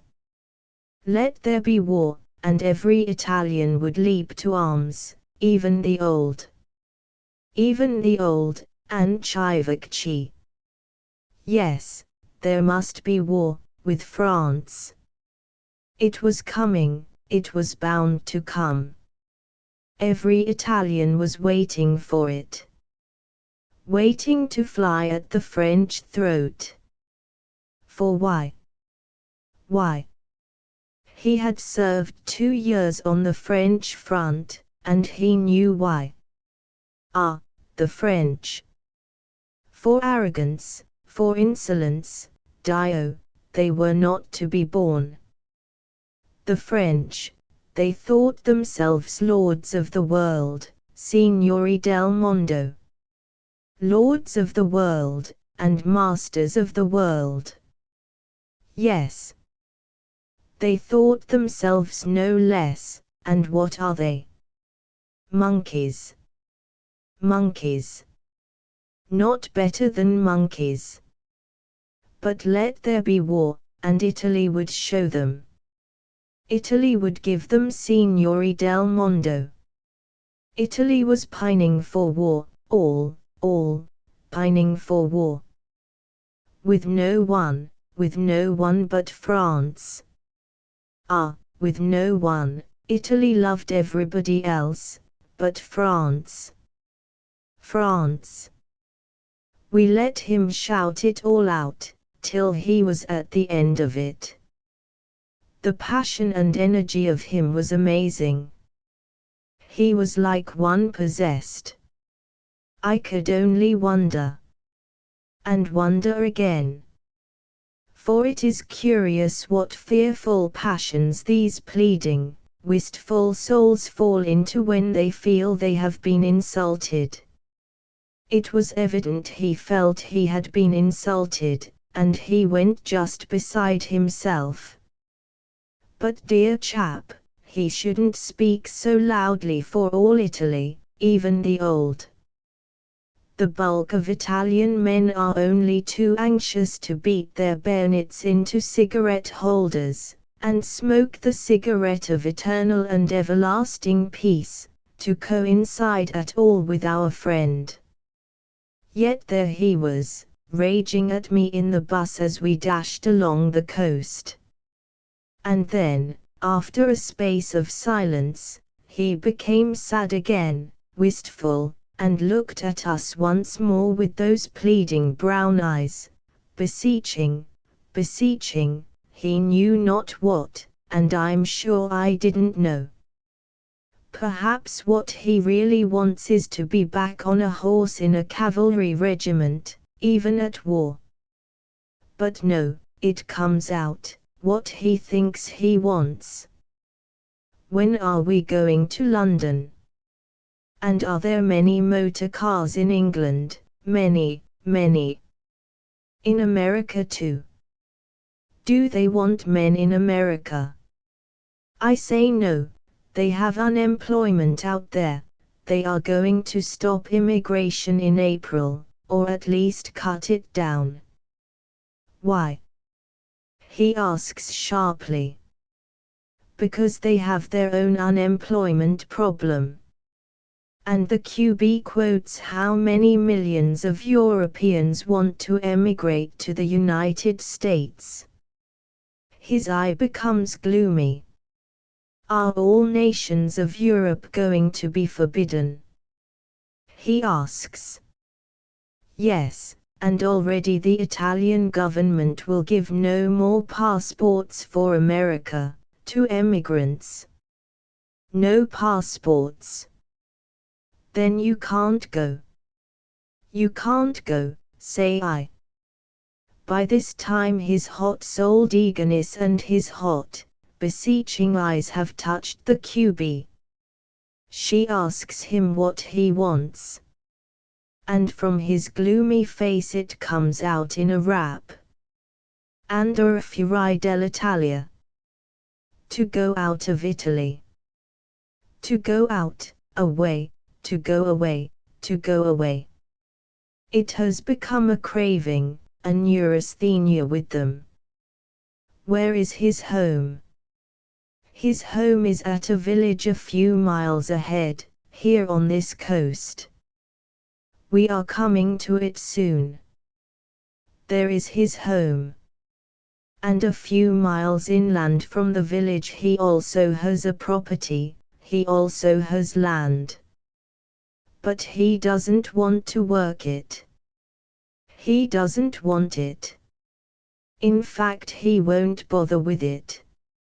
He hates the land, he detests looking after vines.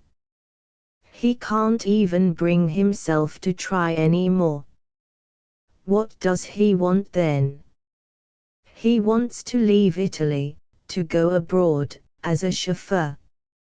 Again the long beseeching look, as of a distraught, pleading animal. He would prefer to be the chauffeur of a gentleman. But he would drive a bus, he would do anything, in England. Now he has launched it.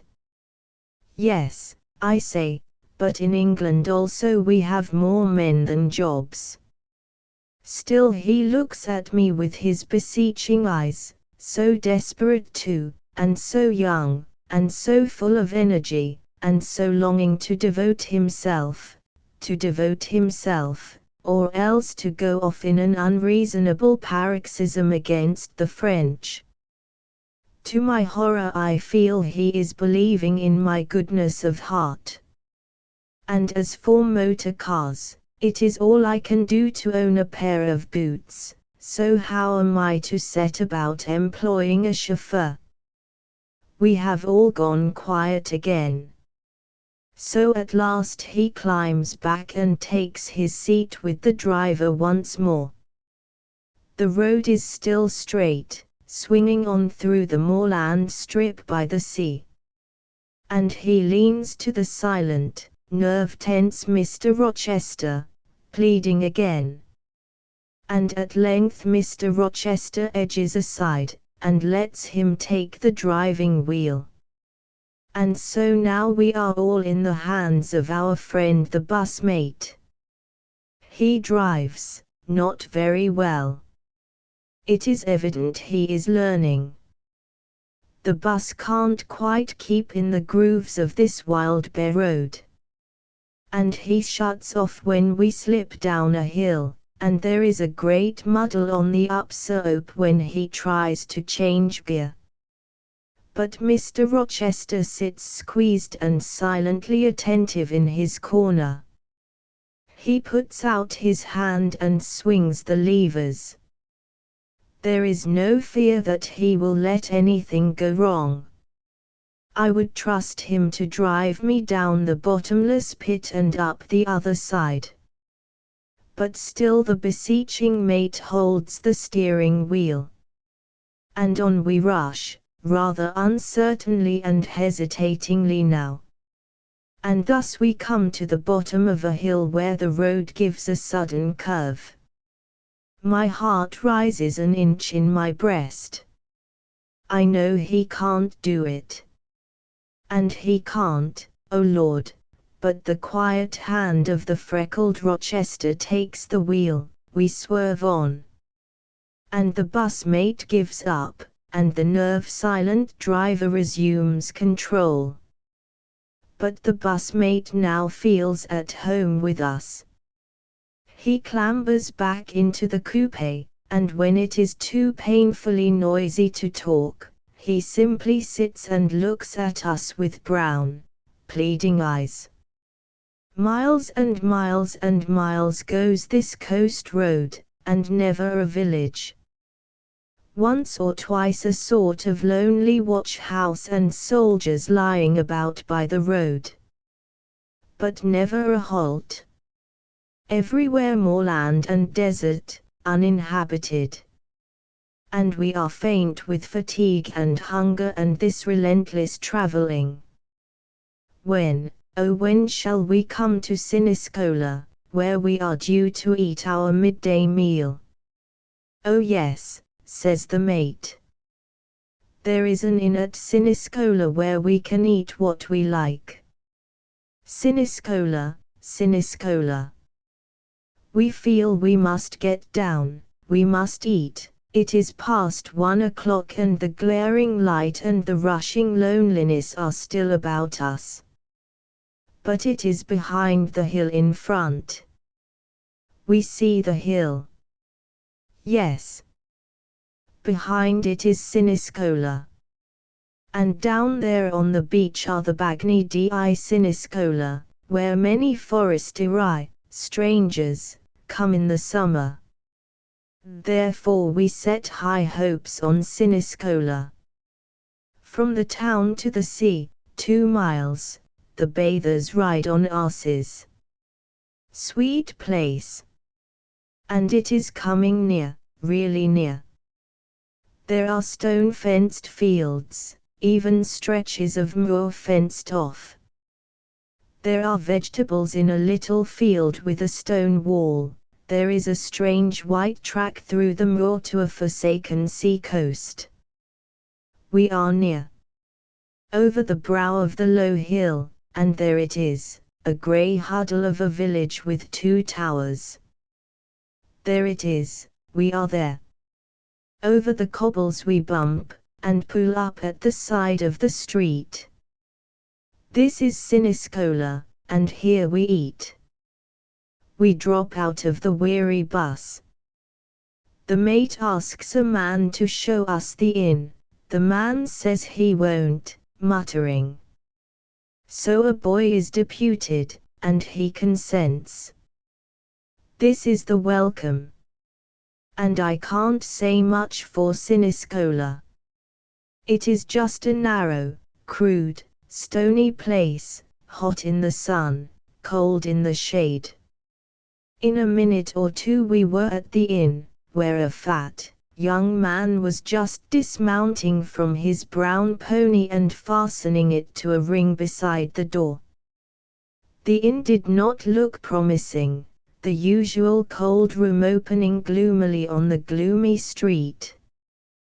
The usual long table, with this time a foully blotched tablecloth. And 2 young peasant madams in charge, in the brown costume, rather sordid, and with folded white cloths on their heads.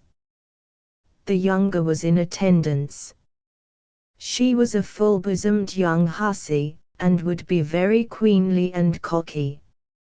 She held her nose in the air, and seemed ready to jibe at any order.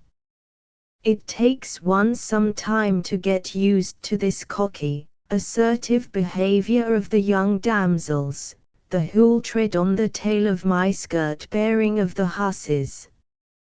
But it is partly a sort of crude defensiveness and shyness, partly it is barbaric méfiance or mistrust, and partly, without doubt, it is a tradition with Sardinian women that they must hold their own and be ready to hit first. This young sludge queen was all hit. She flounced her posterior round the table, planking down the lumps of bread on the foul cloth with an air of take it as a condescension that I wait on you, a subdued grin lurking somewhere on her face. It is not meant to be offensive, yet it is so. Truly, it is just uncouthness. But when one is tired and hungry, We were not the only feeders. There was the man off the pony, and a sort of workman or porter or Dazio official with him, and a smart young man, and later our hamlet driver. Bit by bit the young damsel planked down bread, plates, spoons, glasses, bottles of black wine, whilst we sat at the dirty table in uncouth constraint and looked at the hideous portrait of His reigning Majesty of Italy. And at length came the inevitable soup. And with it the sucking chorus. The little Molino at Manda's had been a good one. But the smart young man in the country beat him. As water clutters and slavers down a choky gutter, so did his soup travel upwards into his mouth with one long sucking stream of noise, intensified as the bits of cabbage, etc., found their way through the orifice. They did all the talking, the young men. They addressed the sludge queen curtly and disrespectfully, as if to say, "What's she up to?" Her airs were finally thrown away. Still she showed off. What else was there to eat? There was the meat that had been boiled for the soup. We knew what that meant. I had as lief eat the foot of an old worsted stocking. Nothing else, you sludge queen. No. What do you want anything else for? Beefsteak. What's the good of asking for beefsteak or any other steak on a Monday? Go to the butcher's and see for yourself. The hamlet, the pony rider, and the porter had the faded and tired chunks of boiled meat. The smart young man ordered eggs in padella, 2 eggs fried with a little butter. We asked for the same. The smart young man got his first, and of course they were warm and liquid. So he fell upon them with a fork, and once he had got hold of one end of the eggs he just sucked them up in a prolonged and violent suck, like a long, thin, ropey drink being sucked upwards from the little pan. It was a genuine exhibition. Then he fell upon the bread with loud chews. What else was there? A miserable little common orange. So much for the dinner. Was there cheese? No. But the sludge queen, they are quite good-natured really, held a conversation in dialect with the young men, which I did not try to follow. Our pensive driver translated that there was cheese, but it wasn't good, so they wouldn't offer it us. And the pony man interpolated that they didn't like to offer us anything that was not of the best. He said it in all sincerity, after such a meal. This roused my curiosity, so I asked for the cheese whether or not. And it wasn't so bad after all. This meal cost 15 francs, for the pair of us. We made our way back to the bus, through the uncouth men who stood about. To tell the truth, strangers are not popular nowadays, not anywhere. Everybody has a grudge against them at first sight. This grudge may or may not wear off on acquaintance. The afternoon had become hot, hot as an English June. And we had various other passengers, for one a dark-eyed, long-nosed priest who showed his teeth when he talked. There was not much room in the coupe, so the goods were stowed upon the little rack. With the strength of the sun, and the 6 or 7 people in it, the coupe became stifling. The QB opened her window. But the priest, one of the loud-talking sort, said that a draught was harmful, very harmful, so he put it up again. He was one of the gregarious sort, a loud talker, nervy really, very familiar with all the passengers. And everything did one harm, fa male, fa male. A draught fa male, fa molto male. Non è vero. This to all the men from Siniscola. And they all said yes, yes. The bus mate clambered into the coupe, to take the tickets of the second-class passengers in the rotondo, through the little wicket. There was great squeezing and shouting and reckoning change. And then we stopped at a halt, and he dashed down with the post and the priest got down for a drink with the other men. The Hamlet driver sat stiff in his seat. He pipped the horn. He pipped again, with decision. Men came clambering in. But it looked as if the offensive priest would be left behind. The bus started venomously, the priest came running, his gown flapping, wiping his lips. He dropped into his seat with a cackling laugh, showing his long teeth. And he said that it was as well to take a drink, to fortify the stomach. To travel with the stomach uneasy did one harm, fa male, non è vero. Chorus of yes. The bus mate resumed his taking the tickets through the little wicket, thrusting his rear amongst us. As he stood like this, down fell his sheepskin-lined military overcoat on the QB's head. He was filled with grief. He folded it and placed it on the seat, as a sort of cushion for her, oh so gently. And how he would love to devote himself to a master and mistress. He sat beside me, facing the QB, and offered us an acid drop. We took the acid drop. He smiled with zealous yearning at the QB, and resumed his conversations. Then he offered us cigarettes, insisted on our taking cigarettes. The priest with the long teeth looked sideways at the QB, seeing her smoking. Then he fished out a long cigar, bit it, and spat. He was offered a cigarette. But no, cigarettes were harmful, fano male. The paper was bad for the health, oh, very bad. A pipe or a cigar.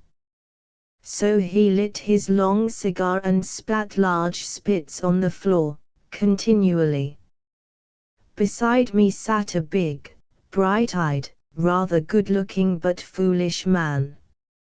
Hearing me speak to the QB, he said in confidence to the priest, "Here are two Germans, eh? Look at them. The woman smoking. These are a couple of those that were interned here. Sardinia can do without them now. Germans in Italy at the outbreak of the war were interned in Sardinia, and as far as one hears, they were left very free and happy, and treated very well, the Sardinians having been generous as all proud people are. But now our bright-eyed fool made a great titter through the bus, quite unaware that we understood. He said nothing offensive, but that sort of tittering exultation of common people who think they have you at a disadvantage annoyed me. However, I kept still to hear what they would say. But it was only trivialities about the Germans having nearly all gone now, their being free to travel, they're coming back to Sardinia because they liked it better than Germany. Oh yes, they all wanted to come back. They all wanted to come back to Sardinia. Oh yes, they knew where they were well off. They knew their own advantage. Sardinia was this, that, and the other of advantageousness, and the Sardi were decent people. It is just as well to put in a word on one's own behalf occasionally. As for La Germania, she was down, Barca. What did one pay for bread in Germany?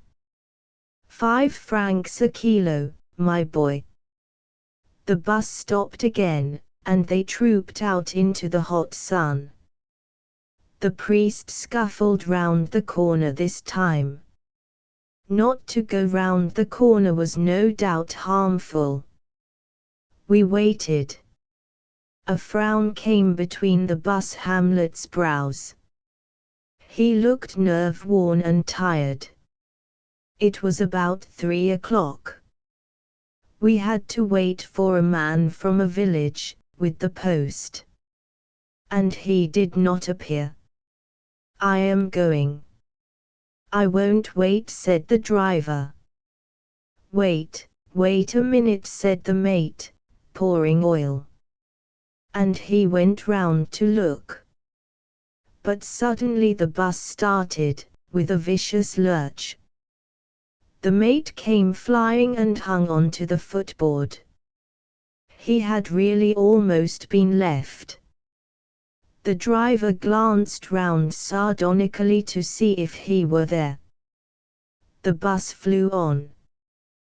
The mate shook his head in deprecation. He's a bit nervoso, the driver said, the QB a bit out of temper. Ah, poor chap, said the good-looking young mate, leaning forward and making such beseeching eyes of hot tolerance. One has to be sorry for him. Persons like him, they suffer so much from themselves, how should one be angry with them? Poverino. We must have sympathy. Never was such a language of sympathy as the Italian. Poverino. Poverino. They are never happy unless they are sympathizing pityingly with somebody. And I rather felt that I was thrown in with the poverini who had to be pitied for being nervosi. Which did not improve my temper.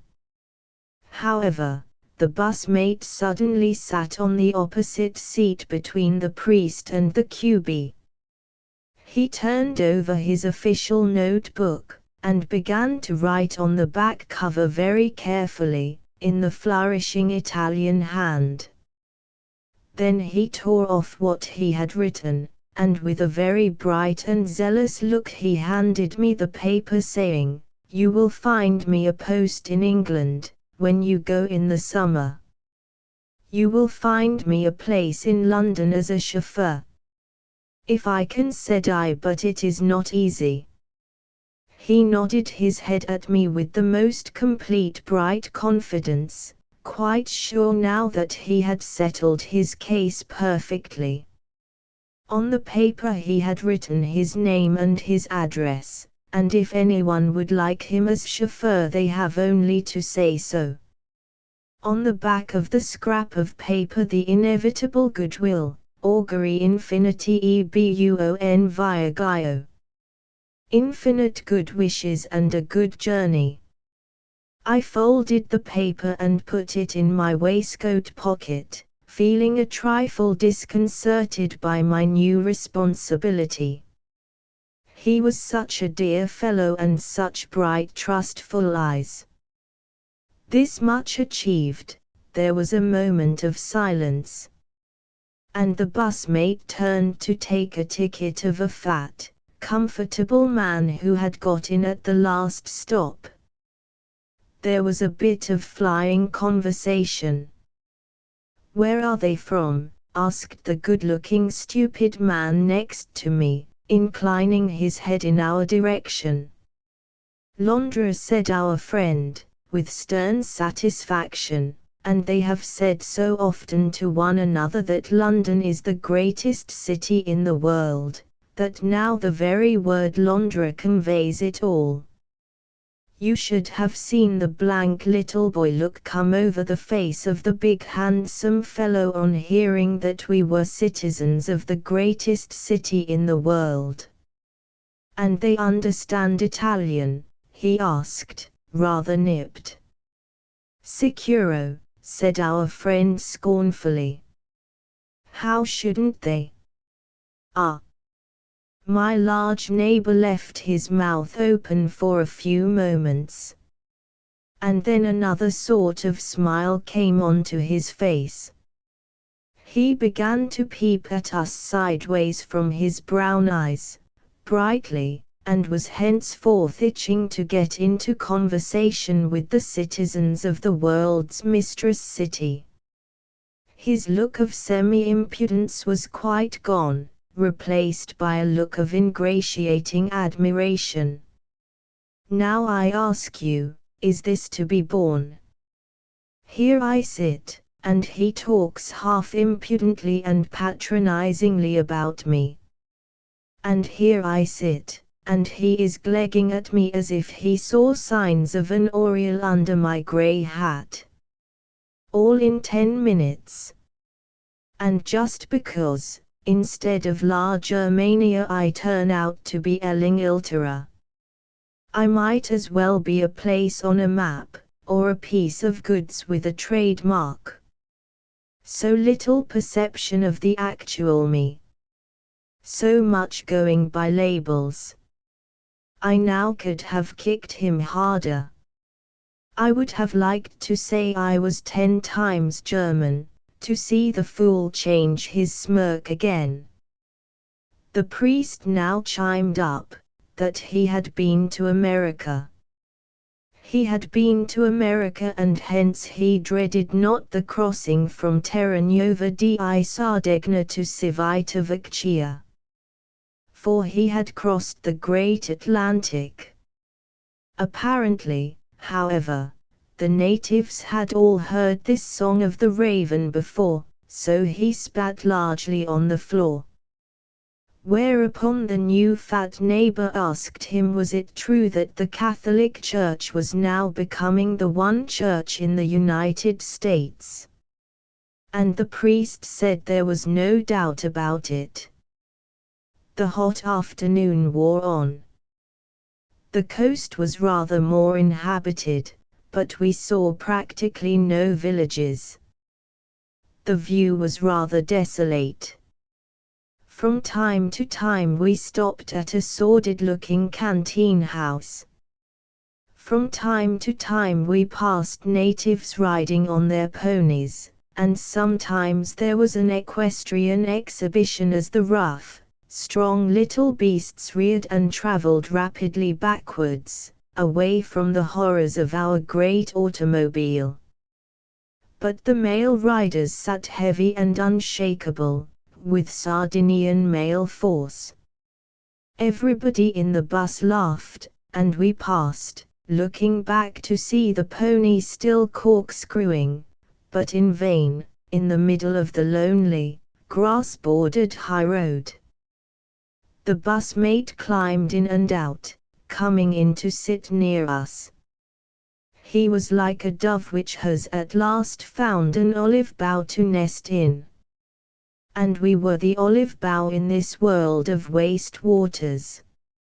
Alas, I felt a broken reed. But he sat so serenely near us, now, like a dog that has found a master. The afternoon was declining, the bus pelted on at a great rate. Ahead we saw the big lump of the island of Tavolera, a magnificent mass of rock which fascinated me by its splendid, weighty form. It looks like a headland, for it apparently touches the land. There it rests at the sea's edge, in this lost afternoon world. Strange how this coast country does not belong to our present-day world. As we rushed along we saw steamers, 2 steamers, steering south, and 1 sailing ship coming from Italy. And instantly, the steamers seemed like our own familiar world. But still this coast country was forsaken, forgotten, not included. It just is not included. How tired one gets of these long rides. It seemed we should never come up to Tavolera. But we did. We came right near to it, and saw the beach with the waves rippling undisturbed, saw the narrow waters between the rock lump and the beach. For now the road was down at sea level. And we were not very far from Terranova. Yet all seemed still forsaken, outside of the world's life. The sun was going down, very red and strong, away inland.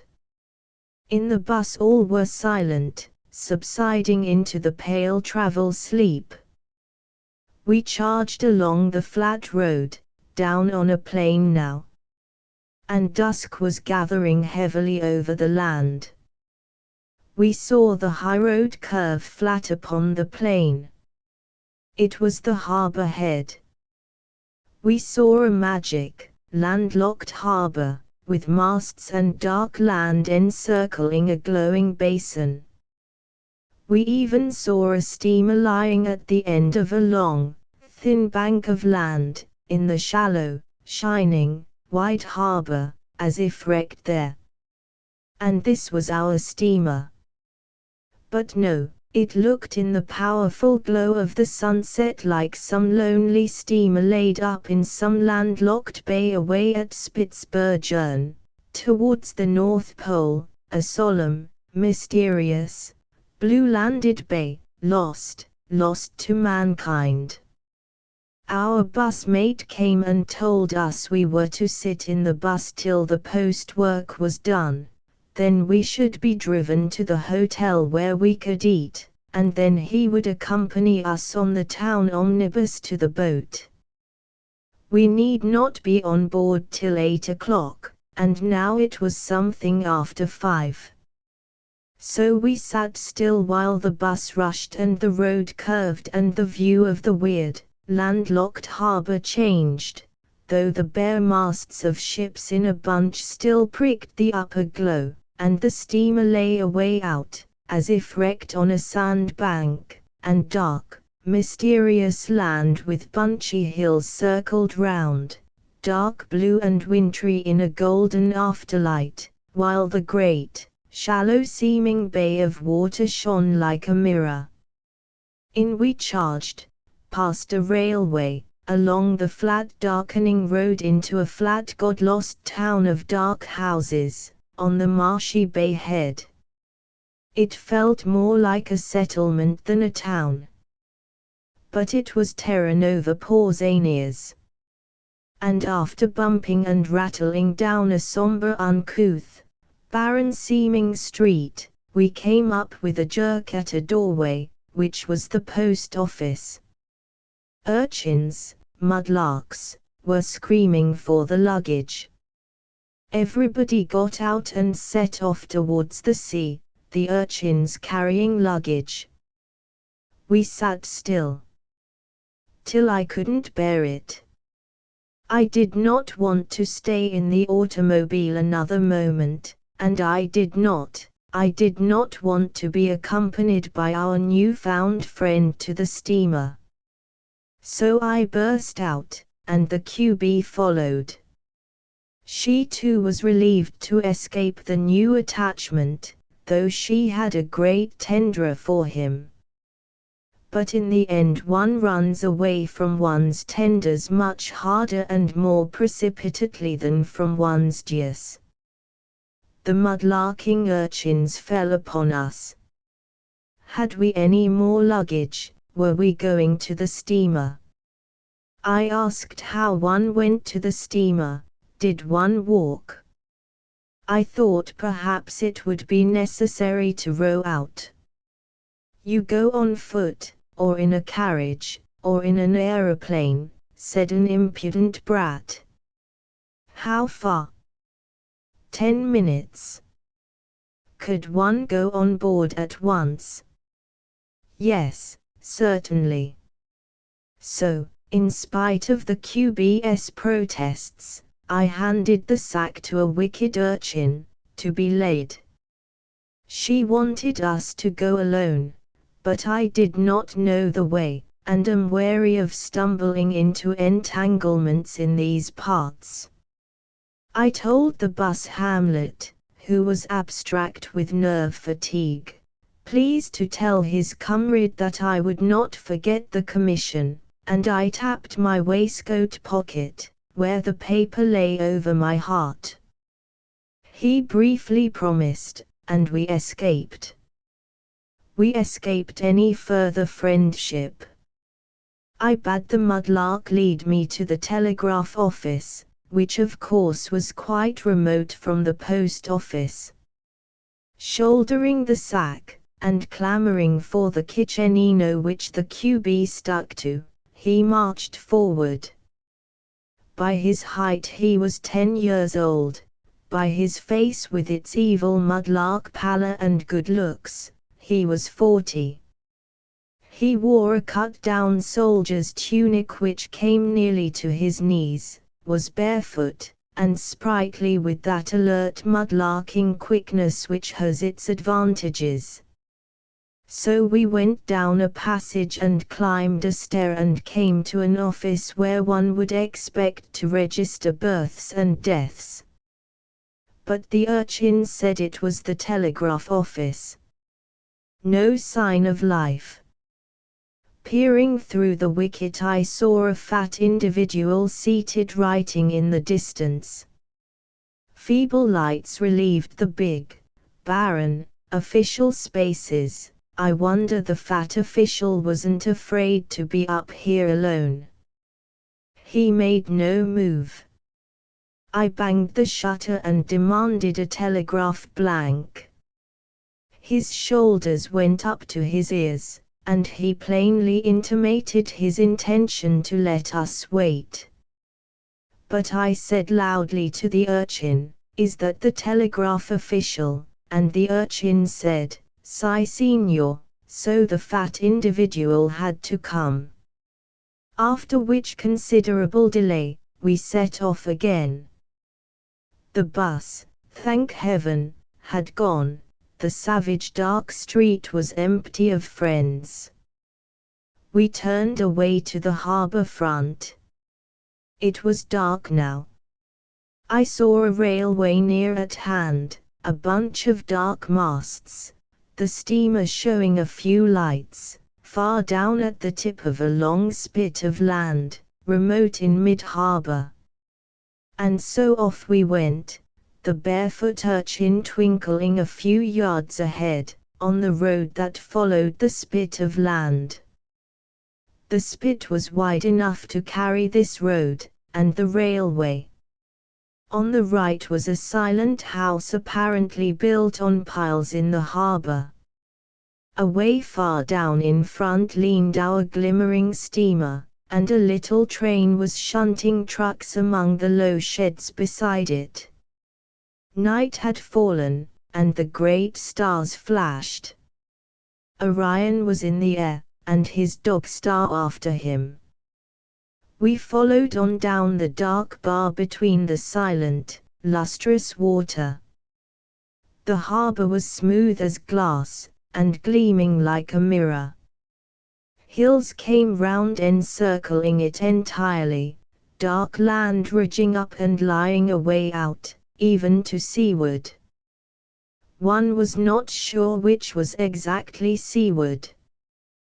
The dark encircling of the land seemed stealthy, the hills had a remoteness, guarding the waters in the silence.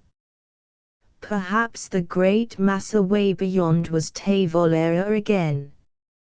It seemed like some lumpish bird guarding an Arctic, locked-up bay where ships lay dead. Terranova on and on we followed the urchin, till the town was left behind, until it also twinkled a few meager lights out of its low, confused blackness at the bay head, across the waters. We left the ship masts and the settlement. The urchin padded on, only turning now and again and extending a thin, eager hand toward the kitchenino. Especially when some men were advancing down the railway he wanted it, the QBS carrying it was a slur on his prowess. So the kitchenino was relinquished, and the lark strode on satisfied. Till at last we came to the low sheds that squatted between the steamer and the railway end. The lark led me into one, where a red cap was writing. The cap let me wait some minutes before informing me that this was the goods office, the ticket office was further on.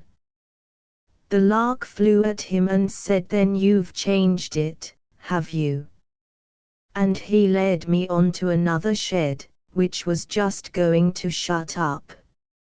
Here they finally had the condescension to give me 2 tickets, 150 francs the 2. So we followed the lark, who strode like Scipio Africanus up the gangway with the sack.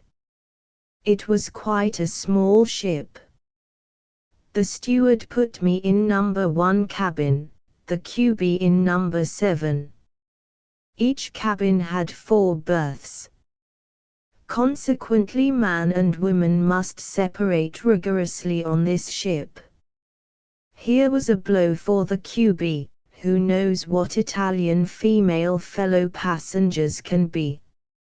However, there we were. All the cabins were down below, and all, for some mysterious reason, inside, no portholes outside.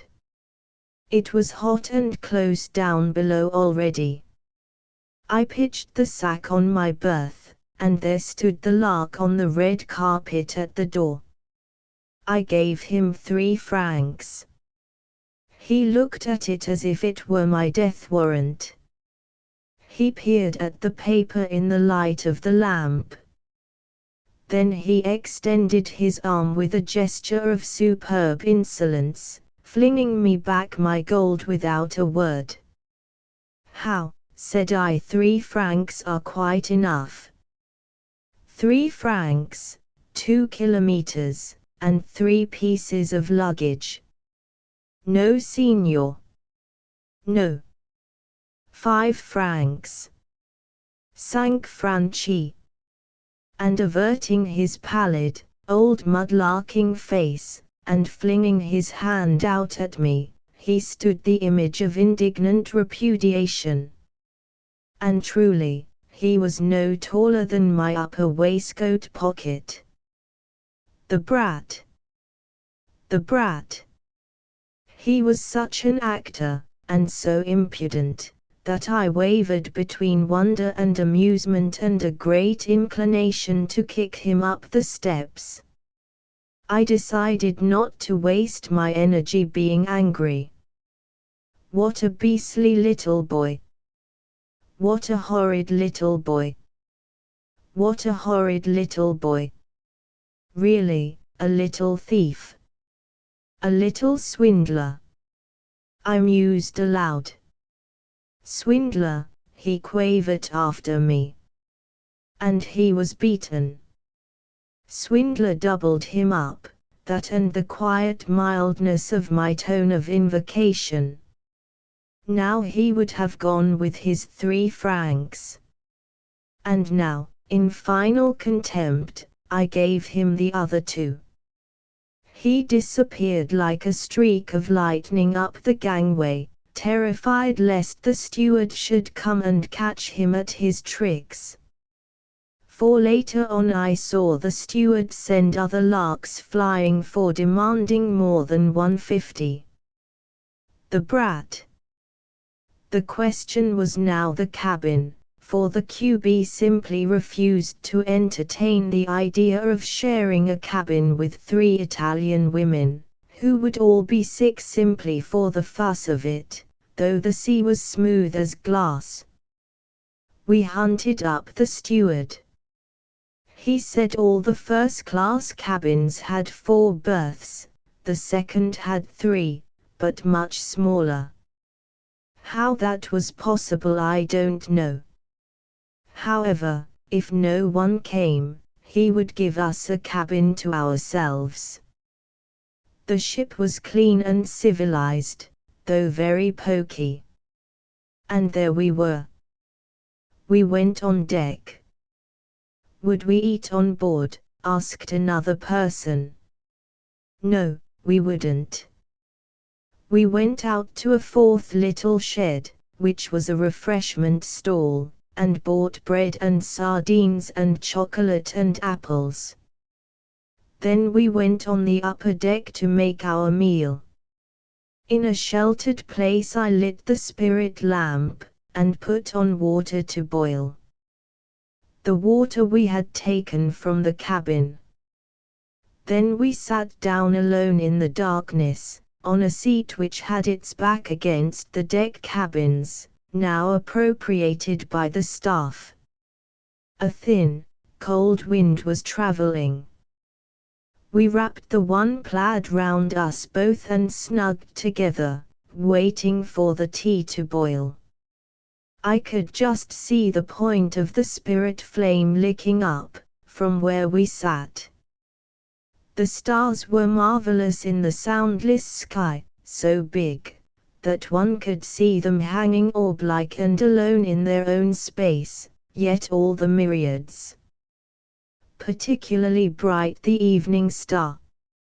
And he hung flashing in the lower night with a power that made me hold my breath. Grand and powerful he sent out his flashes, so sparkling that he seemed more intense than any sun or moon. And from the dark, uprising land he sent his way of light to us across the water, a marvelous star road. So all above us the stars soared and pulsed, over that silent, night-dark, landlocked harbor. After a long time the water boiled, and we drank our hot tea and ate our sardines and bread and bits of remaining Neuro sausage, sitting there alone in the intense starry darkness of that upper deck. I said alone, but no, 2 ghoulish ship's cats came howling at us for the bits. And even when everything was eaten, and the sardine tin thrown in the sea, still they circled and prowled and howled. We sat on, resting under the magnificent deep heavens, wrapped together in the old shepherd's shawl for which I have blessed so often a Scottish friend, half sheltered from the cold night wind, and recovering somewhat from the 60 miles bus ride we had done that day. As yet there was nobody on the ship. We were the very first, at least in the first class. Above, all was silent and deserted. Below, all was lit up and deserted. But it was a little ship, with accommodation for some 30 first-class and 40 second-class passengers. In the low deck forward stood 2 rows of cattle, 18 cattle. They stood tied up side by side, and quite motionless, as if stupefied. Only 2 had lain down. The rest stood motionless, with tails dropped and heads dropped, as if drugged or gone insensible. These cattle on the ship fascinated the QB. She insisted on going down to them, and examining them minutely. But there they were, stiff almost as Noah's Ark cows. What she could not understand was that they neither cried nor struggled. Motionless, terribly motionless. In her idea, cattle are wild and indomitable creatures. She will not realize the horrid strength of passivity and inertia which is almost the preponderant force in domesticated creatures, men and beast alike. There are fowls too in various coops, flappy and agitated these. At last, at about 7:30 the train from the island arrived, and the people surged out in a mass. We stood hanging over the end of the upper deck, looking down. On they poured, in a thick mass, up the gangway, with all conceivable sorts of luggage, bundles, embroidered carry-alls, bags, saddle-bags. The QB lamenting she had not bought one, a sudden surging mass of people and goods. There are soldiers too, but these are lined upon the bit of a quay, to wait. Our interest is to see whether there will be any more first-class passengers. Coming up the wide board which serves as gangway, each individual hands a ticket to the man at the top, and is shooed away to his own region, usually second class. There are 3 sorts of tickets: green first class, white second, and pink third. The second class passengers go aft, the third class go forward, along the passage past our cabins, into the steerage. And so we watch and watch the excited people come on board and divide.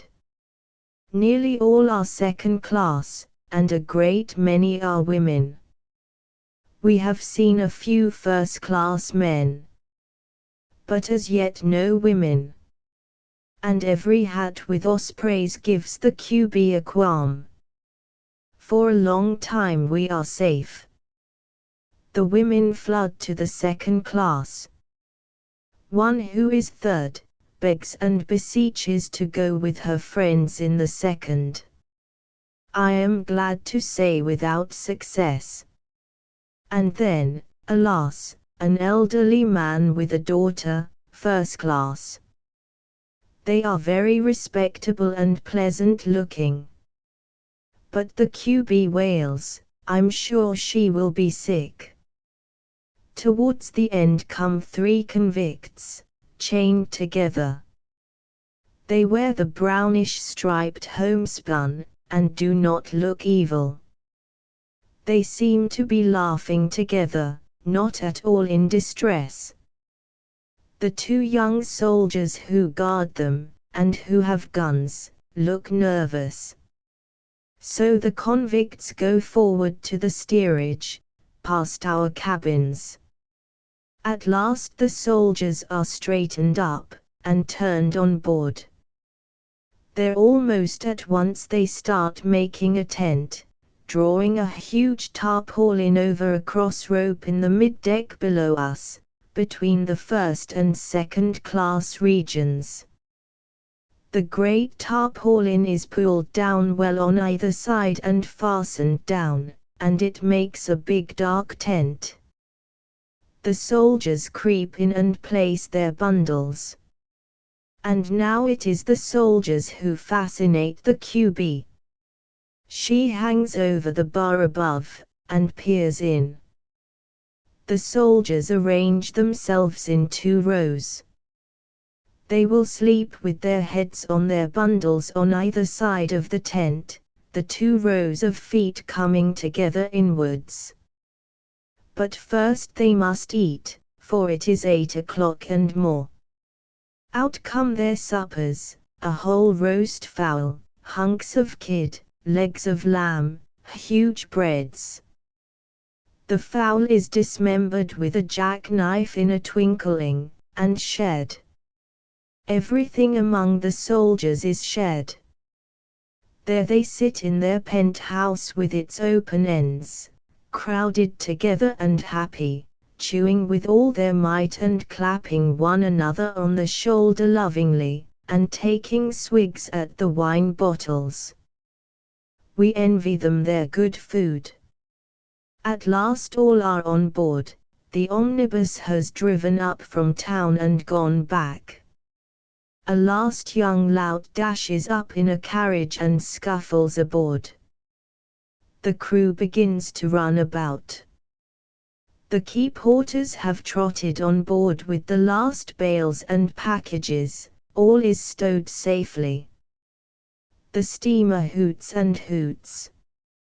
2 men and a girl kiss their friends all round and get off the ship. The night re-echoes the steamer's hoots. The sheds have gone all dark. Far off the town twinkles very sparsely. All is night deserted. And so the gangway is hauled up, and the rope hawsers quickly wound in. We are drifting away from the quayside. The few watchers wave their white handkerchiefs, standing diminutive and forlorn on the dark little quay, in the heart of the dark, deserted harbor. One woman cries and waves and weeps. A man makes exaggerated flag-wagging signals with his white handkerchief, and feels important. We drift, and the engines begin to beat. We are moving in the landlocked harbor. Everybody watches. The commander and the crew shout orders.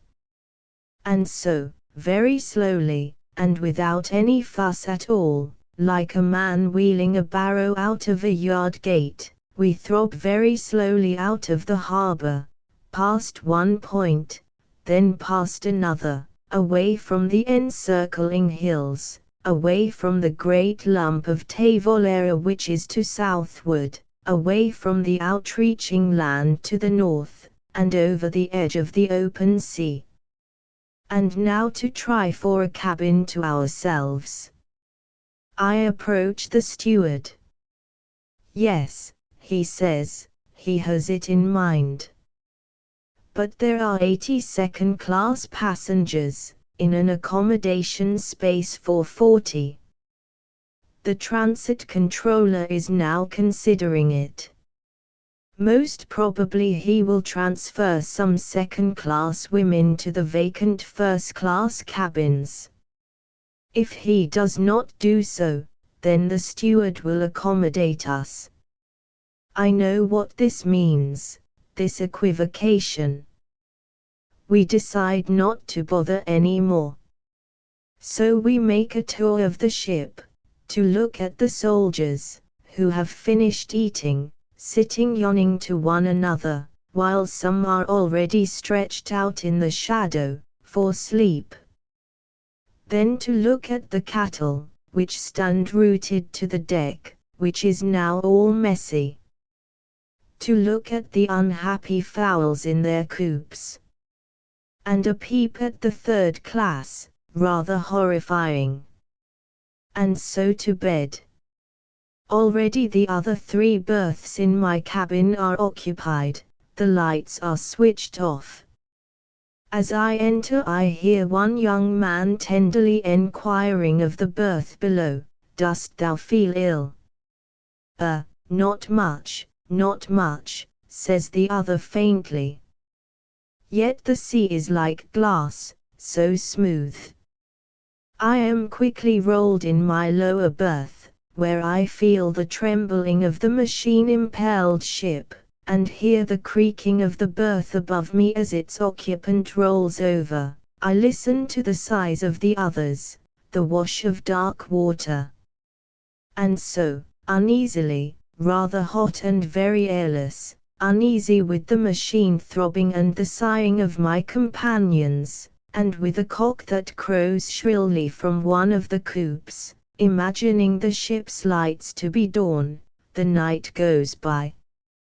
One sleeps, but a bad sleep. If only there were cold air, not this lower berth, inside cabin airlessness. 8 back. The sea being steady as a level road, nobody succeeded in being violently sick. My young men rose at dawn, I was not long in following. It was a grey morning on deck, a grey sea, a grey sky, and a grey, spider-cloth, unimportant coast of Italy not far away. The QB joined me, and quite delighted with her fellow passenger, such a nice girl, she said. Who, when she let down her ordinary-looking brown hair, it reached rippling right to her feet. Voila! You never know your luck. The cock that had crowed all night crowed again, hoarsely, with a sore throat.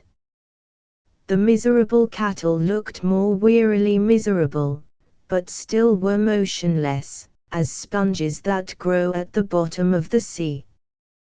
The convicts were out for air, grinning. Someone told us they were war deserters. Considering the light in which these people look on war, desertion seemed to me the only heroism.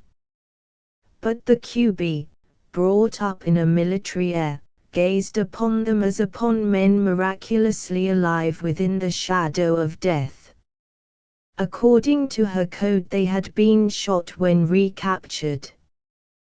The soldiers had unslung the tarpaulin. Their home for the night had melted with the darkness. They were mere fragments of grey transit, smoking cigarettes and staring overboard. We drew near to Civitavecchia, the old, medieval-looking port, with its castle, and a round fortress barracks at the entrance. Soldiers aboard shouted and waved to soldiers on the ramparts. We backed insignificantly into the rather scrubby, insignificant harbour. And in 5 minutes we were out, and walking along the wide, desolate boulevard to the station. The cabmen looked hard at us, but no doubt owing to the knapsack, took us for poor Germans. Coffee and milk, and then, only about 3/4 of an hour late, the train from the north. It is the night express from Turin. There was plenty of room, so in we got, followed by half a dozen Sardinians. We found a large, heavy Taurinese in the carriage, his eyes dead with fatigue. It seemed quite a new world on the mainland, and at once one breathed again the curious suspense that is in the air. Once more I read the Corriere della Sera from end to end.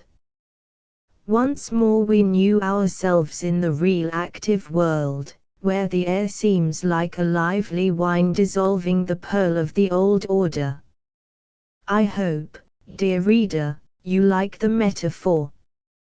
Yet I cannot forbear repeating how strongly one is sensible of the solvent property of the atmosphere, suddenly arriving on the mainland again. And in an hour one changes one's psyche. The human being is a most curious creature.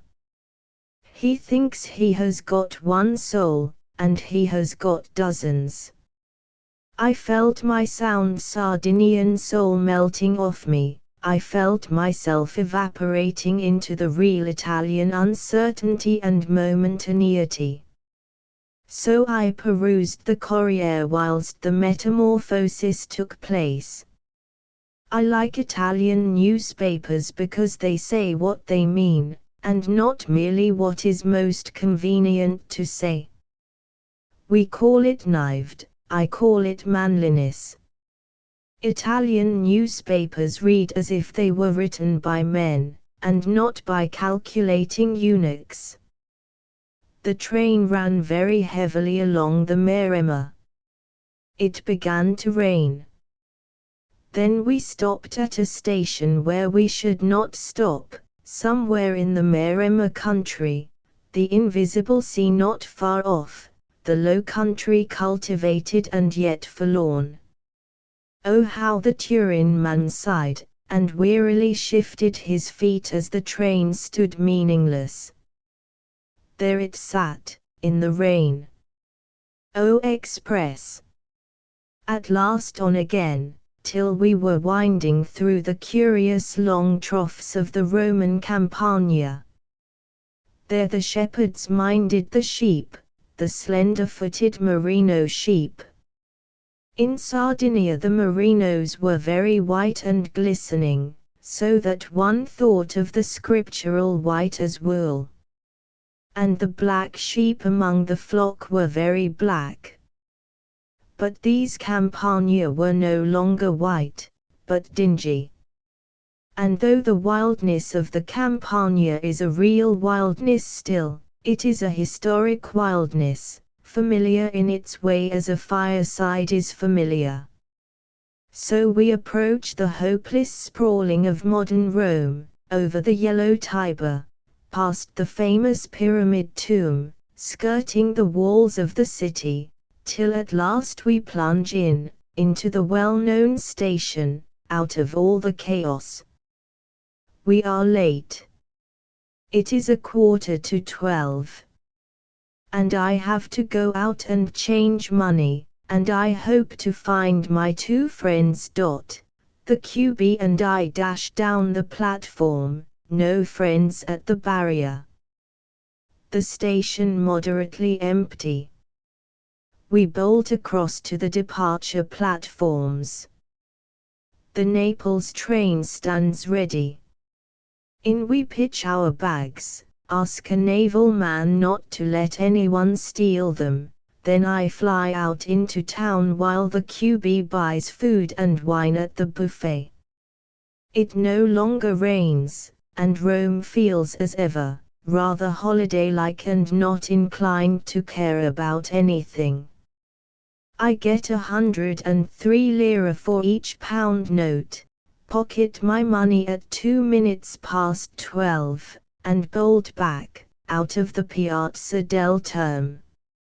Aha, there are the two missing ones, just descending vaguely from a carriage, the one gazing inquiringly through his monocle across the tram lines, the other very tall and alert and elegant, looking as if he expected us to appear out of the air for his convenience.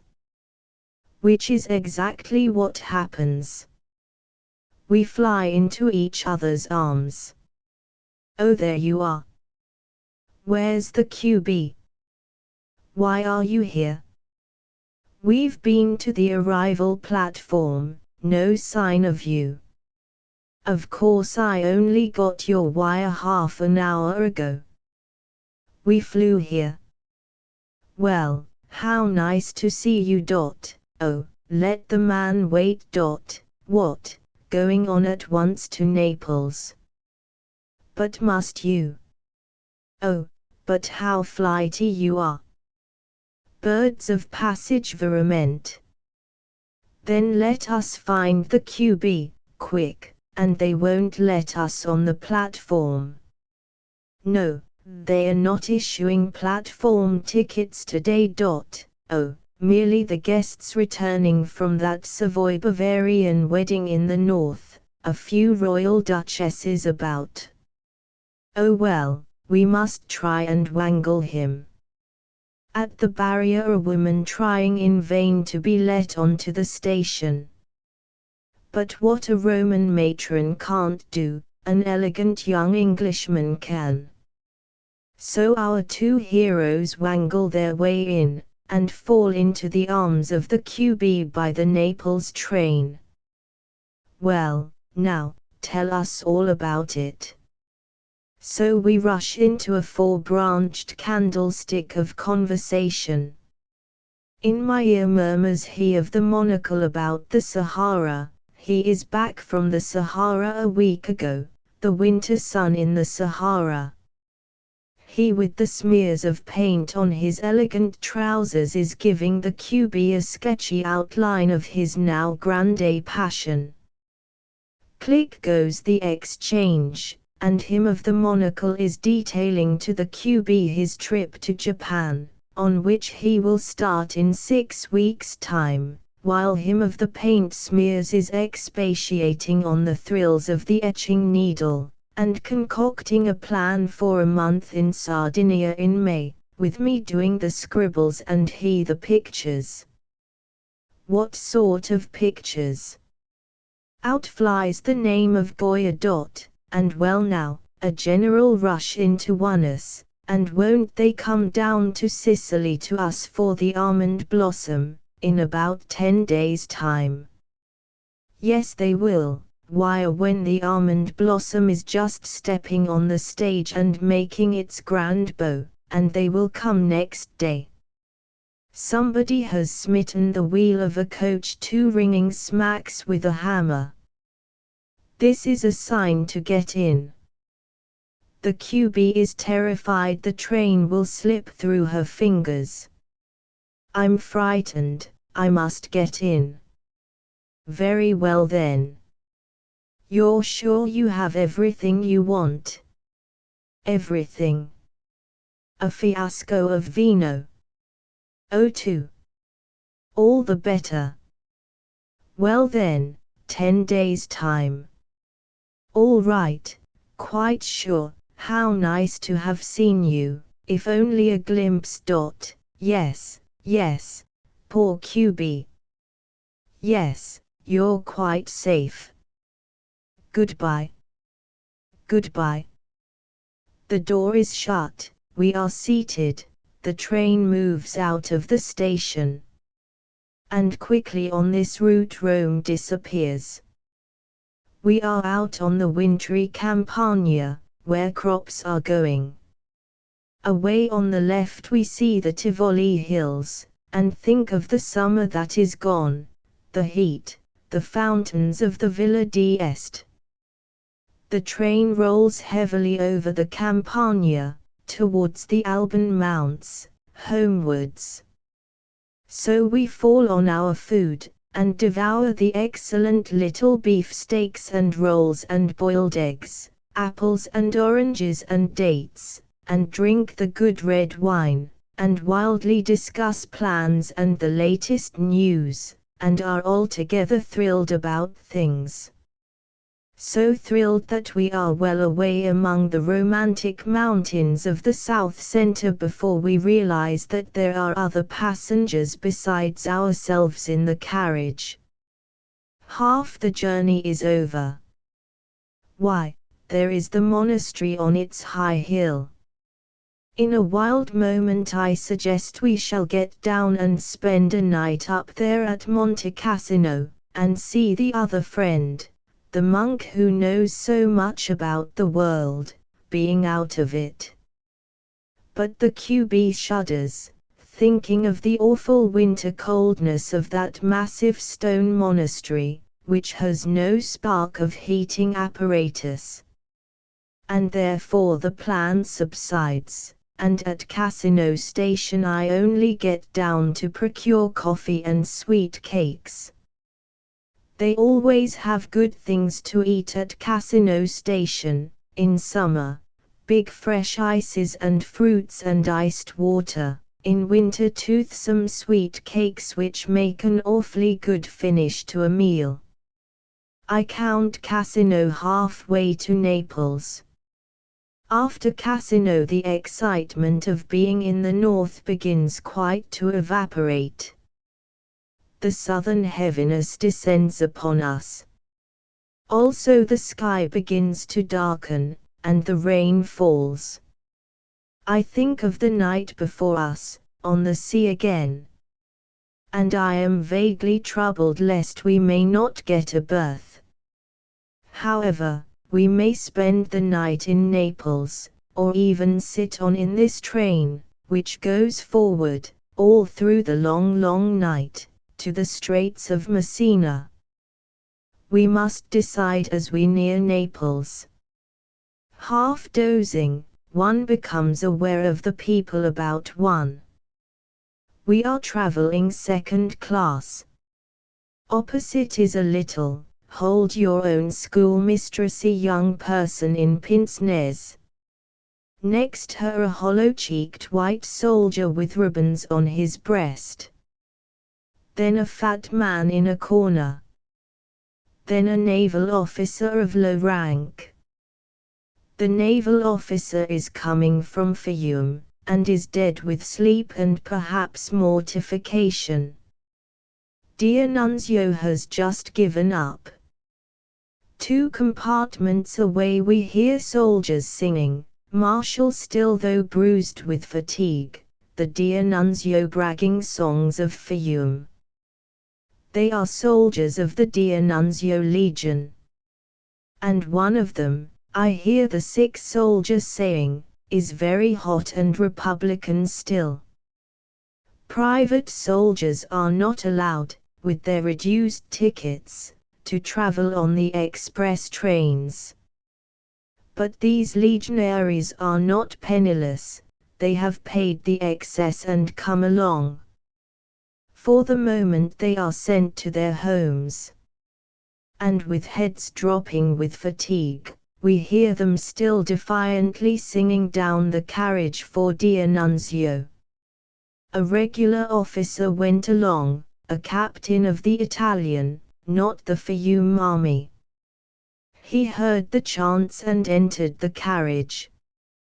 The legionaries were quiet, but they lounged and ignored the entry of the officer. On your feet, he yelled, Italian fashion. The vehemence did it. Reluctantly as may be, they stood up in the compartment. Salute! And though it was bitter, up went their hands in the salute, whilst he stood and watched them. And then, very superb, he sauntered away again. They sat down glowering. Of course they were beaten. Didn't they know it? The men in our carriage smiled curiously, in slow and futile mockery of both parties. The rain was falling outside, the windows were steamed quite dense, so that we were shut in from the world. Throughout the length of the train, which was not very full, could be felt the exhausted weariness and the dispirited dejection of the poor dear Nunzio legionaries. In the afternoon silence of the mist-enclosed, half-empty train the snatches of song broke out again, and faded in sheer dispirited fatigue. We ran on blindly and heavily. But one young fellow was not to be abashed. He was well built, and his thick black hair was brushed up, like a great fluffy crest upon his head. He came slowly and unabated down the corridor, and on every big, Mr. Pape pane he scrawled with his finger W. Dear Nunzio Gabriel, W. Dear Nunzio Gabriel. The sick soldier laughed thinly, saying to the schoolmistress, oh yes, they are fine chaps. But it was folly. Dear Nunzio is a world poet, a world wonder, but Fiume was a mistake, you know. And these chaps have got to learn a lesson. They got beyond themselves. Oh, they aren't short of money. Dear Nunzio had wagon loads of money there in Fiume, and he wasn't altogether mean with it. The schoolmistress, who was one of the sharp ones, gave a little disquisition to show why it was a mistake, and wherein she knew better than the world's poet and wonder. It always makes me sick to hear people chewing over newspaper pulp. The sick soldier was not a legionary. He had been wounded through the lung. But it was healed, he said. He lifted the flap of his breast pocket, and there hung a little silver medal. It was his wound medal. He wore it concealed, and over the place of the wound. He and the schoolmistress looked at one another significantly. Then they talked pensions, and soon were on the old topic. The schoolmistress had her figures pat, as a schoolmistress should. Why, the ticket collector, the man who punches one's tickets on the train, now had 12,000 lira a year, 12,000 lira. Monstrous. Whilst a fully qualified professor, a schoolmaster who had been through all his training and had all his degrees, was given 5,000. 5,000 for a fully qualified professor, and 12,000 for a ticket puncher.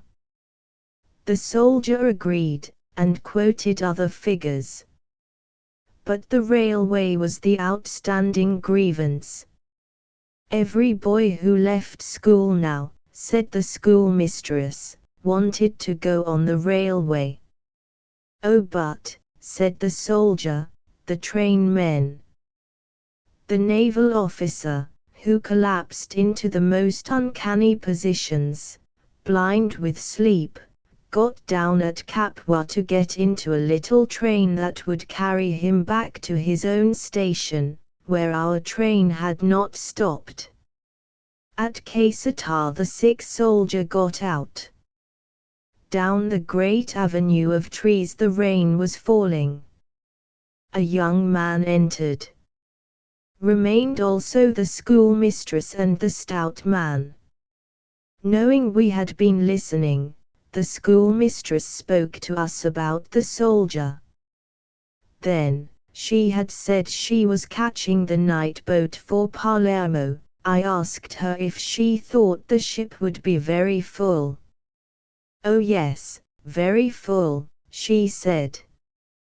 Why, hers was one of the last cabin numbers, and she had got her ticket early that morning. The fat man now joined in. He too was crossing to Palermo. The ship was sure to be quite full by now. Were we depending on booking berths at the port of Naples? We were. Whereupon he and the schoolmistress shook their heads and said it was more than doubtful, nay, it was as good as impossible.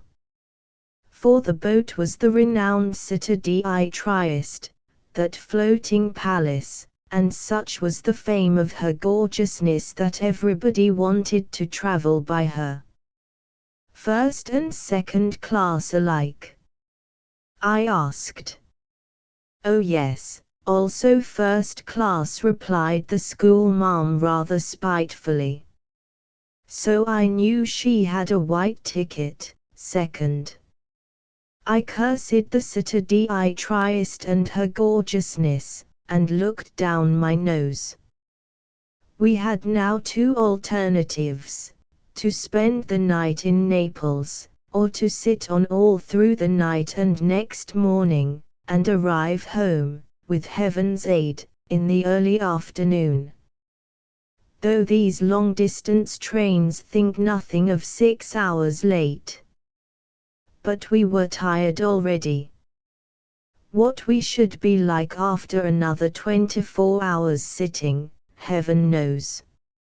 And yet to struggle for a bed in a Naples hotel this night, in the rain, all the hotels being at present crammed with foreigners, that was no rosy prospect. Oh dear! However, I was not going to take their discouragement so easily. One has been had that way before. They love to make the case look desperate. Were we English? Asked the schoolmistress. We were. Ah, a fine thing to be English in Italy now. Why, rather tart from me. Because of the cambio, the exchange.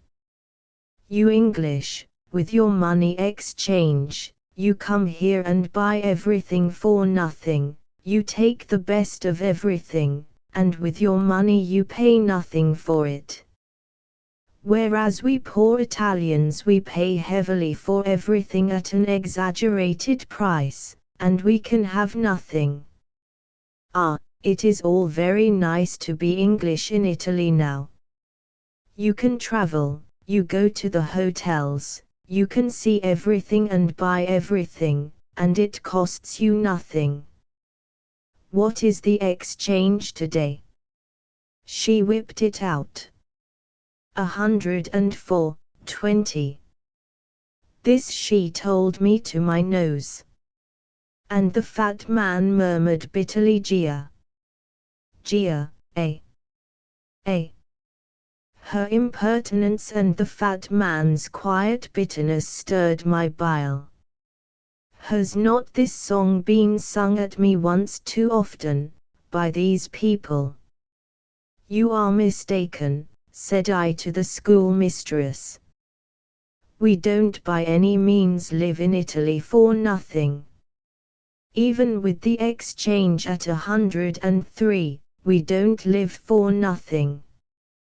We pay, and pay through the nose, for whatever we have in Italy, and you Italians see that we pay. What? You put all the tariff you do on foreigners, and then say we live here for nothing. I tell you I could live in England just as well, on the same money, perhaps better. Compare the cost of things in England with the cost here in Italy, and even considering the exchange, Italy costs nearly as much as England. Some things are cheaper here.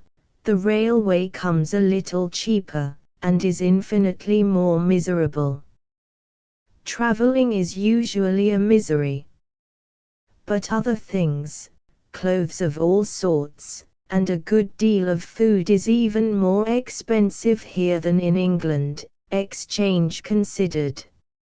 Oh yes, she said, England had had to bring her prices down this last fortnight. In her own interests indeed. This last fortnight.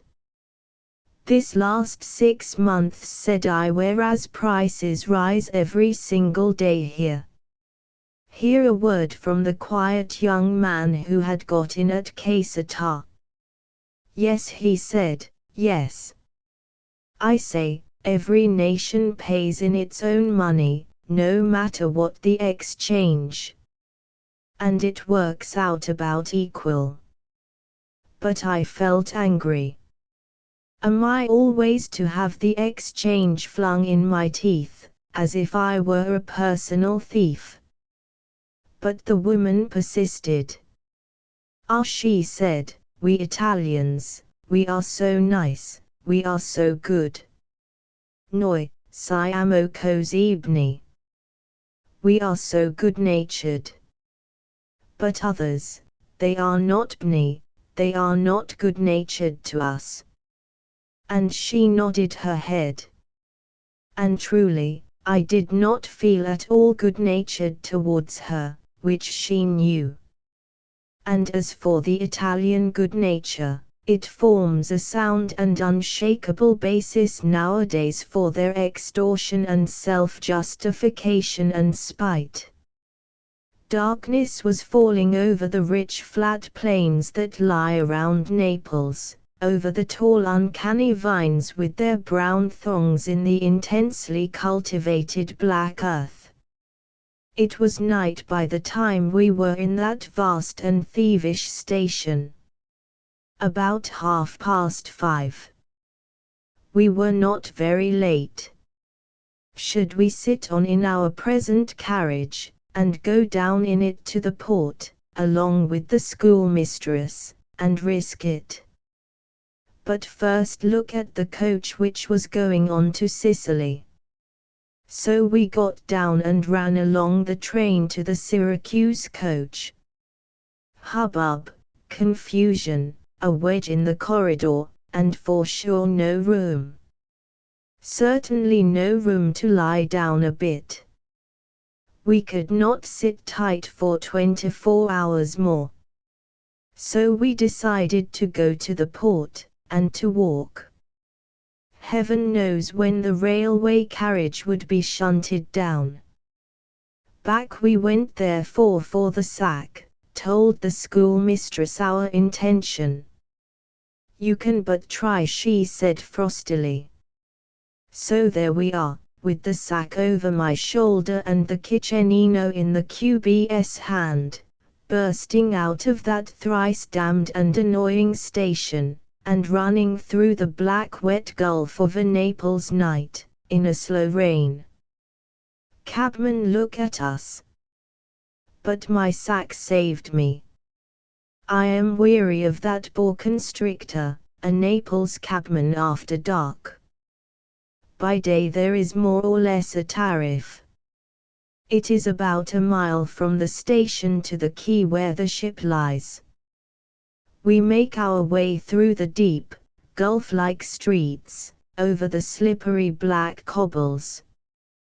The black houses rise massive to a great height on either side, but the streets are not in this part very narrow. We plunge forwards in the unearthly half-darkness of this great uncontrolled city. There are no lights at all from the buildings, only the small electric lamps of the streets. So we emerge on the harbour front, and hurry past the great storehouses in the rainy night, to where the actual entrances begin. The tram bangs past us. We scuffle along that pavement ridge which lies like an isthmus down the vast black quicksands of that harbour road. One feels peril all round. But at length we come to a gate by the harbour railway. No, not that. On to the next iron gate of the railway crossing. And so we run out past the great sheds and the buildings of the port station, till we see a ship rearing in front, and the sea all black. But now where is that little hole where one gets the tickets? We are at the back of everywhere in this desert jungle of the harbour darkness. A man directs us round the corner, and actually does not demand money. It is the sack again. So, there, I see the knot of men, soldiers chiefly, fighting in a barroom round a tiny wicket. I recognize the place where I have fought before. So while the QB stands guard over sack and bag, I plunge into the fray. It literally is a fight. Some 30 men all at once want to get at a tiny wicket in a blank wall. There are no queue rails, there is no order, just a hole in a blank wall, and 30 fellows, mostly military, pressing at it in a mass. But I have done this before. The way is to insert the thin end of oneself, and without any violence, by deadly pressure and pertinacity come at the goal. One hand must be kept fast over the money pocket, and one must be free to clutch the wicket side when one gets there. And thus one is ground small in those mills of God, demos struggling for tickets. It isn't very nice, so close, so incomparably crushed. And never for a second must one be off one's guard for one's watch and money and even hanky. When I first came to Italy after the war I was robbed twice in 3 weeks, floating round in the sweet old innocent confidence in mankind. Since then I have never ceased to be on my guard. Somehow or other, waking and sleeping one's spirit must be on its guard nowadays. Which is really what I prefer, now I have learnt it. Confidence in the goodness of mankind is a very thin protection indeed. Integer vitae celerisque purus will do nothing for you when it comes to humanity, however efficacious it may be with lions and wolves. Therefore, tight on my guard, like a screw biting into a bit of wood, I bite my way through that knot of fellows, to the wicket, and shout for 2 first class. The clerk inside ignores me for some time, serving soldiers. But if you stand like Doomsday you get your way.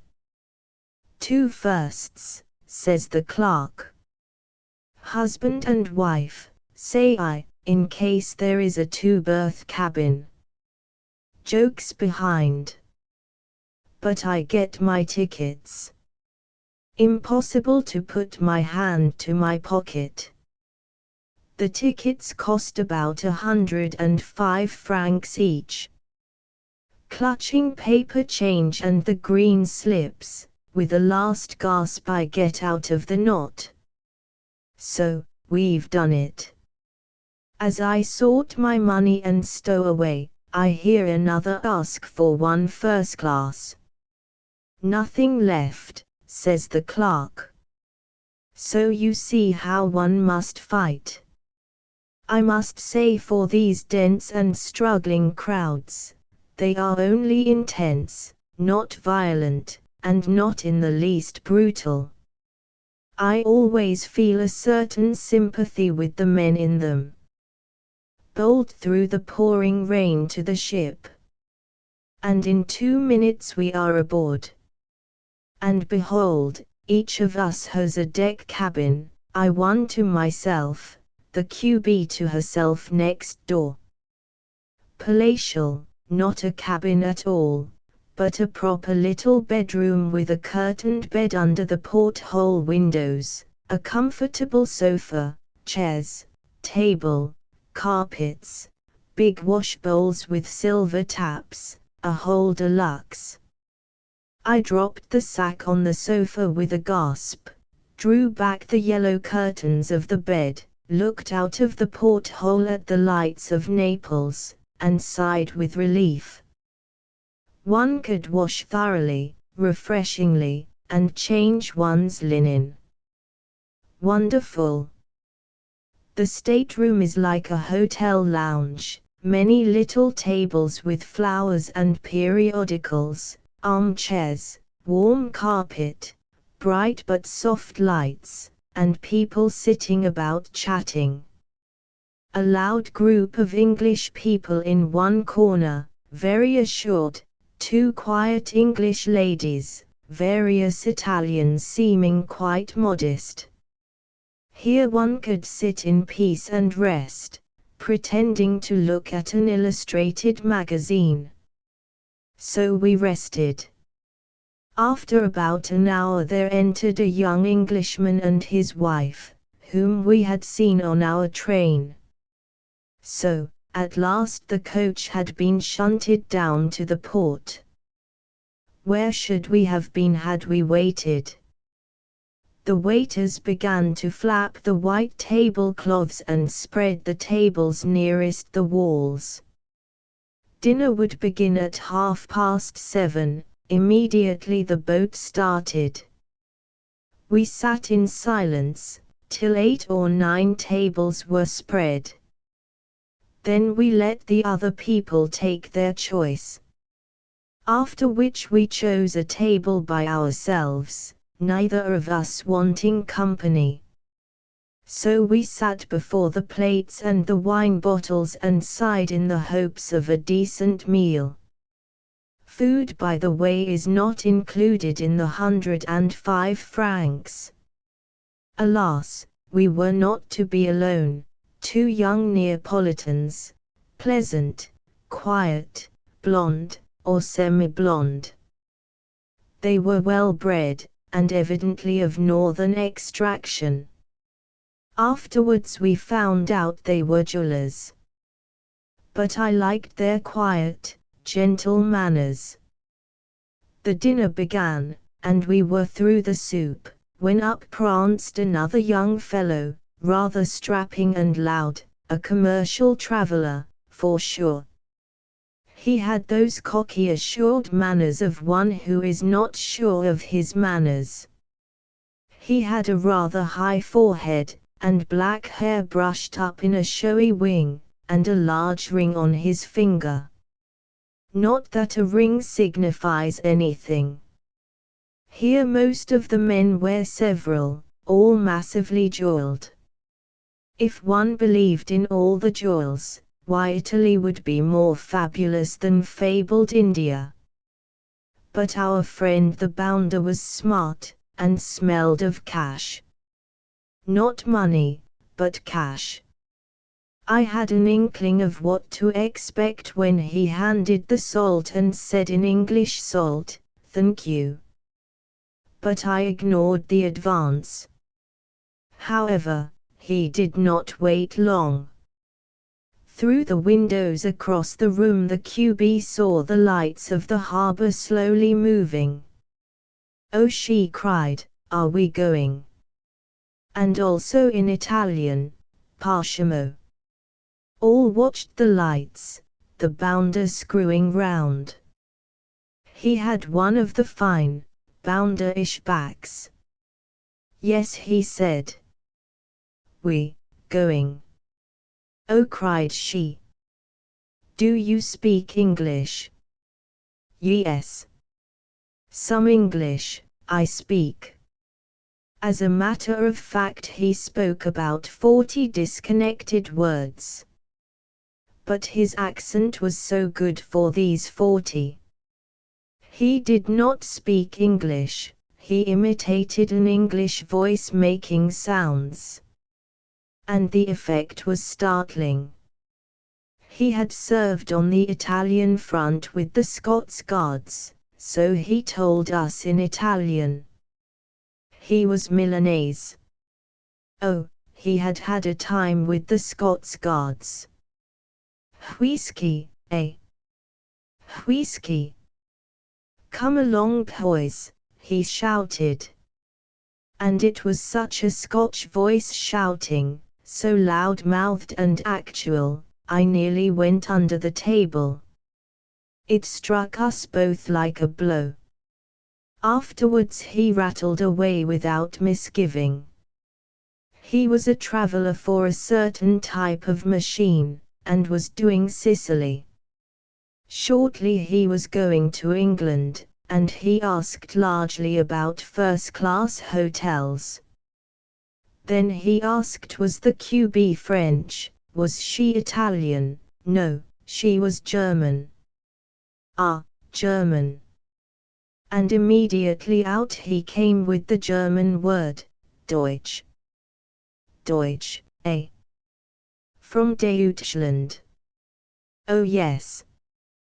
Deutschland über alles. Ah, I know. No more, what? Deutschland unter alles now. Deutschland unter alles.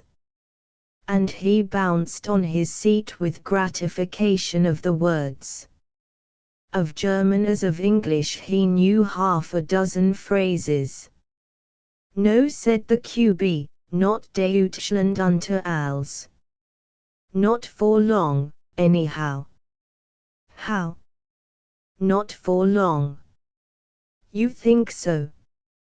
"I think so too," said the bounder.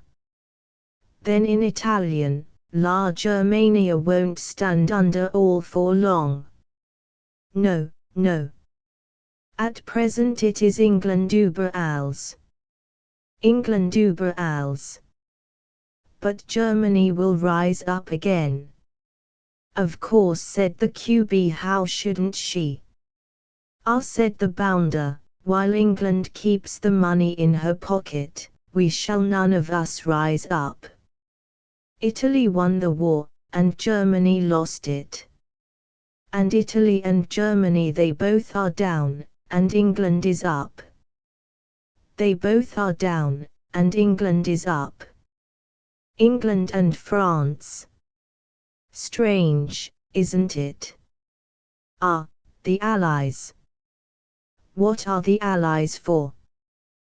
To keep England up, and France halfway, and Germany and Italy down. Ah, they won't stay down forever, said the QB. You think not? Ah, we will see. We will see how England goes on now. England is not going on so marvelously, after all, say I. How not? You mean Ireland? No, not only Ireland. Industry altogether. England is as near to ruin as other countries. Ma. With all the money, and we others with no money. How will she be ruined? And what good would it be to you if she were? Oh well, who knows? If England were ruined, a slow smile of anticipation spread over his face. How he would love it, how they would all love it, if England were ruined.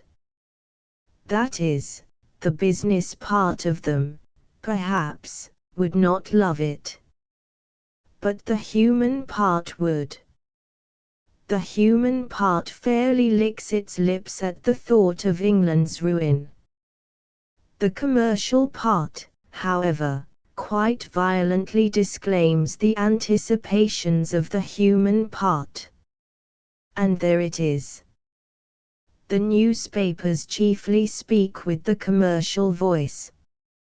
But individually, when you are got at in a railway carriage or as now on a ship, up speaks the human voice, and you know how they love you.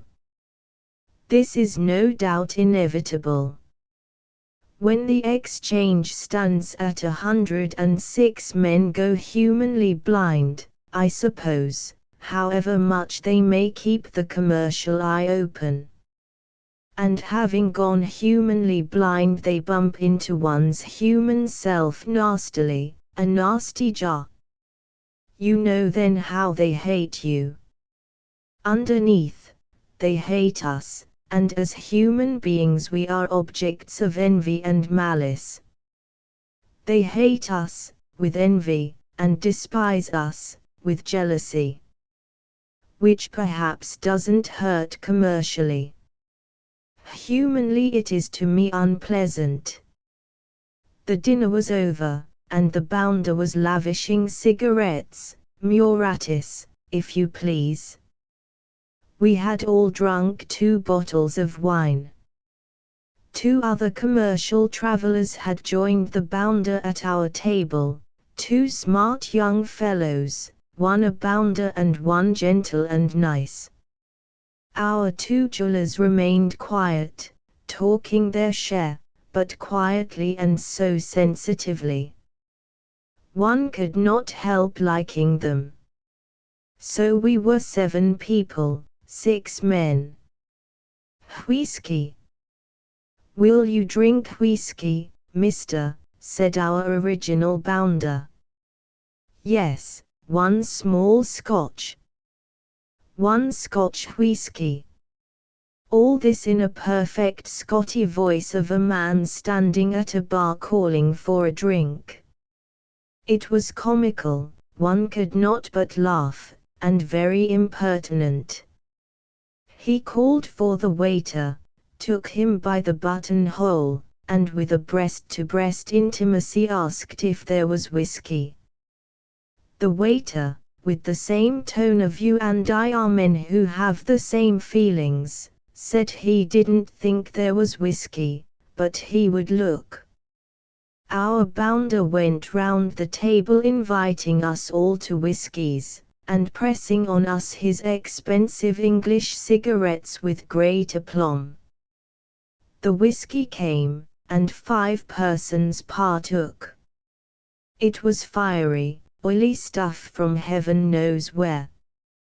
The bounder rattled away, spouting his bits of English and his 4 words of German.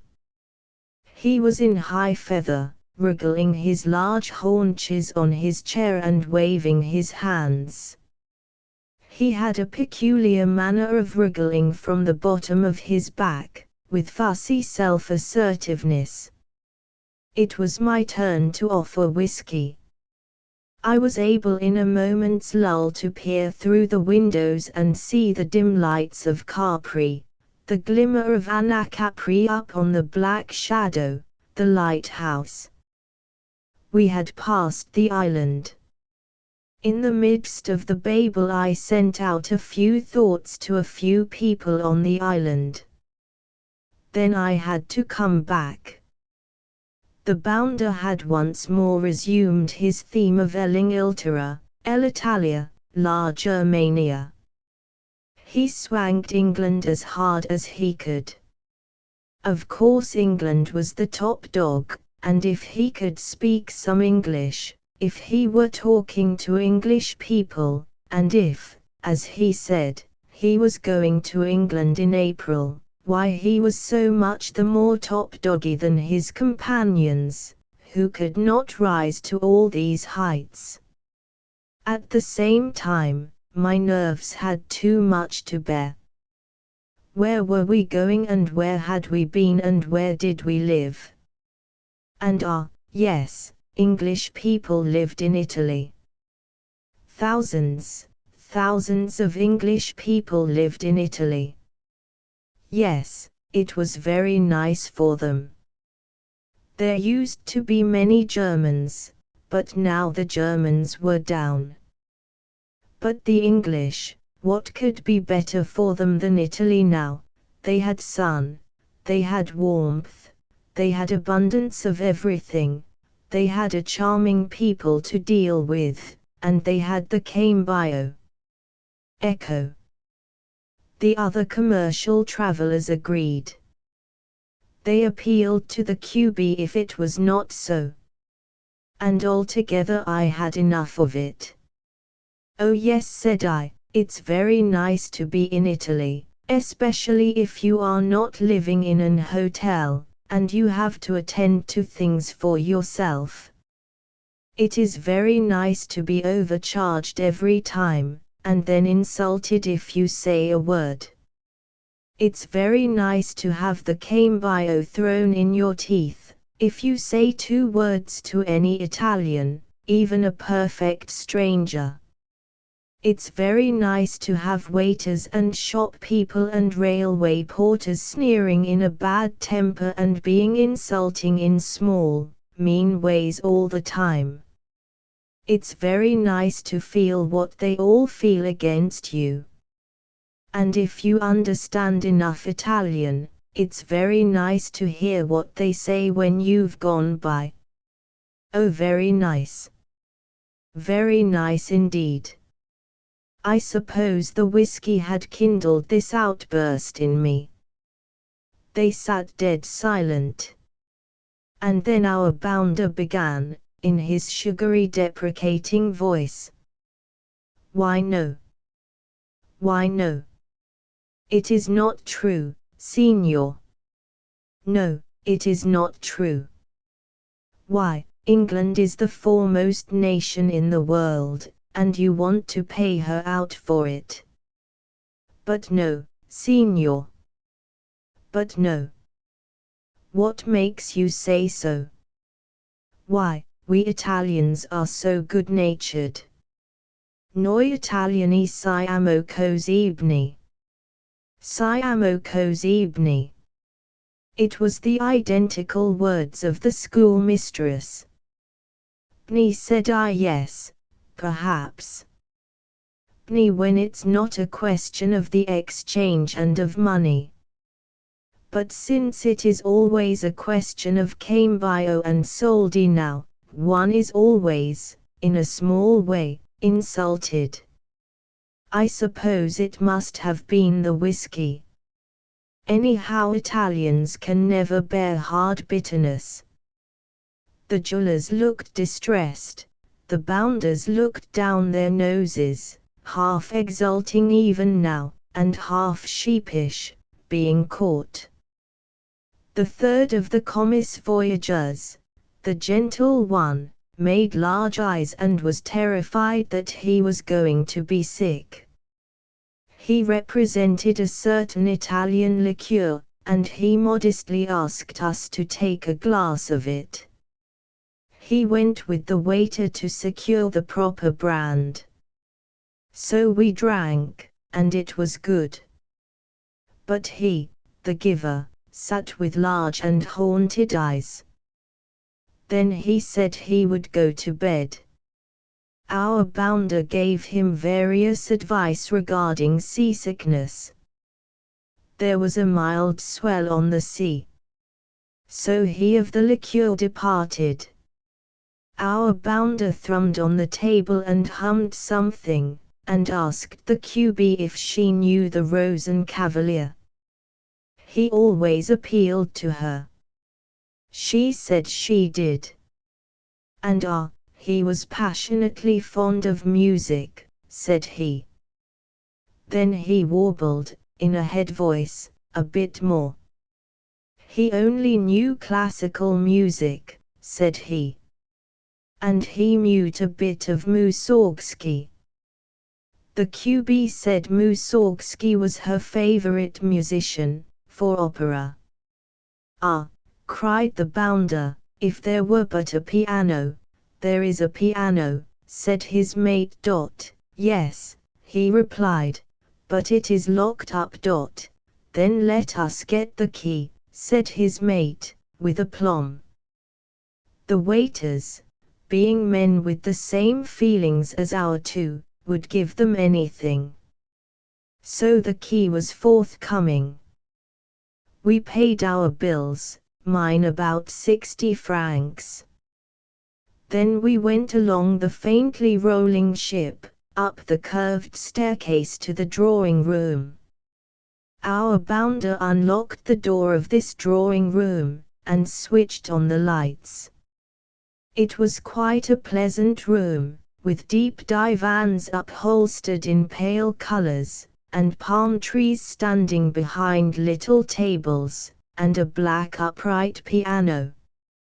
Our bounder sat on the piano stool and gave us an exhibition. He splashed out noise on the piano in splashes, like water splashing out of a pail. He lifted his head and shook his black mop of hair, and yelled out some fragments of opera. And he wriggled his large, bounder's back upon the piano stool, wriggling upon his well-filled haunches. Evidently he had a great deal of feeling for music, but very little prowess. He yelped it out, and wriggled, and splashed the piano. His friend the other bounder, a quiet one in a pale suit, with stout limbs, older than the wriggler, stood by the piano whilst the young one exhibited. Across the space of carpet sat the two brother jewelers, deep in a divan, their lean, semi-blonde faces quite inscrutable. The QB sat next to me, asking for this and that music, none of which the wriggler could supply. He knew 4 scraps, and a few splashes, not more. The elder bounder stood near him quietly comforting, encouraging, and admiring him, as a lover encouraging and admiring his ingenue betrothed. And the QB sat bright-eyed and excited, admiring that a man could perform so unself-consciously self-conscious, and give himself away with such generous wriggles. For my part, as you may guess, I did not admire. I had had enough. Rising, I bowed and marched off. The QB came after me. "Good night," said I, at the head of the corridor. She turned in, and I went round the ship to look at the dark night of the sea. Morning came sunny with pieces of cloud, and the Sicilian coast towering pale blue in the distance. How wonderful it must have been to Ulysses to venture into this Mediterranean and open his eyes on all the loveliness of the tall coasts. How marvelous to steal with his ship into these magic harbors. There is something eternally morning glamorous about these lands as they rise from the sea. And it is always the Odyssey which comes back to one as one looks at them. All the lovely morning wonder of this world, in Homer's day.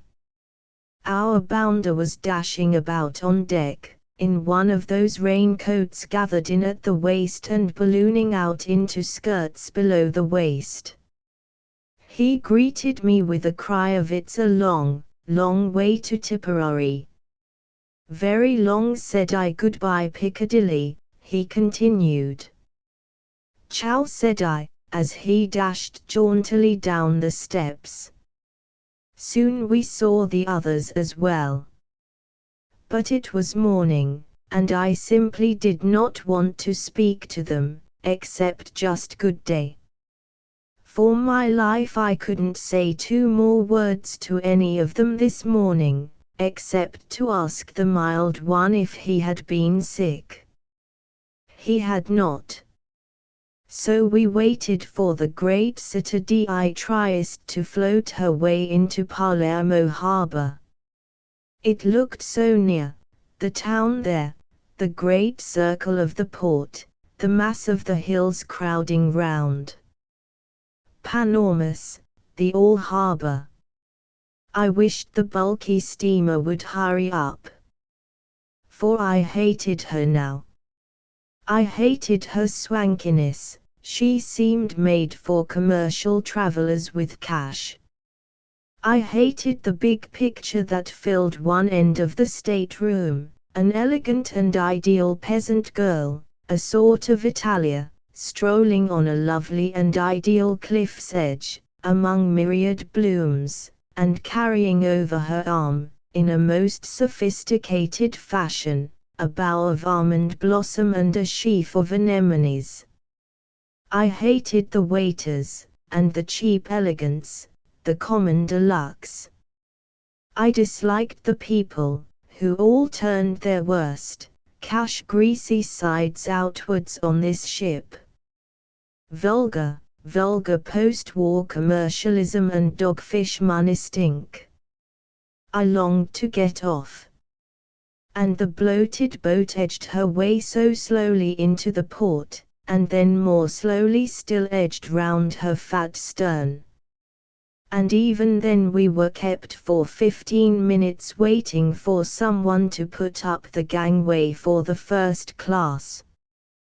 The second class, of course, were streaming off and melting like thawed snow into the crowds of onlookers on the quay, long before we were allowed to come off. Glad I was to get off that ship. I don't know why, for she was clean and comfortable and the attendants were perfectly civil. Glad I was not to share the deck with any more commercial travelers. Glad I was to be on my own feet, independent. No, I would not take a carriage.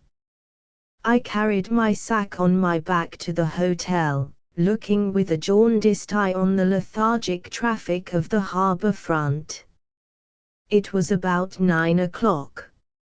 Later on, when I had slept, I thought as I have thought before, the Italians are not to blame for their spite against us. We, England, have taken upon ourselves for so long the role of leading nation. And if now, in the war or after the war, we have led them all into a real old swinery, which we have, notwithstanding all long-tongued cant, then they have a legitimate grudge against us. If you take upon yourself to lead, you must expect the mud to be thrown at you if you lead into a nasty morass. Especially if, once in the bog, you think of nothing else but scrambling out over other poor devils' backs. Pretty behavior of great nations. And still, for all that, I must insist that I am a single human being, an individual, not a mere national unit, a mere chip of Elingilterra or La Germania. I am not a chip of any nasty old block. I am myself. In the evening the QB insisted on going to the marionettes, for which she has a sentimental passion. So the three of us, we were with the American friend once more, chased through dark and tortuous side streets and markets of Palermo in the night, until at last a friendly man led us to the place. The back streets of Palermo felt friendly, not huge and rather horrible, like Naples near the port. The theatre was a little hole opening simply off the street. There was no one in the little ticket box, so we walked past the door screen. A shabby old man with a long fennel stalk hurried up and made us places on the back benches, and hushed us when we spoke of tickets. The play was in progress. A serpent dragon was just having a tussle with a knight in brilliant brass armor, and my heart came into my mouth.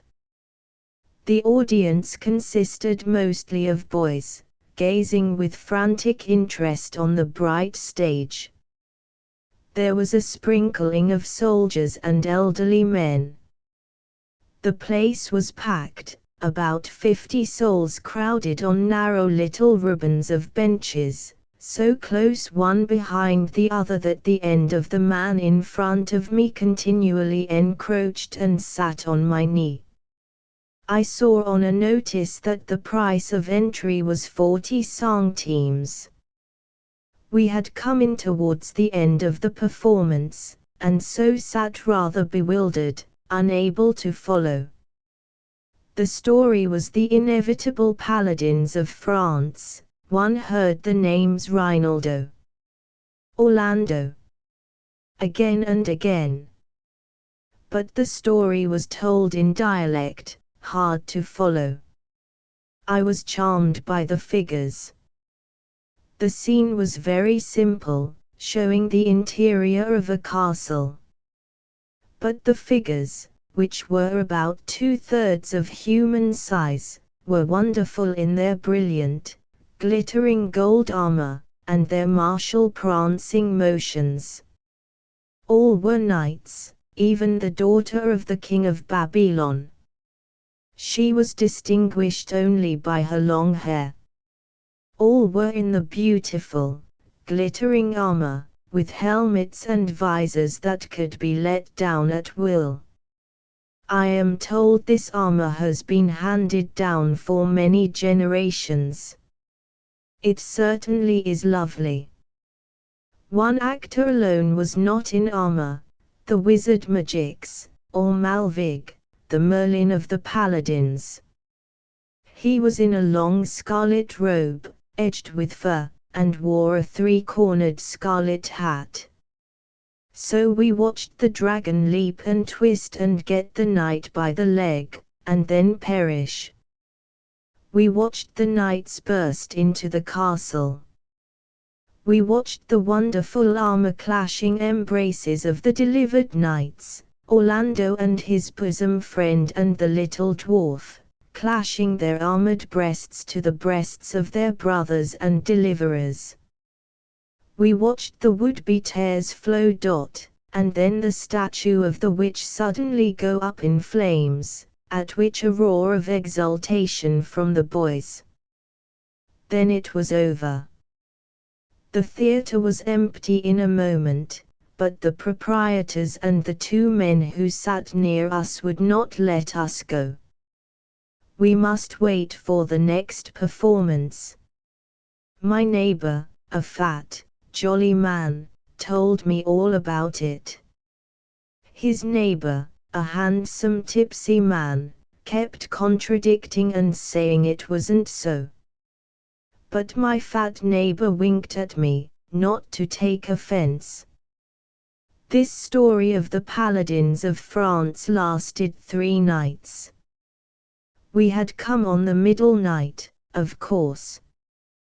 But no matter, each night was a complete story. I am sorry I have forgotten the names of the knights. But the story was, that Orlando and his friend and the little dwarf, owing to the tricks of that same dwarf, who belonged to the paladins, had been captured and immured in the enchanted castle of the ghastly old witch who lived on the blood of Christians.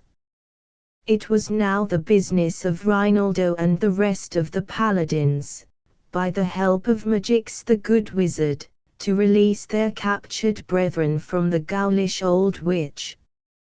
So much I made out of the fat man's story, while the theatre was filling. He knew every detail of the whole paladin cycle. And it is evident the paladin cycle has lots of versions. For the handsome tipsy neighbor kept saying he was wrong, and giving different stories, and shouting for a jury to come and say who was right, he or my fat friend. A jury gathered, and a storm began to rise. But the stout proprietor with a fennel wand came and quenched the noise, telling the handsome tipsy man he knew too much and wasn't asked. Whereupon the tipsy one sulked. "Ah," said my friend, "couldn't I come on Friday?" Friday was a great night. On Friday they were giving I Beati Pauli, the blessed Pauls. He pointed to the walls where were the placards announcing the blessed Pauls. These Pauls were evidently some awful secret society with masking hoods and daggers and awful eyes looking through the holes. I said, were they assassins like the Black Hand? By no means, by no means. The blessed Pauls were a society for the protection of the poor. Their business was to track down and murder the oppressive rich. Ah, they were a wonderful, a splendid society. Were they, said I, a sort of Camorra? Ah, on the contrary, here he lapsed into a tense voice, they hated the Camorra. These, the blessed Pauls, were the powerful and terrible enemy of the Grand Camorra. For the Grand Camorra oppresses the poor. And therefore the Pauls track down in secret the leaders of the Grand Camorra, and assassinate them, or bring them to the fearful hooded tribunal which utters the dread verdict of the Beati Pauli. And when once the Beati Pauli have decreed a man's death, all over. Ah, bellissimo, bellissimo. Why don't I come on Friday?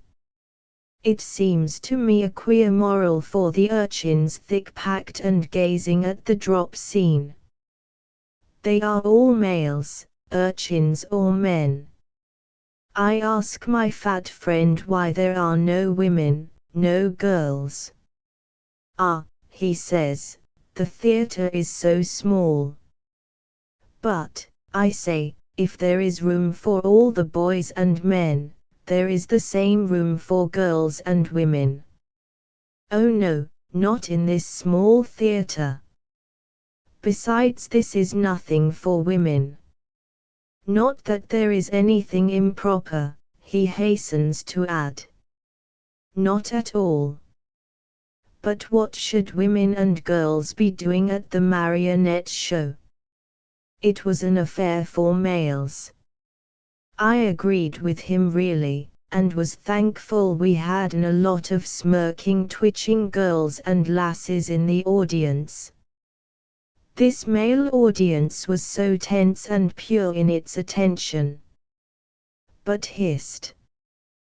The play is going to begin. A lad is grinding a broken street piano under the stage. The padrone yells Silenzio. With a roar, and reaching over, pokes obstreperous boys with his long fennel stalk, like a beadle in church. When the curtain rises, the piano stops, and there is dead silence. On swings a knight, glittering, marching with that curious hippity lilt, and gazing round with fixed and martial eyes. He begins the prologue, telling us where we are. And dramatically he waves his sword and stamps his foot, and wonderfully sounds his male, martial, rather husky voice. Then the paladins, his companions who are to accompany him, swing one by one onto the stage, till they are 5 in all, handsome knights, including the Babylonian princess and the Knight of Britain. They stand in a handsome, glittering line. And then comes Merlin in his red robe. Merlin has a bright, fair, rather chubby face and blue eyes, and seems to typify the northern intelligence. He now tells them, in many words, how to proceed and what is to be done. So then, the glittering knights are ready. Are they ready?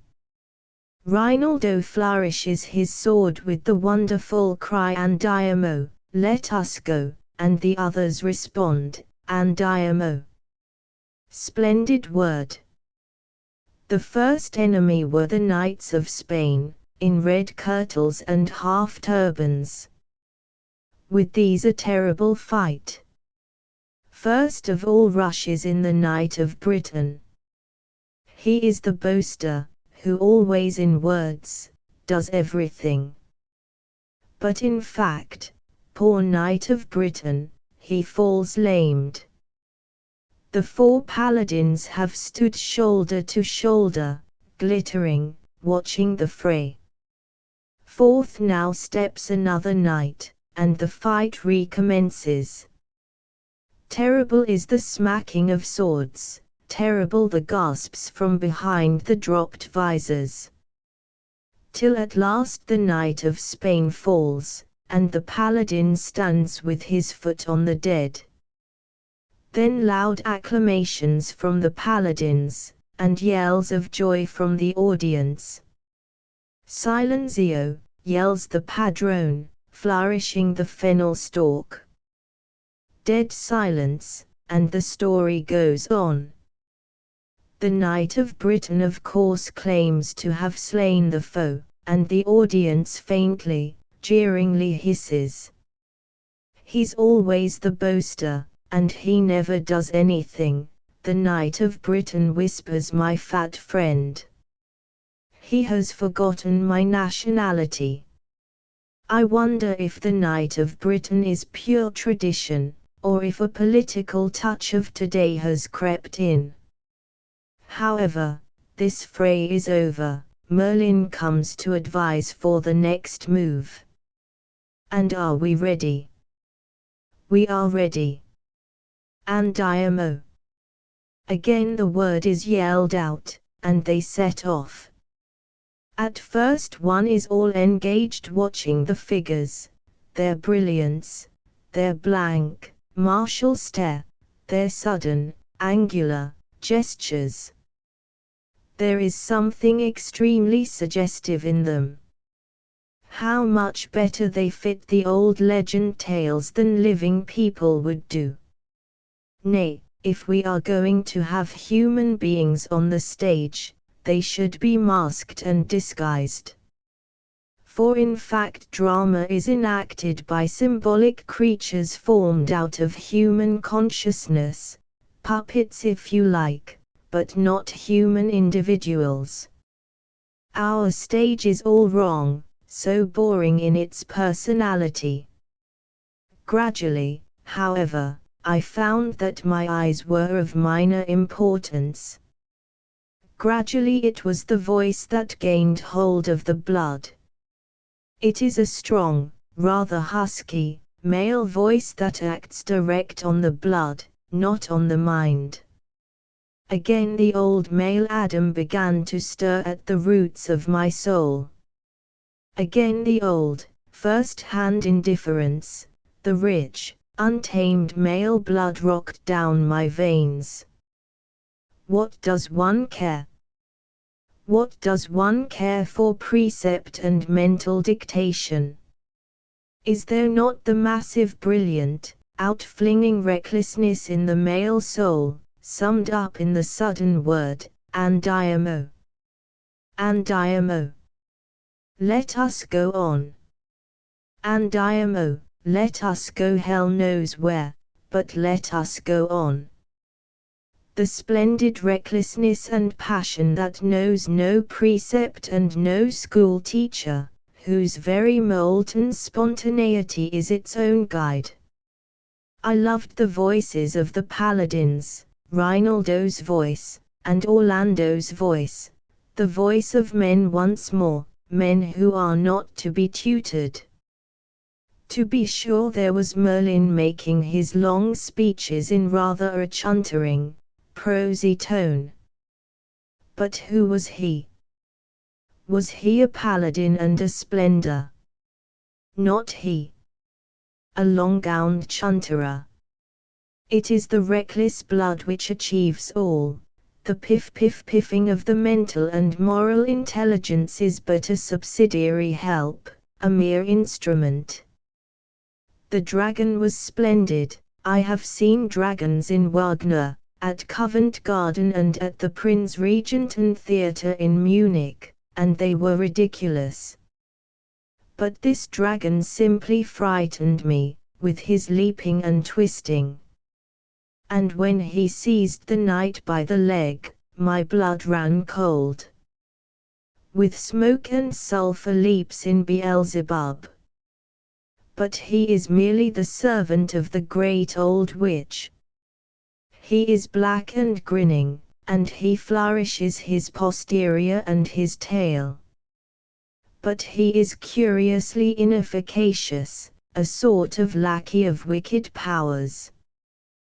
The old witch with her grey hair and staring eyes succeeds in being ghastly. With just a touch, she would be a tall, benevolent old lady. But listen to her. Hear her horrible female voice with its scraping yells of evil lustfulness.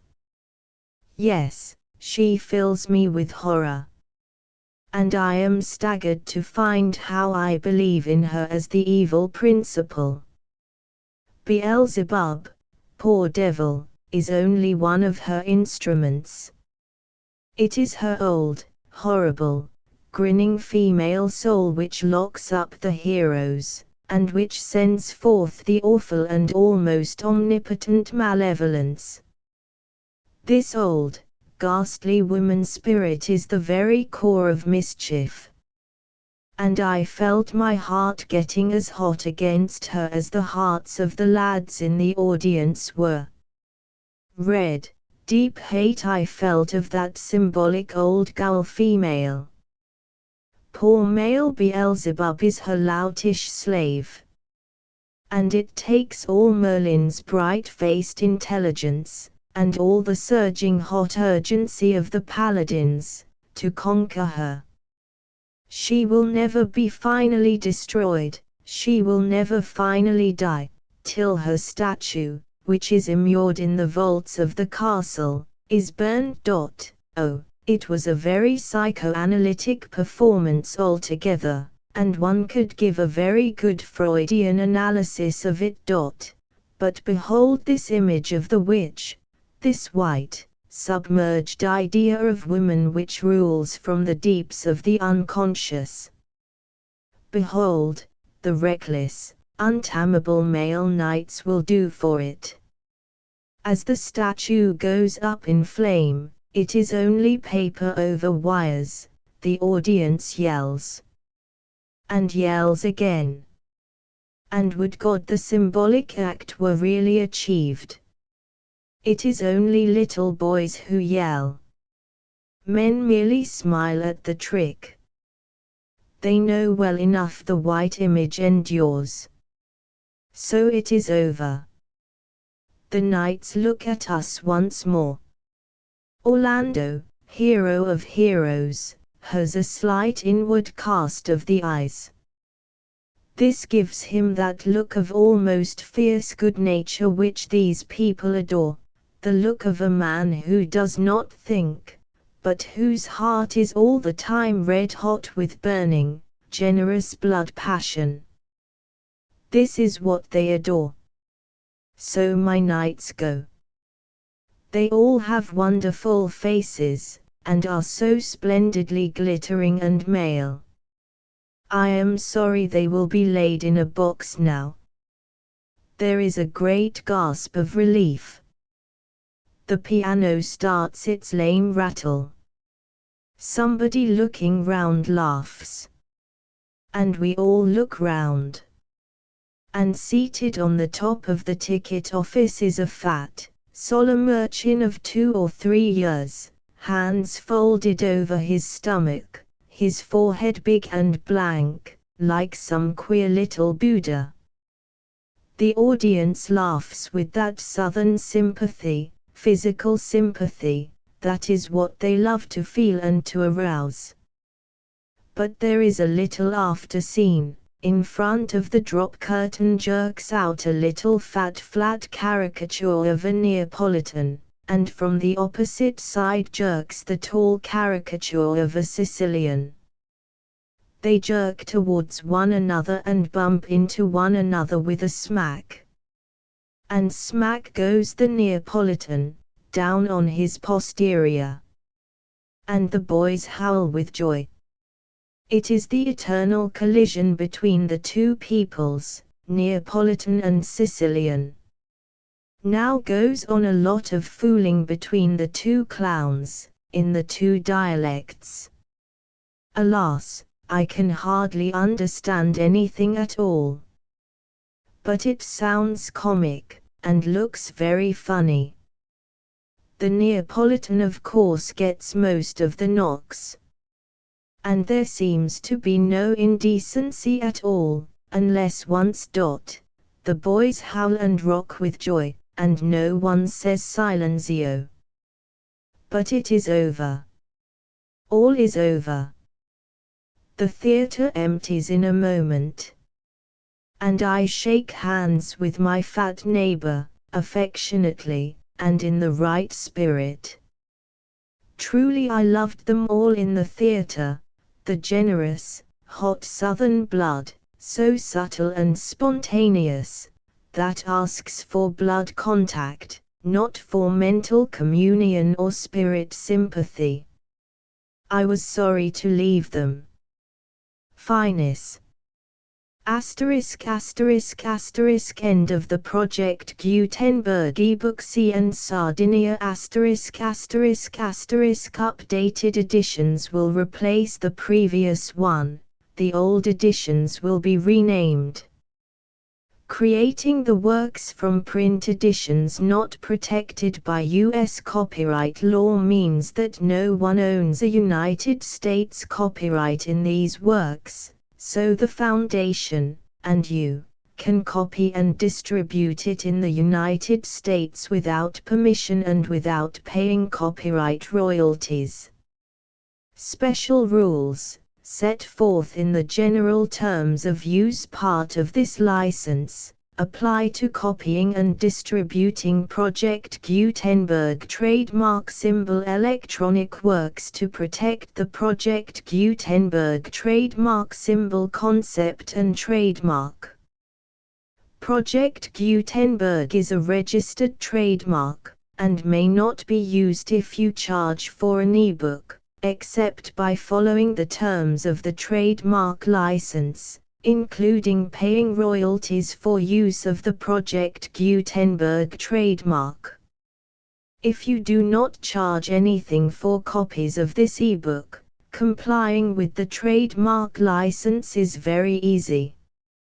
You may use this ebook for nearly any purpose such as creation of derivative works, reports, performances and research. Project Gutenberg ebooks may be modified and printed and given away. You may do practically anything in the United States with ebooks not protected by U.S. copyright law. Redistribution is subject to the trademark license, especially commercial redistribution. Start. Full license. The full Project Gutenberg license. Please read this before you distribute or use this work to protect the Project Gutenberg trademark symbol mission of promoting the free distribution of electronic works. By using or distributing this work, or any other work associated in any way with the phrase Project Gutenberg, you agree to comply with all the terms of the full Project Gutenberg trademark symbol license available with this file or online at www.gutenberg.org/license. Section 1. General Terms of Use and Redistributing Project Gutenberg Trademark Symbol Electronic Works 1.0.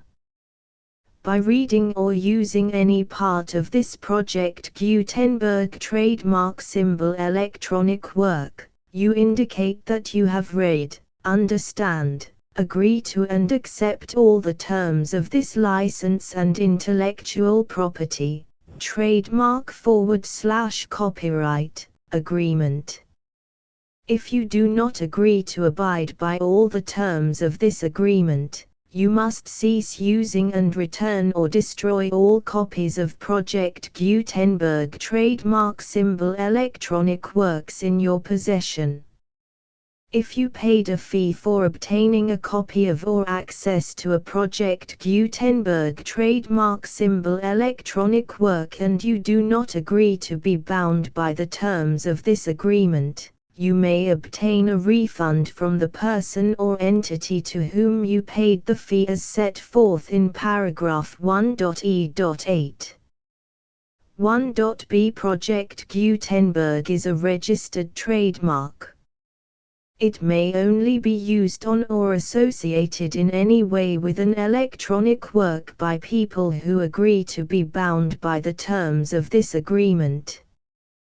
There are a few things that you can do with most Project Gutenberg trademark symbol electronic works even without complying with the full terms of this agreement.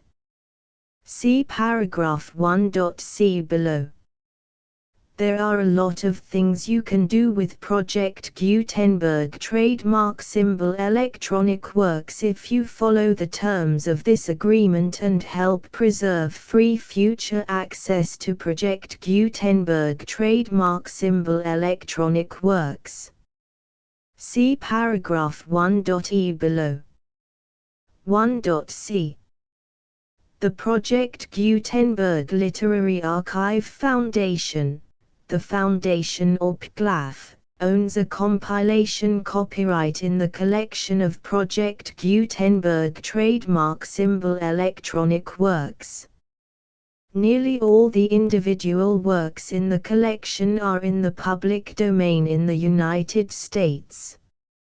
If an individual work is unprotected by copyright law in the United States and you are located in the United States, we do not claim a right to prevent you from copying, distributing, performing, displaying or creating derivative works based on the work as long as all references to Project Gutenberg are removed.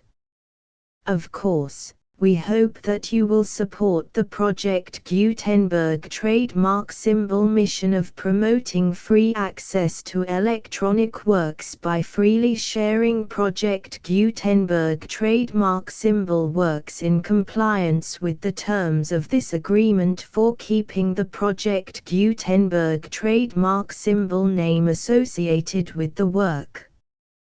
You can easily comply with the terms of this agreement by keeping this work in the same format with its attached full Project Gutenberg trademark symbol license when you share it without charge with others. 1.d. The copyright laws of the place where you are located also govern what you can do with this work. Copyright laws in most countries are in a constant state of change. If you are outside the United States, check the laws of your country in addition to the terms of this agreement before downloading, copying, displaying, performing, distributing or creating derivative works based on this work or any other Project Gutenberg trademark symbol work. The Foundation makes no representations concerning the copyright status of any work in any country other than the United States. 1.e Unless you have removed all references to Project Gutenberg, 1.e.1. The following sentence, with active links to, or other immediate access to, the full Project Gutenberg trademark symbol license must appear prominently whenever any copy of a Project Gutenberg trademark symbol work, any work on which the phrase Project Gutenberg appears, or with which the phrase Project Gutenberg is associated, is accessed, displayed, performed, viewed, copied or distributed. This ebook is for the use of anyone anywhere in the United States and most other parts of the world at no cost and with almost no restrictions whatsoever. You may copy it, give it away or reuse it under the terms of the Project Gutenberg license included with this ebook or online at www.gutenberg.org. If you are not located in the United States, you will have to check the laws of the country where you are located before using this ebook. 1.e.2. If an individual Project Gutenberg trademark symbol electronic work is derived from texts not protected by U.S. copyright law, does not contain a notice indicating that it is posted with permission of the copyright holder, the work can be copied and distributed to anyone in the United States without paying any fees or charges. If you are redistributing or providing access to a work with the phrase Project Gutenberg associated with or appearing on the work, you must comply either with the requirements of paragraphs 1.e.1 through 1.e.7 or obtain permission for the use of the work and the Project Gutenberg trademark symbol trademark as set forth in paragraphs 1.e.8 or 1.e.9. 1.e.3. If an individual Project Gutenberg trademark symbol electronic work is posted with the permission of the copyright holder, your use and distribution must comply with both paragraphs 1.e.1 through 1.e.7 and any additional terms imposed by the copyright holder. Additional terms will be linked to the Project Gutenberg trademark symbol license for all works posted with the permission of the copyright holder found at the beginning of this work. 1.e.4. Do not unlink or detach or remove the full Project Gutenberg trademark symbol license terms from this work, or any files containing a part of this work or any other work associated with Project Gutenberg trademark symbol. 1.e.5. Do not copy, display, perform, distribute or redistribute this electronic work, or any part of this electronic work, without prominently displaying the sentence set forth in paragraph 1.e.1 with active links or immediate access to the full terms of the Project Gutenberg trademark symbol license. 1.e.6. You may convert to and distribute this work in any binary, compressed, marked up, non-proprietary or proprietary form, including any word processing or hypertext form. However, if you provide access to or distribute copies of a Project Gutenberg trademark symbol work in a format other than plain vanilla ASCII or other format used in the official version posted on the official Project Gutenberg trademark symbol website, www.gutenberg.org, you must, at no additional cost, fee or expense to the user, provide a copy, a means of exporting a copy, or a means of obtaining a copy upon request, of the work in its original plain vanilla ASCII or other form. Any alternate format must include the full Project Gutenberg trademark symbol license as specified in paragraph 1.e.1. 1.e.7. Do not charge a fee for access to, viewing, displaying, performing, copying or distributing any Project Gutenberg trademark symbol works unless you comply with paragraph 1.e.8 or 1.e.9. 1.e.8. You may charge a reasonable fee for copies of or providing access to or distributing Project Gutenberg trademark symbol electronic works provided that you pay a royalty fee of 20% of the gross profits you derive from the use of Project Gutenberg trademark symbol works calculated using the method you already use to calculate your applicable taxes. The fee is owed to the owner of the Project Gutenberg trademark symbol trademark, but he has agreed to donate royalties under this paragraph to the Project Gutenberg Literary Archive Foundation. Royalty payments must be paid within 60 days following each date on which you prepare, or are legally required to prepare, your periodic tax returns. Royalty payments should be clearly marked as such and sent to the Project Gutenberg Literary Archive Foundation at the address specified in Section 4, Information about donations to the Project Gutenberg Literary Archive Foundation. You provide a full refund of any money paid by a user who notifies you in writing, or by email, within 30 days of receipt that he does not agree to the terms of the full Project Gutenberg trademark symbol license. You must require such a user to return or destroy all copies of the works possessed in a physical medium and discontinue all use of and all access to other copies of Project Gutenberg trademark symbol works. You provide, in accordance with paragraph 1.f.3, a full refund of any money paid for a work or a replacement copy, if a defect in the electronic work is discovered and reported to you within 90 days of receipt of the work. You comply with all other terms of this agreement for free distribution of Project Gutenberg trademark symbol works. 1.e.9.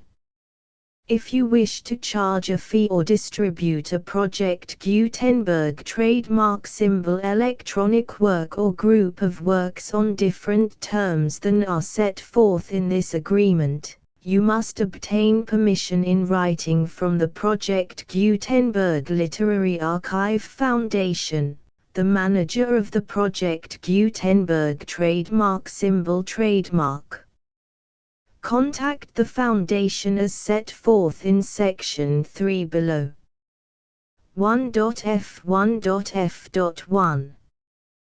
Project Gutenberg volunteers and employees expend considerable effort to identify, do copyright research on, transcribe and proofread works not protected by U.S. copyright law in creating the Project Gutenberg trademark symbol collection.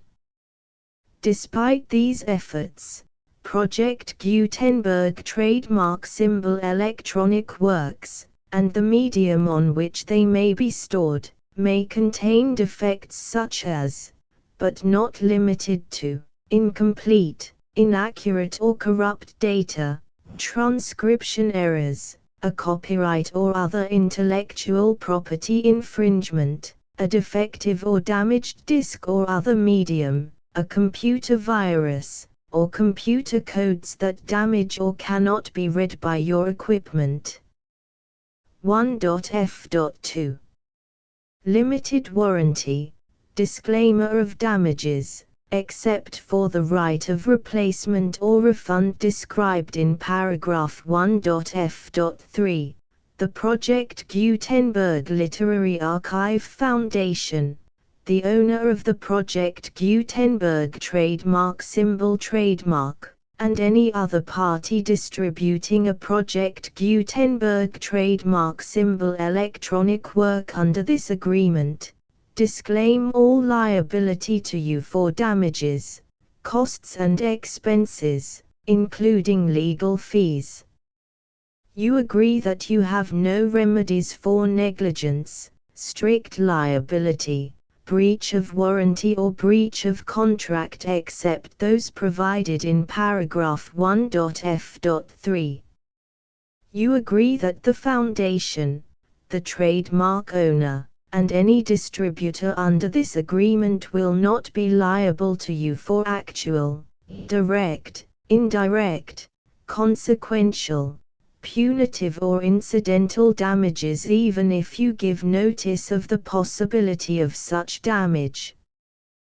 1.f.3 Limited right of replacement or refund. If you discover a defect in this electronic work within 90 days of receiving it, you can receive a refund of the money, if any, you paid for it by sending a written explanation to the person you received the work from. If you received the work on a physical medium, you must return the medium with your written explanation. The person or entity that provided you with the defective work may elect to provide a replacement copy in lieu of a refund. If you received the work electronically, the person or entity providing it to you may choose to give you a second opportunity to receive the work electronically in lieu of a refund. If the second copy is also defective, you may demand a refund in writing without further opportunities to fix the problem.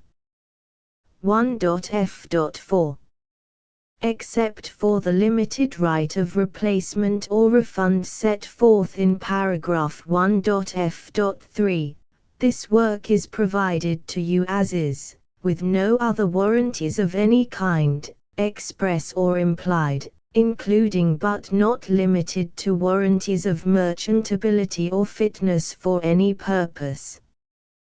1.f.5 Some states do not allow disclaimers of certain implied warranties or the exclusion or limitation of certain types of damages.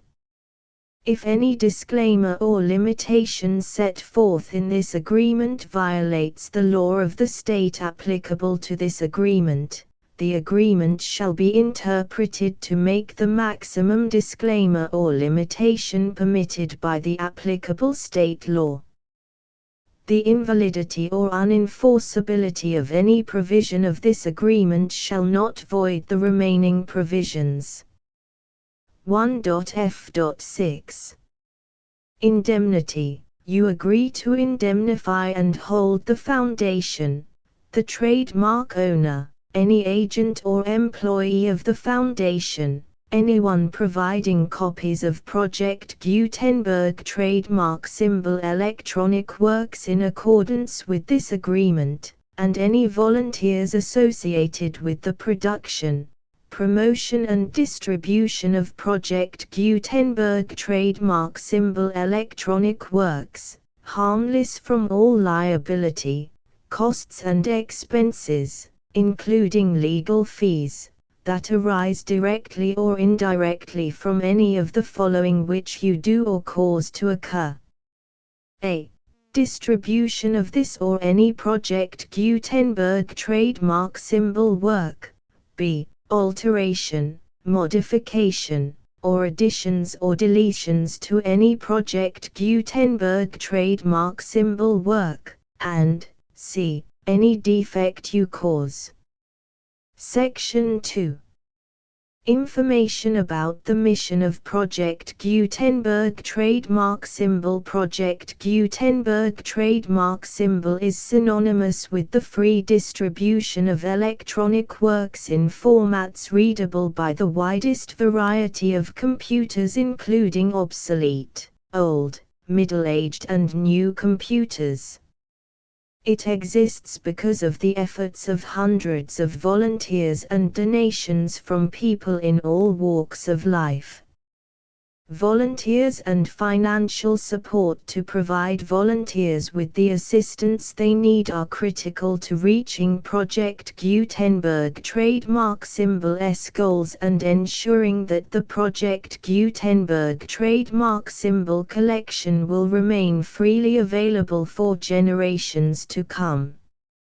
In 2001, the Project Gutenberg Literary Archive Foundation was created to provide a secure and permanent future for Project Gutenberg trademark symbol and future generations. To learn more about the Project Gutenberg Literary Archive Foundation and how your efforts and donations can help, see sections 3 and 4 and the Foundation information page at www.gutenberg.org. Section 3. Information about the Project Gutenberg Literary Archive Foundation. The Project Gutenberg Literary Archive Foundation is a non-profit 501(c)(3) educational corporation organized under the laws of the state of Mississippi and granted tax-exempt status by the Internal Revenue Service. The Foundation's IN or Federal Tax Identification Number is 64-6221541. Contributions to the Project Gutenberg Literary Archive Foundation are tax-deductible to the full extent permitted by U.S. federal laws and your state's laws. The Foundation's business office is located at 809 North 1500 West, Salt Lake City, UT 84116. 801-596-1887. Email contact links and up-to-date contact information can be found at the Foundation's website and official page at www.gutenberg.org/contact. Section 4. Information about donations to the Project Gutenberg Literary Archive Foundation. Project Gutenberg trademark symbol depends upon and cannot survive without widespread public support and donations to carry out its mission of increasing the number of public domain and licensed works that can be freely distributed in machine-readable form accessible by the widest array of equipment, including outdated equipment. Many small donations, $1 to $5,000, are particularly important to maintaining tax-exempt status with the IRS. The Foundation is committed to complying with the laws regulating charities and charitable donations in all 50 states of the United States. Compliance requirements are not uniform and it takes a considerable effort, much paperwork and many fees to meet and keep up with these requirements. We do not solicit donations in locations where we have not received written confirmation of compliance. To send donations or determine the status of compliance for any particular state, visit www.gutenberg.org/donate. While we cannot and do not solicit contributions from states where we have not met the solicitation requirements, we know of no prohibition against accepting unsolicited donations from donors in such states who approach us with offers to donate. International donations are gratefully accepted, but we cannot make any statements concerning tax treatment of donations received from outside the United States. U.S. laws alone swamp our small staff. Please check the Project Gutenberg web pages for current donation methods and addresses. Donations are accepted in a number of other ways, including checks, online payments and credit card donations. To donate, please visit www.gutenberg.org/donate. Section 5. General information about Project Gutenberg Trademark Symbol Electronic Works. Professor Michael S. Hart was the originator of the Project Gutenberg trademark symbol concept of a library of electronic works that could be freely shared with anyone. For 40 years, he produced and distributed Project Gutenberg trademark symbol ebooks with only a loose network of volunteer support. Project Gutenberg trademark symbol ebooks are often created from several printed editions, all of which are confirmed as not protected by copyright in the US unless a copyright notice is included. Thus, we do not necessarily keep ebooks in compliance with any particular paper edition. Most people start at our website, which has the main PG search facility, www.gutenberg.org.